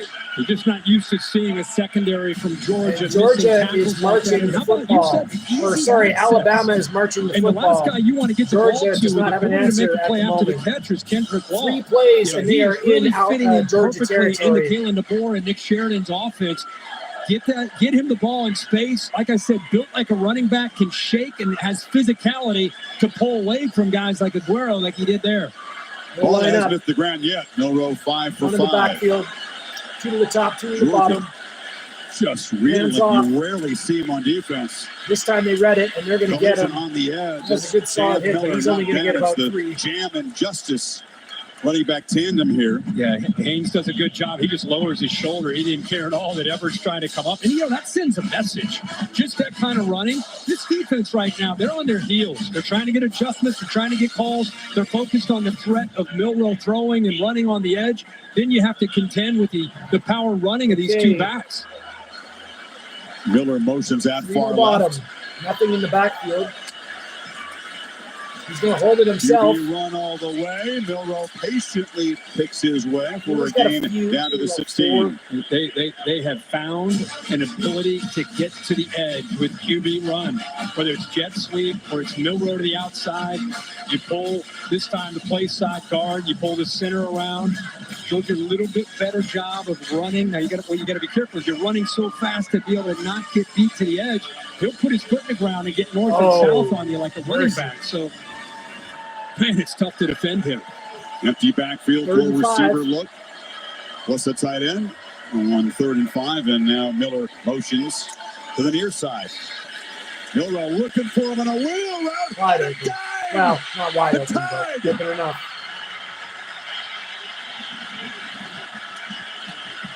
And Georgia is looking a bit spun right now. I'm And telling you, his capacity nobody in this crowd big here house, even Kalen DeBoer, would have imagined is a start like loud this. like you No, wouldn't almost believe. perfection. Perfection by Kalen DeBoer, his staff. Give Nick Sheridan a lot of credit. This Alabama team is prepared with that. Both teams had a bye week. Alabama came in with a plan, not just running, but the throwing of Jalen Milroe. Sensational play there on 3rd down. What a plan. Moving the back out. We're going to show it to you when we get a chance. Graham Nicholson knocks it through. 2 possessions, 14. 2 long touchdown drives, and Georgia needs an brilliance answer from the here. quarterback. Yeah, they motion, and C.J. Allen has to go with the back, and he's late. See that little hesitation? That's a fast running back that he's got to try to catch up with. Milroe saw that. Now he can't find the football. And oh, by the way, Milroe puts it right on the money. Great design play. Alabama right now all over Georgia, up 14 here early.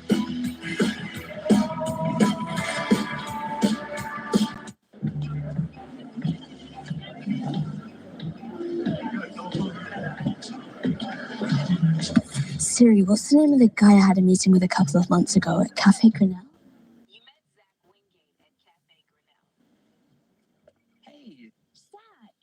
I didn't think you remember me. Yeah, of course. As soon as I saw you, I'm like, it's Zach. Nobody walks like Zach.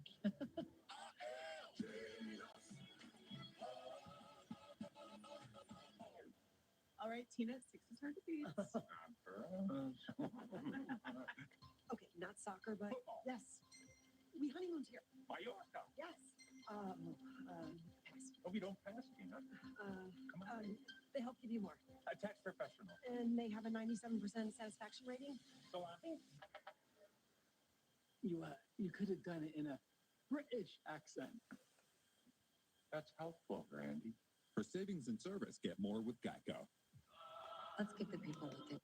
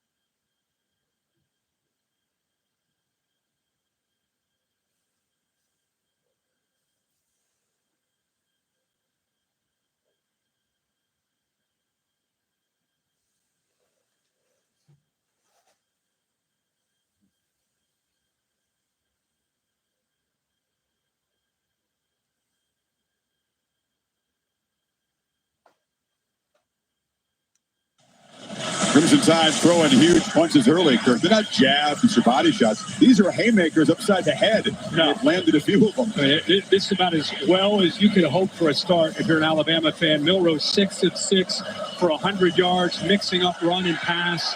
It's been perfect plan. Bearcats signaled by Anthony Evans. You know, Carson Beck and Georgia have not been a fast starting offense. Didn't find the end let's see zone what Beck can against Clemson in the accomplish first this half. time. Had their worst I first think half he needs to garbage go out in back to 15 his years against short Kentucky. game They got to with get it going here.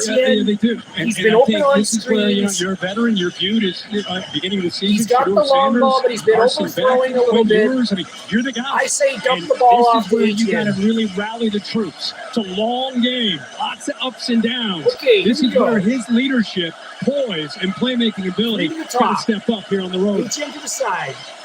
Waves one to the side. Looks. Waits. Rolls Beck out. on the move, Fires. puts over the middle. Oh, Almost intercepted. jeez, that was He close. overthrew Dylan Bell and this bobble by Xavier Brown. Yeah, I think he felt he had man coverage on the outside. Watch the corner out here. Watch how he runs with the outside receiver and then comes off of it. I think he felt he was going to continue. That's the true freshman, Xavier Brown. He's very fortunate. Actually, the ball happened fast. It ends up bouncing off of his chest, but he got fooled there. I think he thought Brown was in man, but he came off of it, made a pretty good play. Lawson Lucky, the tight end, lined up in the backfield along with Etienne. It was the first running play called tonight, and you'll get a couple, but not bounces much. forward for a couple of yards. It'll be 3rd and long. Line of scrimmage football game. Alabama's offensive line helping out, doing their job. This Georgia offensive line, remember Jared Wilson, good player, but it's the first time he's been in this kind of atmosphere. Micah Morris steps in, as we said earlier, for Tate Ratledge right there with a mullet. He's out tonight. He's the leader. It's just getting louder by the second here for Beck. Another 3rd and long for Georgia. Tide showing pressure, and they bring it. Ball out quickly, and it's intercepted. Picked off by Damani Jackson, the transfer from USC. This is ugly now. And it's gone this from has bad become to worse officially in a ugly. hurry for the Dogs.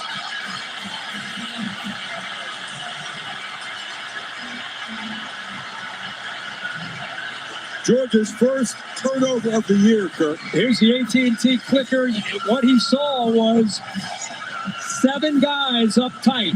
And when you see 7 guys like that, you know you got to get the ball out quickly. See how quickly they get in? You got to get the ball out. How about the job on this corner? What a play by Damani Jackson. That ball got on him in a hurry. See how quickly?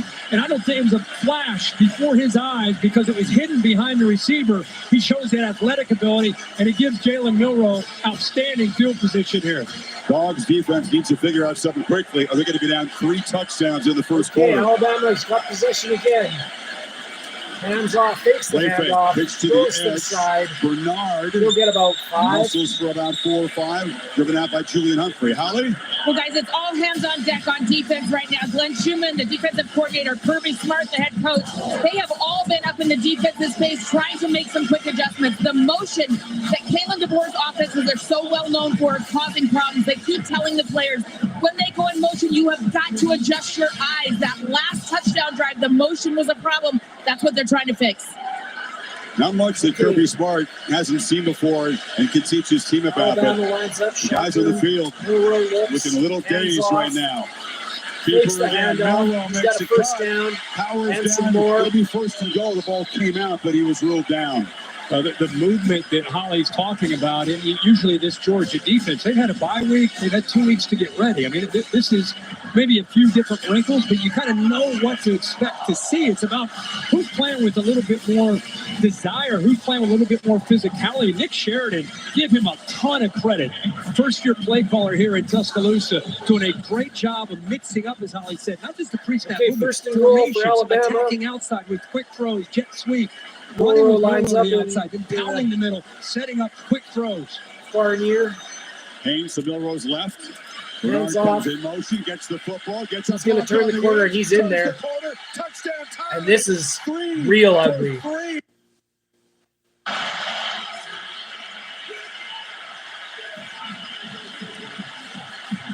Have I told you that they're attacking the edge?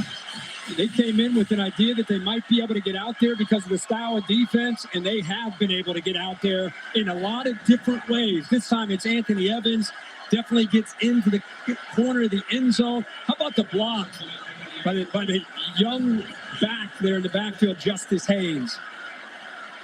It's a breathtaking start if you're an Alabama fan. And Georgia fans have to be sitting there with their mouths agape at this point. This is real ugly. Chris, this is what the threat of Milroe can do to you as an outside defender. Just watch the slight hesitation and respect at the mesh. See that mesh? Is he keeping it or is he going to pull it? Watch him go inside. You see him just that slight little whip. Then he gets to the outside, gets the block by Haynes. But Smile London is just on an island there, kind of playing a guessing game. Did he pull it? Did he hold on to it? And by the time he made up his mind, you already see the speed that Henderson has to be able to once again get to that edge. 2 long drives with a short field. And everything that Sheridan has called tonight has been pretty well executed. This Alabama team has come out with bad intentions. This is a long way to go in this football game. 21 points. I know it seems like they're never going to be able to come back, but 21. somehow Georgia has to Alabama's stop going the to kick bleeding. off. They need to be able scoring. to pick up a first down or two. They need to get something to get themselves to believe that they can find a way to win. Remember, Brock Bowers isn't here. Brad McConkey isn't here. It's a new year. And as good as this Georgia team is with Carson Beck and others, there's a lot of new personnel around that quarterback position. They've got to keep their cool and just keep believing that they can get back into this game. Kirby Smart's teams have been known for comebacks. All right. This is the largest deficit they've faced since that 2021 SEC championship game. The big loss that set up the chance for payback. Playbook brought to you by Modelo. Georgia's got the ball back, keeping their own 3 zone. touchdowns. Maybe like 20. I sit down thinking, what the heck happened? It's been a Jalen Milroe show.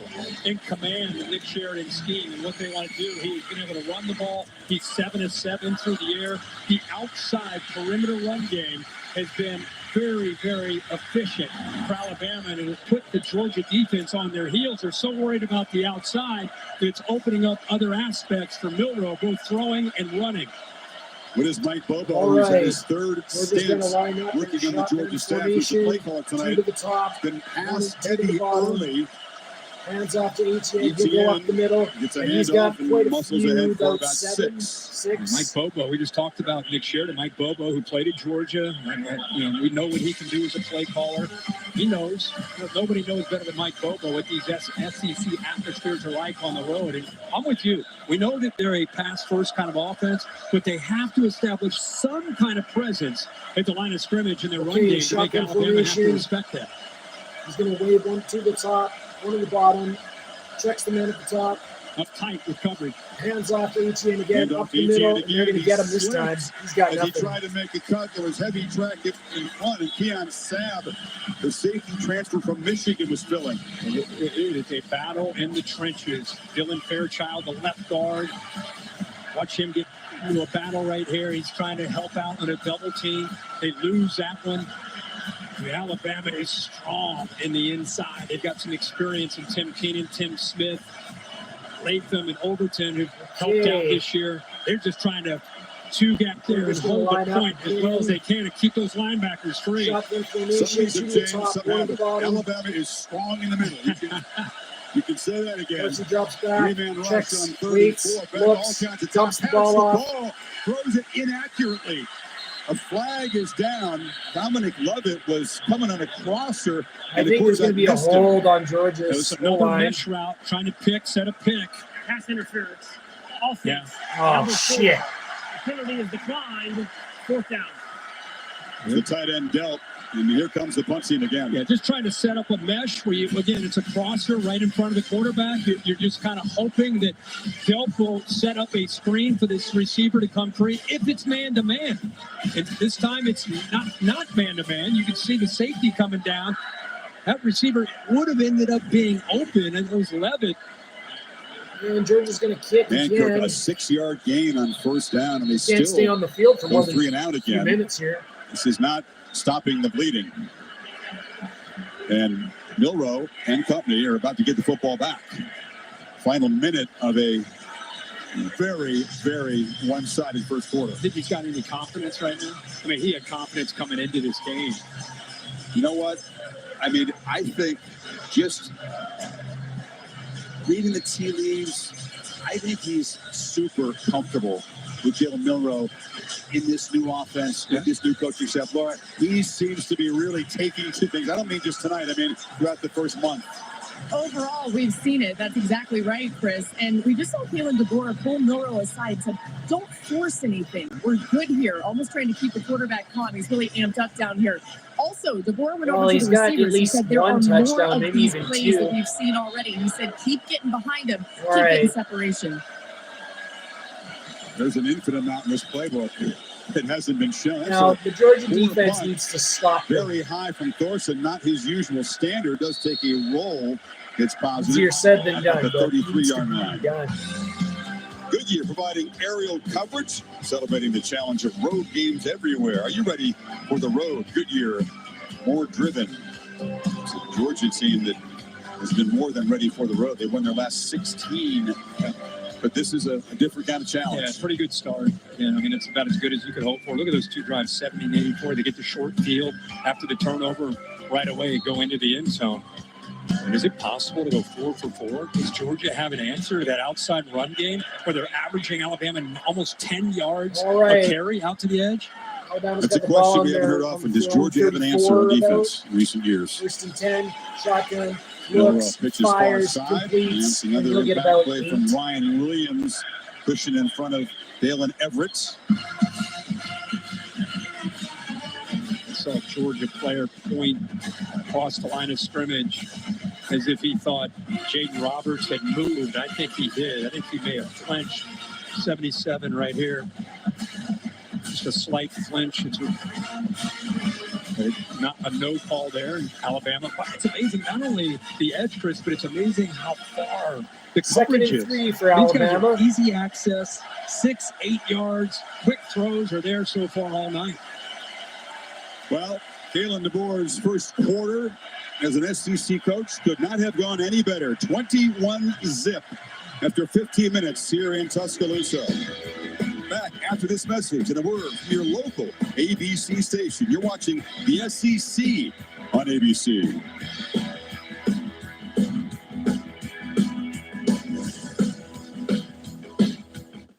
There's some things that work better together, like your workplace What's benefits good, and dude? retirement savings. Voya helps you choose the right amounts without over or under investing, so you can feel confident in your financial choices. Voya, well planned, well invested, well protected. Yeah, dude, the Tide are rolling right now. It's a fucking embarrassment. They're stomping all over them. The Tide have drowned them out.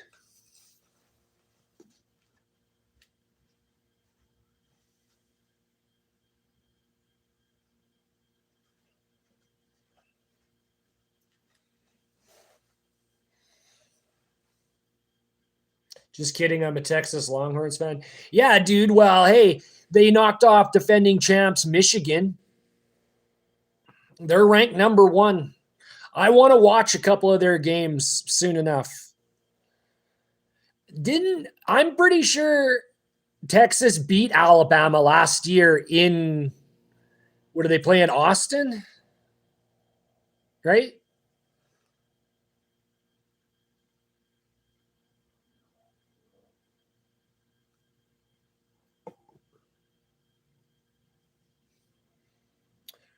Bro, Ark and Ewers go hard. Yeah, no, for real. I think it was last year Texas played Alabama at home, and I thought Texas won.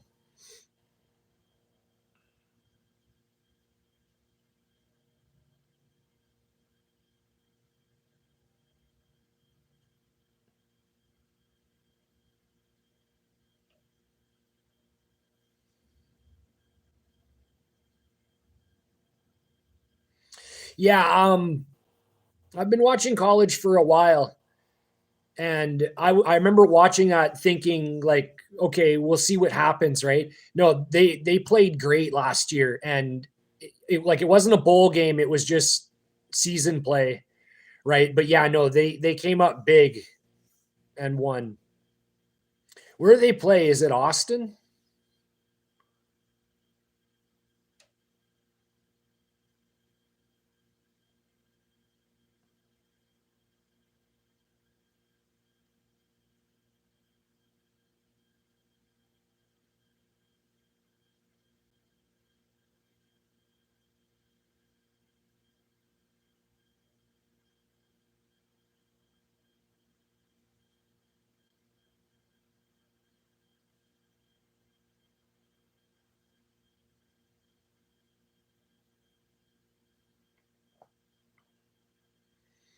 Either way, though, Georgia needs to settle themselves, and this defense needs to shut down. Hey, Trump's here. Look at that.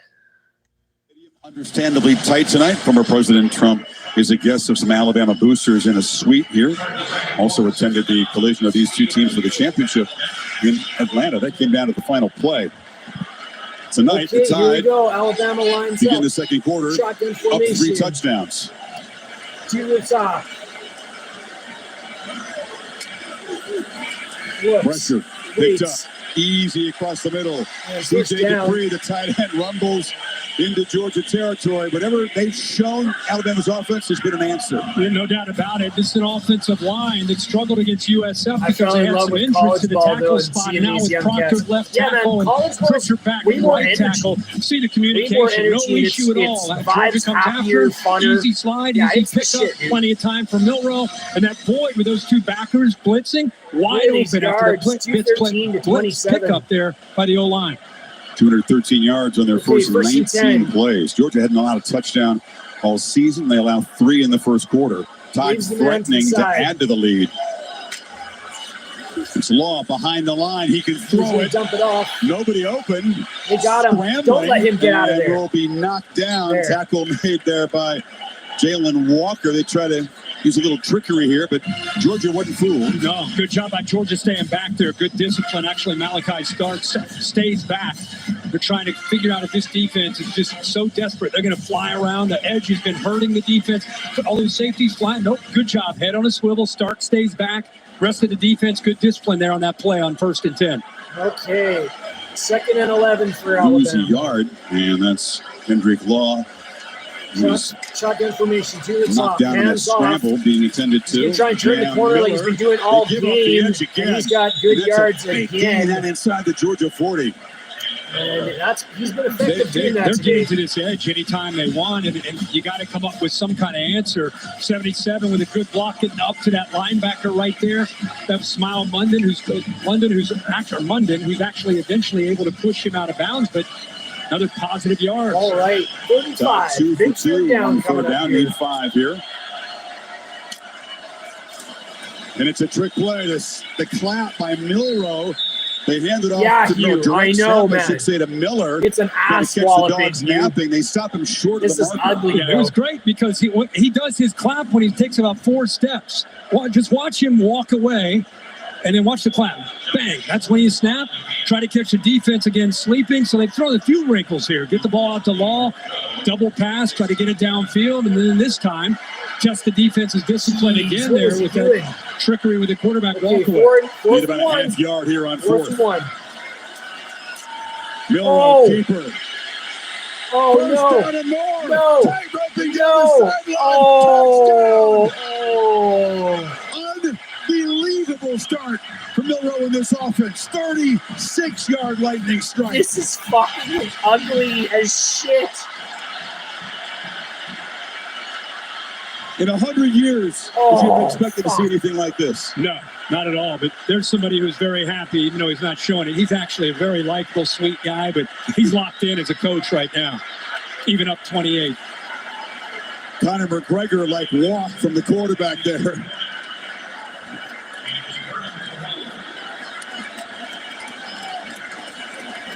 Fuck. Nicholson has only attempted 1 field goal this year.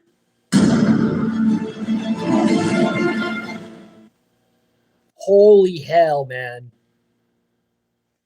They went for the quarterback. He hit him so hard his helmet came off. He had handed the ball off, and they ran the corner again.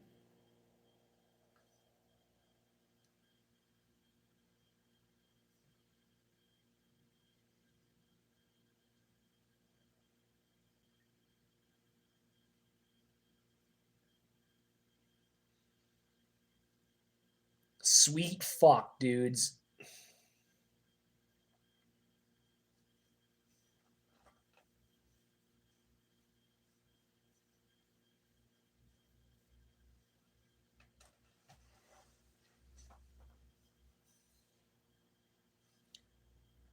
Well, I don't know. If you're Georgia and you're Kirby, I don't know what's going through your mind right now, but fuck.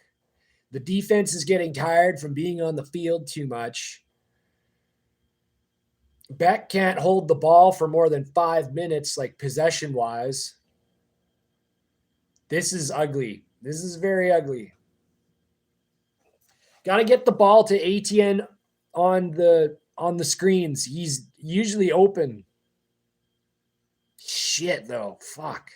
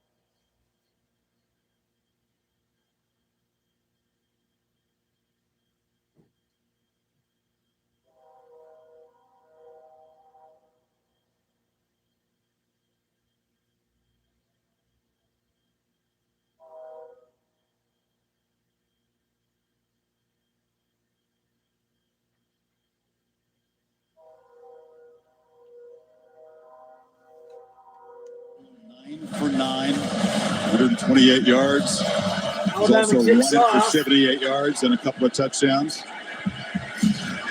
Wow. 4th down's important early in that SEC championship game a year ago. So Roydell Williams, 2-yard gain. They scored 2 plays later. Isaiah Bond was a big part of victory. Here's a diving catch. Later on, he would be huge in the drive that answered Georgia's threatening drive late in the game. Touchdown run reminiscent. Yeah, very much so. You know, you just keep saying, okay, is Georgia going to be able to hit some plays? Are they going to be able to get some first downs? They have 10 plays overall. Bama has 15 plays in Georgia territory. One side, hands off. Etienne, he finds a hole, and he's going to get a first down. Take one space. They got to mix it up with Etienne. The first time we've seen Georgia up front win that battle, and it's nice we can get Etienne running downhill. Big tight end Oscar dealt with a nice block there on the left edge. They brought the right guard around, picked up a good block and a backer. Nice play. Some tempo from the Dogs here, down 4 scores. Hands off to Etienne. Another hole. Etienne. He gets tripped up. What I like about the tempo is well, it's obvious you're down 28. You better get going. It's not obviously that. It's what can we do to try to get this aggressive defense a little bit on their heels? They're rotating a lot of bodies, playing with a lot of confidence, not worried about anything right now downfield. So you go a little tempo. Try to take away that edge that they're playing with. Last time they were down 28 was against Joe Burrow in that overwhelming LSU offense in the SEC championship game. 2nd and 7. Pitch on the edge. Oh, shit. Love it. They read that. There was 3 of them right there. Xavier Brown. Whistle had blown, no fumble. They set up another 3rd down. We're talking a lot about Nick Sheridan, how he's dialing things up. How about Kane Womack, the new defensive coordinator this year? It looks like they bring pressure. It's almost like are they dressed in 13 or 14 guys out there? They bring blitz, and now we got eyes on the football. They don't have their backs to the ball. They got their eyes on the football. They see that quick pass and answer to a blitz, and they got 2 guys leveraging the football. It's beautiful. Okay, shotgun formation, 2 at the top, 2 at the bottom. Walking up again. 1 in the backfield. Beat 10 and 3rd. Checks at the top. By the time they back out of Drops back. pressure, just a three-man Waits. rush. Beck is He's still gonna hold it flush. and run. Long way to go with his Slide back. legs, and he'll get knocked down about a yard short of the marker. Yeah, Kirby's going to have to go for this. This Yeah. is it. Almost you could say do or die. Yeah, Down you got it. 28 You can't go out again. at your The own defense is getting tired. 45-yard line, 4th and 1. You know, we talk about this game being It's good for physicality. back Who's going to win the to line take of the scrimmage? hit. It's been all Alabama. Well, here you go. 4th and 1. Ball at your own 45. All right, Georgia. They think you're going to run This is a inside. big It's fourth really down. This hard is to the run biggest fourth inside. down of the year. I don't know if you do that. I may want to try to maybe fake it in the middle, get on the edge. I don't know if you want to run into the teeth of this defense. Whistle before the snap, and Alabama takes a Man, timeout. they would have had it. Something that the board didn't like the look of pre-snap. That would have been a stop. Would have been a stop. Penetration from Tim Smith. I believe it was 50 who got in there between the center and the right guard. He got into the backfield in the blink of an eye. It forced ETN to bounce it. There was 2 more defenders out there. That would have been a stop. Kirk, if you see that, you're Mike Bobo. Do you consider changing what you do on this fourth down play? I personally, like I said before, I don't know how when they know that the obvious answer is 4th and 1, let's sneak in or run in the middle, and they are just pinching in there. It's tough enough to run when they don't know you're going to run it. Maybe a quick little pass, just something to not make it so obvious. ETN has great speed. We can get him on the edge. Okay, here we go. 4th Get and 1. Jamarian Latham, Tim Keenan the third, and Tim Smith. Big fellas up for the Tide. A lot of big boys up there. Maybe a shot play, anything just to not run up the middle against these guys when they know it's coming. 2 tight ends. Hand off ETN drives the middle. He's got it, and some more, and that is huge for Georgia. Gets ahead for the first down. That pass Overton. Overton right there. We just talked about how they can penetrate. Think about making this play. He's right there. What a move by ETN. And then to get through that little hole afterwards, he just kind of scoots that's a right through. -4. Not bad. Instead, Not bad. give ETN all the credit All right, on that shotgun play to formation. save this drive and keep it alive. 2 to the bottom, 1 to the top. Ransom Checks the Robinson top. spells him in the backfield. Hands off to ETN. He's got Up the the middle. football. And Give it Georgia about beginning to string together some solid runs. Now picks up 7. Nice little double team there on the right side. Good push there. Trust the right tackle helping out there. He and Micah Morris double team, work up to the backer. It's a nice drive here for Georgia. Getting some penetration.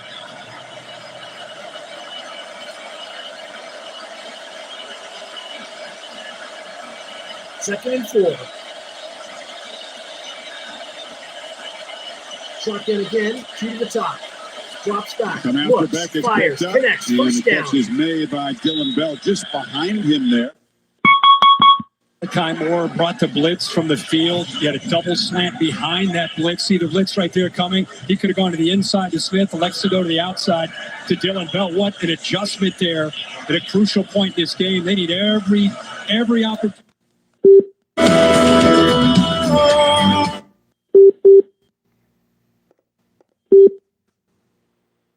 Yards, great adjustment. Back Sorry that ball about behind it. that. Shotgun, 2 to the bottom, 1 to the top. Drops back. Gonna Looks, throw on waits, first down, throws, rolls, and connects. a little bit Oh, behind he Lovett. dropped He's it. known for great accuracy, for shit. elite ball placement. Hasn't quite been there tonight for Beck. No, not at all. And you know that it's a drop back, and he gets out.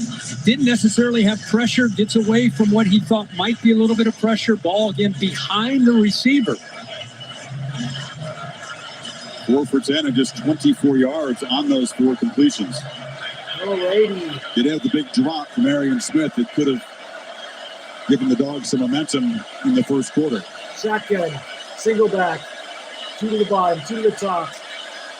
Drops back, looks, Good waits, protection. fires. Throws it Open. receiver, and the Oh. catch is made. Jahad Campbell delivers a big blow. That on was a Smith, who lick, held on but that it's time. connected. And we Boy, have did first he down. squeeze this in. This was a close throw. You have the corner here. That's the guy that he's got to be able to make the throw over top of in zone. Can you make that throw? Can you put it right there, right behind him? Oh, it's close. Great job of putting a lot of velocity on that ball. Just layered it over top of the corner. And a great catch there to hold on to it. Dogs in the red zone All right. finally. First and 10. Ball on the 15. Near 5. One behind. Tight power And formation. fakes the handoff. And it's an Hands end off around to the the other. bell. Well, what a Versatile sweep. weapon, makes the cut, lowers the shoulder, and is knocked down at about the 7.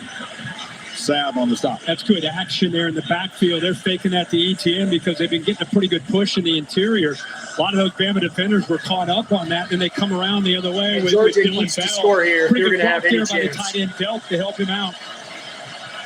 They got to finish this drive, obviously, with a touchdown. 7-minute and mark 4. here in the first half. It's a 10-play drive so far. Tough to do against an Alabama Okay, shotgun defense. formation. Sustained 3 to drive. the top.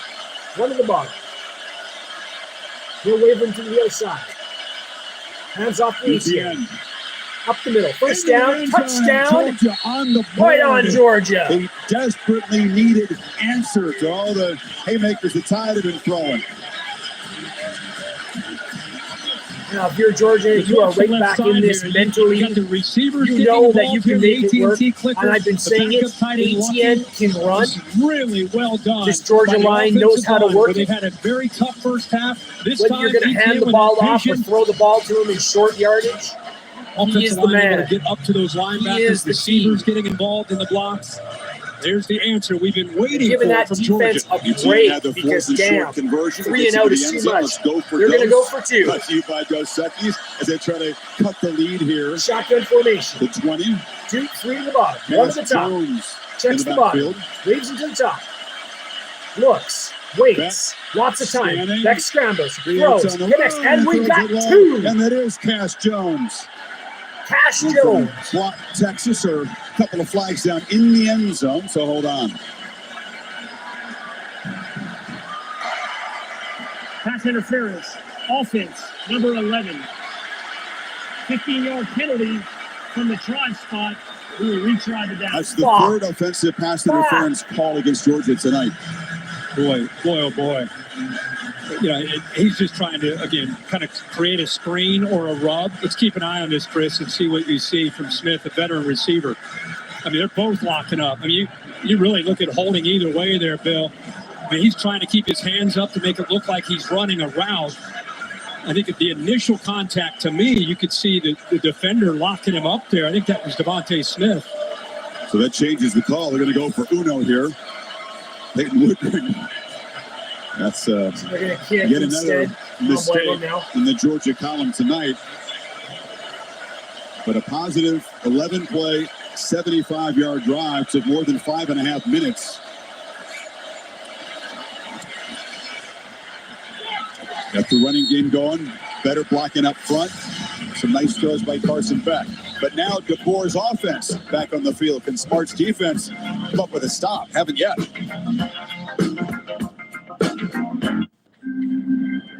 What's wrong? That was a good drive. Not just the scoring, but most importantly, give the Georgia defense a break, because for those first 3 touchdowns, it was literally about 9 plays that separated them all. 9 offensive plays, I should say, like for the Georgia offense.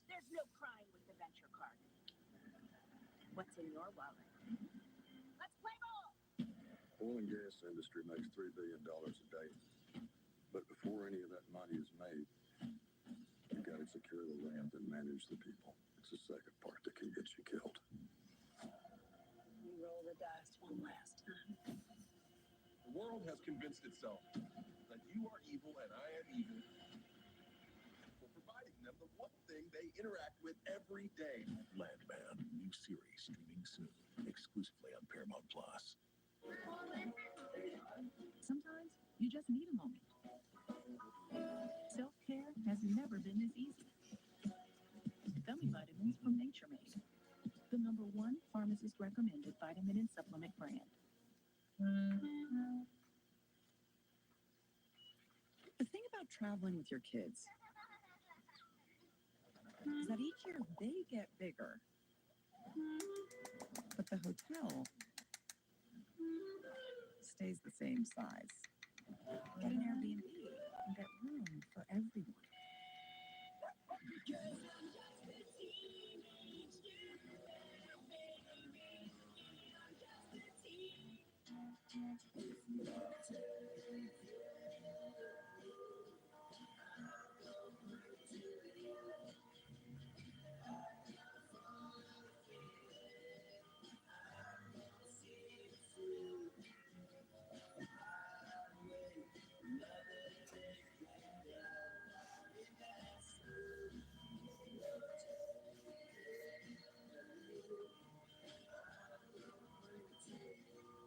A message from the Sonic Department of Research and Deliciousment. They say you can't put a price on fun, but they don't know what the heck they're talking about. Fun's now $1.99 at Sonic with creamy queso wraps and more. Take that, they. The Fun 99 menu. 5 items, always $1.99.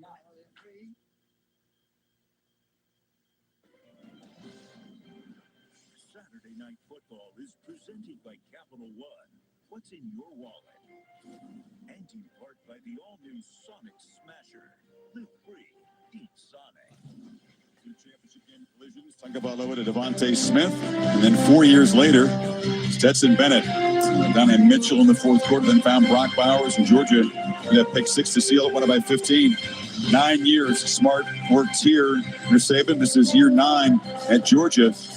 And Georgia fans feel like, okay, Nick Saban moving on. This is our time to really stamp our authority on the SEC and reclaim the crown Kings College football. They felt like that loss to Bama denied them a chance to go win another one.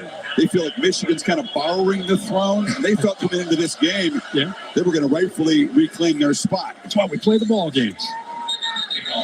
Well, they have been waging a tug of war for all the trophies, really, since 2014. And Alabama, Big Al, been pulling his weight. Oh, the animal soundtracks. Your dog's going to bark in a second here. Answer those 5 SECs. 21, 22. Uga having his turn. And they dominated the entire 23 until Atlanta. Now we're back to 24. Starting to lean a little to the right. It's a long way to go. Keep saying that. Be careful. 4 for 4. This offense. Georgia come up with answers. Tied a long field to go. Milroe looking to throw on first down. Again, it's Dupree. It was easy access, and then yards after the catch out across the 45. Flags come in very late. 21-yard gain. He takes that tackle. It doesn't even chase him. Long time since we've seen Georgia's defense not just give up easy access, but then the missed tackles by Starks and then more yards. Unnecessary roughness. Offense, number 52. Oh, right on. Georgia just got gifted there. Well, not gifted, but first down. Tyler Booker is an emotional guy. Anytime they want to take penalties, no problems with that. Costly penalty. He was just feeling it. Yeah, he was jogging downfield. I think it looked to me like Smile Munden was maybe gave a little jab to the face, and he responded to that. And that's what the refs got. He'd already kind of jabbed him before this. And then he responded by saying, wait a minute, if you're going to give me a jab, I'm going to give you a little push. I personally don't mind seeing those offensive linemen with a little edge to them, but that would cost him. Extremely costly. Instead of across the 45, they're back to 16. And the 1st and 19. Pressure comes. Milroe escapes again. Jalen Milroe. Look out when he builds momentum. Jeez, is he going in? Gets a couple blocks on the edge. Can't get near him. Can't bring him down when they do. It's almost like watching a guy in middle school who just is the best athlete on the field. And this is SEC football. He's running away from really talented, superior athletes. They were way behind the sticks. And now after that scramble, he's able to pick up a first down. A lot of these defenders had their backs turned to Milroe, which is a no-no against him. It makes some mistakes, 4 penalties on offense, but he's just been the eraser. 10 of 10, 134. Back behind the chains. Doesn't matter. Let's just take off for another big run. He's over 100 yards rushing tonight. Looking to add to his passing total. Long throw. Easy catch by Bernard, who was open again in front of Jalen Walker. Tough matchup for the linebacker. Yeah, very, very tough. Get man coverage on the outside. It clears. Watch at the bottom. Ryan Williams matched up there. He's just going to clear that, which opens it up nicely for Henderson there. And how about the accuracy and the rhythm of Milroe? How much fun is it to watch this guy throw the football tonight? Now 11-11 for 149, and over 250 yards of total offense in the first half. 1st and 10. 3 total touchdowns, 0 incompletions.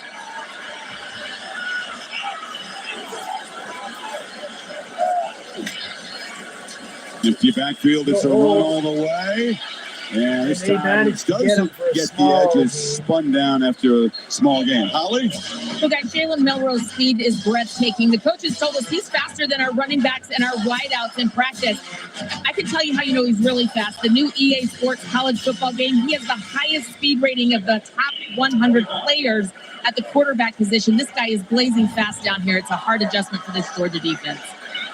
It looks like a video game, doesn't it? This start for the offense.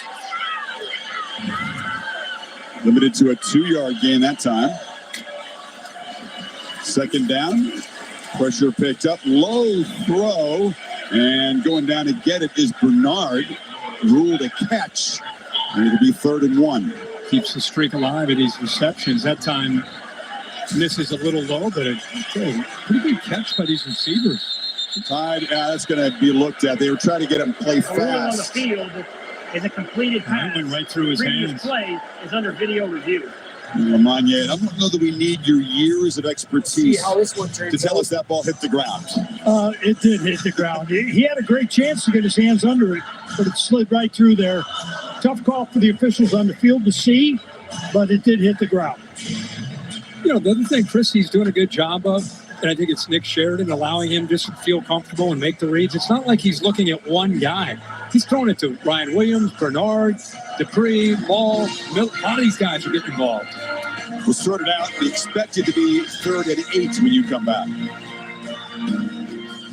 What's this? Aflac Duck signed into an NIL deal. An NIL deal? It's name, injury, and likeness. With a name like Prime, an injury like mine, and a likeness so fine, that's a triple threat. Couldn't we just tell people Aflac pays cash for expenses not covered by health insurance? If we want people to understand how Aflac helps close that gap, we got to get you to think bigger, coach. You gotta be kidding. Get help with expenses health insurance doesn't cover. Aflac is an official sponsor of ESPN College Game Day. Miss Terry's not gonna like this. Trouble. Winners never back down from a challenge. Champions know it's anytime, any place. But losers, they whine and waffle and take their ball home. Trump now refusing to debate a second time. He did terribly in the last debate. He's so easily triggered by Kamala Harris. Well, Donald, I do hope you'll reconsider to meet me on the debate stage. If you've got something to say it to my face. I'm Kamala Harris, and I approve this message. At Papa John's, we start with better. Like our fresh, never frozen dough made from 6 simple ingredients. And our dough can save you dough. Get 2 or more Papa Pairings favorites for just $6.99 each. Order now on the app from Papa John's. When I wake up in the morning light, I put on my jeans and I'm feeling all right. I pull my blue jeans on. I pull my Wrangler, for the ride of life. Fall is the season that's all about change. And we get it. It can be a lot to navigate. But what if we embrace not having it all figured out? Wherever this time of year takes you, we're here to help you shift seasons in style. So lean into the excitement for what's ahead. Because this fall, we've got a lot to look forward to. Your fall favorites are here.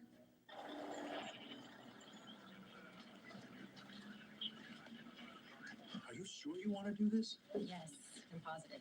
I mean, I love that you're trying to help, but why this way? Because there's a lot going on in the world, and this is how I can help. So, what do you think?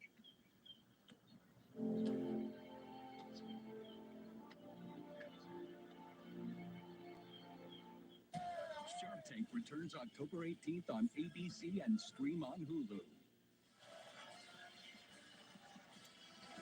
Pretty easy replay review. It is the first incompletion of Milroe's night, and it sets up a 3rd and 8. Kobe Prentice, receiver, lining up in the backfield. Now he'll go in motion. As long as they're showing some pressure, rush for Milroe. Has to escape again, flips it, and the catch is made to Robbie Oots. And he's down near the marker, and DeBoer, with the pattern holds, will go for this on 4th down. Oh, yeah. Yeah, with Jalen Milroe back there, ability to run it or throw it. Playbook is wide open. They're up 21 at the 35. You have to go for this, and they are. Oots, the big 270-pound, like a fullback-looking guy. I thought he'd be in Madison, Wisconsin with that name and that look. But here he is in Tuscaloosa. Here we go. 4th and 1. Talk about an opportunity for Georgia. Get a stop. Try to get another score. Yeah. Remember, they get the Need ball to to start stop the here. second half. It's a big play for both teams. It is. Shift Big play for around. both That's teams. Miller to the right of All right. Milroe. Going to get the Dogs to flinch. They're not buying it. Georgia disciplined that time, and DeBoer spends a timeout.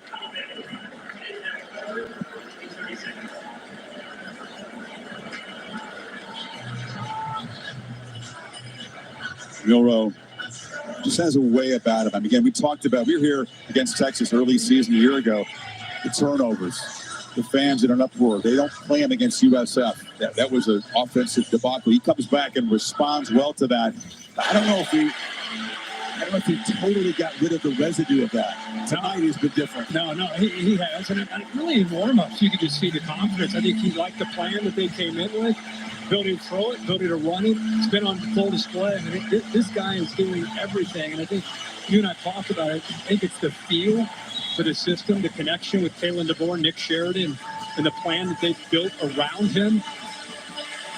You know, great quarterbacks have answers. He certainly has had that up to this point. And the Dogs give their offense the football back on 4th down. Handoff. Miller stopped.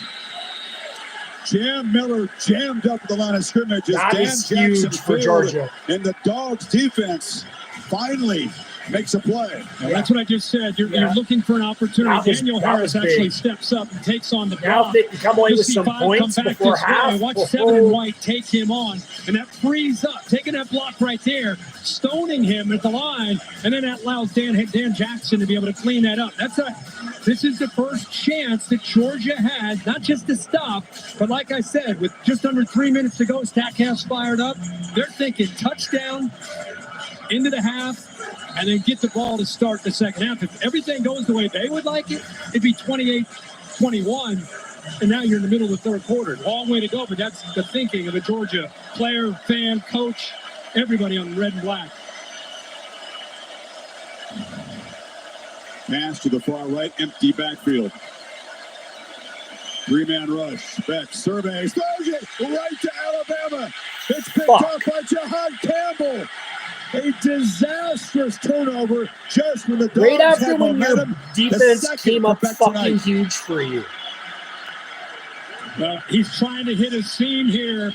He needs to put some air under this to be able to get over the linebackers. I really think if you look at Campbell, how much he's improved. He and Lawson together in the middle. Here he is right here. Here's the seam. Watch it open up, but he's got to be able to clear the linebacker. That's a tough throw with his safety also in the middle of the field. Throws it right into the chest there of Campbell, who just reads his eyes and brings him right back over there. Hits him right in the chest. Poor decision by Beck after the big stop by the Dogs defense. Campbell, part of a tremendous linebacking core at Alabama. He's strong off the edge, rushing the passer, and can play coverage too. Dupree spins, takes a big shot, and gets down near the 13. Think of the psyche of that Georgia defense. You just came up with your first stop of the game. There's Campbell celebrating. You get your first stop of the game. You're over there just getting some water. Schumann's congratulating you. First play, pick. You got to go back out on the field. That is a tough ask now to stop this offense with the way they are humming. Aggressive approach against this sudden change defense. They get 13 on first down. Try the middle. Big stop there. Big stop. Stopped cold. Gave it. This Georgia Men tell us defense- when they use just for men to eliminate grit. This Georgia defense has got to stay in this game. Timeout. Carson Beck's going to have to shake off another mistake. He's going to lead a massive comeback. Bama threatening to add to a 21-point lead here. This thing's in the middle of nowhere. And even if we didn't get any closer, you'd still know. It's a Jeep Grand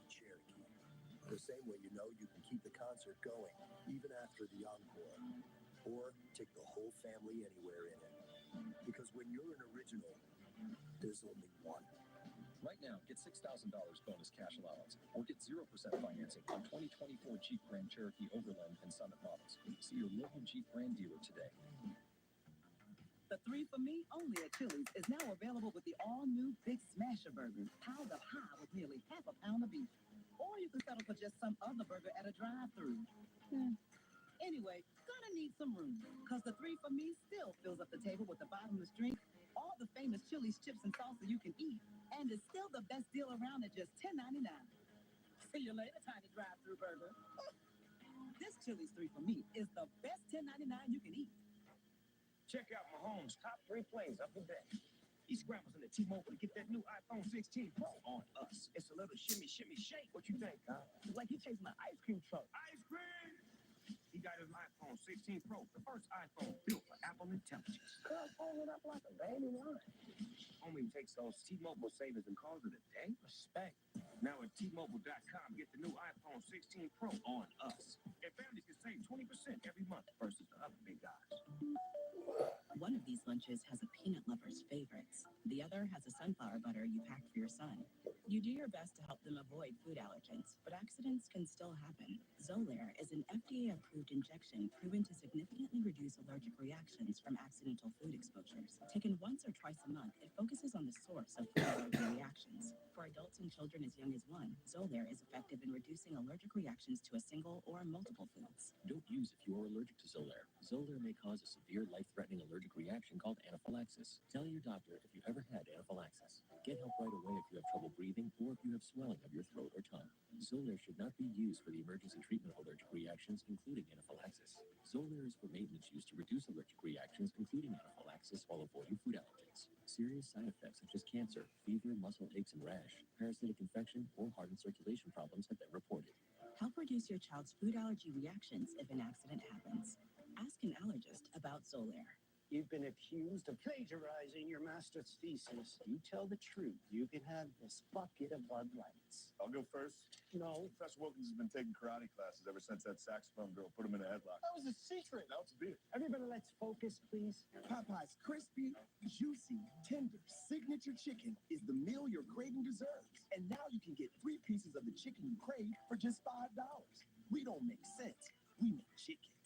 Love that chicken from Popeyes.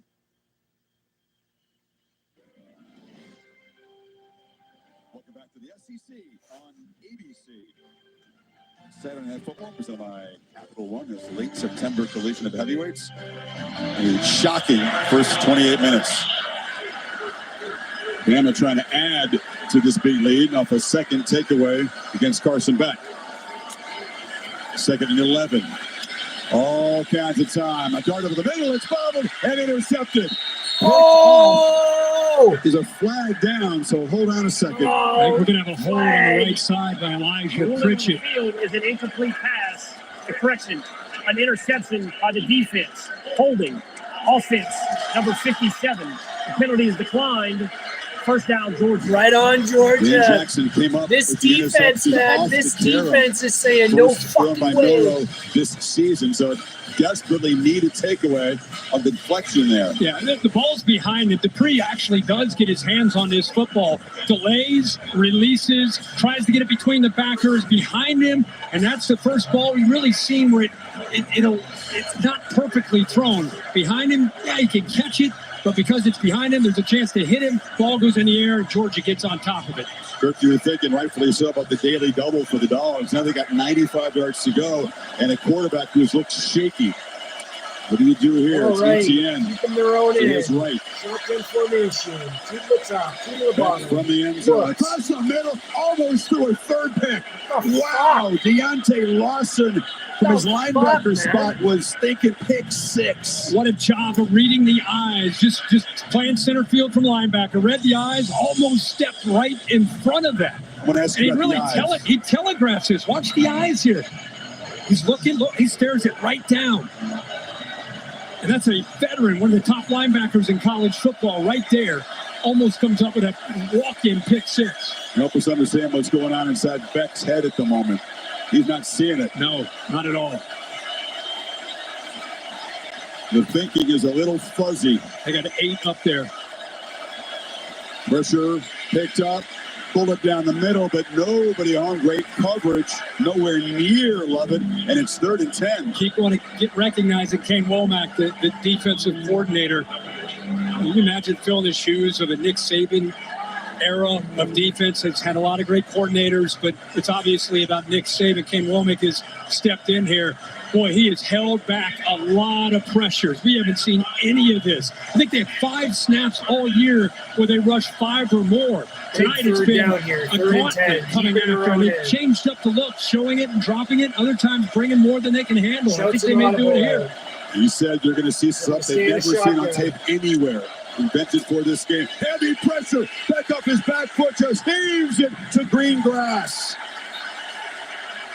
Could not block the crimson wave that came at him. And it's that was a roll tide for sure. They show it, they drop. We just talked about this. They want intentional grounding from the end zone. You bring eight guys, and you've got 7 to be able to block. Bring 1 more than they can handle. You got guys coming free. 2 end up getting in there. They're talking about it, and they are going to get him. Nobody downfield.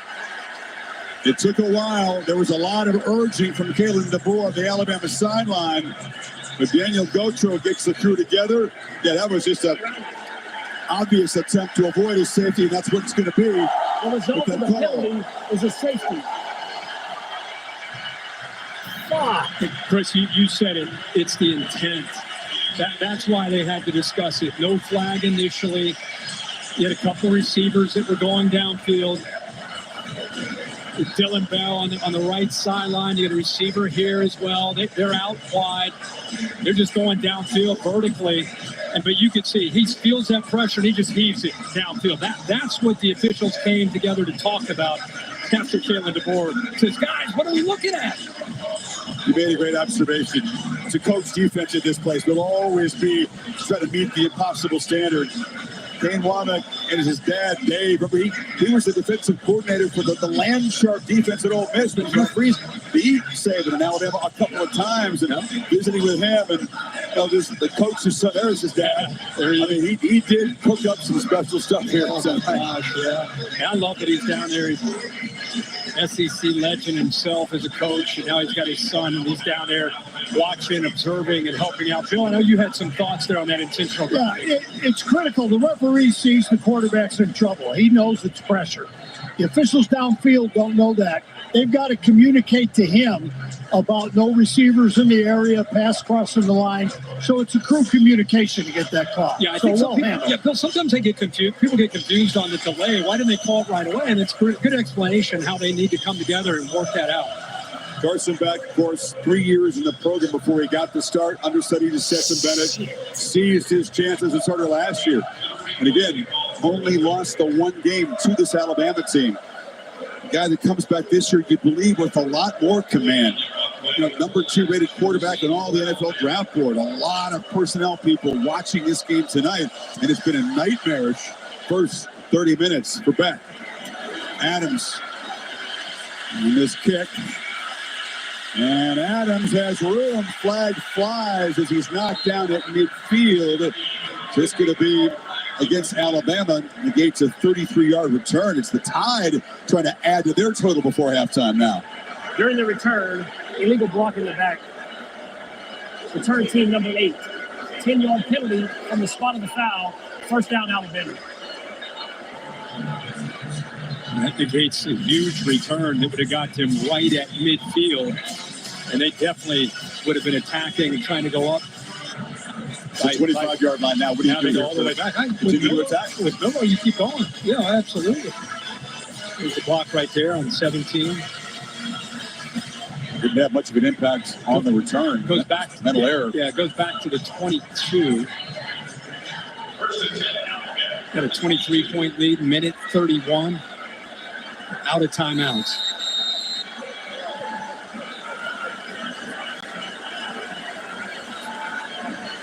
It's going to be an interesting set of conversations in that Georgia locker room at halftime. It's a very, very different position for Kirby Smart to be in a big game. throw, still staying aggressive. And the catch is made, and falling forward is Josh Cuevas. Another tight end gets involved. He was the Husky. I just can't believe the throws were, and again, I know you're back. You don't want to give up the big one, but just, I mean, that's a big game right there, and just easy throws. Across the middle, catch made. Prentice unable to escape. It picks up about 6 more before Everett gets him down again. No timeouts for Bama. There's no rerouting. There's easy access, and it makes it pretty easy on the quarterback to just throw underneath when you're clearing out. We've seen a lot of that in the first half. Inside of the final minute, Prentice again makes the catch, spins back into the field of play. Clock will stop momentarily. They move the sticks to the 44. Great job of just reading the coverage, not panicking, not predetermining where to go with the football, just taking what this defense is giving you. Milroe over 200 yards passing now to go with a 100-yard rushing night. Cuevas again on the sidelines, just looking so effortless for him. Yeah, and again, let's just show you what I'm talking about. When you blitz people, you walk guys up, and they don't get home. Look at the access right here. It's just strange to see this. I mean, he could have thrown it there to Love It. Instead, he ends up going to the backside where he can get out of bounds. Smart decision, but a lot of this has been, again, it's been not just in prevent, it's been happening most of this half. Trick play to flea flicker. Milroe's going to flip it back underneath there to Bernard, and Bernard's going to be dropped into 50. And they're just trying to toy with him now. Starks makes the tackle without a timeout. That's going to create some urgency here as they lose big yardage. Yeah, that's all Malachi Starks.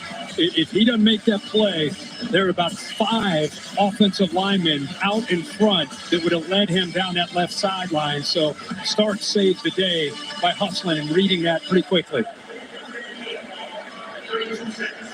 Georgia spending the timeout. Alabama didn't have one. And they'll back the clock up to 32 seconds. It'll be 3rd and 13. A little too cute.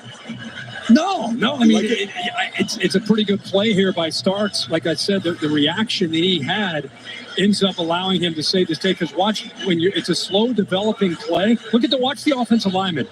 Look at them working to get out in front. Now here's Starks right here. If he doesn't make this hustle play, look at that convoy going down that left sideline. Road graders. Yeah, a little too quick for big Caden Proctor to get out and get a body on him.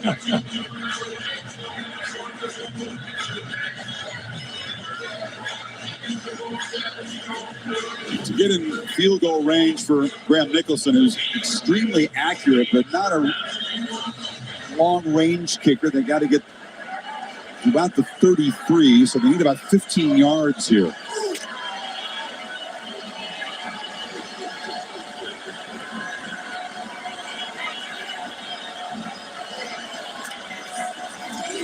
Pressure comes. It's picked up. Milroe gets it out, goes into traffic.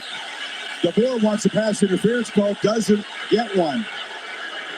Daniel Harris was in coverage. You can't believe it. Yeah, there you go for Alabama fans. He's so mild-mannered with the media, and when you see him talk, there's that competitive spirit showing up. He is fired up. It's definitely a pass interference. Yeah, he definitely got there early. He's kind of all around. Anytime you see Kalen DeBoer get animated like that, it's usually he's leaning on him. He's not just going to do that to do that. He's going to do that when he feels that he has the right to be upset. Harris clearly hits the receiver. So instead of a first down in Alabama in field goal range, chance to add to the lead, becomes a punt. Imagine that. Here comes inside James Burnett, the other elite Aussies in this game. And they'll take a delay of game and back him up. Delay of game. Offense. 5-yard penalty. Remains 4th down. Doesn't look like a big deal, but DeBoer, he could read his lips. Oh my God, are you kidding me? As I just love for people to see that fire because, like I said, you don't see that side of him except when he gets out here. You know, Nick Saban always had that reputation at this podium being a different guy. I mean, it's a very intense guy. Burnett. It's muffed. A scramble for the ball down the 8-yard line. That is a real scramble. That is a battle for the ball. Oh, Anthony Evans just able to fall on his own fumble and avoid another disastrous turnover. Wow. Not in great position. You see him lean and try to make that catch. Did he catch a break? to get back on top of that football. There's plenty of time with 19 seconds. If Bama gets on top of that at the 8-yard line, they got a few shots, even without timeouts, few shots at the end zone. Kirby talking to him there. Could have been a knockout punch in the first half. Yep. And they've given up possession there. Well, okay. What does Carson First and 10, try to shotgun do here with the last formation, 2 to 19 the bottom, seconds 2 of to a the top. disastrous first half? Gets the ball quickly on the perimeter. Smith First down. is electric. Right on. Breaks one tackle. Stopped at the 23. You see what they Let's can see if we do. get They've the got reaction 12 of the seconds. I crew. don't know how many timeouts they have. Halftime report coming up. Nick Saban, part of the crew. Reese, Des. Is Pat still here? No, Pat went back. Throw There we across go. the middle, and Colby Young. See, there trots needs out to of be bounds more right of across that. The 35. The short field There's is 3 open seconds to a go. lot. Transfer back to Keeve and way downfield. It's not the first time the short field's been open and he's hit a man there. 355 yards of total offense for Alabama. Defense has been stout. They come up with the safety. They limit Georgia to 123. Well, they've got 2 timeouts. Short pitch. That's Hoping it. that Here Arian we go. Smith can break a whole bunch of tackles. Here we go. And he'll finally be corralled Halftime. inside the Alabama 40. And that will be the end of a stunning first half here in Tuscaloosa. Some pushing and shoving, frustration obvious for the Dogs. Alabama feeling pretty juiced up themselves. And they eventually get them separated. Georgia will get the football to begin the second half, but a lot of work to do, down 23. And we got flags. This still isn't done. Let's see if it's Uh-oh. just a bunch of offsetting stuff.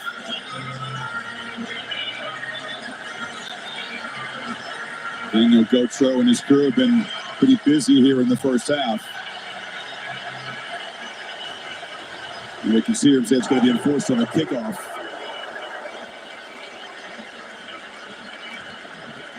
We don't know which way.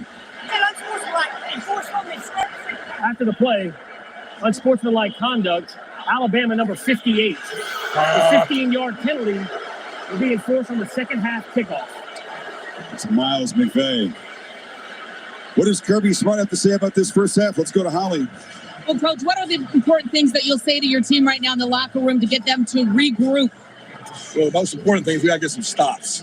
You know, Alabama's been really explosive tonight. We've had no answer from Milroe. He's a great athlete, phenomenal athlete. We've struggled with tackling. We don't have the edges. They've done a really good job throwing with him out of empty, and that's been new. But we got to get some stops. And our offense hasn't been bad. We just can't get our offense on the field, and we haven't stopped him. We turned the ball over. Thank you so much, Coach. Thanks. Lauren? Thanks, Holly. Coach, what's allowed for the success, both passing and rushing, for Jalen Milroe tonight? Yeah, I mean, he's just staying within himself. And I think, we're putting him in a good spot. Alabama has the deep field covered. And then we're going out and making the play. And, he's really progressed, and you're seeing him, do what we asked him to do, and he's comfortable doing it right now. Thanks, Coach. Thank you. If stay within yourself, you can produce 305 total offense yards and 3 touchdowns against the Georgia defense. It's a pretty good place to stay. It is.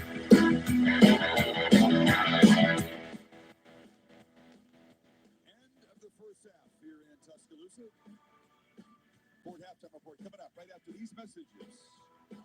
30-7 Alabama. You're watching the SEC on ABC.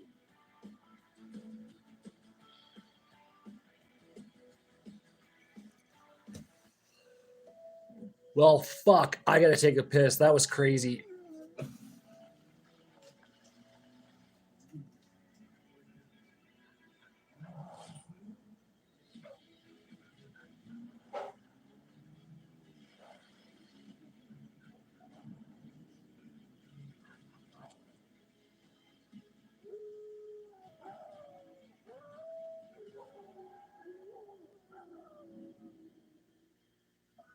I'm not alone on this mountain. I've got friends, teammates, and some doubters too. That's okay. Don't let the world tell you who you are. wanted. The promise of better work. This might be the one. Or better yet, no way. Something that found us. I got the interview. The University of Georgia, it stays with you. It's the place that gives you your start. Get ready for it. Get ready for it. Get ready for it. Are you ready?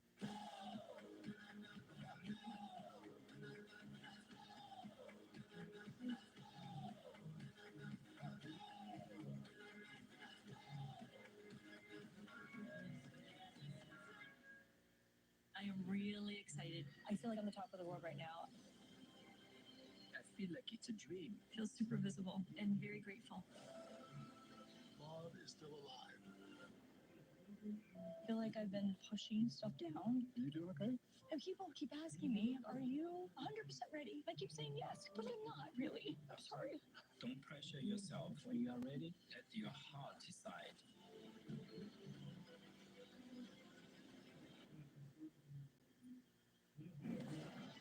Welcome to the Ford Halftime Report. Jalen Milroe has been spectacular in the first half. Already over 100 yards rushing, couple of touchdowns, thrown for 199 and another score, and a stunning first half on Saban Field at Bryant-Denny Stadium. 30-7 as the Brave Crimson Tide defense even got a safety late in the first half. Tide averaging more than 9 yards per play. It's been utter domination and save for the turnover at the end of the half.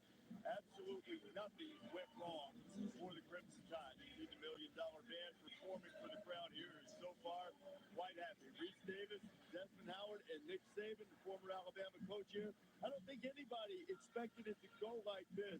Let's look at some plays and tell me exactly how Alabama just unleashed this can of whooping in the first half. Well, first of all, they got an outstanding game plan, and Jalen Milroe has done a fantastic job of executing it. They're in empty here. They send 26 in motion. The guy's got a man-to-man, can't catch up to him. Jalen makes a great throw. Jam makes a great catch. So you got a big play, explosive play. All right, here's the read, 3-2 power. Two doesn't run up the field. They read him. He hands the ball off. Another touchdown. So very, very good job in the red zone. And here's the fourth down. Fourth down play. Guy squeezes a dive. Jalen takes off running. I try to tell everybody how fast this guy was. I don't think you all believe me. I believe you, Coach. I remember before he played it down, he was the fastest guy on the team. Yes, sir. Georgia believes it right now. Yeah, and the thing about Georgia, defensively, they couldn't defend the perimeter. Alabama offensively kept attacking Georgia's defense on the perimeter. Jet sweeps, off-tackle runs. Milroe he would have a run to the outside, but you have a lead blocker, either a guard or a tackle. So they kept attacking Georgia's defense on the perimeter. Yeah, and I think the way Georgia come out to play the game on offense, Alabama likes to play middle field coverage, so they went and attacked the corners, and they went 0 for 3 on taking shots. They never tried to establish the run, and Alabama jumped all over them offensively. And, Jalen Milroe had more yards than himself than the entire Georgia team, right up until the end. So, really good job by Alabama's offensive coach. Milroe is 18 for 20. 18 for 20. Attacked them secondary down the field. Arian Smith had a deep shot that he dropped, and then they had another one that was a PI offensive pass interference. It kind of took them out of their character. The only drive that they had that they scored a touchdown was when they started to go to their bread and butter. They ran the football. That's their identity. That's who they are. That's who I expect to see in the second half. They came into this game throwing the ball almost 60% of the time. They hadn't really gotten it going. How do you handle this, both when you have a big lead and when you have a deficit like this with your team? The first thing I would tell the team in halftime, you got to play for 60 minutes. Georgia is a team that it knows how to win, and you cannot let up on teams like that. They've got to come out and reestablish the tempo in the second half, especially on defense, because I think Georgia is very capable of getting back in this game. That's what it's all about. You have to get some stops on defense. They have a winning pedigree. It's in their DNA to be winners. In that locker room, they got to come together and say, listen, one play at a time, one series at a time. We have to run the ball, but more importantly, on defense, we have to get stops. No doubt. Georgia is down by 23, the largest comeback for a victory for the Dogs under Kirby Smart. They rallied from 17 down in the college football playoff game in the Rose Bowl against Oklahoma. But they're going to have to find some way to slow down this Crimson Tide offense, which has made big play after big play, Tide rolling at the break. This halftime report is presented by Ford. Built Ford proud.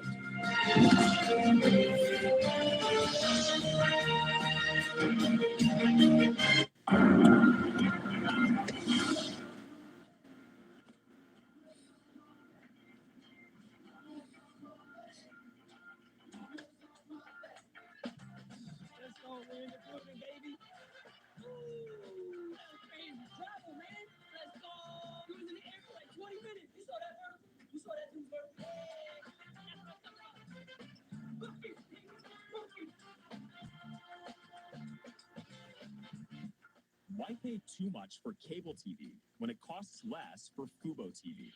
Get all the channels you want with all the entertainment you love for the price that cable can't beat.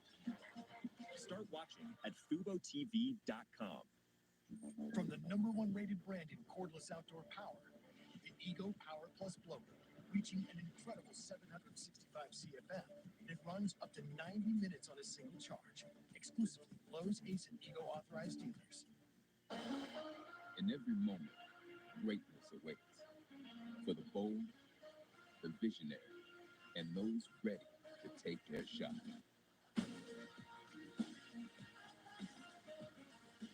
Here, we don't chase success, we define it.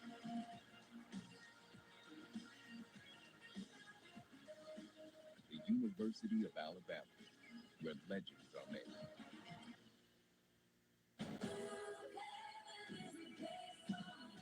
Welcome aboard the Odyssey. Millions took to the high seas for the exciting, scintillating premiere of Dr. Odyssey. Come on. And Thursday, singles week, strap in, will make your heart race. You got no pulse? Stay with me. Dr. Odyssey, new Thursday on ABC and stream on Hulu. You're watching the Ford Halftime Report. #1 team in the country, Texas, going to Mississippi State. Arch Manning starting for Quinn Ewers again through a couple of touchdowns. Face is still later right in the bread basket. Go ahead, young man. I Dance love for the that. dance. There you go, coach. That's right. You think all of your former players will believe that you love to dance in the middle of the game? 35-13. They wrote, here's a huge upset. What a performance for Kentucky. They also got a good bounce. Gavin Wimsatt fumbled it. Josh Caddis found it and took it in. You know you're living right when you get that. You're living just that kind of play, man. Exactly. That's what my mom used to say. Ole Miss couldn't tie it up late, 20-17. Auburn had control of the game against Oklahoma in the fourth quarter. Sooners got a touchdown, and then this was the first turnover of the game, something that had plagued Auburn. Peyton Thorne picked up by Kip Lewis. You cannot turn the ball over and have a chance to win, and that has been Auburn's problem all year long. Moved the ball again, couldn't do it when they needed to, and Oklahoma gets a huge road win at Auburn. Now, Nick, you talked about the way you dealt with teams. Tell me about the two-card philosophy that you had for addressing the team after games like this. You know, I always had a card in my pocket, and I always made a decision on Friday what I was going to say to the team if we won and what I was going to say to the team after the game if we lost. And I think in this case, I hope that both coaches have that because there's a lot of football to be played after this. 10 times better performance can make a big difference. Castrol Edge gives your engine 10 times better high strength. But you're going to have an opportunity either way.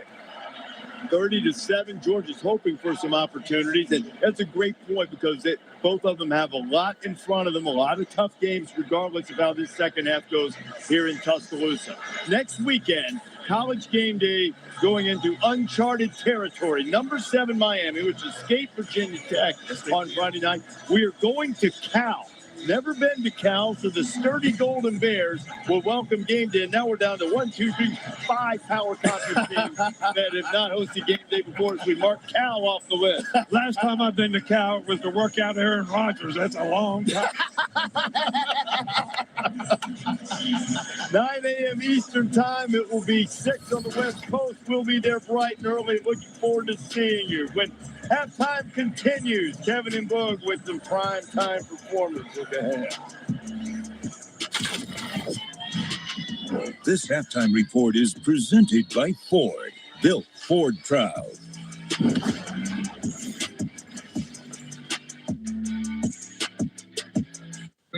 BK Royal Crispy Wraps. Eat it with the meal.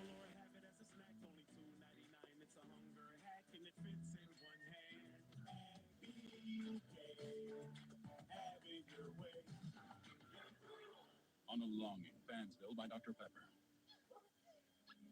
Ramon, what are you doing here? Texting another conference now. Yeah, but it's like on the other side of the country. It's really, really far. But you're not even on our schedule this season. Maybe we can meet you in the playoffs. That's crazy talk. You know what else is crazy? Getting all that Dr. Pepper flavor with 0 sugar. But Dr. Pepper doesn't have a questionable secondary like Tech does. Here, catch. And that's why you're a mascot. College football, it's a Pepper thing. There's nothing chill about a hot, sweaty line. Unless you have Mountain Cold Refreshment. Coors Light. Choose chill.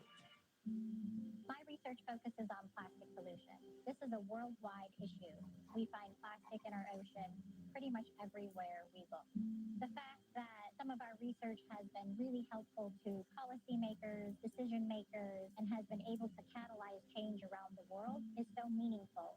To be able to represent the University of Georgia in this field of incredible universities throughout the Southeast, I'm finding it to be something I can be really proud of. It's necessary to share your sadness. People keep asking me, are you 100% ready? But I'm not really. Don't pressure yourself. You are ready at your heart side.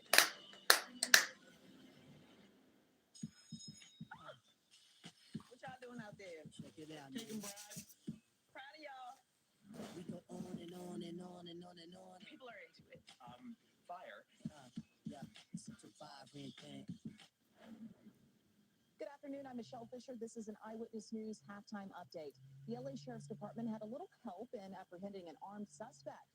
You're looking at new video just shared from the department. This was on the scene at Charlotte Avenue in Rosemead Thursday night. The Special Enforcement Bureau SWAT team utilizing the department's robot dog. Officials say the Major Crimes Bureau asked for their help in assisting with a search warrant. The suspect was taken into custody and Charlotte Avenue was reopened. Fall is here, and so are more cases of the flu, the common cold, and COVID-19. And now it's time to sign up to get free COVID tests sent to your home. The federal government reopened this program this week. Each household can order up to 4 at-home COVID nasal swab kits through the website covidtest.gov. Those tests will be shipped as soon as next week. And if you're already having some tests at your home, remember to check the expiration date. Fighting breast cancer one step at a time. Orange County's annual More Than Pink Walk will take place this weekend. The Komen organization has been guiding women through the difficult diagnosis and treatment process for more than 40 years. Joining the fight to help end breast cancer tomorrow with ABC7 and Colleen Sullivan. Registration for the Susan G. Komen More Than Pink Walk opens at 7 a.m. in Newport Beach. For more information, go to abc7.com/community. And that's the latest from the Eyewitness News room. We'll see you back here tonight for Eyewitness News at 8 o'clock and 11. Enjoy the rest of the game.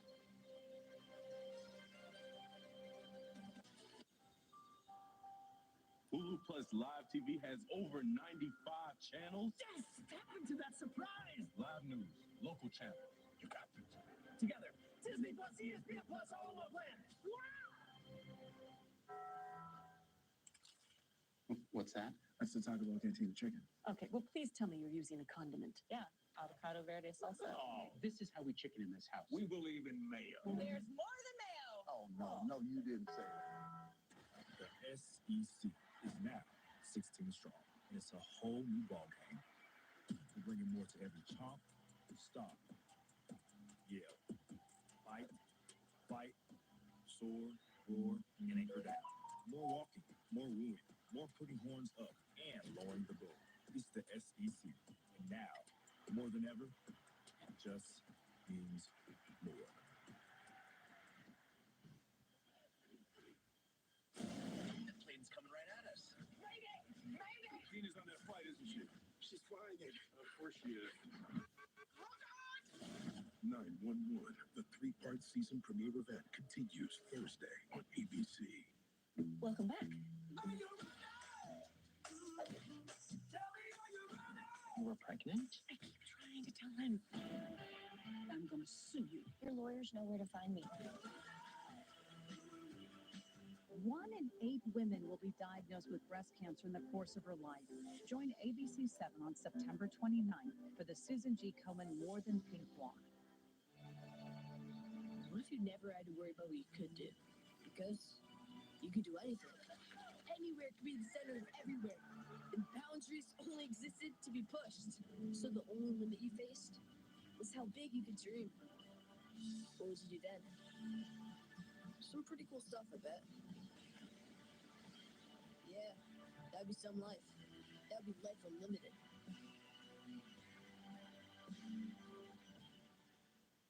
There are 17 million renters in California, and corporate landlords bully them all. The California Apartment Association uses the huge bankroll they collect from sky-high rents to intimidate anybody standing in their way. And now, they're looking to deliver a beatdown to AIDS Healthcare Foundation on the November ballot. Nobody likes a bully. This November, vote yes on Prop 33 and no on Prop 34 to teach these corporate bullies a lesson. Magic Cauldron, it's time to brew! A happiness Halloween with so much to do! Just a pinch of pumpkin, a dash of that, a sprinkle of joy from my witch's hat. Potions keep stirring, mix Halloween flair. Now add some friendly spirits to haunt the air. Put magic and treats at every corner to be seen. Come alive, my cauldron, brew the happiest Halloween. When you see us, give us a wave. There's that newsman again.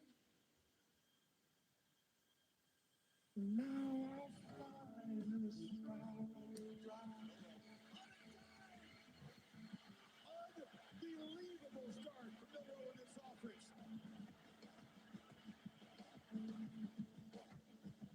Jalen Milroe became the Heisman frontrunner in the second quarter. If you listen to the live odds, that's how impressive the first half was. And welcome back to the SEC on ABC. This is Saturday Night Football presented by Capital One. The margin is 23. If Georgia is to come back and win this, it'll be the biggest comeback in school history and the biggest comeback ever in a top 5 matchup. A nightmare for Carson Beck in the first half. What does he have to do to settle in and try to lead his team back? They get the ball to here to start the second half. I think you're going to see some tempo. You're going to see him probably after that first half. Maybe a couple easy throws, just try to find that rhythm.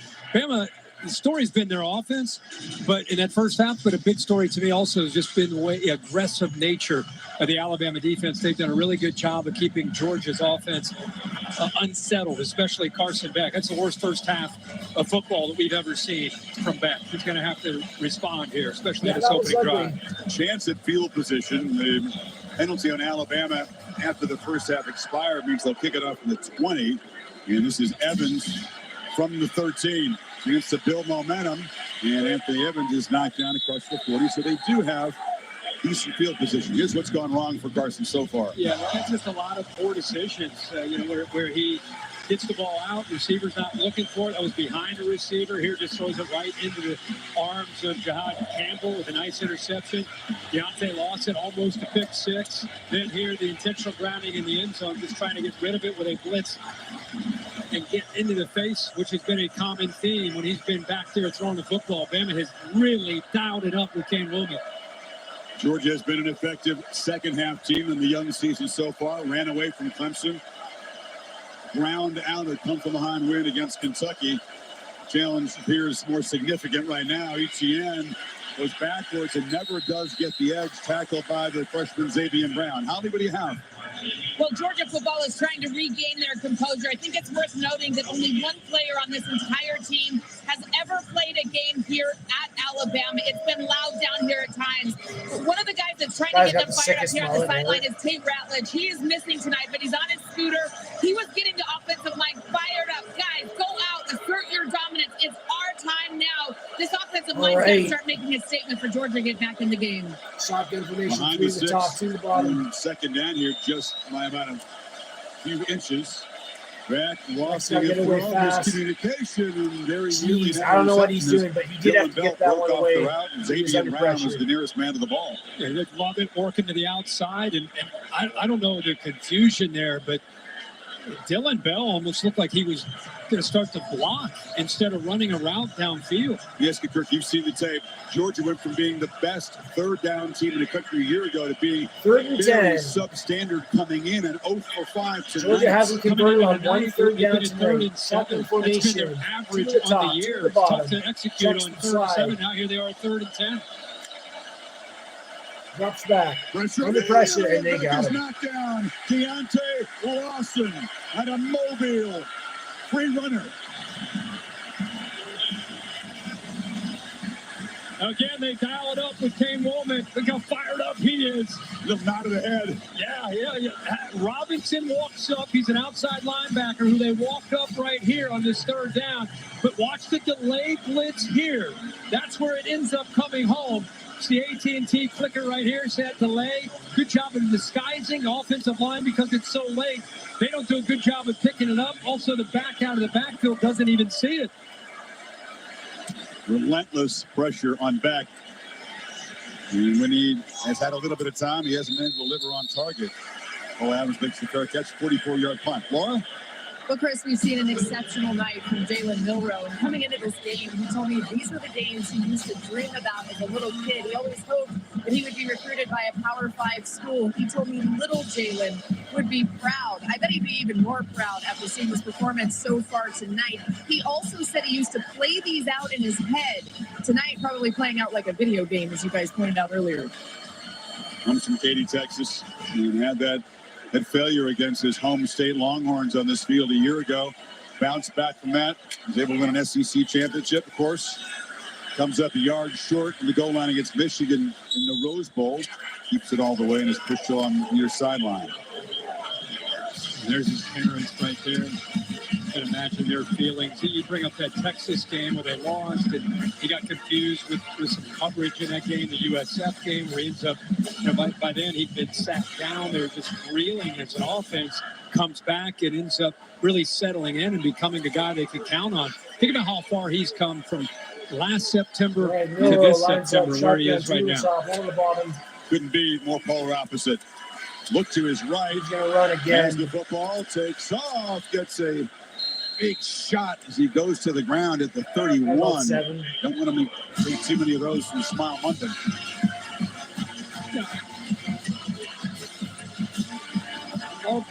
When he starts to take off horizontally, and then at some point he sees that crease and he puts his foot in the ground and gets, immediately kind of jumps into it and then gets north and south. Need 4. Let's see, keep this drive going.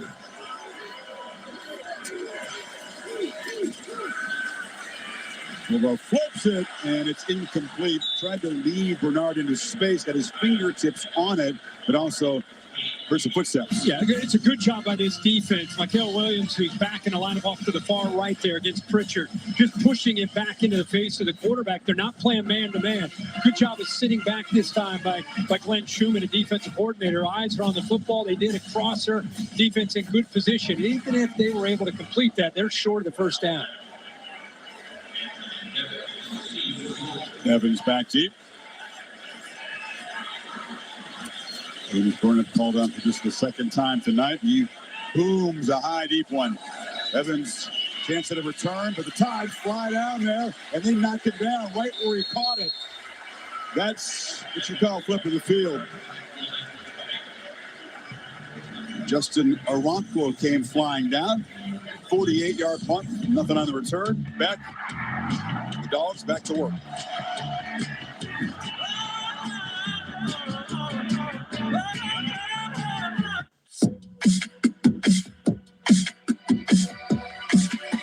If you love to travel, Capital One has a rewards credit card that's perfect for you. With Venture X, earn unlimited double miles on everything you buy and turn everyday purchases into extraordinary trips. And get access to over 1,300 airport lounges where you just check in and chill out. Open up a world of possibilities with Capital One. What's in your wallet? Now streaming on Disney Plus. This is the moment we've been waiting for. Feeling FOMO?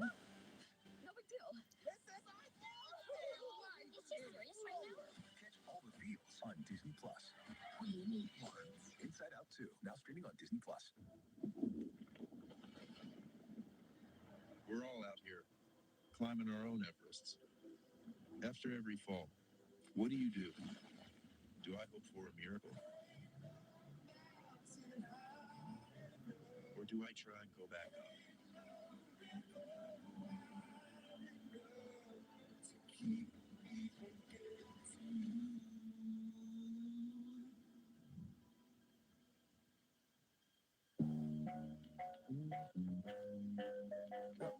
Open your eyes.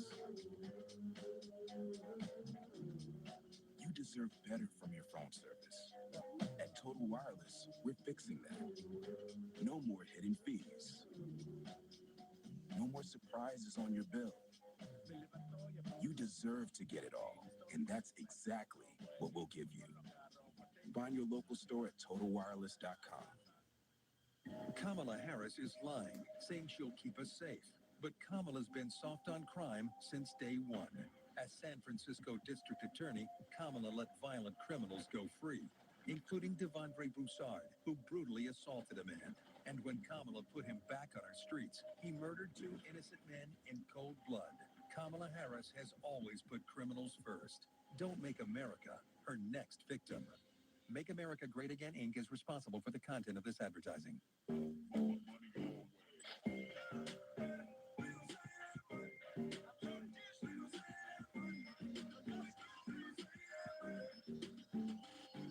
The Fun 99 menu, always $1.99 each. Millions took to the high seas for the exciting premiere, and Thursday will make your heart race. You've got no pulse. Now, stay with me. Dr. Odyssey, new Thursday on ABC. Capital One cardholders can get their own rewarding performance when they redeem their credit card rewards for tickets to exclusive events and experiences on Capital One Entertainment. Scan the code on your screen to learn more. Capital One, what's in your wallet? And Carson Beck is a calm guy, but personality can certainly be a very effective leader. Doesn't often have that fire in the eye look, and sometimes the body language isn't what everyone in the Georgia organization would like for it to be. He's got to elevate his play, and he's got to help spark belief in his teammates that a comeback is possible. There's a nice throw downfield out of the hands. Right now, they're going to roll it. It's incomplete. Deshaun Jones came in and knocked it out of there. Well, that's a great, that's a great throw, but a heck of a play by Deshaun Jones. Gets behind him, see the corner on the outside. He catches up, gets that left hand in there to knock the ball loose. So he gets it in between defenders, but good hustle effort by Jones to get that ball out. Delpit held it for another Second and 10. It could have been a catch and a fumble.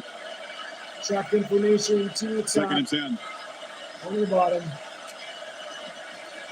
Well, Fires. quickly to the perimeter. They got blockers out there for Lovett. Give And up he's knocked 5. down at the 25. Now we're back to it again, ladies and gentlemen. The ever so coveted third down. Jordan has been unable to complete on a third down. Can they convert on this third down? Into the football. How often have you seen tonight? Not many crimson jerseys and helmets flying in pursuit to the football. Every single time. Their first third down conversion against Womack's defense. Need 6. Back. Just run it. scrambles. Run it. Yeah. Now goes sideways. Instead of going forward to the marker, he'll be stopped a yard short. Oh. Jahad Campbell got him down. Just lost awareness, apparently, of where the marker was. Yeah, underestimating the speed of this defense. I don't know why he just didn't keep going upfield. He'd have a shot if he would have just taken off there and gone, but instead he tries to go outside. No chance of getting out there. Going forward on fourth down. Fourth Cass and one. Jones is the back. Looked like some He's movement. got the ball. Etienne's got it. He's got it. powering forward. No, he's got it's it. going to be just enough Yeah. for Georgia to keep the football here. They had to earn every inch of it.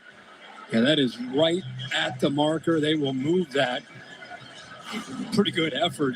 Not again, you get to those third and shorts, fourth and shorts against Alabama's defense with the size that they have on that defensive line, the linebacker play that they have. They got that by about 2 All right. inches. 1st and 10. That was ugly, but we got it. 1st and 10. They got to get the ball downfield. Then Etienne lined up far left of the formation, right near the sideline. 4 receivers in the pattern. Back. Under pressure. Steps up out of the pocket. Slide. Takes off and will There you slide down. Have to pick it up about 8. As he took off, the safeties from Alabama started to look at him. He actually had a streaking receiver down that right sideline. I think it was Dominic Lovett. He Second couldn't and see him 3. as he was scrambling. He was behind the line and could have flipped To the it. That bottom, would to have the been a touchdown. top. One in the backfield. On the Fires. edge. Completes. There's Lovett. Good block. Takes the outside. Goes around. Big gains. He's still going, and he's going to get brought down by the 30. Campbell showing That was tremendous brilliant. speed in pursuit. Brilliant There's a football flag IQ. down. Sees that the other receiver has the blocker engaged and takes his blocker into them and runs around. That is Holding. just things you can't Offense, teach. number 5. Oh, fuck. Holding. Remains second down. It was a 35-yard play, but they flagged Anthony Evans, and it'll be. And it's just been that possibly kind of way back. night. He was for right where he Bulldogs. caught the football. He's just trying to make a block out in front, grabbed a hold of the jersey. He's just getting right out in front. Good hustle. Again, there's those Alabama defenders, and then he just locks up to under that jersey there.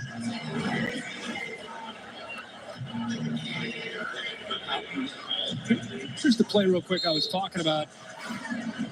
There's actually right here as he starts to scramble. Watch him. Watch the safety right here. And while he was behind the line, well, that would have been a big play if he could have located that. Okay, shotgun. Two to the top, one to the bottom, one to the backfield. Love it at the end of the Oh, play. offside. And now there's a flinch up front. It's Xavier Truss.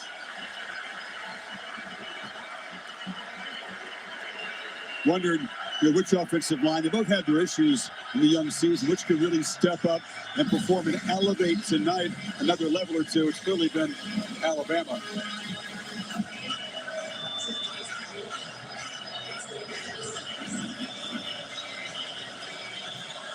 Now back behind the sticks on second down.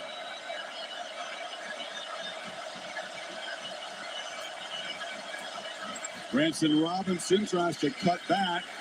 Runs right into heavy traffic. It's been tough all night. Lawson and Campbell there. They've done a really good job of rotating bodies on and off the field. They are staying fresh into this second half. This defense flying and getting off of blocks. It's James Smith, 23, that's out there. It's 23. Look how quick and powerful he is. Gets penetration. Now you're in no man's land. Easy to clean up for Lawson. Another crack at third down. All right. Still looking for their first conversion. Seven Shotgun guys again, up there. two to the top, one to the bottom. 3rd and 10. They don't bring Woods pressure. Ball gets comes off out the quickly on short. the edge. And And Scott he's still going. He's Short up still. bumped Oh, out of that's bounds gonna be there. close, but I think Evans, it's gonna be Malachi Moore cleaned it 4th up. and 2. Good effort by Evans, but it's fourth down again. This time they're going to need about 3, Kirk. How many times have we seen Ladd McConkey run a play like this throughout his career in Athens? And as you said, Evans did everything he could to give himself a chance. Good effort there by Moore, the veteran there in the back end. Another desperation play midway third quarter for this Dogs offense. Protection, throw across the middle, And catch made in traffic by Lovett. Did well to hold on to the ball. Devontae Smith was in tight coverage. And again, another one of these first downs where maybe by half a yard, you pick this first down up. Coming from the left side, trying to get separation on a crossing route. It's a good throw that time out in front. Give him a chance there to not only catch the ball, hold on to it, knows exactly where he needed to go for that first down. Very close. 0 for on third down, but 3 for 3 on fourth down tonight are the Dogs. Twice on this drive. Back down the middle. Broken up. Malachi Moore drifting back, got a hand on it as he tried to squeeze it in and said, yeah, I saw that in tape. I'm ready for that one. He did. The veteran graduate, played a lot of football in a lot of big games.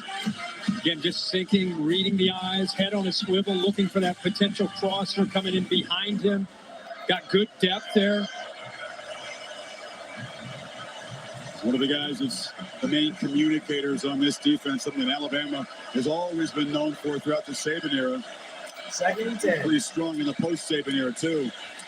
ETN, tough run, dragging folks across the 45. Sets up another makeable third down try here. Alabama playing smart defense. I mean, they're not even across midfield, and this is 11. They have 11 plays. Wow. It's 5.5 minutes. Yeah, 12th play of this drive. I mean, Alabama's thinking, Gorman's thinking, hey, sinking coverage, let's win a line of scrimmage, get pressure, blitz, whatever we can do, rally to the football. If they're going to get a first down, it's okay. Let that clock keep going. Don't give up a big one. Drops back. Looks. Looking for a big one downfield on third down, and it's broken up. It was good coverage on Lovett by Devontae Smith. Kirby all over the place. Lost his visor. He is really frustrated that he did not get an interference call. He went with a slot fade to Lovett. Tight coverage there for the nickel. Devontae Smith never locates the ball. That's what he's upset about. Usually when you don't turn your head, you don't locate the ball. There's some hand-to-hand combat. That's usually a foul, Bill. I'm surprised they didn't call that one. Yeah, when you're not looking for the ball, you're going to be held more responsible for that type of contact. He said, grab the jersey to read his lips. Georgia got away with an obvious pass interference at the end of the half. Smith, who defended that play, is being checked out by the athletic training staff.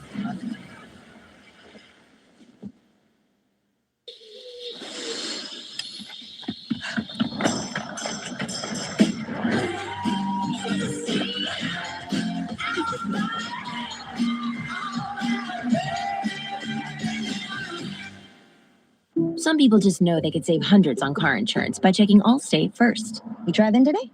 Of course not. There's no parking. Like you know to check the sign first before parking.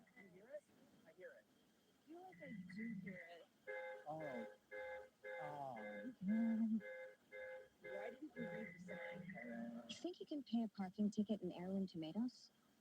Yeah, checking first is smart. So check Allstate first for a quote that could save you hundreds. You're in good hands with Allstate.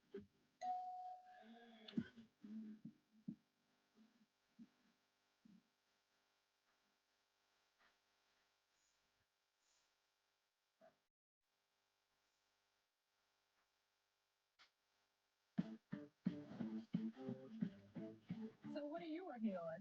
Something for the Garcias. Right there's great. Love you, honey. Thanks, Mom. We've got 24 hours to get all of this under control. Then you're gonna need these too, Dad. Oh, we can deliver that. Thank you.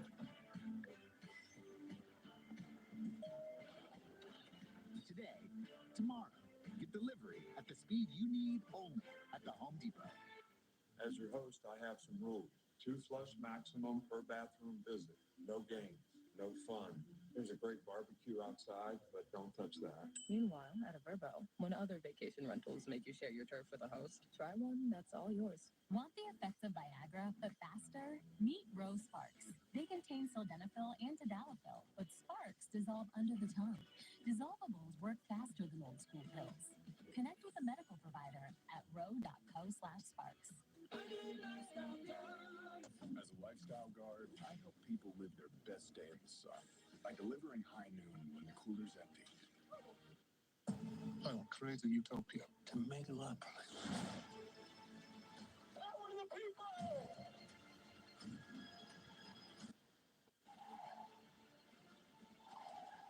When there are battles to win for America's future, there is one constant.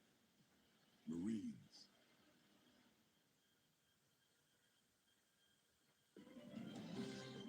Saturday Night Football, presented by Capital One, is brought to you by Allstate and the Allstate AFCA Good Works team, recognizing the athletes for their good work off the field. Visit ESPN.com/Allstate to learn more. National Championship Trophy presented by Dr. Pepper. Awarded in Atlanta on January 20th. 12-team playoff starts a month before that. The loser of this game, whoever ends up not winning the SEC, seems likely to host one of those first-round playoff games on their campus. 4th down. Flags down, free play for Beck, who fires across the middle and also throws another interception to Campbell, who jumped the route, but the Tide jumped off, and it'll make it 4th down and perhaps just inches and maybe enough to give him a first down. A couple of flags down, actually. Fouls on the play by each team. Holding, offense, number 55. Offsides, defense, number 23 in the neutral zone at the snap. The fouls will offset. Remains 4th down. Wow, so instead of a free play, it's actually offsetting penalties, and it'll be 4th and 5 again. Not just a free play, but right first down. Yep. New set of downs. Instead, the hold there, mental error by Jared Wilson. They keep disguising. They keep messing with his offensive line, and the quarterback, Beck, they've had him rattled throughout the game, mixing up these looks. Like I said, sometimes pressure and drop, sometimes show it and bring it. Now they're disguising. Four-man rush. Beck gets the pass away, incomplete. And there's a flag that comes in. Cash Jones came out of the backfield, was grabbed by Deontay Lawson. And the one that Kirby was fired up about, with the fit to back didn't get his head turned around. Defense, number 0. The ball be placed at the spot of the foul. First down. He does grab onto the jersey, but I don't think he's going to make this play. But right there, he definitely grabs on. It's a small grab of the shirt that's actually underneath the jersey. Bill, was that enough? It's the 13th play of this drive, and they're now in about 6 minutes. A grinding drive. Another downfield shot into traffic. Malachi Morgan tracking. He's just kind of flirting with an interception almost every throw, Kirk, it seems. Yeah, they drop safeties. Again, he's getting a pre-snap one high look, and then you see this looks like one high, but at the snap of the ball, you get a safety that drops back here. So now he can play that half of the field. Good job of getting his body turned, and now he's got a chance to show the range and almost comes up with that interception. But Carson Beck, as a veteran, really getting fooled by the defense and the looks that Kane Womack's giving him. And you said I studied a lot of tape. I didn't see any of this stuff on there. Short throw, catch made on the edge, and breaking a tackle is Lovett, who's off and running. Lovett, the most explosive pass play tonight, and the true freshman Red Morgan, who's in for Devontae Smith at the moment, missed the tackle. Bring 8 on pressure. We just talked about how they're showing it, dropping it. This time they bring it, trusting their defensive backs to hold up on islands. Good job of shaking Red Morgan there. Huge yards after the catch. Play 15 of the drive, finally in the red zone. Right down the middle, high throw, touchdown. Arian Smith. And the Dogs still have life thanks to a huge march of 80 yards. But 6:44. This is the improvement of Arian Smith, who used to be just kind of a straight line guy. Watch this release. Outside jab, upfield, getting that separation. Easy throw when you get a receiver who wins at the line of scrimmage. That time Carson Beck says, thank you very much. I got an open guy downfield. And that drive is 15 plays and 6:44 off the clock. offense on the field. W. Smart electing to go for Dose. Brought to you by Dos Equis. They tried it before. And a penalty. All right, here we set go. them way One back for and they two. kicked the point just to make it a 15-point game. On the move. Flips it back across his body and on the back line. Lawson Lucky, You got the it. tight end, catches the conversion. And it is a 2-score, not a 3-score game, thanks to that conversion. Yeah, motion Smith. You have trips now to the right. Once you motion, you got 3 receivers, then he's going to roll right. And here's the receiver the tight end that he ends up throwing back to, Lucky. All the attention out to the right. Good job of coming back. Opens up nicely, and he puts it in a place where Lucky, big, tall, 6'4", tight end, holds on to it, like you said, do it in 15. Pass was slightly deflected by a fingertip before he got to Lucky. You're leaving me? For a TurboTax expert who charges me less but gives me more. Sing it, Adam. A tax pro, she's been thinking twice. Just believe TurboTax will beat your price. This is a tax It's time to move on to a TurboTax expert. This is a tax breakup. This fall, switch to a TurboTax Live expert and we'll beat the price you paid your pro last tax season.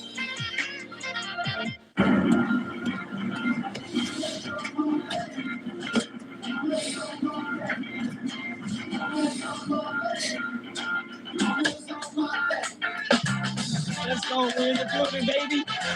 Ooh, crazy travel, man. Let's go. We was in the air for like 20 minutes. You saw that, bro? You saw that, too, bro?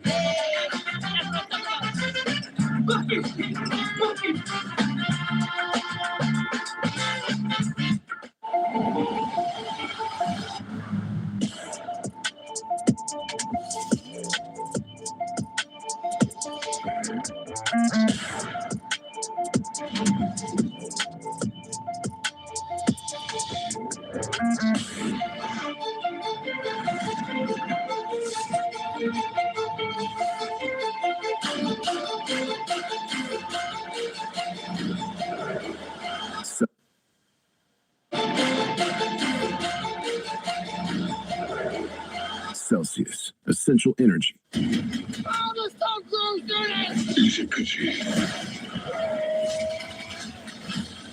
Who sent that thing? My creator. We have something he needs. This world can't survive if you stay together. But I need it. I'm with you to the end. Venom, the last dance. We need a disguise. Why'd you keep knocking people out? What's wrong? In theaters October 25th. Okay, everybody got their Dos Equis playbooks? Good. There's only one play. Go for Dos. That means when we get a chance to go big, we take it. Let's roll some tape. 2 seats in an okay position, but the front row would be a huge score. The usher is playing lockdown deep. Watch how they execute. Watch how they execute. With the Dos Equis vendor as lead blocker. Sneak, scramble, take it to the house. Flawless. That's how you...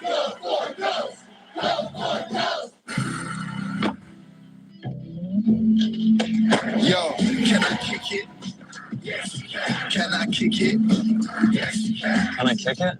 ¿Qué? Can I play? Can I kick it? Can I kick it? Can I try? 당연하지. Can I kick it? Yes, you can. Can I kick it? Yes, you can.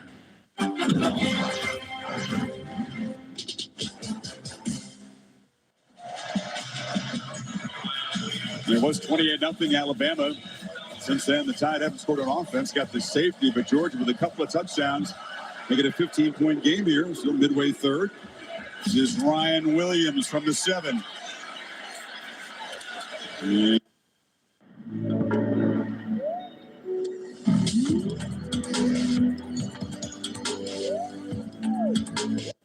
This weekend.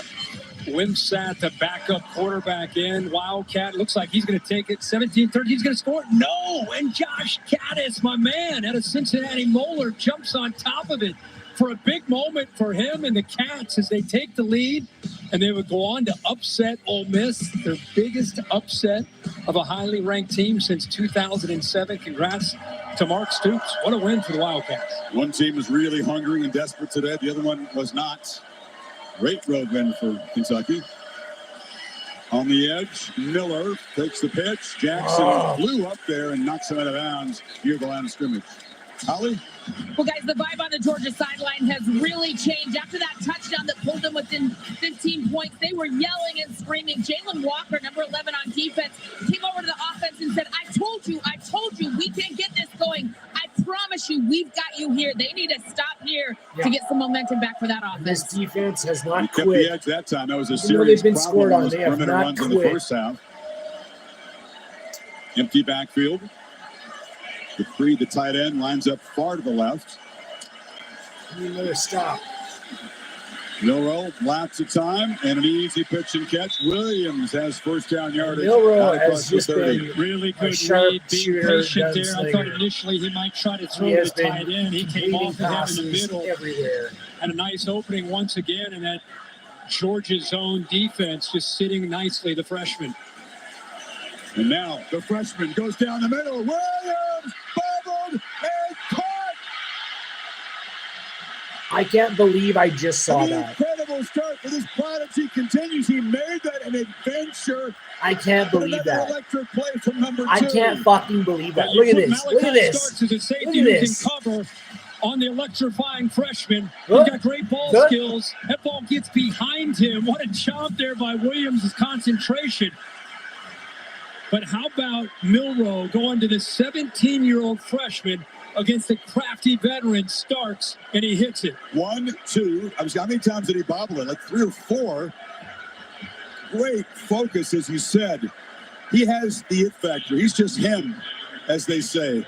You cannot believe this guy is the age he is. Saraland High School down the Mobile area where so many great Crimson Tide players have come from.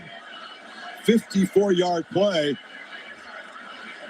As Alabama gets the spark on offense they haven't had, and he's on the verge of leading his team in receptions and in receiving yards in all 4 games of his college career.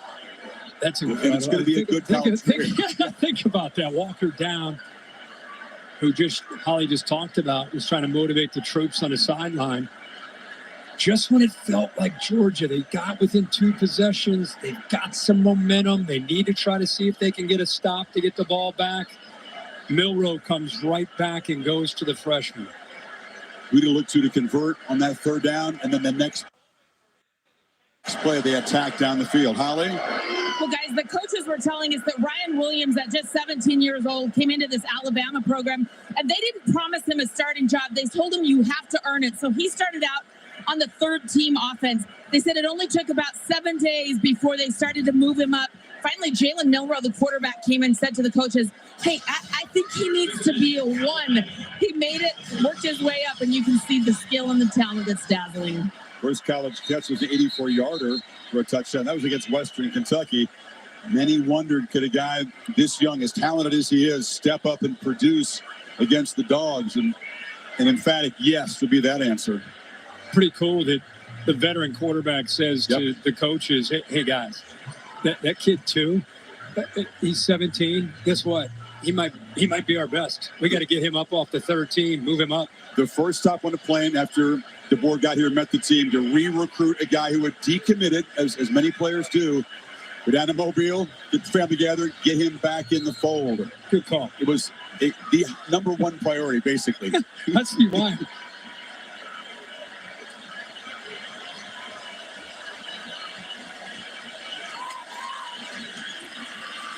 Keeper blocks, and that time Georgia did a better job defending Milrow on the edge. Knocked down after a few yards by Everett. Yeah, for people that might think, how is a guy 17 years old playing college football? You know, you see some of these guys reclassifying, they move up, they feel they're ready to go, and academically they're good to go, and he's able to move up a class. And so here he is as a 17-year-old. Some guys, by the way, just have it. Like Smitty when he was here, Devontae Smith. The moment was never too big, ice in his veins. This kid reminds Reminds me of that crowd wanting Michael Williams to get a penalty. Has time to get off the field. Make the handoff. Milrow cuts it back to the right. And Dogs do a great job defending that time. Malachi Stark stayed at home, and they dropped behind the line.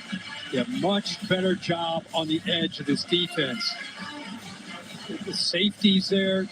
Starks. Good job of running there by Damon Wilson. Better group effort. Jalen Walker, who left, is back on the field, Kirk. He's a very important component of this defense. Edge rusher, 3rd and 10. Justice Haynes, the back. And he's got the ball out of the backfield. He's hit immediately. So Dan Jackson and Malachi Starks, the Georgia safeties, playing much better here in the second half. And here comes a field goal attempt. I think we all came into this game thinking this would be the defense that we would have seen at the beginning of this game, where they're in position. Yeah, you're giving up some completions, but guys are right there. So give credit to Glenn Schumann and also Kirby Smart for adjustments that they made at halftime to at least give them a shot here, because that first half was tough. This has been much better. Nicholson won the Luke Groza Award to the top college kicker, 27 of 28, Miami, Ohio, a year ago. Looking for his first made field goal attempt at Alabama. Missed one in the opener and just sneaks it inside that right upright. That was close from 28 yards. So a 69-yard field goal drive to lead back to 18 as we check in with Kevin Negandhi. Chris, how about our Dr. Pepper Fansville studio update? You talk about Williams being the freshman star in Tuscaloosa. How about the freshman star at Ohio State, Jeremiah Smith? This drive alone, including that touchdown grab, number 3 Ohio State up 38-7 over Michigan State. Back to you and Kirk.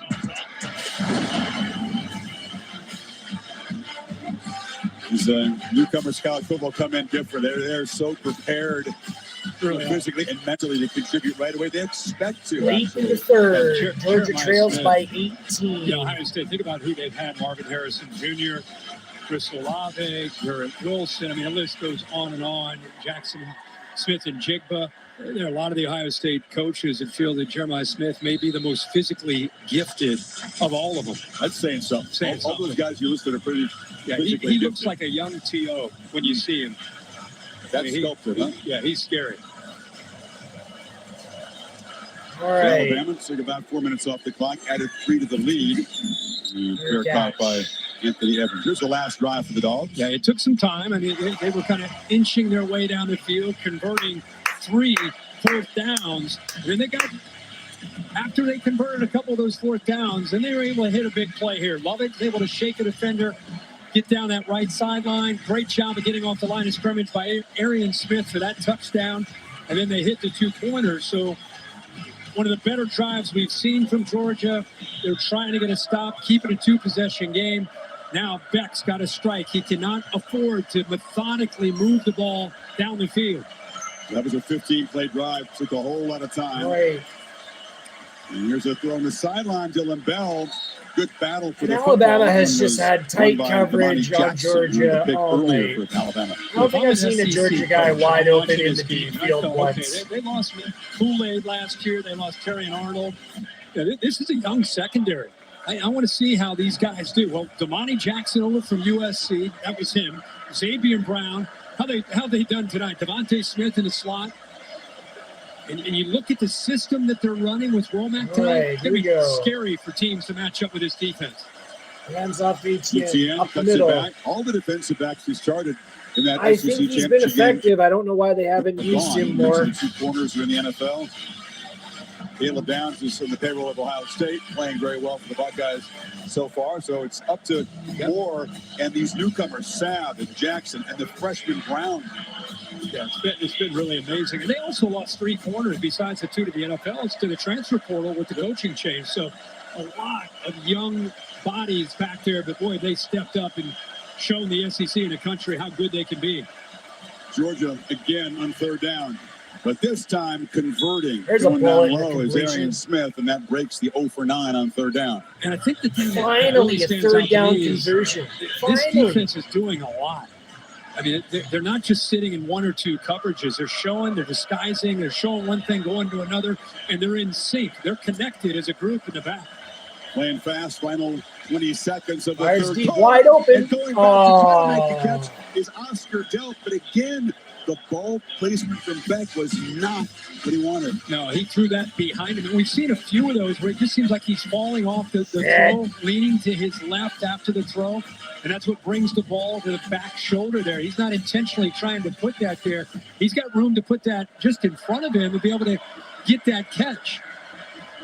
So just by that much that I miss it. But again, Delp, big tight end, not a wide receiver. 2nd and 10. Tougher for a big fella to make that adjustment. Handoff, fakes the handoff, fires. Long throw to the sidelines. Oh, he got Hard it. earned catch made. He's got about 5. That'll drag down in the field of play, and that will do it for the third quarter. 3rd down again. Well, Georgia cut into the big lead by 5 points in the third, but 15 minutes to play in this late September collision in Tuscaloosa, and it's Alabama up by 18. Back after this message and a word from your local ABC stations. You're watching the SEC on ABC.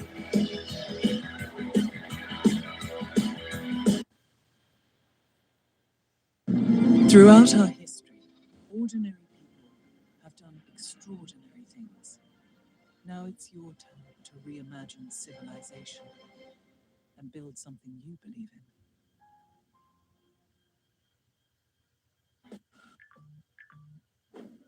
Frank has a lot of things to worry about, but as a member of Navy Federal, his finances aren't one of them. Become a member today. Navy Federal Credit Union. Our members are the mission. I'm the Modelo recruiter. I'm searching for fans who catch every single game, every single season.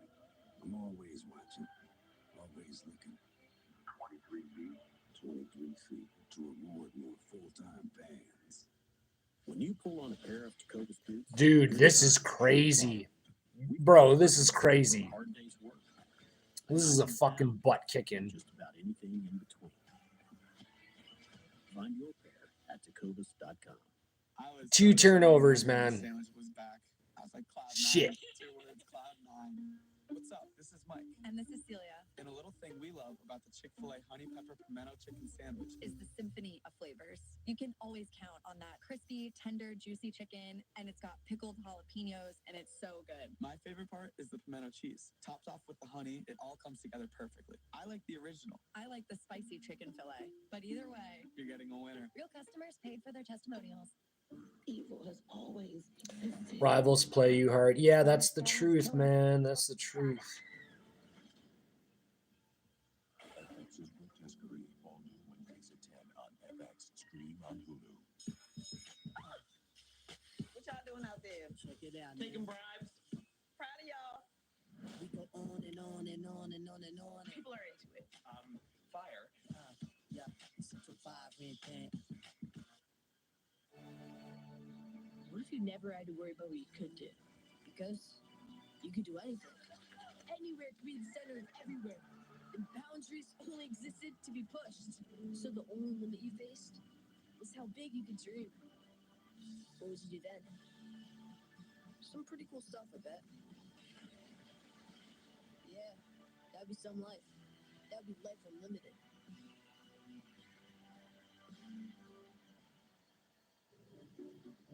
Okay, 500 deluxe garden gnomes. Wow. I only meant to order 5. There's not enough money in my account for these. I'm gonna get charged. 2 things I just can't deal with: overdraft charges and garden gnomes. But your BMO Smart Advantage checking account gives you an extra day to avoid an overdraft fee. Nice to see a bank cutting people some slack. Well, mistakes happen, and we give you time to correct them. So you don't like gnomes, huh? What about that one? That one I like a lot. When you see us, give us a wave. There's that newsman again. Set for the final 15 in Tuscaloosa. You're watching the SEC on ABC. Alabama with that field. All right, here we go, dude. Of the second quarter, that early flurry with the 4 touchdowns, just a safety and now field goal. So Georgia is still within range here. But they need something to happen quickly. ETN can make it happen quickly, but he has been corralled by this time run defense, and Deontay Lawson makes another big play. Another failed How about third the true down. freshman, Red Morgan, also forced that ball back to the inside to let Lawson and the rest of that defense get there. Great job from that nickel spot there by the true freshman, 16. Preston to duty is Devontae Smith. Left the ball game with an injury. 4th down again. They need 6. Or else the Tide are going to take over in plus territory. Look at Lawson, that green dot linebacker 0, just takes control like a quarterback there. Really good player, communicating, getting everybody lined up.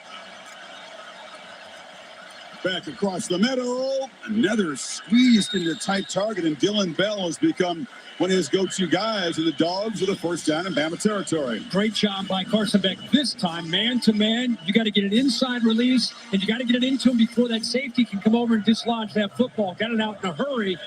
Gave him a chance because it was low to go down and get it.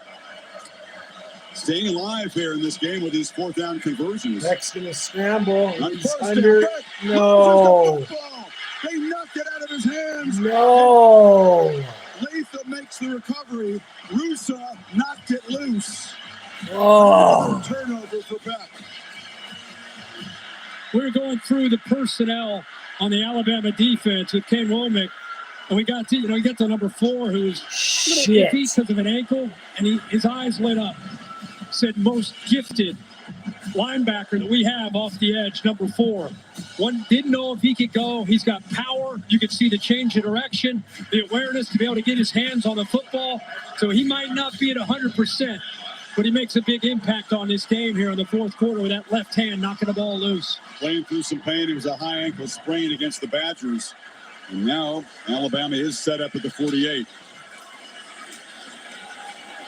Justice Haynes darts forward for the turnovers. Have just been crushing tonight. And you could not have expected this out of a quarterback as solid and reliable as Carson Beck.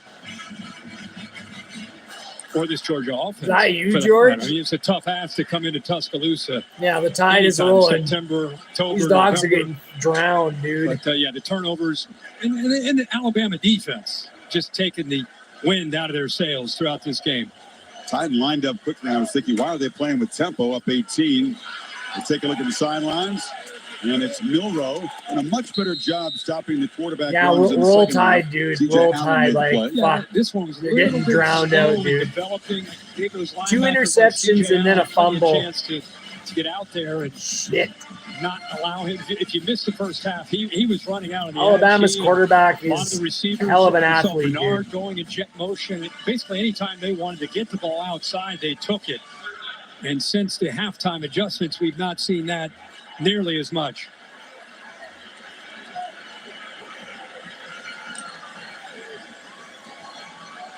Take the play clock down. Snap it at 7. Heavy pressure. Ball is Oh, out. they meant Justice it. Yeah. Haynes will be stopped Like, behind the line of scrimmage. Georgia's there by defense has Warren played Brinson. solid the whole game. These guys who's Beck through is- some pain, got hurt against Clemson. Back tonight. Best thing you can say. If you're a So what's Georgia up, fan George? right now, How's your Saturday, is we're at dude? Week 4. There's a long way to go. And I just love to see, I think Kirby mentioned it when he was talking earlier. I love to see a team fight. I mean, I just love, especially early Who's in the year, ULM they're again? not giving up. This defense is doing everything they can to try to get the football back. General You'd expect Bowie. that from a Kirby Smart team, but it's good to see that from a champion who's won 42 regular Bowie season Judge. games in a row in the regular season. And tonight it's not going their way, but they are still fighting on that defense. Burnham can kick it a mile. Tries to hit it softer and have a check up. And it's going to bounce into the end zone. Oh, just eluded coverage team down there trying to pound the ball at the 1 yard line. It was Emmanuel Henderson. So, touchback. University of Louisiana. Tremendous history of this Monroe. program. Putting the gentleman in the center. And now, Kalen DeBoer era is here. The Tide looking strong. We're surprising Twisted Tea super fans with Yeah, this has been rough.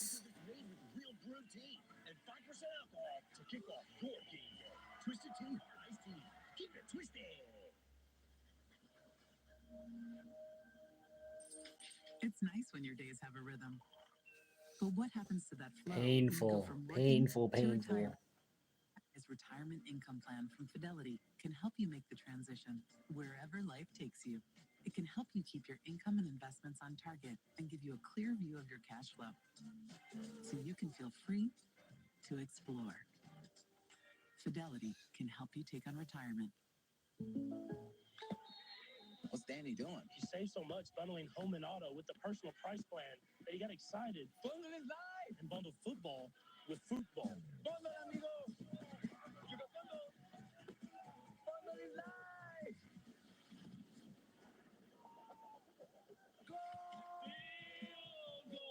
Bundle and save with the personal price plan, Field Goal. So do you kick it or pass it? Like a good neighbor, State Farm is there. World, the time has come to push the button. World, the time has come to push the button. World, the time has come to. What I miss here? Good. Just got back from hiking to Arcanic Lake in Banff. Hey, not bad. Yeah, get that stuff in right before the weather gets bad. The weather's still good enough right now. And then how's my Saturday going? It's been going good. I can't complain. I've had a busy week, been grinding hard, pulling in the dollars that I need to make, and decided to stream yesterday and then today, and then I might even stream tonight too. Think of the pitch I emailed you. Yes, the one that you emailed me. I remember the pitch of Dog Days. What a title. Here we are. Very Victorian, which I loved. Unique relationship is formed. I love unique relationships with a twist. I know, because I read it. Great. I'm going to tell them you're interested.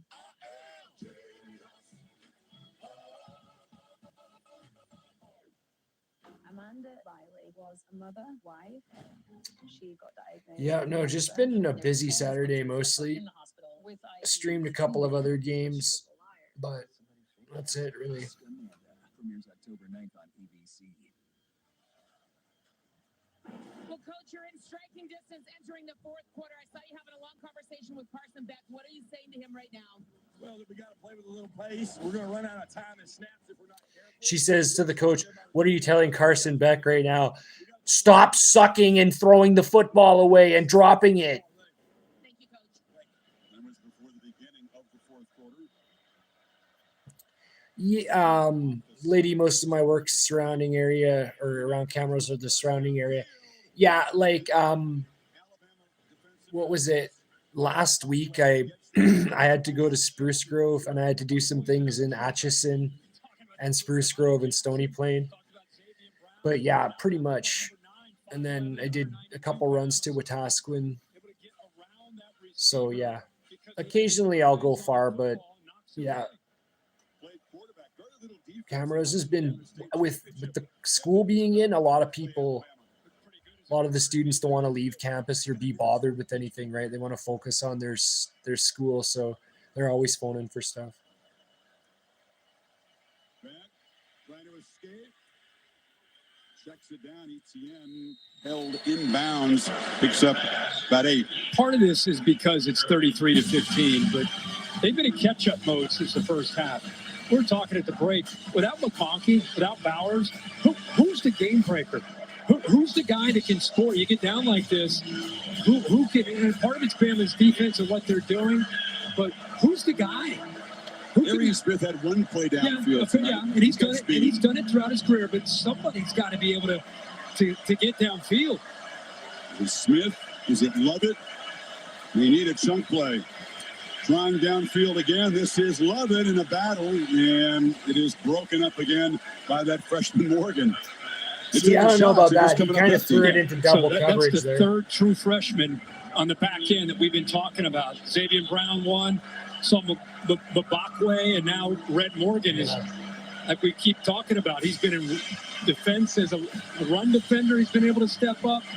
Now he's out there making plays downfield and coverage. They need to convert yet again on fourth down. Need 3 here. 4 for 4 so far tonight. That's the only reason they're still in this game.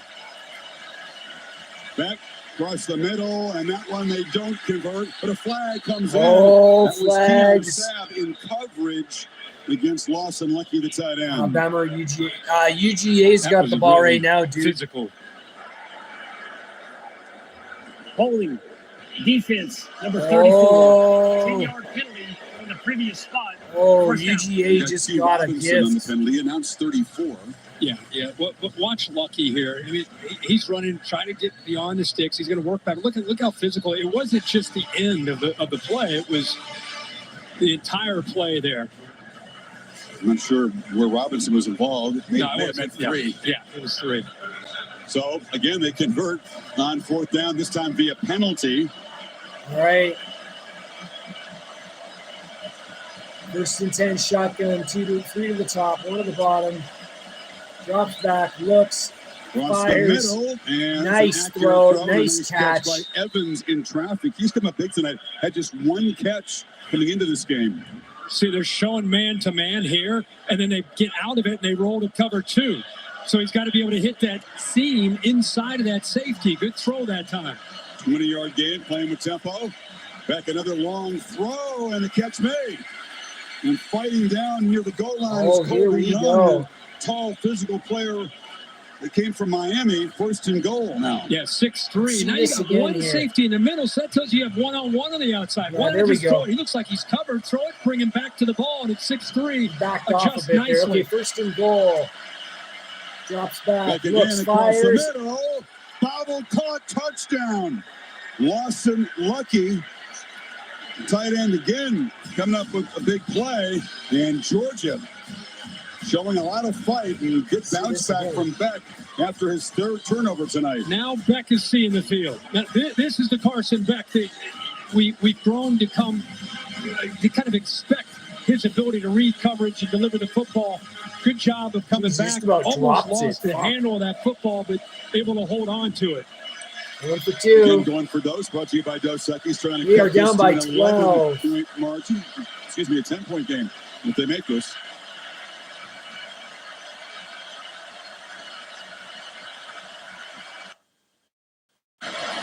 Batted away. Oh, Off to the left, but Keon Sabb was standing right there and knocked it down, so the lead sitting at 12. 9:46 to play in Tuscaloosa. Dogs fighting back, but still down a dozen.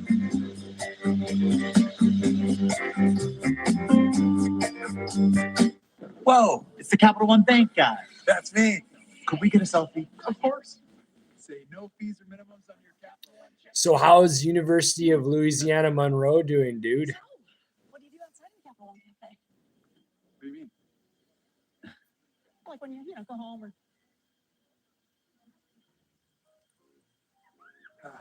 Sleep tight. Don't let the overdraft fees bite. What's in your wallet?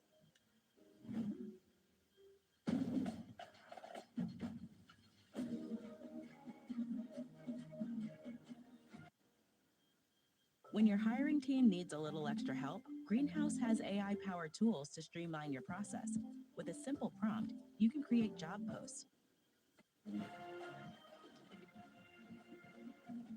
Huddle up, stay fit, and fuel your fandom. Enjoy the home field advantage at Fairfield, official hotel partner of the NCAA. Say goodbye to multiple daily insulin injections and say hello to Omnipod 5. Omnipod 5 integrates with Dexcom G6 to automatically adjust insulin and help protect against highs and lows, day and night. Plus, it's tubeless and waterproof. Take control without compromise. Don't wait to simplify life with diabetes. Get started today. Go to Omnipod.com for risk information and instructions for use. Consult your healthcare provider before starting on Omnipod. Simplify diabetes, simplify life. Omnipod. Order Pizza Hut now and get a free large pizza late. That's a free pizza on your next order. So you can pizza now, then pizza again. Free pizza means your next dinner is covered. Your future self will thank you. Get it while it's hot. Only at Pizza Hut. It's game day. Let's get them up. Hey, Google, turn on the Heisman House.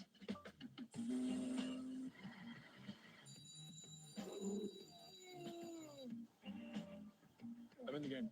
Hey, Google, turn on the rookie alarm. Rise and shine.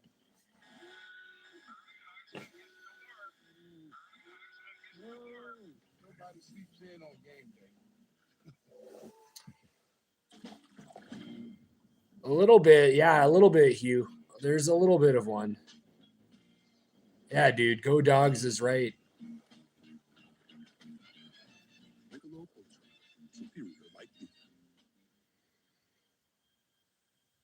Beck has thrown 2 interceptions and fumbled it once. And in part by Omnipod.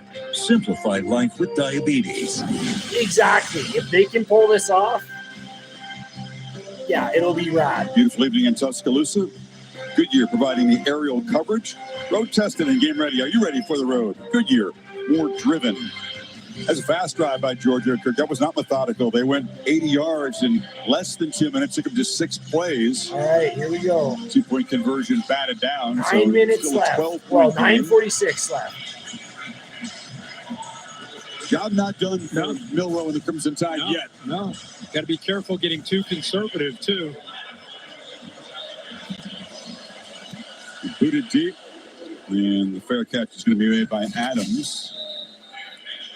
Check it with Kevin Nagani in the studio. What do you have, Kevin? Chris, time now for our Chick-fil-A move on the field, on the blue turf. Try to stop Ashton Genty. Washington State can't. Look at number 2, go through the line, and then around all the white shirts. It's the 4th rushing touchdown of at least 50 yards for the Boise State Star this season right now. It is Boise at home, up 10-7. Back to you and Kirk. Kevin, thank you. Nod of the head from Mike Black, our trusted spotter, who's a former Broncos kicker. All right, let's see if Georgia can stop Alabama. 9:46, Hugh. 9:46. And now throws it over the head of Dupree, who was well covered. 9:39. Nick Sheridan is the play caller. This becomes a time where you're working with a 12-point lead, 9:39 to go. Like I said, you don't want to be too conservative. Being aggressive has worked for you, especially in the first half. But you just want to be smart. You want to continue to find your spots, but at the same time, clock just stops after that incompletion. Not quite as crisp. The edge has come off this Alabama offense, and the Dogs playing much better defense after halftime. They've handled Milroe on the ground, only 7 yards in the second half on the ground, 106 on the ground first half. Got to snap it quickly here. You just get it off. Milroe looking to run again. And not quite enough to get around the edge. Shoved out of bounds by freshman K.J. Bolden. And the Tide have really struggled on third down themselves tonight. Just 2 of 8. Will need 7 here to avoid giving the ball right back to you talking about a huge play right here? I mean, this is big with under 9:30 to go. Opportunity for Georgia defense. Can they get pressure? Can they come up with a stop here?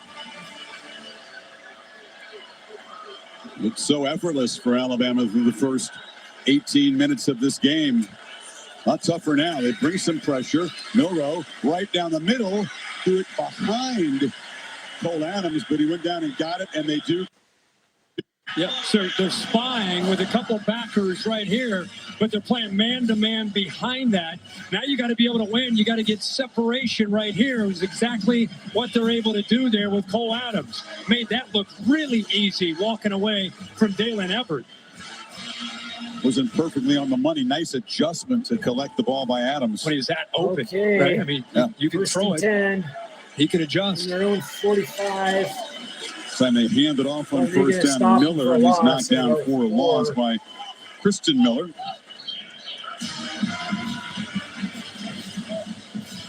Every time, as you said, big play, because look at this clock running. Now you sense that although they want to continue to be aggressive, they will become much more conscious of using this clock in a two-possession game. Yep.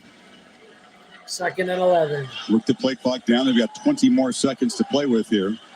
Georgia just hanging around, just on the fringe. And they snap it at 13. Now, keeper by Milroe. They were grabbing at that ball. Did he come out?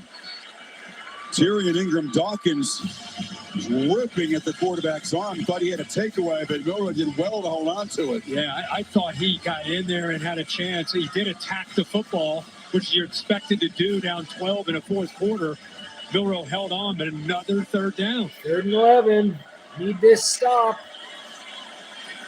Drops back. Oh, and he got goes. It's broken up. Dangerous Oh. because Dalen Everett was tracking back. Oh. C.J. Allen brought the pressure. At that time, they bring pressure. They have not been Here getting we home. go. This time they do. A little bit of movement here. Alabama going much faster there on that third down, but nobody picks up C.J. Allen.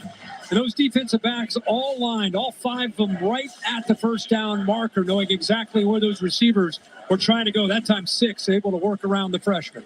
Aggression has worked, as you pointed out. So is playing with some tempo. In that possession, some incomplete passes. They did not work the play clock down several times. Could have chewed up more of this. And now Beck will get the football back. Still about half of the final quarter to play. They'll go 5 yards back here for Alabama. False start. Offense, number 18. 5-yard penalty. Remains 4th down. Another thing to remember when you get into these situations, you got 3 timeouts and a new rule this year with a 2-minute timeout. So it's all about how quickly can you move down the field. If you are able to, how quickly can you move down the field? Different look here. Georgia's got 2 men deep. Evans and Starks. And it bounces around dangerously. That bounce near where a couple of players were engaged in a block. Apparently it did not touch a Georgia player, and the Dogs will take over the...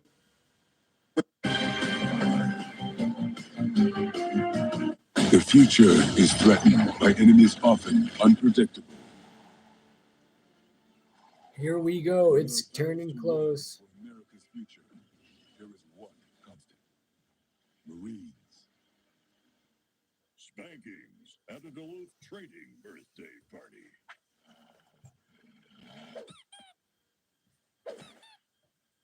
Celebrate our big damn birthday and save.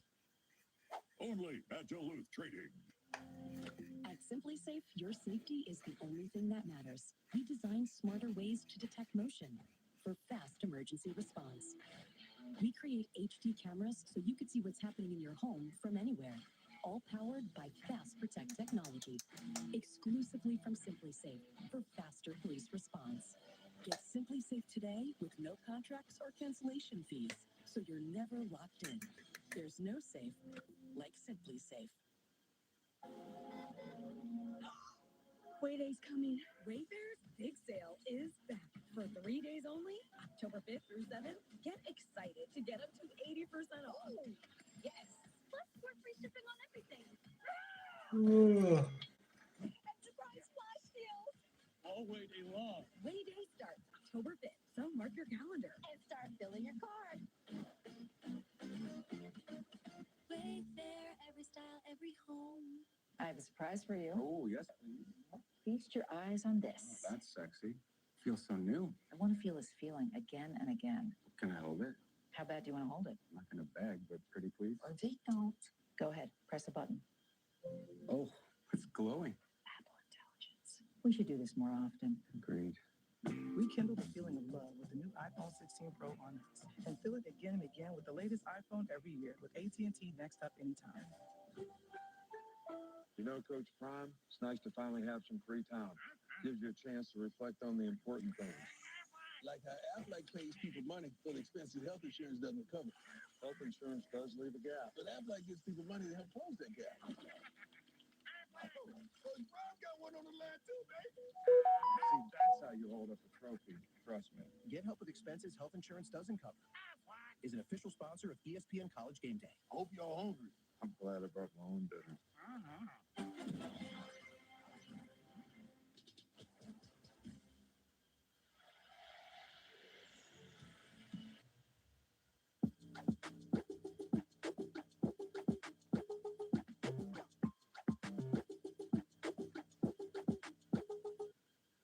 Goodyear is more driven.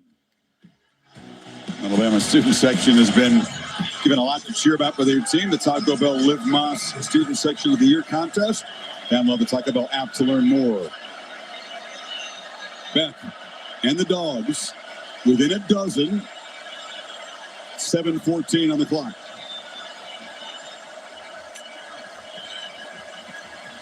Beck steps up. Pitches downfield and hits a man. It's Cass Lovely look, Jones man. who's Beauty. become a weapon out of the backfield. And all of a sudden, Georgia in Bama territory. Yeah, they do a nice job of sliding him out, kind of on a wheel route here. Watch the coverage adjust with the receiver that goes downfield, Bell. Then he gets behind that defensive back. How about that throw by Carson Beck? This is the 15 we're used to seeing here in the second half. Who can give you explosive plays? Cass Jones comes up with a 30-yarder. Beck pressing the ball downfield in the coverage again. Caught! Arian Smith at the 1 yard line in 2 plays. They're on the doorstep. That's the 4th straight pass of 20 yards or more that he has hit in this second half. And let's give credit to these receivers adjusting back to these footballs, finding ways to make big plays. We asked for it. Who's it going to be? And they're finding a lot of different guys First capable and now goal. of making these plays. Whistles and points. Each team at the other side. Wow, did that happen in a hurry? Shows you the elite arm talent that he has. 30 yards and then 47 yards. 77 yards in 39 seconds. All of a sudden, it's Alabama looking a little bit dazed. Cass Jones, who made that first big play, takes the handoff and just runs right into a crimson wall. Don Campbell and others make the play. Now down 12, every play they don't get in the end zone, he chews into the clock. Clock is stopped. There's a Georgia offensive player down on the field. It's Jared Wilson. Let's go back and look at this catch. A couple big plays by this offense, Chris, who you're referring to. Cass Jones had one of them, and then we go to Arian Smith. We talked about how he's made so many big plays in his career. There's the progressive pylon cam to show you if he got close or how close. He's down at a 1 yard line. Brown saved the touchdown there, but wow. Carson Beck has overcome 3 turnovers tonight, trying to rally his team to the biggest comeback in Georgia history. As in within striking distance of cutting this into a 1-score game. Holly? Well, guys, big development down here. The center, Jared Wilson, is down injured. Tate Ratledge, who was out tonight injured, is normally their backup center. Guys, so like the the best third-string mullet center, ever. Bobo, is coming in. That is Mike Bobo's son, Drew, the offensive coordinator for Georgia. He just took some snaps with Carson Beck. What a turn of events on the goal line. Yeah, he's obviously proud of his kid. A big high school lad. ball in Auburn. Yeah, 6'5", 305 pounds. Redshirt sophomore getting baptized in here. How about Big Drew coming in here with the game on the line down inside the 2 yard line with that defensive line just teeing off, helping Jared Wilson off. You know, the line of scrimmage, it's like Damon Payne pushed into the backfield, 44 right there.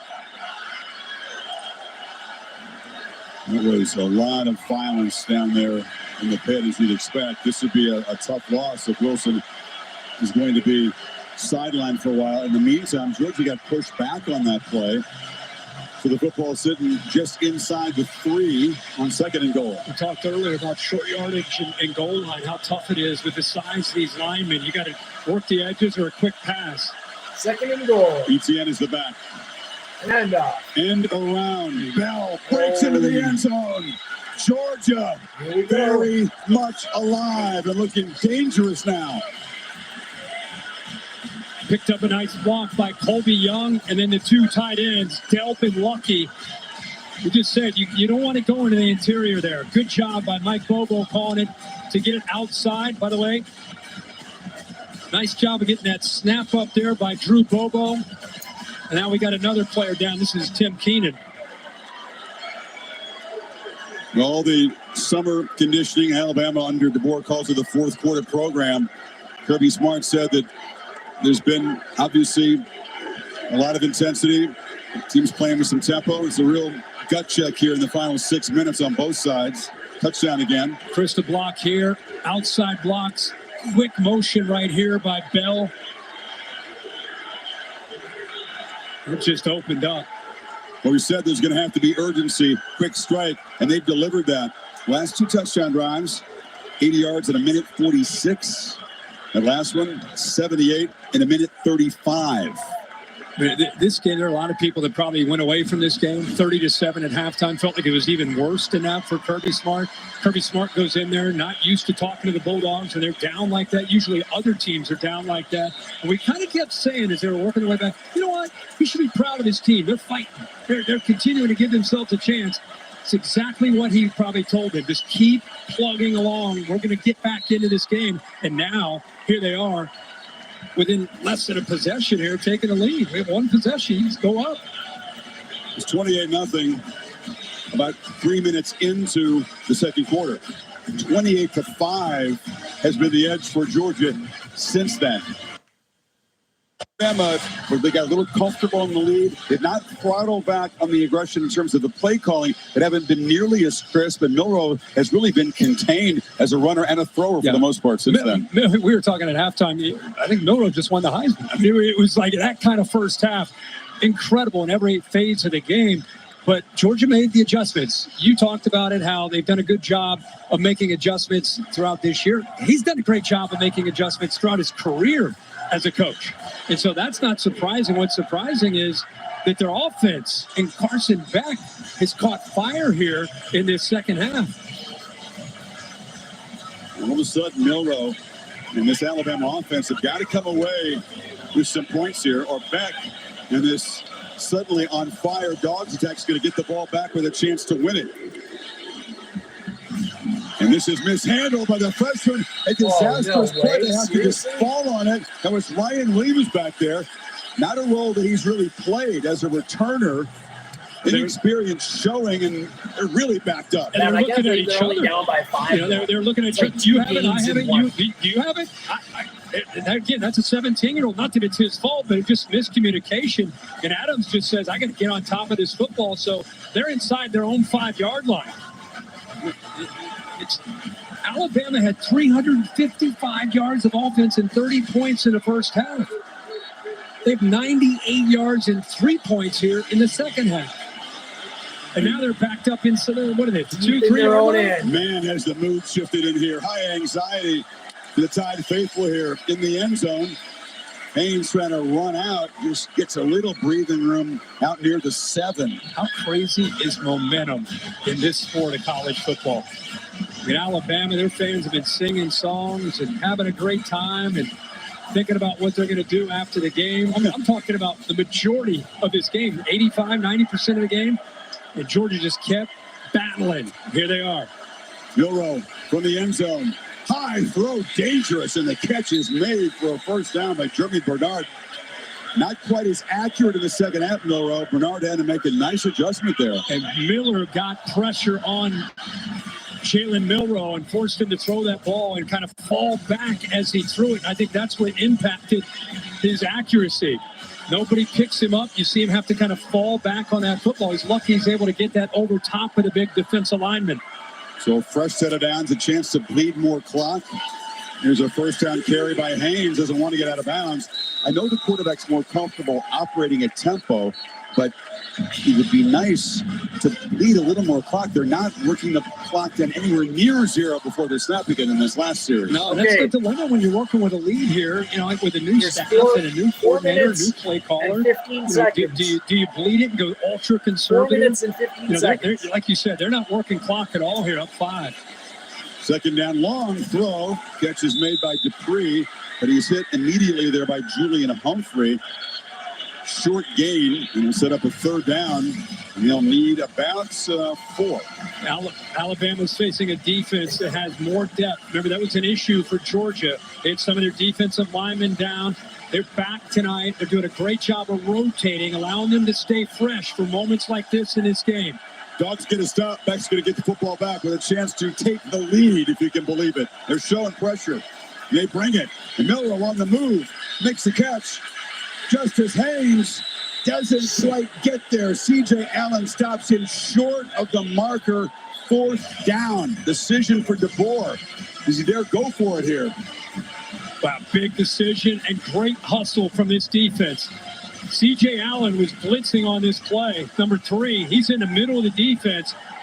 Haynes makes Malachi Starks. Look at 3 in the background. Without that effort, that's an easy first down. He gets him short with the effort, and Georgia stops Bama. They're going to punt the football and credit C.J. Allen for that play right there. The miscommunication, the mishandled kick return really set him back, proved to be costly. And now Burnip will try to deliver a bomb if he can. Anthony Evans standing back at the Georgia 28 and steps up to make a fair catch at the 33. Carson Beck has looked incredible in the last 2 drives from Georgia. Mixing up, just seems like he felt like he's seeing the coverage, trusting his receivers to adjust the ball and make plays. It's been everybody. Colby Young, lucky with a touchdown. Here he slips out. Cash Jones out of the backfield. Takes a shot here to the veteran Arian Smith, who adjusts back to the football.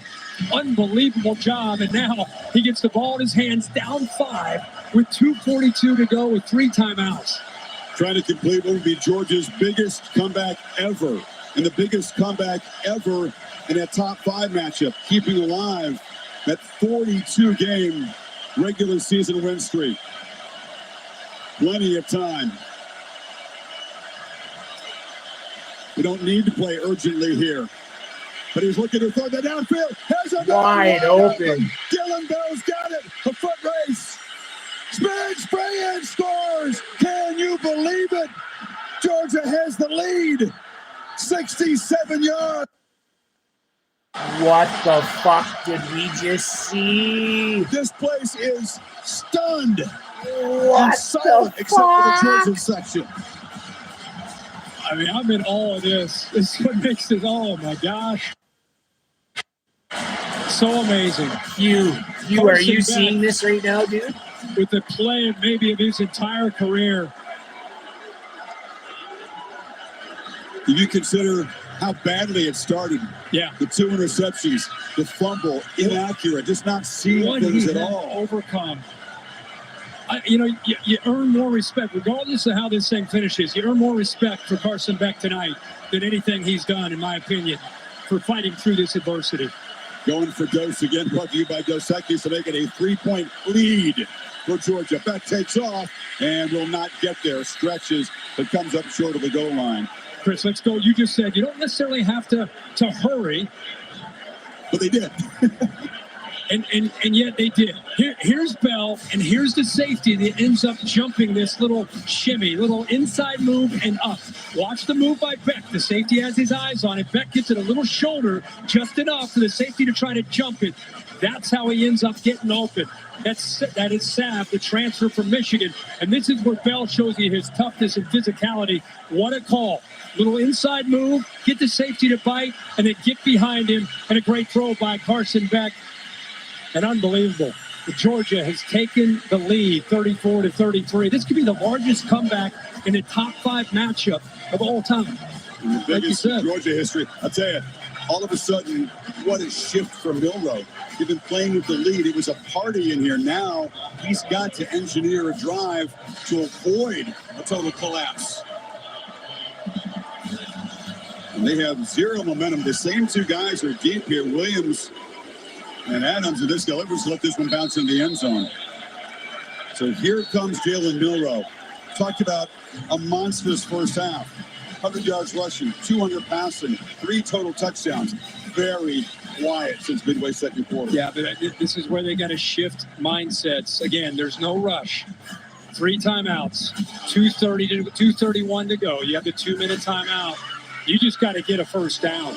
You get that first down, and you can create a little bit of rhythm and try to get this Georgia defense that has some newfound confidence a bit on their heels.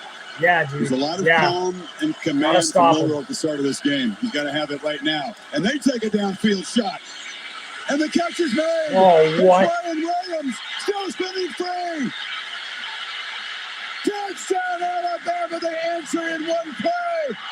75 yards for the 17-year-old. Are you kidding Dude, this is like a shootout.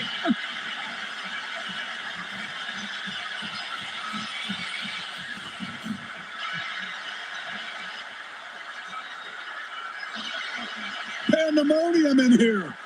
Unbelievable. We're saying just get a first down, create a little rhythm. Instead, they go for the jugular, middle field safety, one-on-one matchup. Why not go to the 17-year-old lined up that time against an inexperienced corner who's got talent in Humphrey? What an adjustment back to the ball. This kid just has the it factor, and he showed it right there. Time to go for Dose again. A lot of beer handed out here in the fourth quarter. Dosecki's bringing it to you. This to make the lead 6-7, actually. Low throw. Goes down and grabs it. Jeremy Bernard. Wow. Oh, what? You got it? Chris, this is a great read by Milrow, who hasn't really made a play since the first half. But what he saw is this right here, a middle field safety, which tells him, I think I got a shot to my guy that can make a play to the outside. He's one-on-one. Look at the DB, never located the football. The receiver, Williams, does. That's why he was able to adjust back. Julian Humphrey never saw him. Out on an island because of the quickness there off the line of scrimmage. Look at this. It's not the greatest route, but it's the awareness and the ability to come back to the ball. And then what he does after the catch, this isn't a big guy. He's 175 pounds, but he just knows how to make plays when it matters. And he makes a huge play for Alabama. What an answer by the Tide. That was special in about 3 ways. The speed to get open, the adjustment that he makes, and then the elusiveness, the spin move down the sideline. This Bernard going down low to grab the 2-point try. Beat Malachi Starks there. I didn't even see him catch it. The dirt made it look like the ball slipped out. For 13 seconds. Yep. And they find themselves again needing to rally. Again, they have plenty of time. That's the downside of striking so quickly. They left Georgia the 3 timeouts plus the 2-minute timeout. And this Bama defense is all of a sudden really, they have to find some answers here. That's a big call, too. I mean, I'm excited. You got 218s, so you better get him some water. Will the Dolphins and the Titans deliver on Monday night like this? They're not counting on I'm it. not feeling that. What's Carson Beck thinking? He's been really in the zone. I mean, is it just going to be heave-ho downfield again? He doesn't have to do it. He doesn't have to. I mean, why question it? The way the receivers are playing, the way he's seeing coverage right now. I mean, it's survival of the fittest. You know, it's a battle, heavyweight battle. Imagine this, though. You're going to come all the way back. You take the lead for the biggest comeback in the long, proud tradition of Georgia football, and now you got to go back out there in a heartbeat. But you got a down 7. You got a red-hot quarterback. You got to keep believing and keep trusting. The 3 timeouts, again, plenty of time.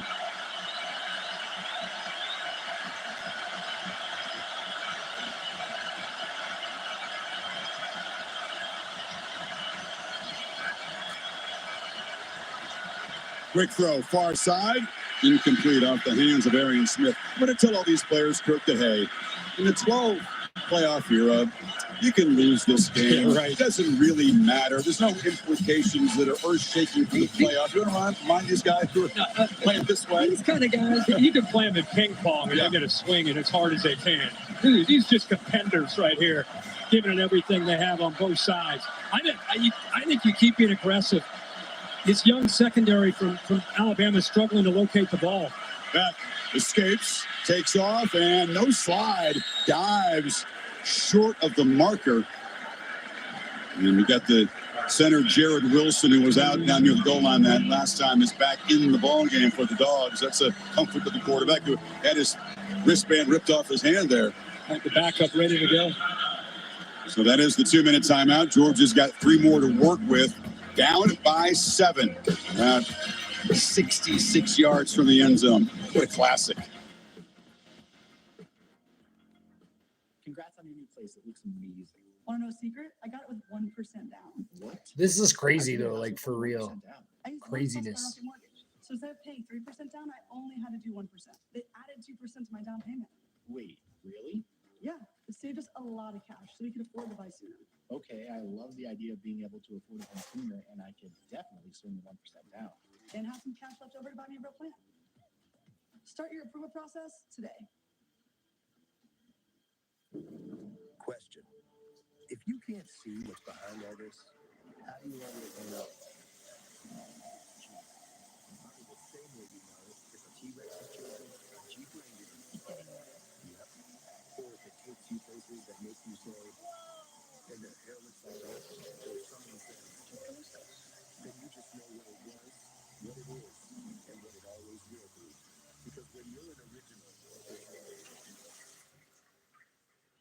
We're done. We're not done. You need more boxes. Fast. I can fix that. Fast fixes your steps. That's why you're the go. Thanks for swimming. For Michael. Deliver at the speed you need. At Cracker Barrel, there are no breakfast rules because breakfast rules all day long. Like our decadent new French toast bake, topped with our famous fried apples. So come in anytime, and we'll break out the breakfast. On a hyped up Vansville by Dr. Pepper. All aboard the hype train. We're going all the way. Woo! I heard this hype train runs an ice cold Dr. Pepper. And to hook some overly optimistic fans. Hey guys, check out my new tattoo. We're so winning it all. Even the national media agrees. And they're never wrong about anything. Quarterback got injured in practice. Okay, everyone off the hype train. Oh, it's a Pepper thing. Football season already and not a satellite dish in sight. I hardly recognize the rules I grew up on. Enough squawking. Great. Coach Prime. Y'all are whining while everyone else is watching nonstop football on DirecTV. Tell me, whose house is this? Their house? I think they're renting. Listen. I know they get easy access to all this football, but you know what you got? That coach. A crumb bum attitude. Stream football without a satellite dish. Now drop and give me 20. 21. A message from the Sonic Department of Research and Deliciousment. Did you know your new favorite burger has hand-smashed patties made to order, hot and melty cheese, and a tangy sauce? How rude of me. Let me introduce you.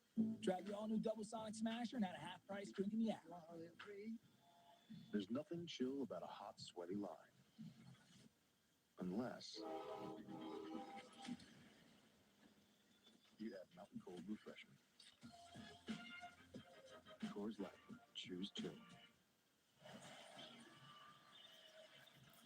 Welcome back. It's become a quarterback duel here. Carson Beck, until some hollow yards at the end of the half, had like 50 passing yards. He has 306 in the second half. Milrow, a long period, they lost rhythm, and then that strike to Williams to put him back up by 7. Can Beck answer?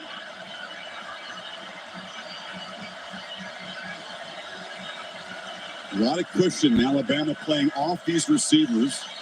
Trying not to give up yet another big play. And Etienne plows forward and drives for a strong run up near the 45. Yeah, that formation to the right opened things up. There was no one on that left side remaining. So easy for the offensive line to open that up. And Etienne, still with fresh legs here in that fourth quarter, got downhill in a hurry. All 3 timeouts left.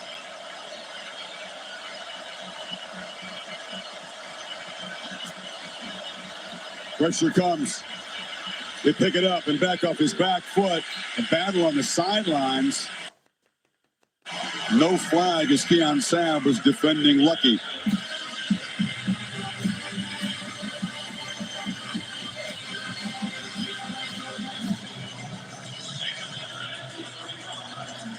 Test of stamina, mental and physical, for this Alabama defense. They have been ripped apart, really, by Beck in the second half. Somebody on this Bama defense going to have to make a play to avoid Beck perhaps taking this game to overtime. Plenty of time again. Sideline throw, catch made, and skipping out of bounds after an 8-yard gain is Bell. It'll be 3rd down and short. Arian Smith, 132 yards receiving tonight. Bell now right at 100. Both of those two have stepped up. Lovett, 7 receptions. So those have been the main targets.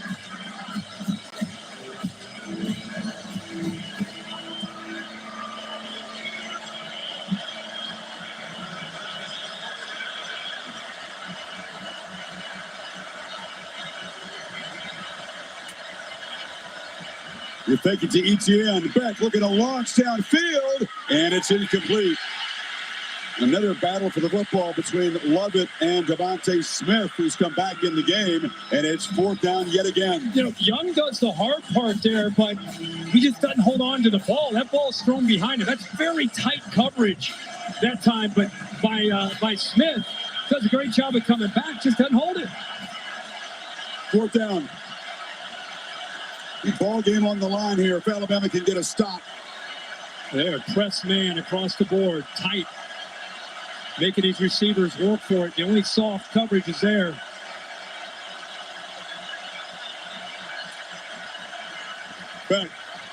Backpedals, converts.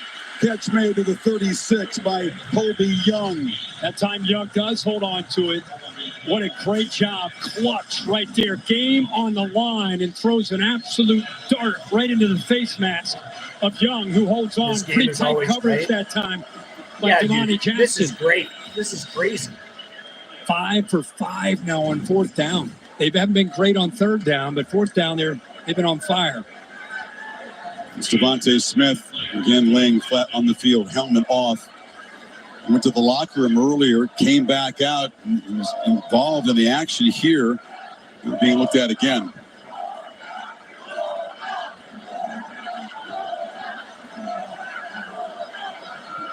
So with Smith down, either team taking a timeout there, and they'll help him off the field. Prudential brings you the rankings. Texas eventually pulled away at home against Mississippi State. Ohio State tonight, we're at Michigan State pretty easily. Ole Miss falls to Kentucky. This one's early. That was a shocker of the day. Ole Miss losing at home to Stoops and the Wildcats. Perhaps Miami's escape against Virginia Tech Hey, will not be the Uncle only Larry, what's wild up? finish we see here this weekend. That was a crazy one. Good to see you, Uncle Larry. Georgia 36 yards away from Uncle the end Larry, zone. this is a great game. We all thought Georgia was cooked in Plenty the of first time. half. 28 zip? Like, what the hell? Thanks for coming in, Uncle Larry.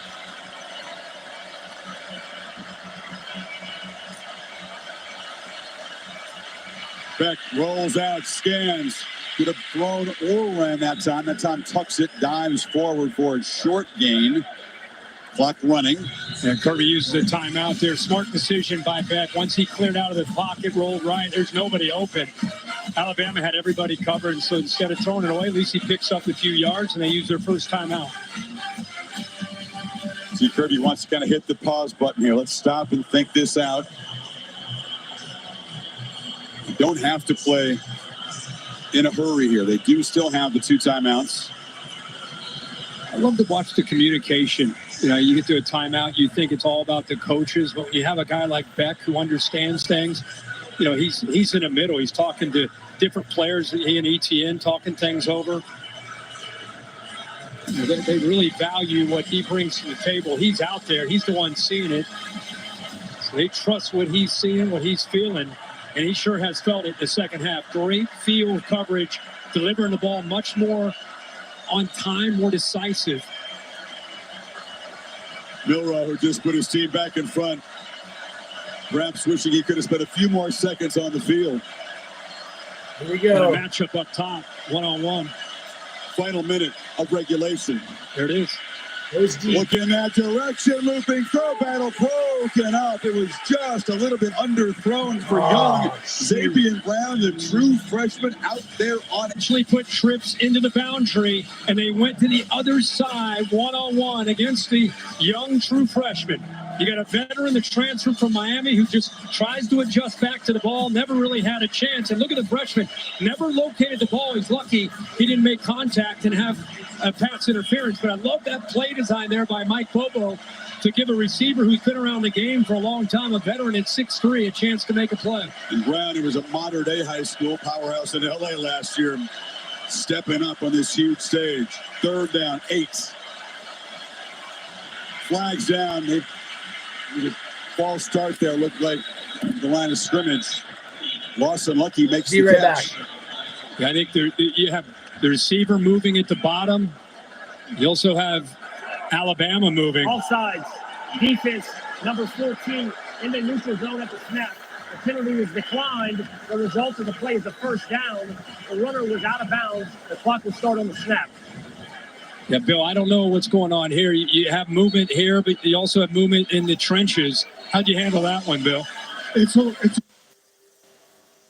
sweet deals and tee times at over 11,000 courses worldwide, Golf Now has helped me make a lot of memories. Here's me and Pappy in Scotland.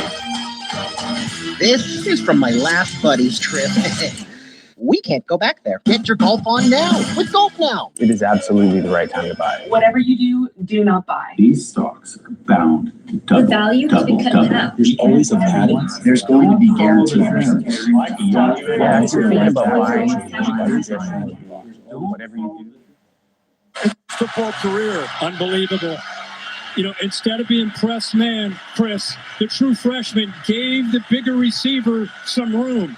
About 10 yards off the line of scrimmage. You'll see him as you way out to the left. And what it allows him to do is this time, look how he locates the football. The previous time, he did not. This time, because of the cushion, he was able to see the ball. And he's got the athletic ability, once he sees the ball, to be able to go at the high point and be an athlete and take it away from the taller receiver at 6'3". You know the comparison they made, Xavier Brown, Womack and company, Patrick Surtain. As a freshman, just came in incredibly locked in, tremendous understanding of the game, so instinctive, and obviously athletically gifted. You talk about a Hall of Fame guy. That's the comparison they make about Xavier Brown. There's something about Alabama defensive backs. Yep. I mean, Saban left the cupboard far from bare. They had to keep the commitment to these guys. What a play and what a battle here. Yeah, this by the way, 2 number 2s for Alabama. Xavier Brown getting it done on defense, and Ryan Williams, number 2, the true freshman, getting it done on the offensive side with 6 catches, 177 yards. Now, what can you say? I mean, Alabama wins this game. It's a big showdown in week 4, but Georgia left for dead at 30-7. Didn't look like they had any clue how to stop Milroe. Deserves a ton of credit for getting in there at halftime, fighting back, taking a lead, albeit it lasted 13 seconds, but having the ball with a veteran quarterback in the red zone and having a chance to maybe take the lead and win this thing. So, battle of the Titans, and it lives up to the hype there in the second half. And we said there's some wrinkles. There's some unknowns. 2 guys who were in high school a year ago, as you pointed out, made the monsters play. They both wear number 2 in crimson. The eventual game-winning touchdown by Ryan Williams. I had a brief chat before the game and said, "You don't look like this is too big for you." He goes, "No, sir, I'm ready." Georgia thought they might pull off the biggest comeback in school history. Alabama struck back, and Georgia denied in the end zone by an interception.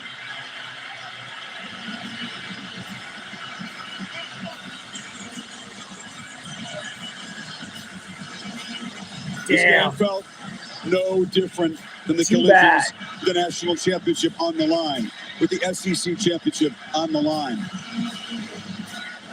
Every bit as hard-fought and compelling.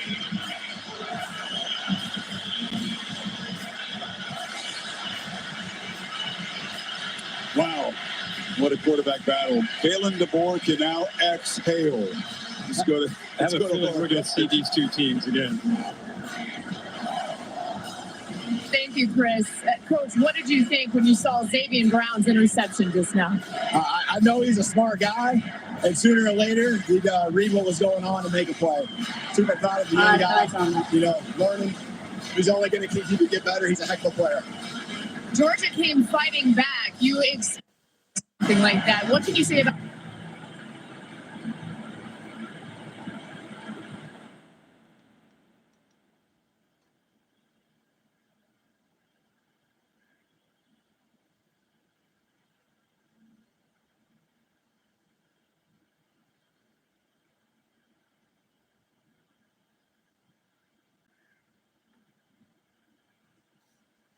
Yeah, they did.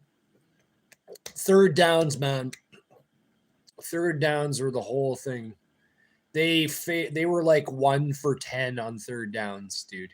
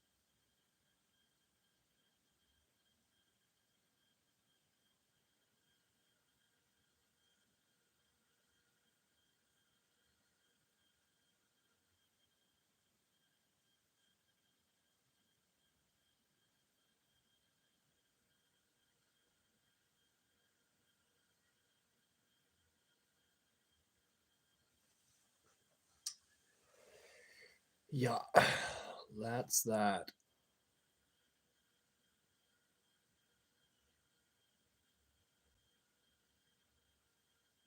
Okay, now we're gonna watch Arizona and Utah. I don't know if it's Arizona State. No, it's not Arizona State. It's University of Arizona and the University of Utah. But not the cost of your current plan? No problem with Straight Talk. Bring the phone you love and get one line for $25 a month when you switch to Straight Talk. That's up to half off the price of the competition.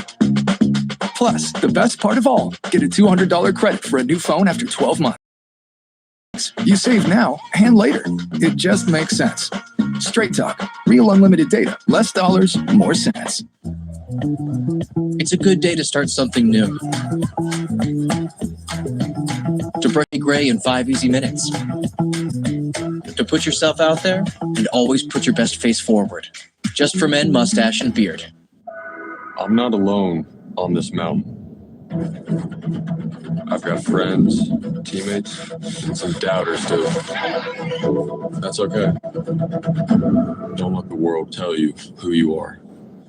I was so excited when I heard the sandwich was back. I was like, Cloud9, 2 words, Cloud9. What's up? This is Mike. And this is Celia. And a little thing we love about the Chick-fil-A honey pepper pimento chicken sandwich Is the symphony of flavors. You can always count on that crispy, tender, juicy chicken, and it's got pickled jalapenos, and it's so good. My favorite part is the pimento cheese. Topped off with the honey, it all comes together perfectly. I like the original. I like the spicy chicken.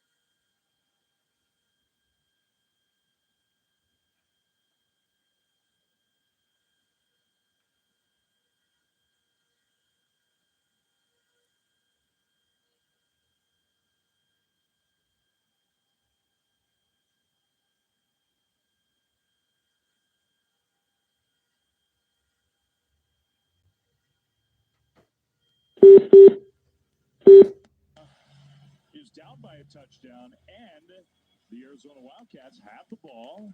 Coming up on our Lexus halftime report, a lot to talk about. I have a feeling they're going to be focusing on what just happened in Tuscaloosa. Arch Manning, another good game for him. Big upset in the SEC. Handoff, left side, huge hole, and a big run for Conley. And I tell you what, Brock, if folks are flipping over to us, having watched that game in Tuscaloosa, the Arizona Wildcats George, offense, which had not been performing at a high level, has looked great. No, they looked absolutely Tide. phenomenal tonight. Whether they want to do it in the run game like you just saw, how the offensive line won at the point of attack. I mean, but was Noah close in the Fafita, end, 12 but- of 13 on the night, already Exactly. a touchdown. And Tedero McMillan, already 6 catches. This offense is fully in sync and completely in control of this football game. It's a huge drive because Arizona gets the ball to start the second half. Trying to put points on the board and then get it back right away. Fafita dumps it short left to Conley. Conley cuts it middle and got gang tackled inbounds. Clock moves. Flem, you just said it best. You don't want to call it a gotta-have-it drive this early in the football game, but you just said it. Arizona has a chance to go up 17-3 into the half, get the football back. Utah is not built to play from behind, especially with a true freshman quarterback. Fafita rolling right, and he's going to throw it away. Alabama to the Good gosh coverage darn top. downfield. Yeah. So now third down, and a chance for the Utes to get a stop. It's going to get loud. The Utes. Yeah, you're going to see why Rice-Eccles Stadium is one of the best environments and venues in all of college football. Their fan base, they know they need to stop. They need to get the football back to their offense with a chance to get points before halftime. Get muted. Wait till you hear this crowd. 36-3 Utah is at home over the last 6 or so years. 3rd and 10. Pressure comes. Fafita gets away. Fafita running for his life, throws it downfield, and it's incomplete. He had 2 receivers, the 2 Servite guys, McMillan and Burnett. It was like a high school game broke out here in Salt Lake. It's 4th down. Well, when in doubt, Kyle Whittingham and his football team, they're going to bring pressure in these situations. They bring pressure, nowhere to go with the football early on in the play. Noah Fafita didn't have an outlet, but he did a great job of getting outside the pocket, keeping the play alive. But credit Utah's defense and their secondary for getting off the field and getting the football back to their offense with an opportunity to get points before half. That's a huge stop. So you got Pittman back there as the return man for Utah. And the punt was almost blocked. Then there was contact made with the punter. The ball's going to angle out of bounds. So we'll see on 4th and 10. Michael Salgado Medina, Utah almost got a piece of it. Well, this is going to be huge because if it's roughing the punter, it's an automatic first down. If it's just running into the punter, They roughed then him. it's only a 5-yard penalty and it'll remain 4th down. That did not look like a personal foul to me, It's personally. close. They did make contact. I agree. Just kind of clipped the ankle. Running into a punter is just when the punter is displaced. Running into the kicker. Defense, that penalty's declined. First down, Utah. So that's exactly what it was. Now, it was a well-executed punt, particularly considering all the pressure on Salgado Medina, because Utah's got the ball at their own 7-yard line. And this will be interesting, Brock, whether the true freshman quarterback, Isaac Wilson, who's really played well. Utah has 3 timeouts. But whether Kyle Whittingham is willing to let his offense try to go get some points here. I think you're going to find out a lot about how Coach Whittingham and the rest of the staff feel about the young quarterback. There's plenty of time to go get points. You have 3 timeouts, over a minute left on the clock before halftime. There's more than enough time, but also you have a true freshman quarterback at the helm tonight, making his 3rd career start. You would also understand if they do a couple handoffs and elect to go into halftime and regroup. Cam Rising all week long. Utah was trying to get him ready. He came and warmed up again tonight, but they made the decision yesterday internally that Isaac Wilson was going to be the guy again. And overall, he's played well. The story for Utah has been in the red zone. They have not turned their drives into points. Throwing on first down across the middle, and a perfect delivery outside the 20 on the first down. The clock will stop. That's Grant Keithy, the tight end. I love that anticipation by the young quarterback. He lets that football go well before Keithy's head is turned around. I think we have our answer about the confidence level. Quick hitter, left side. That one tackled inbounds, and Utah probably needs to use one of those timeouts. They will.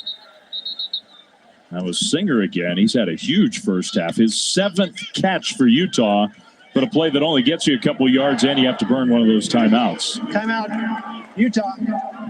The first of the half. 30 seconds in length. So just a 30-second timeout. We'll keep it here. Utah trailing 10-3. This season, Allstate will celebrate every field goal and extra point made by participating universities by making a donation to the university's. Hiring teams today are expected to do more with less. So recruiters need technology that works with them. Greenhouse makes recruiting teams 36% more efficient, giving you everything you need to make better hiring decisions. Somewhere close to the 35-yard line to have a realistic shot at a field goal. That's what I'm thinking, Flem. You get to the 35, you have a good shot at 3. Anything outside of that, just probably a little bit too far for your kicker. And we apologize for our clock on our graphic. For some reason, we can't get that right. It's 43 seconds. Clock was stopped on the timeout across the middle, and another catch. But then the ball comes out. Keithy, and they'll say incomplete. Keithy is down on the turf. He had it, and the ball came out, but they're ruling the pass incomplete. That is a break for Utah, because that was going to be a fumble recovered by Arizona. It's a rare drop by Keithy. Credit to Genesis Smith. For an injury to an offensive player. Stepping in for the injured Traden Stoops, making a great play to punch that football out.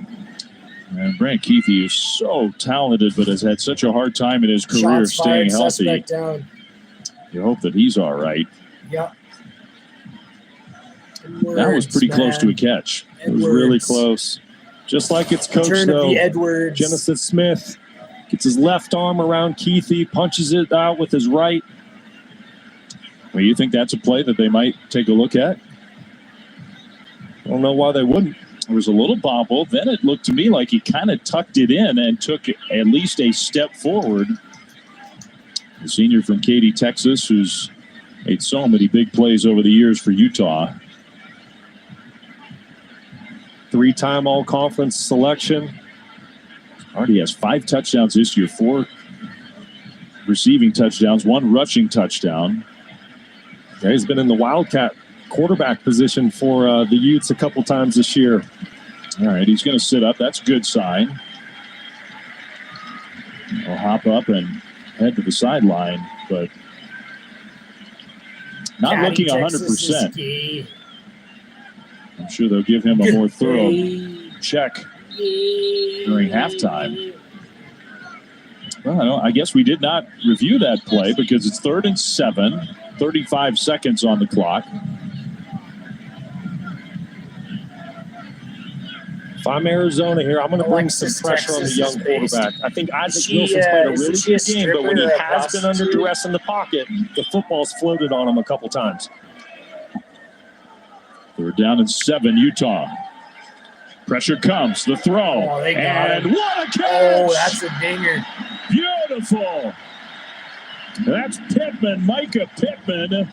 And now Wilson has to peel himself up off the turf after taking a hit, 21 yards. Utah hustled to the line. Unbelievable throw and catch. Big number 3, Trey Smith, 6'5", 270 pounds, hitting Isaac Wilson right in the face. So they're going to review that catch. Pittman, I guess there was some question whether he came down with it cleanly. Man, no question about the toughness of Isaac Wilson. He is hanging in there tonight. No, that was big-time football, Flem. I had just said Wilson had struggled a little bit under pressure. But I tell you what, every time he steps foot on that field as a true freshman, he's going to get better and better. Stares down the pressure and fires an absolute dime down the field to Micah Pittman.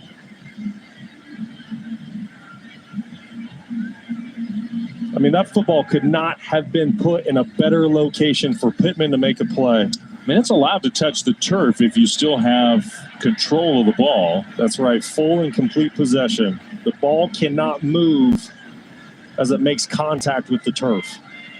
From that angle, it's really hard to tell. He cradled and tumbled over with the ball in his hand, though.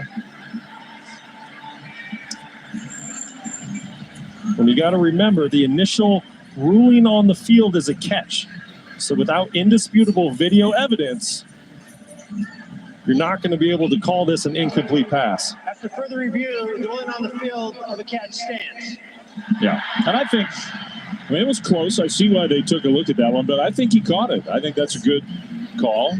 I agree. I think the officials got that one right. What a play by Micah Pittman and a perfect throw by Isaac Wilson. So now the clock is obviously a factor. 29 seconds. You got 2 timeouts, Utah does. Needing at least another 15, but maybe more to get into realistic field goal range. Ball snapped. Wilson throws over the top, and it's incomplete. Good coverage that time. Intended for Pittman again. It's fantastic coverage. Genesis Smith ran the route for Pittman. Just Arizona coming out in man-to-man coverage. Isaac Wilson doing a great job of recognizing he has a big box fade, a man-to-man opportunity to push the football down the field.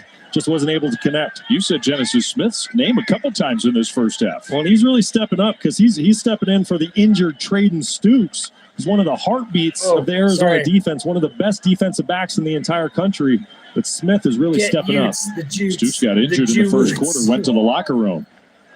The Jutes need to 21 score. seconds. Wilson, plenty of time this time down the sideline and contested incomplete. No. Wow, what a catch, but out of bounds. Singer came down with the ball, Utes. but it's incomplete. 3rd and 10. They're not messing around. So we started our food drives in 2018, and I think our guests enjoy it because they like to know that they're helping out. They might be right.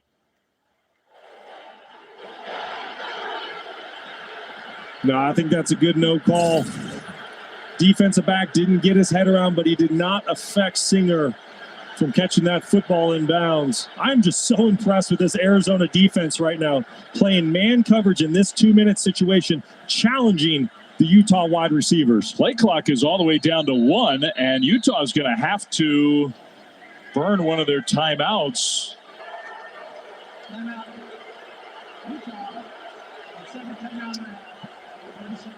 And you see the Utah players trying to tell their fans. There's Stukes, who's got the pads off, so that probably tells us with a brace on his right knee, he's not coming back in this game. I think Utah was having a hard time communicating, and that forced them to burn their second timeout. So now, with 15 seconds on the clock, 1 timeout, you need to get the first down. There's a lot to think about for the young quarterback. Again, a reminder, 2 SEC games on ABC next Saturday, Missouri and Texas A&M at noon Eastern, and Auburn, Georgia. Georgia, we'll see how they bounce back after an incredible comeback and then falling just short and an all-time classic game tonight in Tuscaloosa. So that's next Saturday. Meanwhile, here, Utah's undefeated record is definitely on the line. The Wildcats are playing their best game of the year by far. Keep your eyes at the bottom of the screen. Singer versus a redshirt freshman cornerback. 3rd down. Pressure comes immediately. They throw towards Singer. It's incomplete. Wow, the pressure is starting to get to Isaac Wilson. Trey Smith this time right in Wilson's face. It's 4th and 10. And with the clock at 8 seconds... you probably have to punt the ball away. I guess you could run one long play, try to roll your quarterback Clock out. Operator, please present the game clock to 10 seconds, please. 1-0. So 10 seconds now. Kyle Whittingham's trying to strategize here about how to play this out. And I think with 10 seconds, he may send the punt team out there. Oh, 100%. You can't risk giving the football back to Utah at a place where they can throw a Hail Mary, potentially try a long field goal. This is 100% a punt situation, but give a lot of credit to that Arizona defense. Getting off the field, challenging Utah's offense that series, playing a lot of man coverage, bringing pressure, and the defensive end, Trey Smith, the big fella off the edge, really making his presence felt that drive. They get the punt off. Fair catch signal, and the catch made outside the 10 with the clock showing 4 seconds. Probably the Wildcats will just come out and take a knee. And Utah fans, you can hear some boos. I think they're booing the officials still from that last sequence, but I think they're also just generally shocked at the way this game is playing out so far. Shocked and probably frustrated. You know, you're coming off a week last week where you go on the road, true freshman quarterback starting. It was a game time decision, but you beat the number 15 top 15 team in the nation in Oklahoma State, and you really controlled that entire football game into the final 5 minutes, and tonight you're just sputtering. You can't get it going. You're moving the ball on offense a little bit. You're not capitalizing on touchdowns, but give a ton of credit to Arizona. They came to play. The look for Kyle Whittingham kind of said it all. Utah last loss against an unranked team at home was back in 2017. 31 straight wins. Arizona, though, is going to get the ball to start the second half, and they have a realistic shot tonight to pull off what would be a very big upset. 10-3 Wildcats at the end of half number 1. We'll get you to the studio with Matt Berry and his crew after this short break.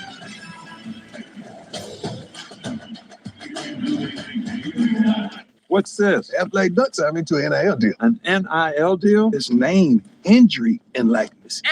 With a name like Prime, the injury like mine, and a likeness so fine, that's a triple threat. Couldn't we just tell people Aflac pays cash for expenses not covered by health insurance? If we want people to understand how Aflac helps close that gap, we got to get you to think bigger, coach. You got to be kidding. Get help with expenses health insurance doesn't cover. Aflac is an official sponsor of ESPN College Game Day. Miss Terry's not going to like this. Trouble.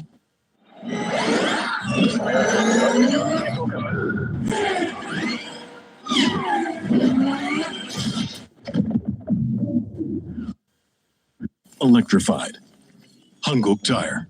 Popeye's crispy, juicy, tender signature chicken is the meal your craving deserves. And now you can get 3 pieces of the chicken you crave for just $5. We don't make sense. We make chicken. Love that chicken from Popeyes. At the University of Arizona, we believe everyone is born with wonder. That thing that says, I will not accept this world that is, while it drives us to create what could be.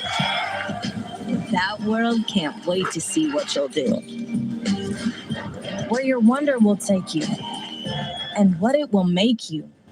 Start your journey at wonder.arizona.edu. Did you know once upon a time, refrigerated pouches are farm fed and packed with nutrients? I did. They use pineapples, bananas. Oh, don't forget dragon fruit. And spinach. You're really good at that. There's no added sugar, GMOs, or preservatives. Once kids try Once Upon a Farm, they won't stop talking about all the goodness we put inside. Avocados, flaxseed, carrots, and spirulina. I got this $1,000 camera for only $41 on DealDash. DealDash.com. Online auctions since 2009. This PlayStation 5 sold for only 50 cents. This iPad Pro sold for less than $34. And this Nintendo Switch sold for less than $20. I got this KitchenAid stand mixer for only $56. I got this barbecue smoker for $26. And shipping is always free. Go to DealDash.com right now and see how much you can save. Lexus halftime report, and boy, did Georgia, Alabama live up to the hype. What a great to get you into the prime time final window of the night. Jalen Milroe and the Tide strike early 7-0. This is just the beginning for Alabama, what they did to begin this game.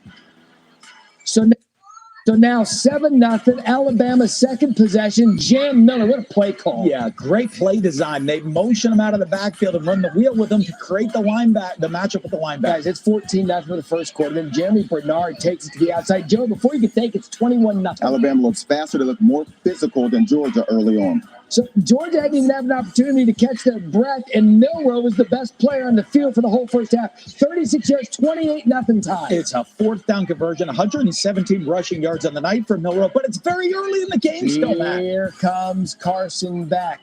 30-15. Georgia trying to make a comeback. Fourth quarter, 1st and goal. Carson back.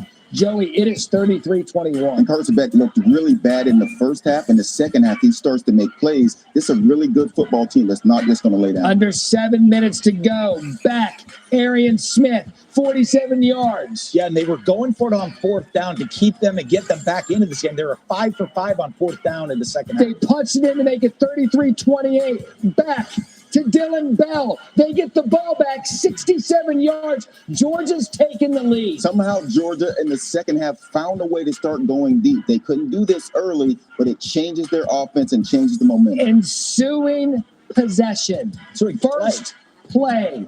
Jalen Milroe to the true freshman Ryan Williams. Get it to the special freshman, not just the catch, makes him miss. Outraces everybody to the end. He's a special player. Again, this was 28-0 at one point. So Georgia's going to get the ball back. Here was the problem with this. Each team scored too quickly. Carson back. Chance for the heroic tie, and it is picked off. And just like that, a game that had route written all over it, 41-34. And with that, we're going to exhale and welcome you into the Lexus Halftime Report. Dan Mullen, Joey Galloway, Matt Berry. I will tell you this. When it was 28-0, Dan Mullen, SEC coach, looked at me. He's like, there's too much ball left. There's too much ball left. I'm thinking, this looks pretty grim for Georgia. Lo and behold, there was too much ball left, but Alabama gets out. Well, a lot of times you get up to that huge lead. Your team's sitting there saying, hey, this is too easy. And the coach is looking up on the clock. And there is a lot of football against a good football team, especially one that can play defense. Georgia's defense started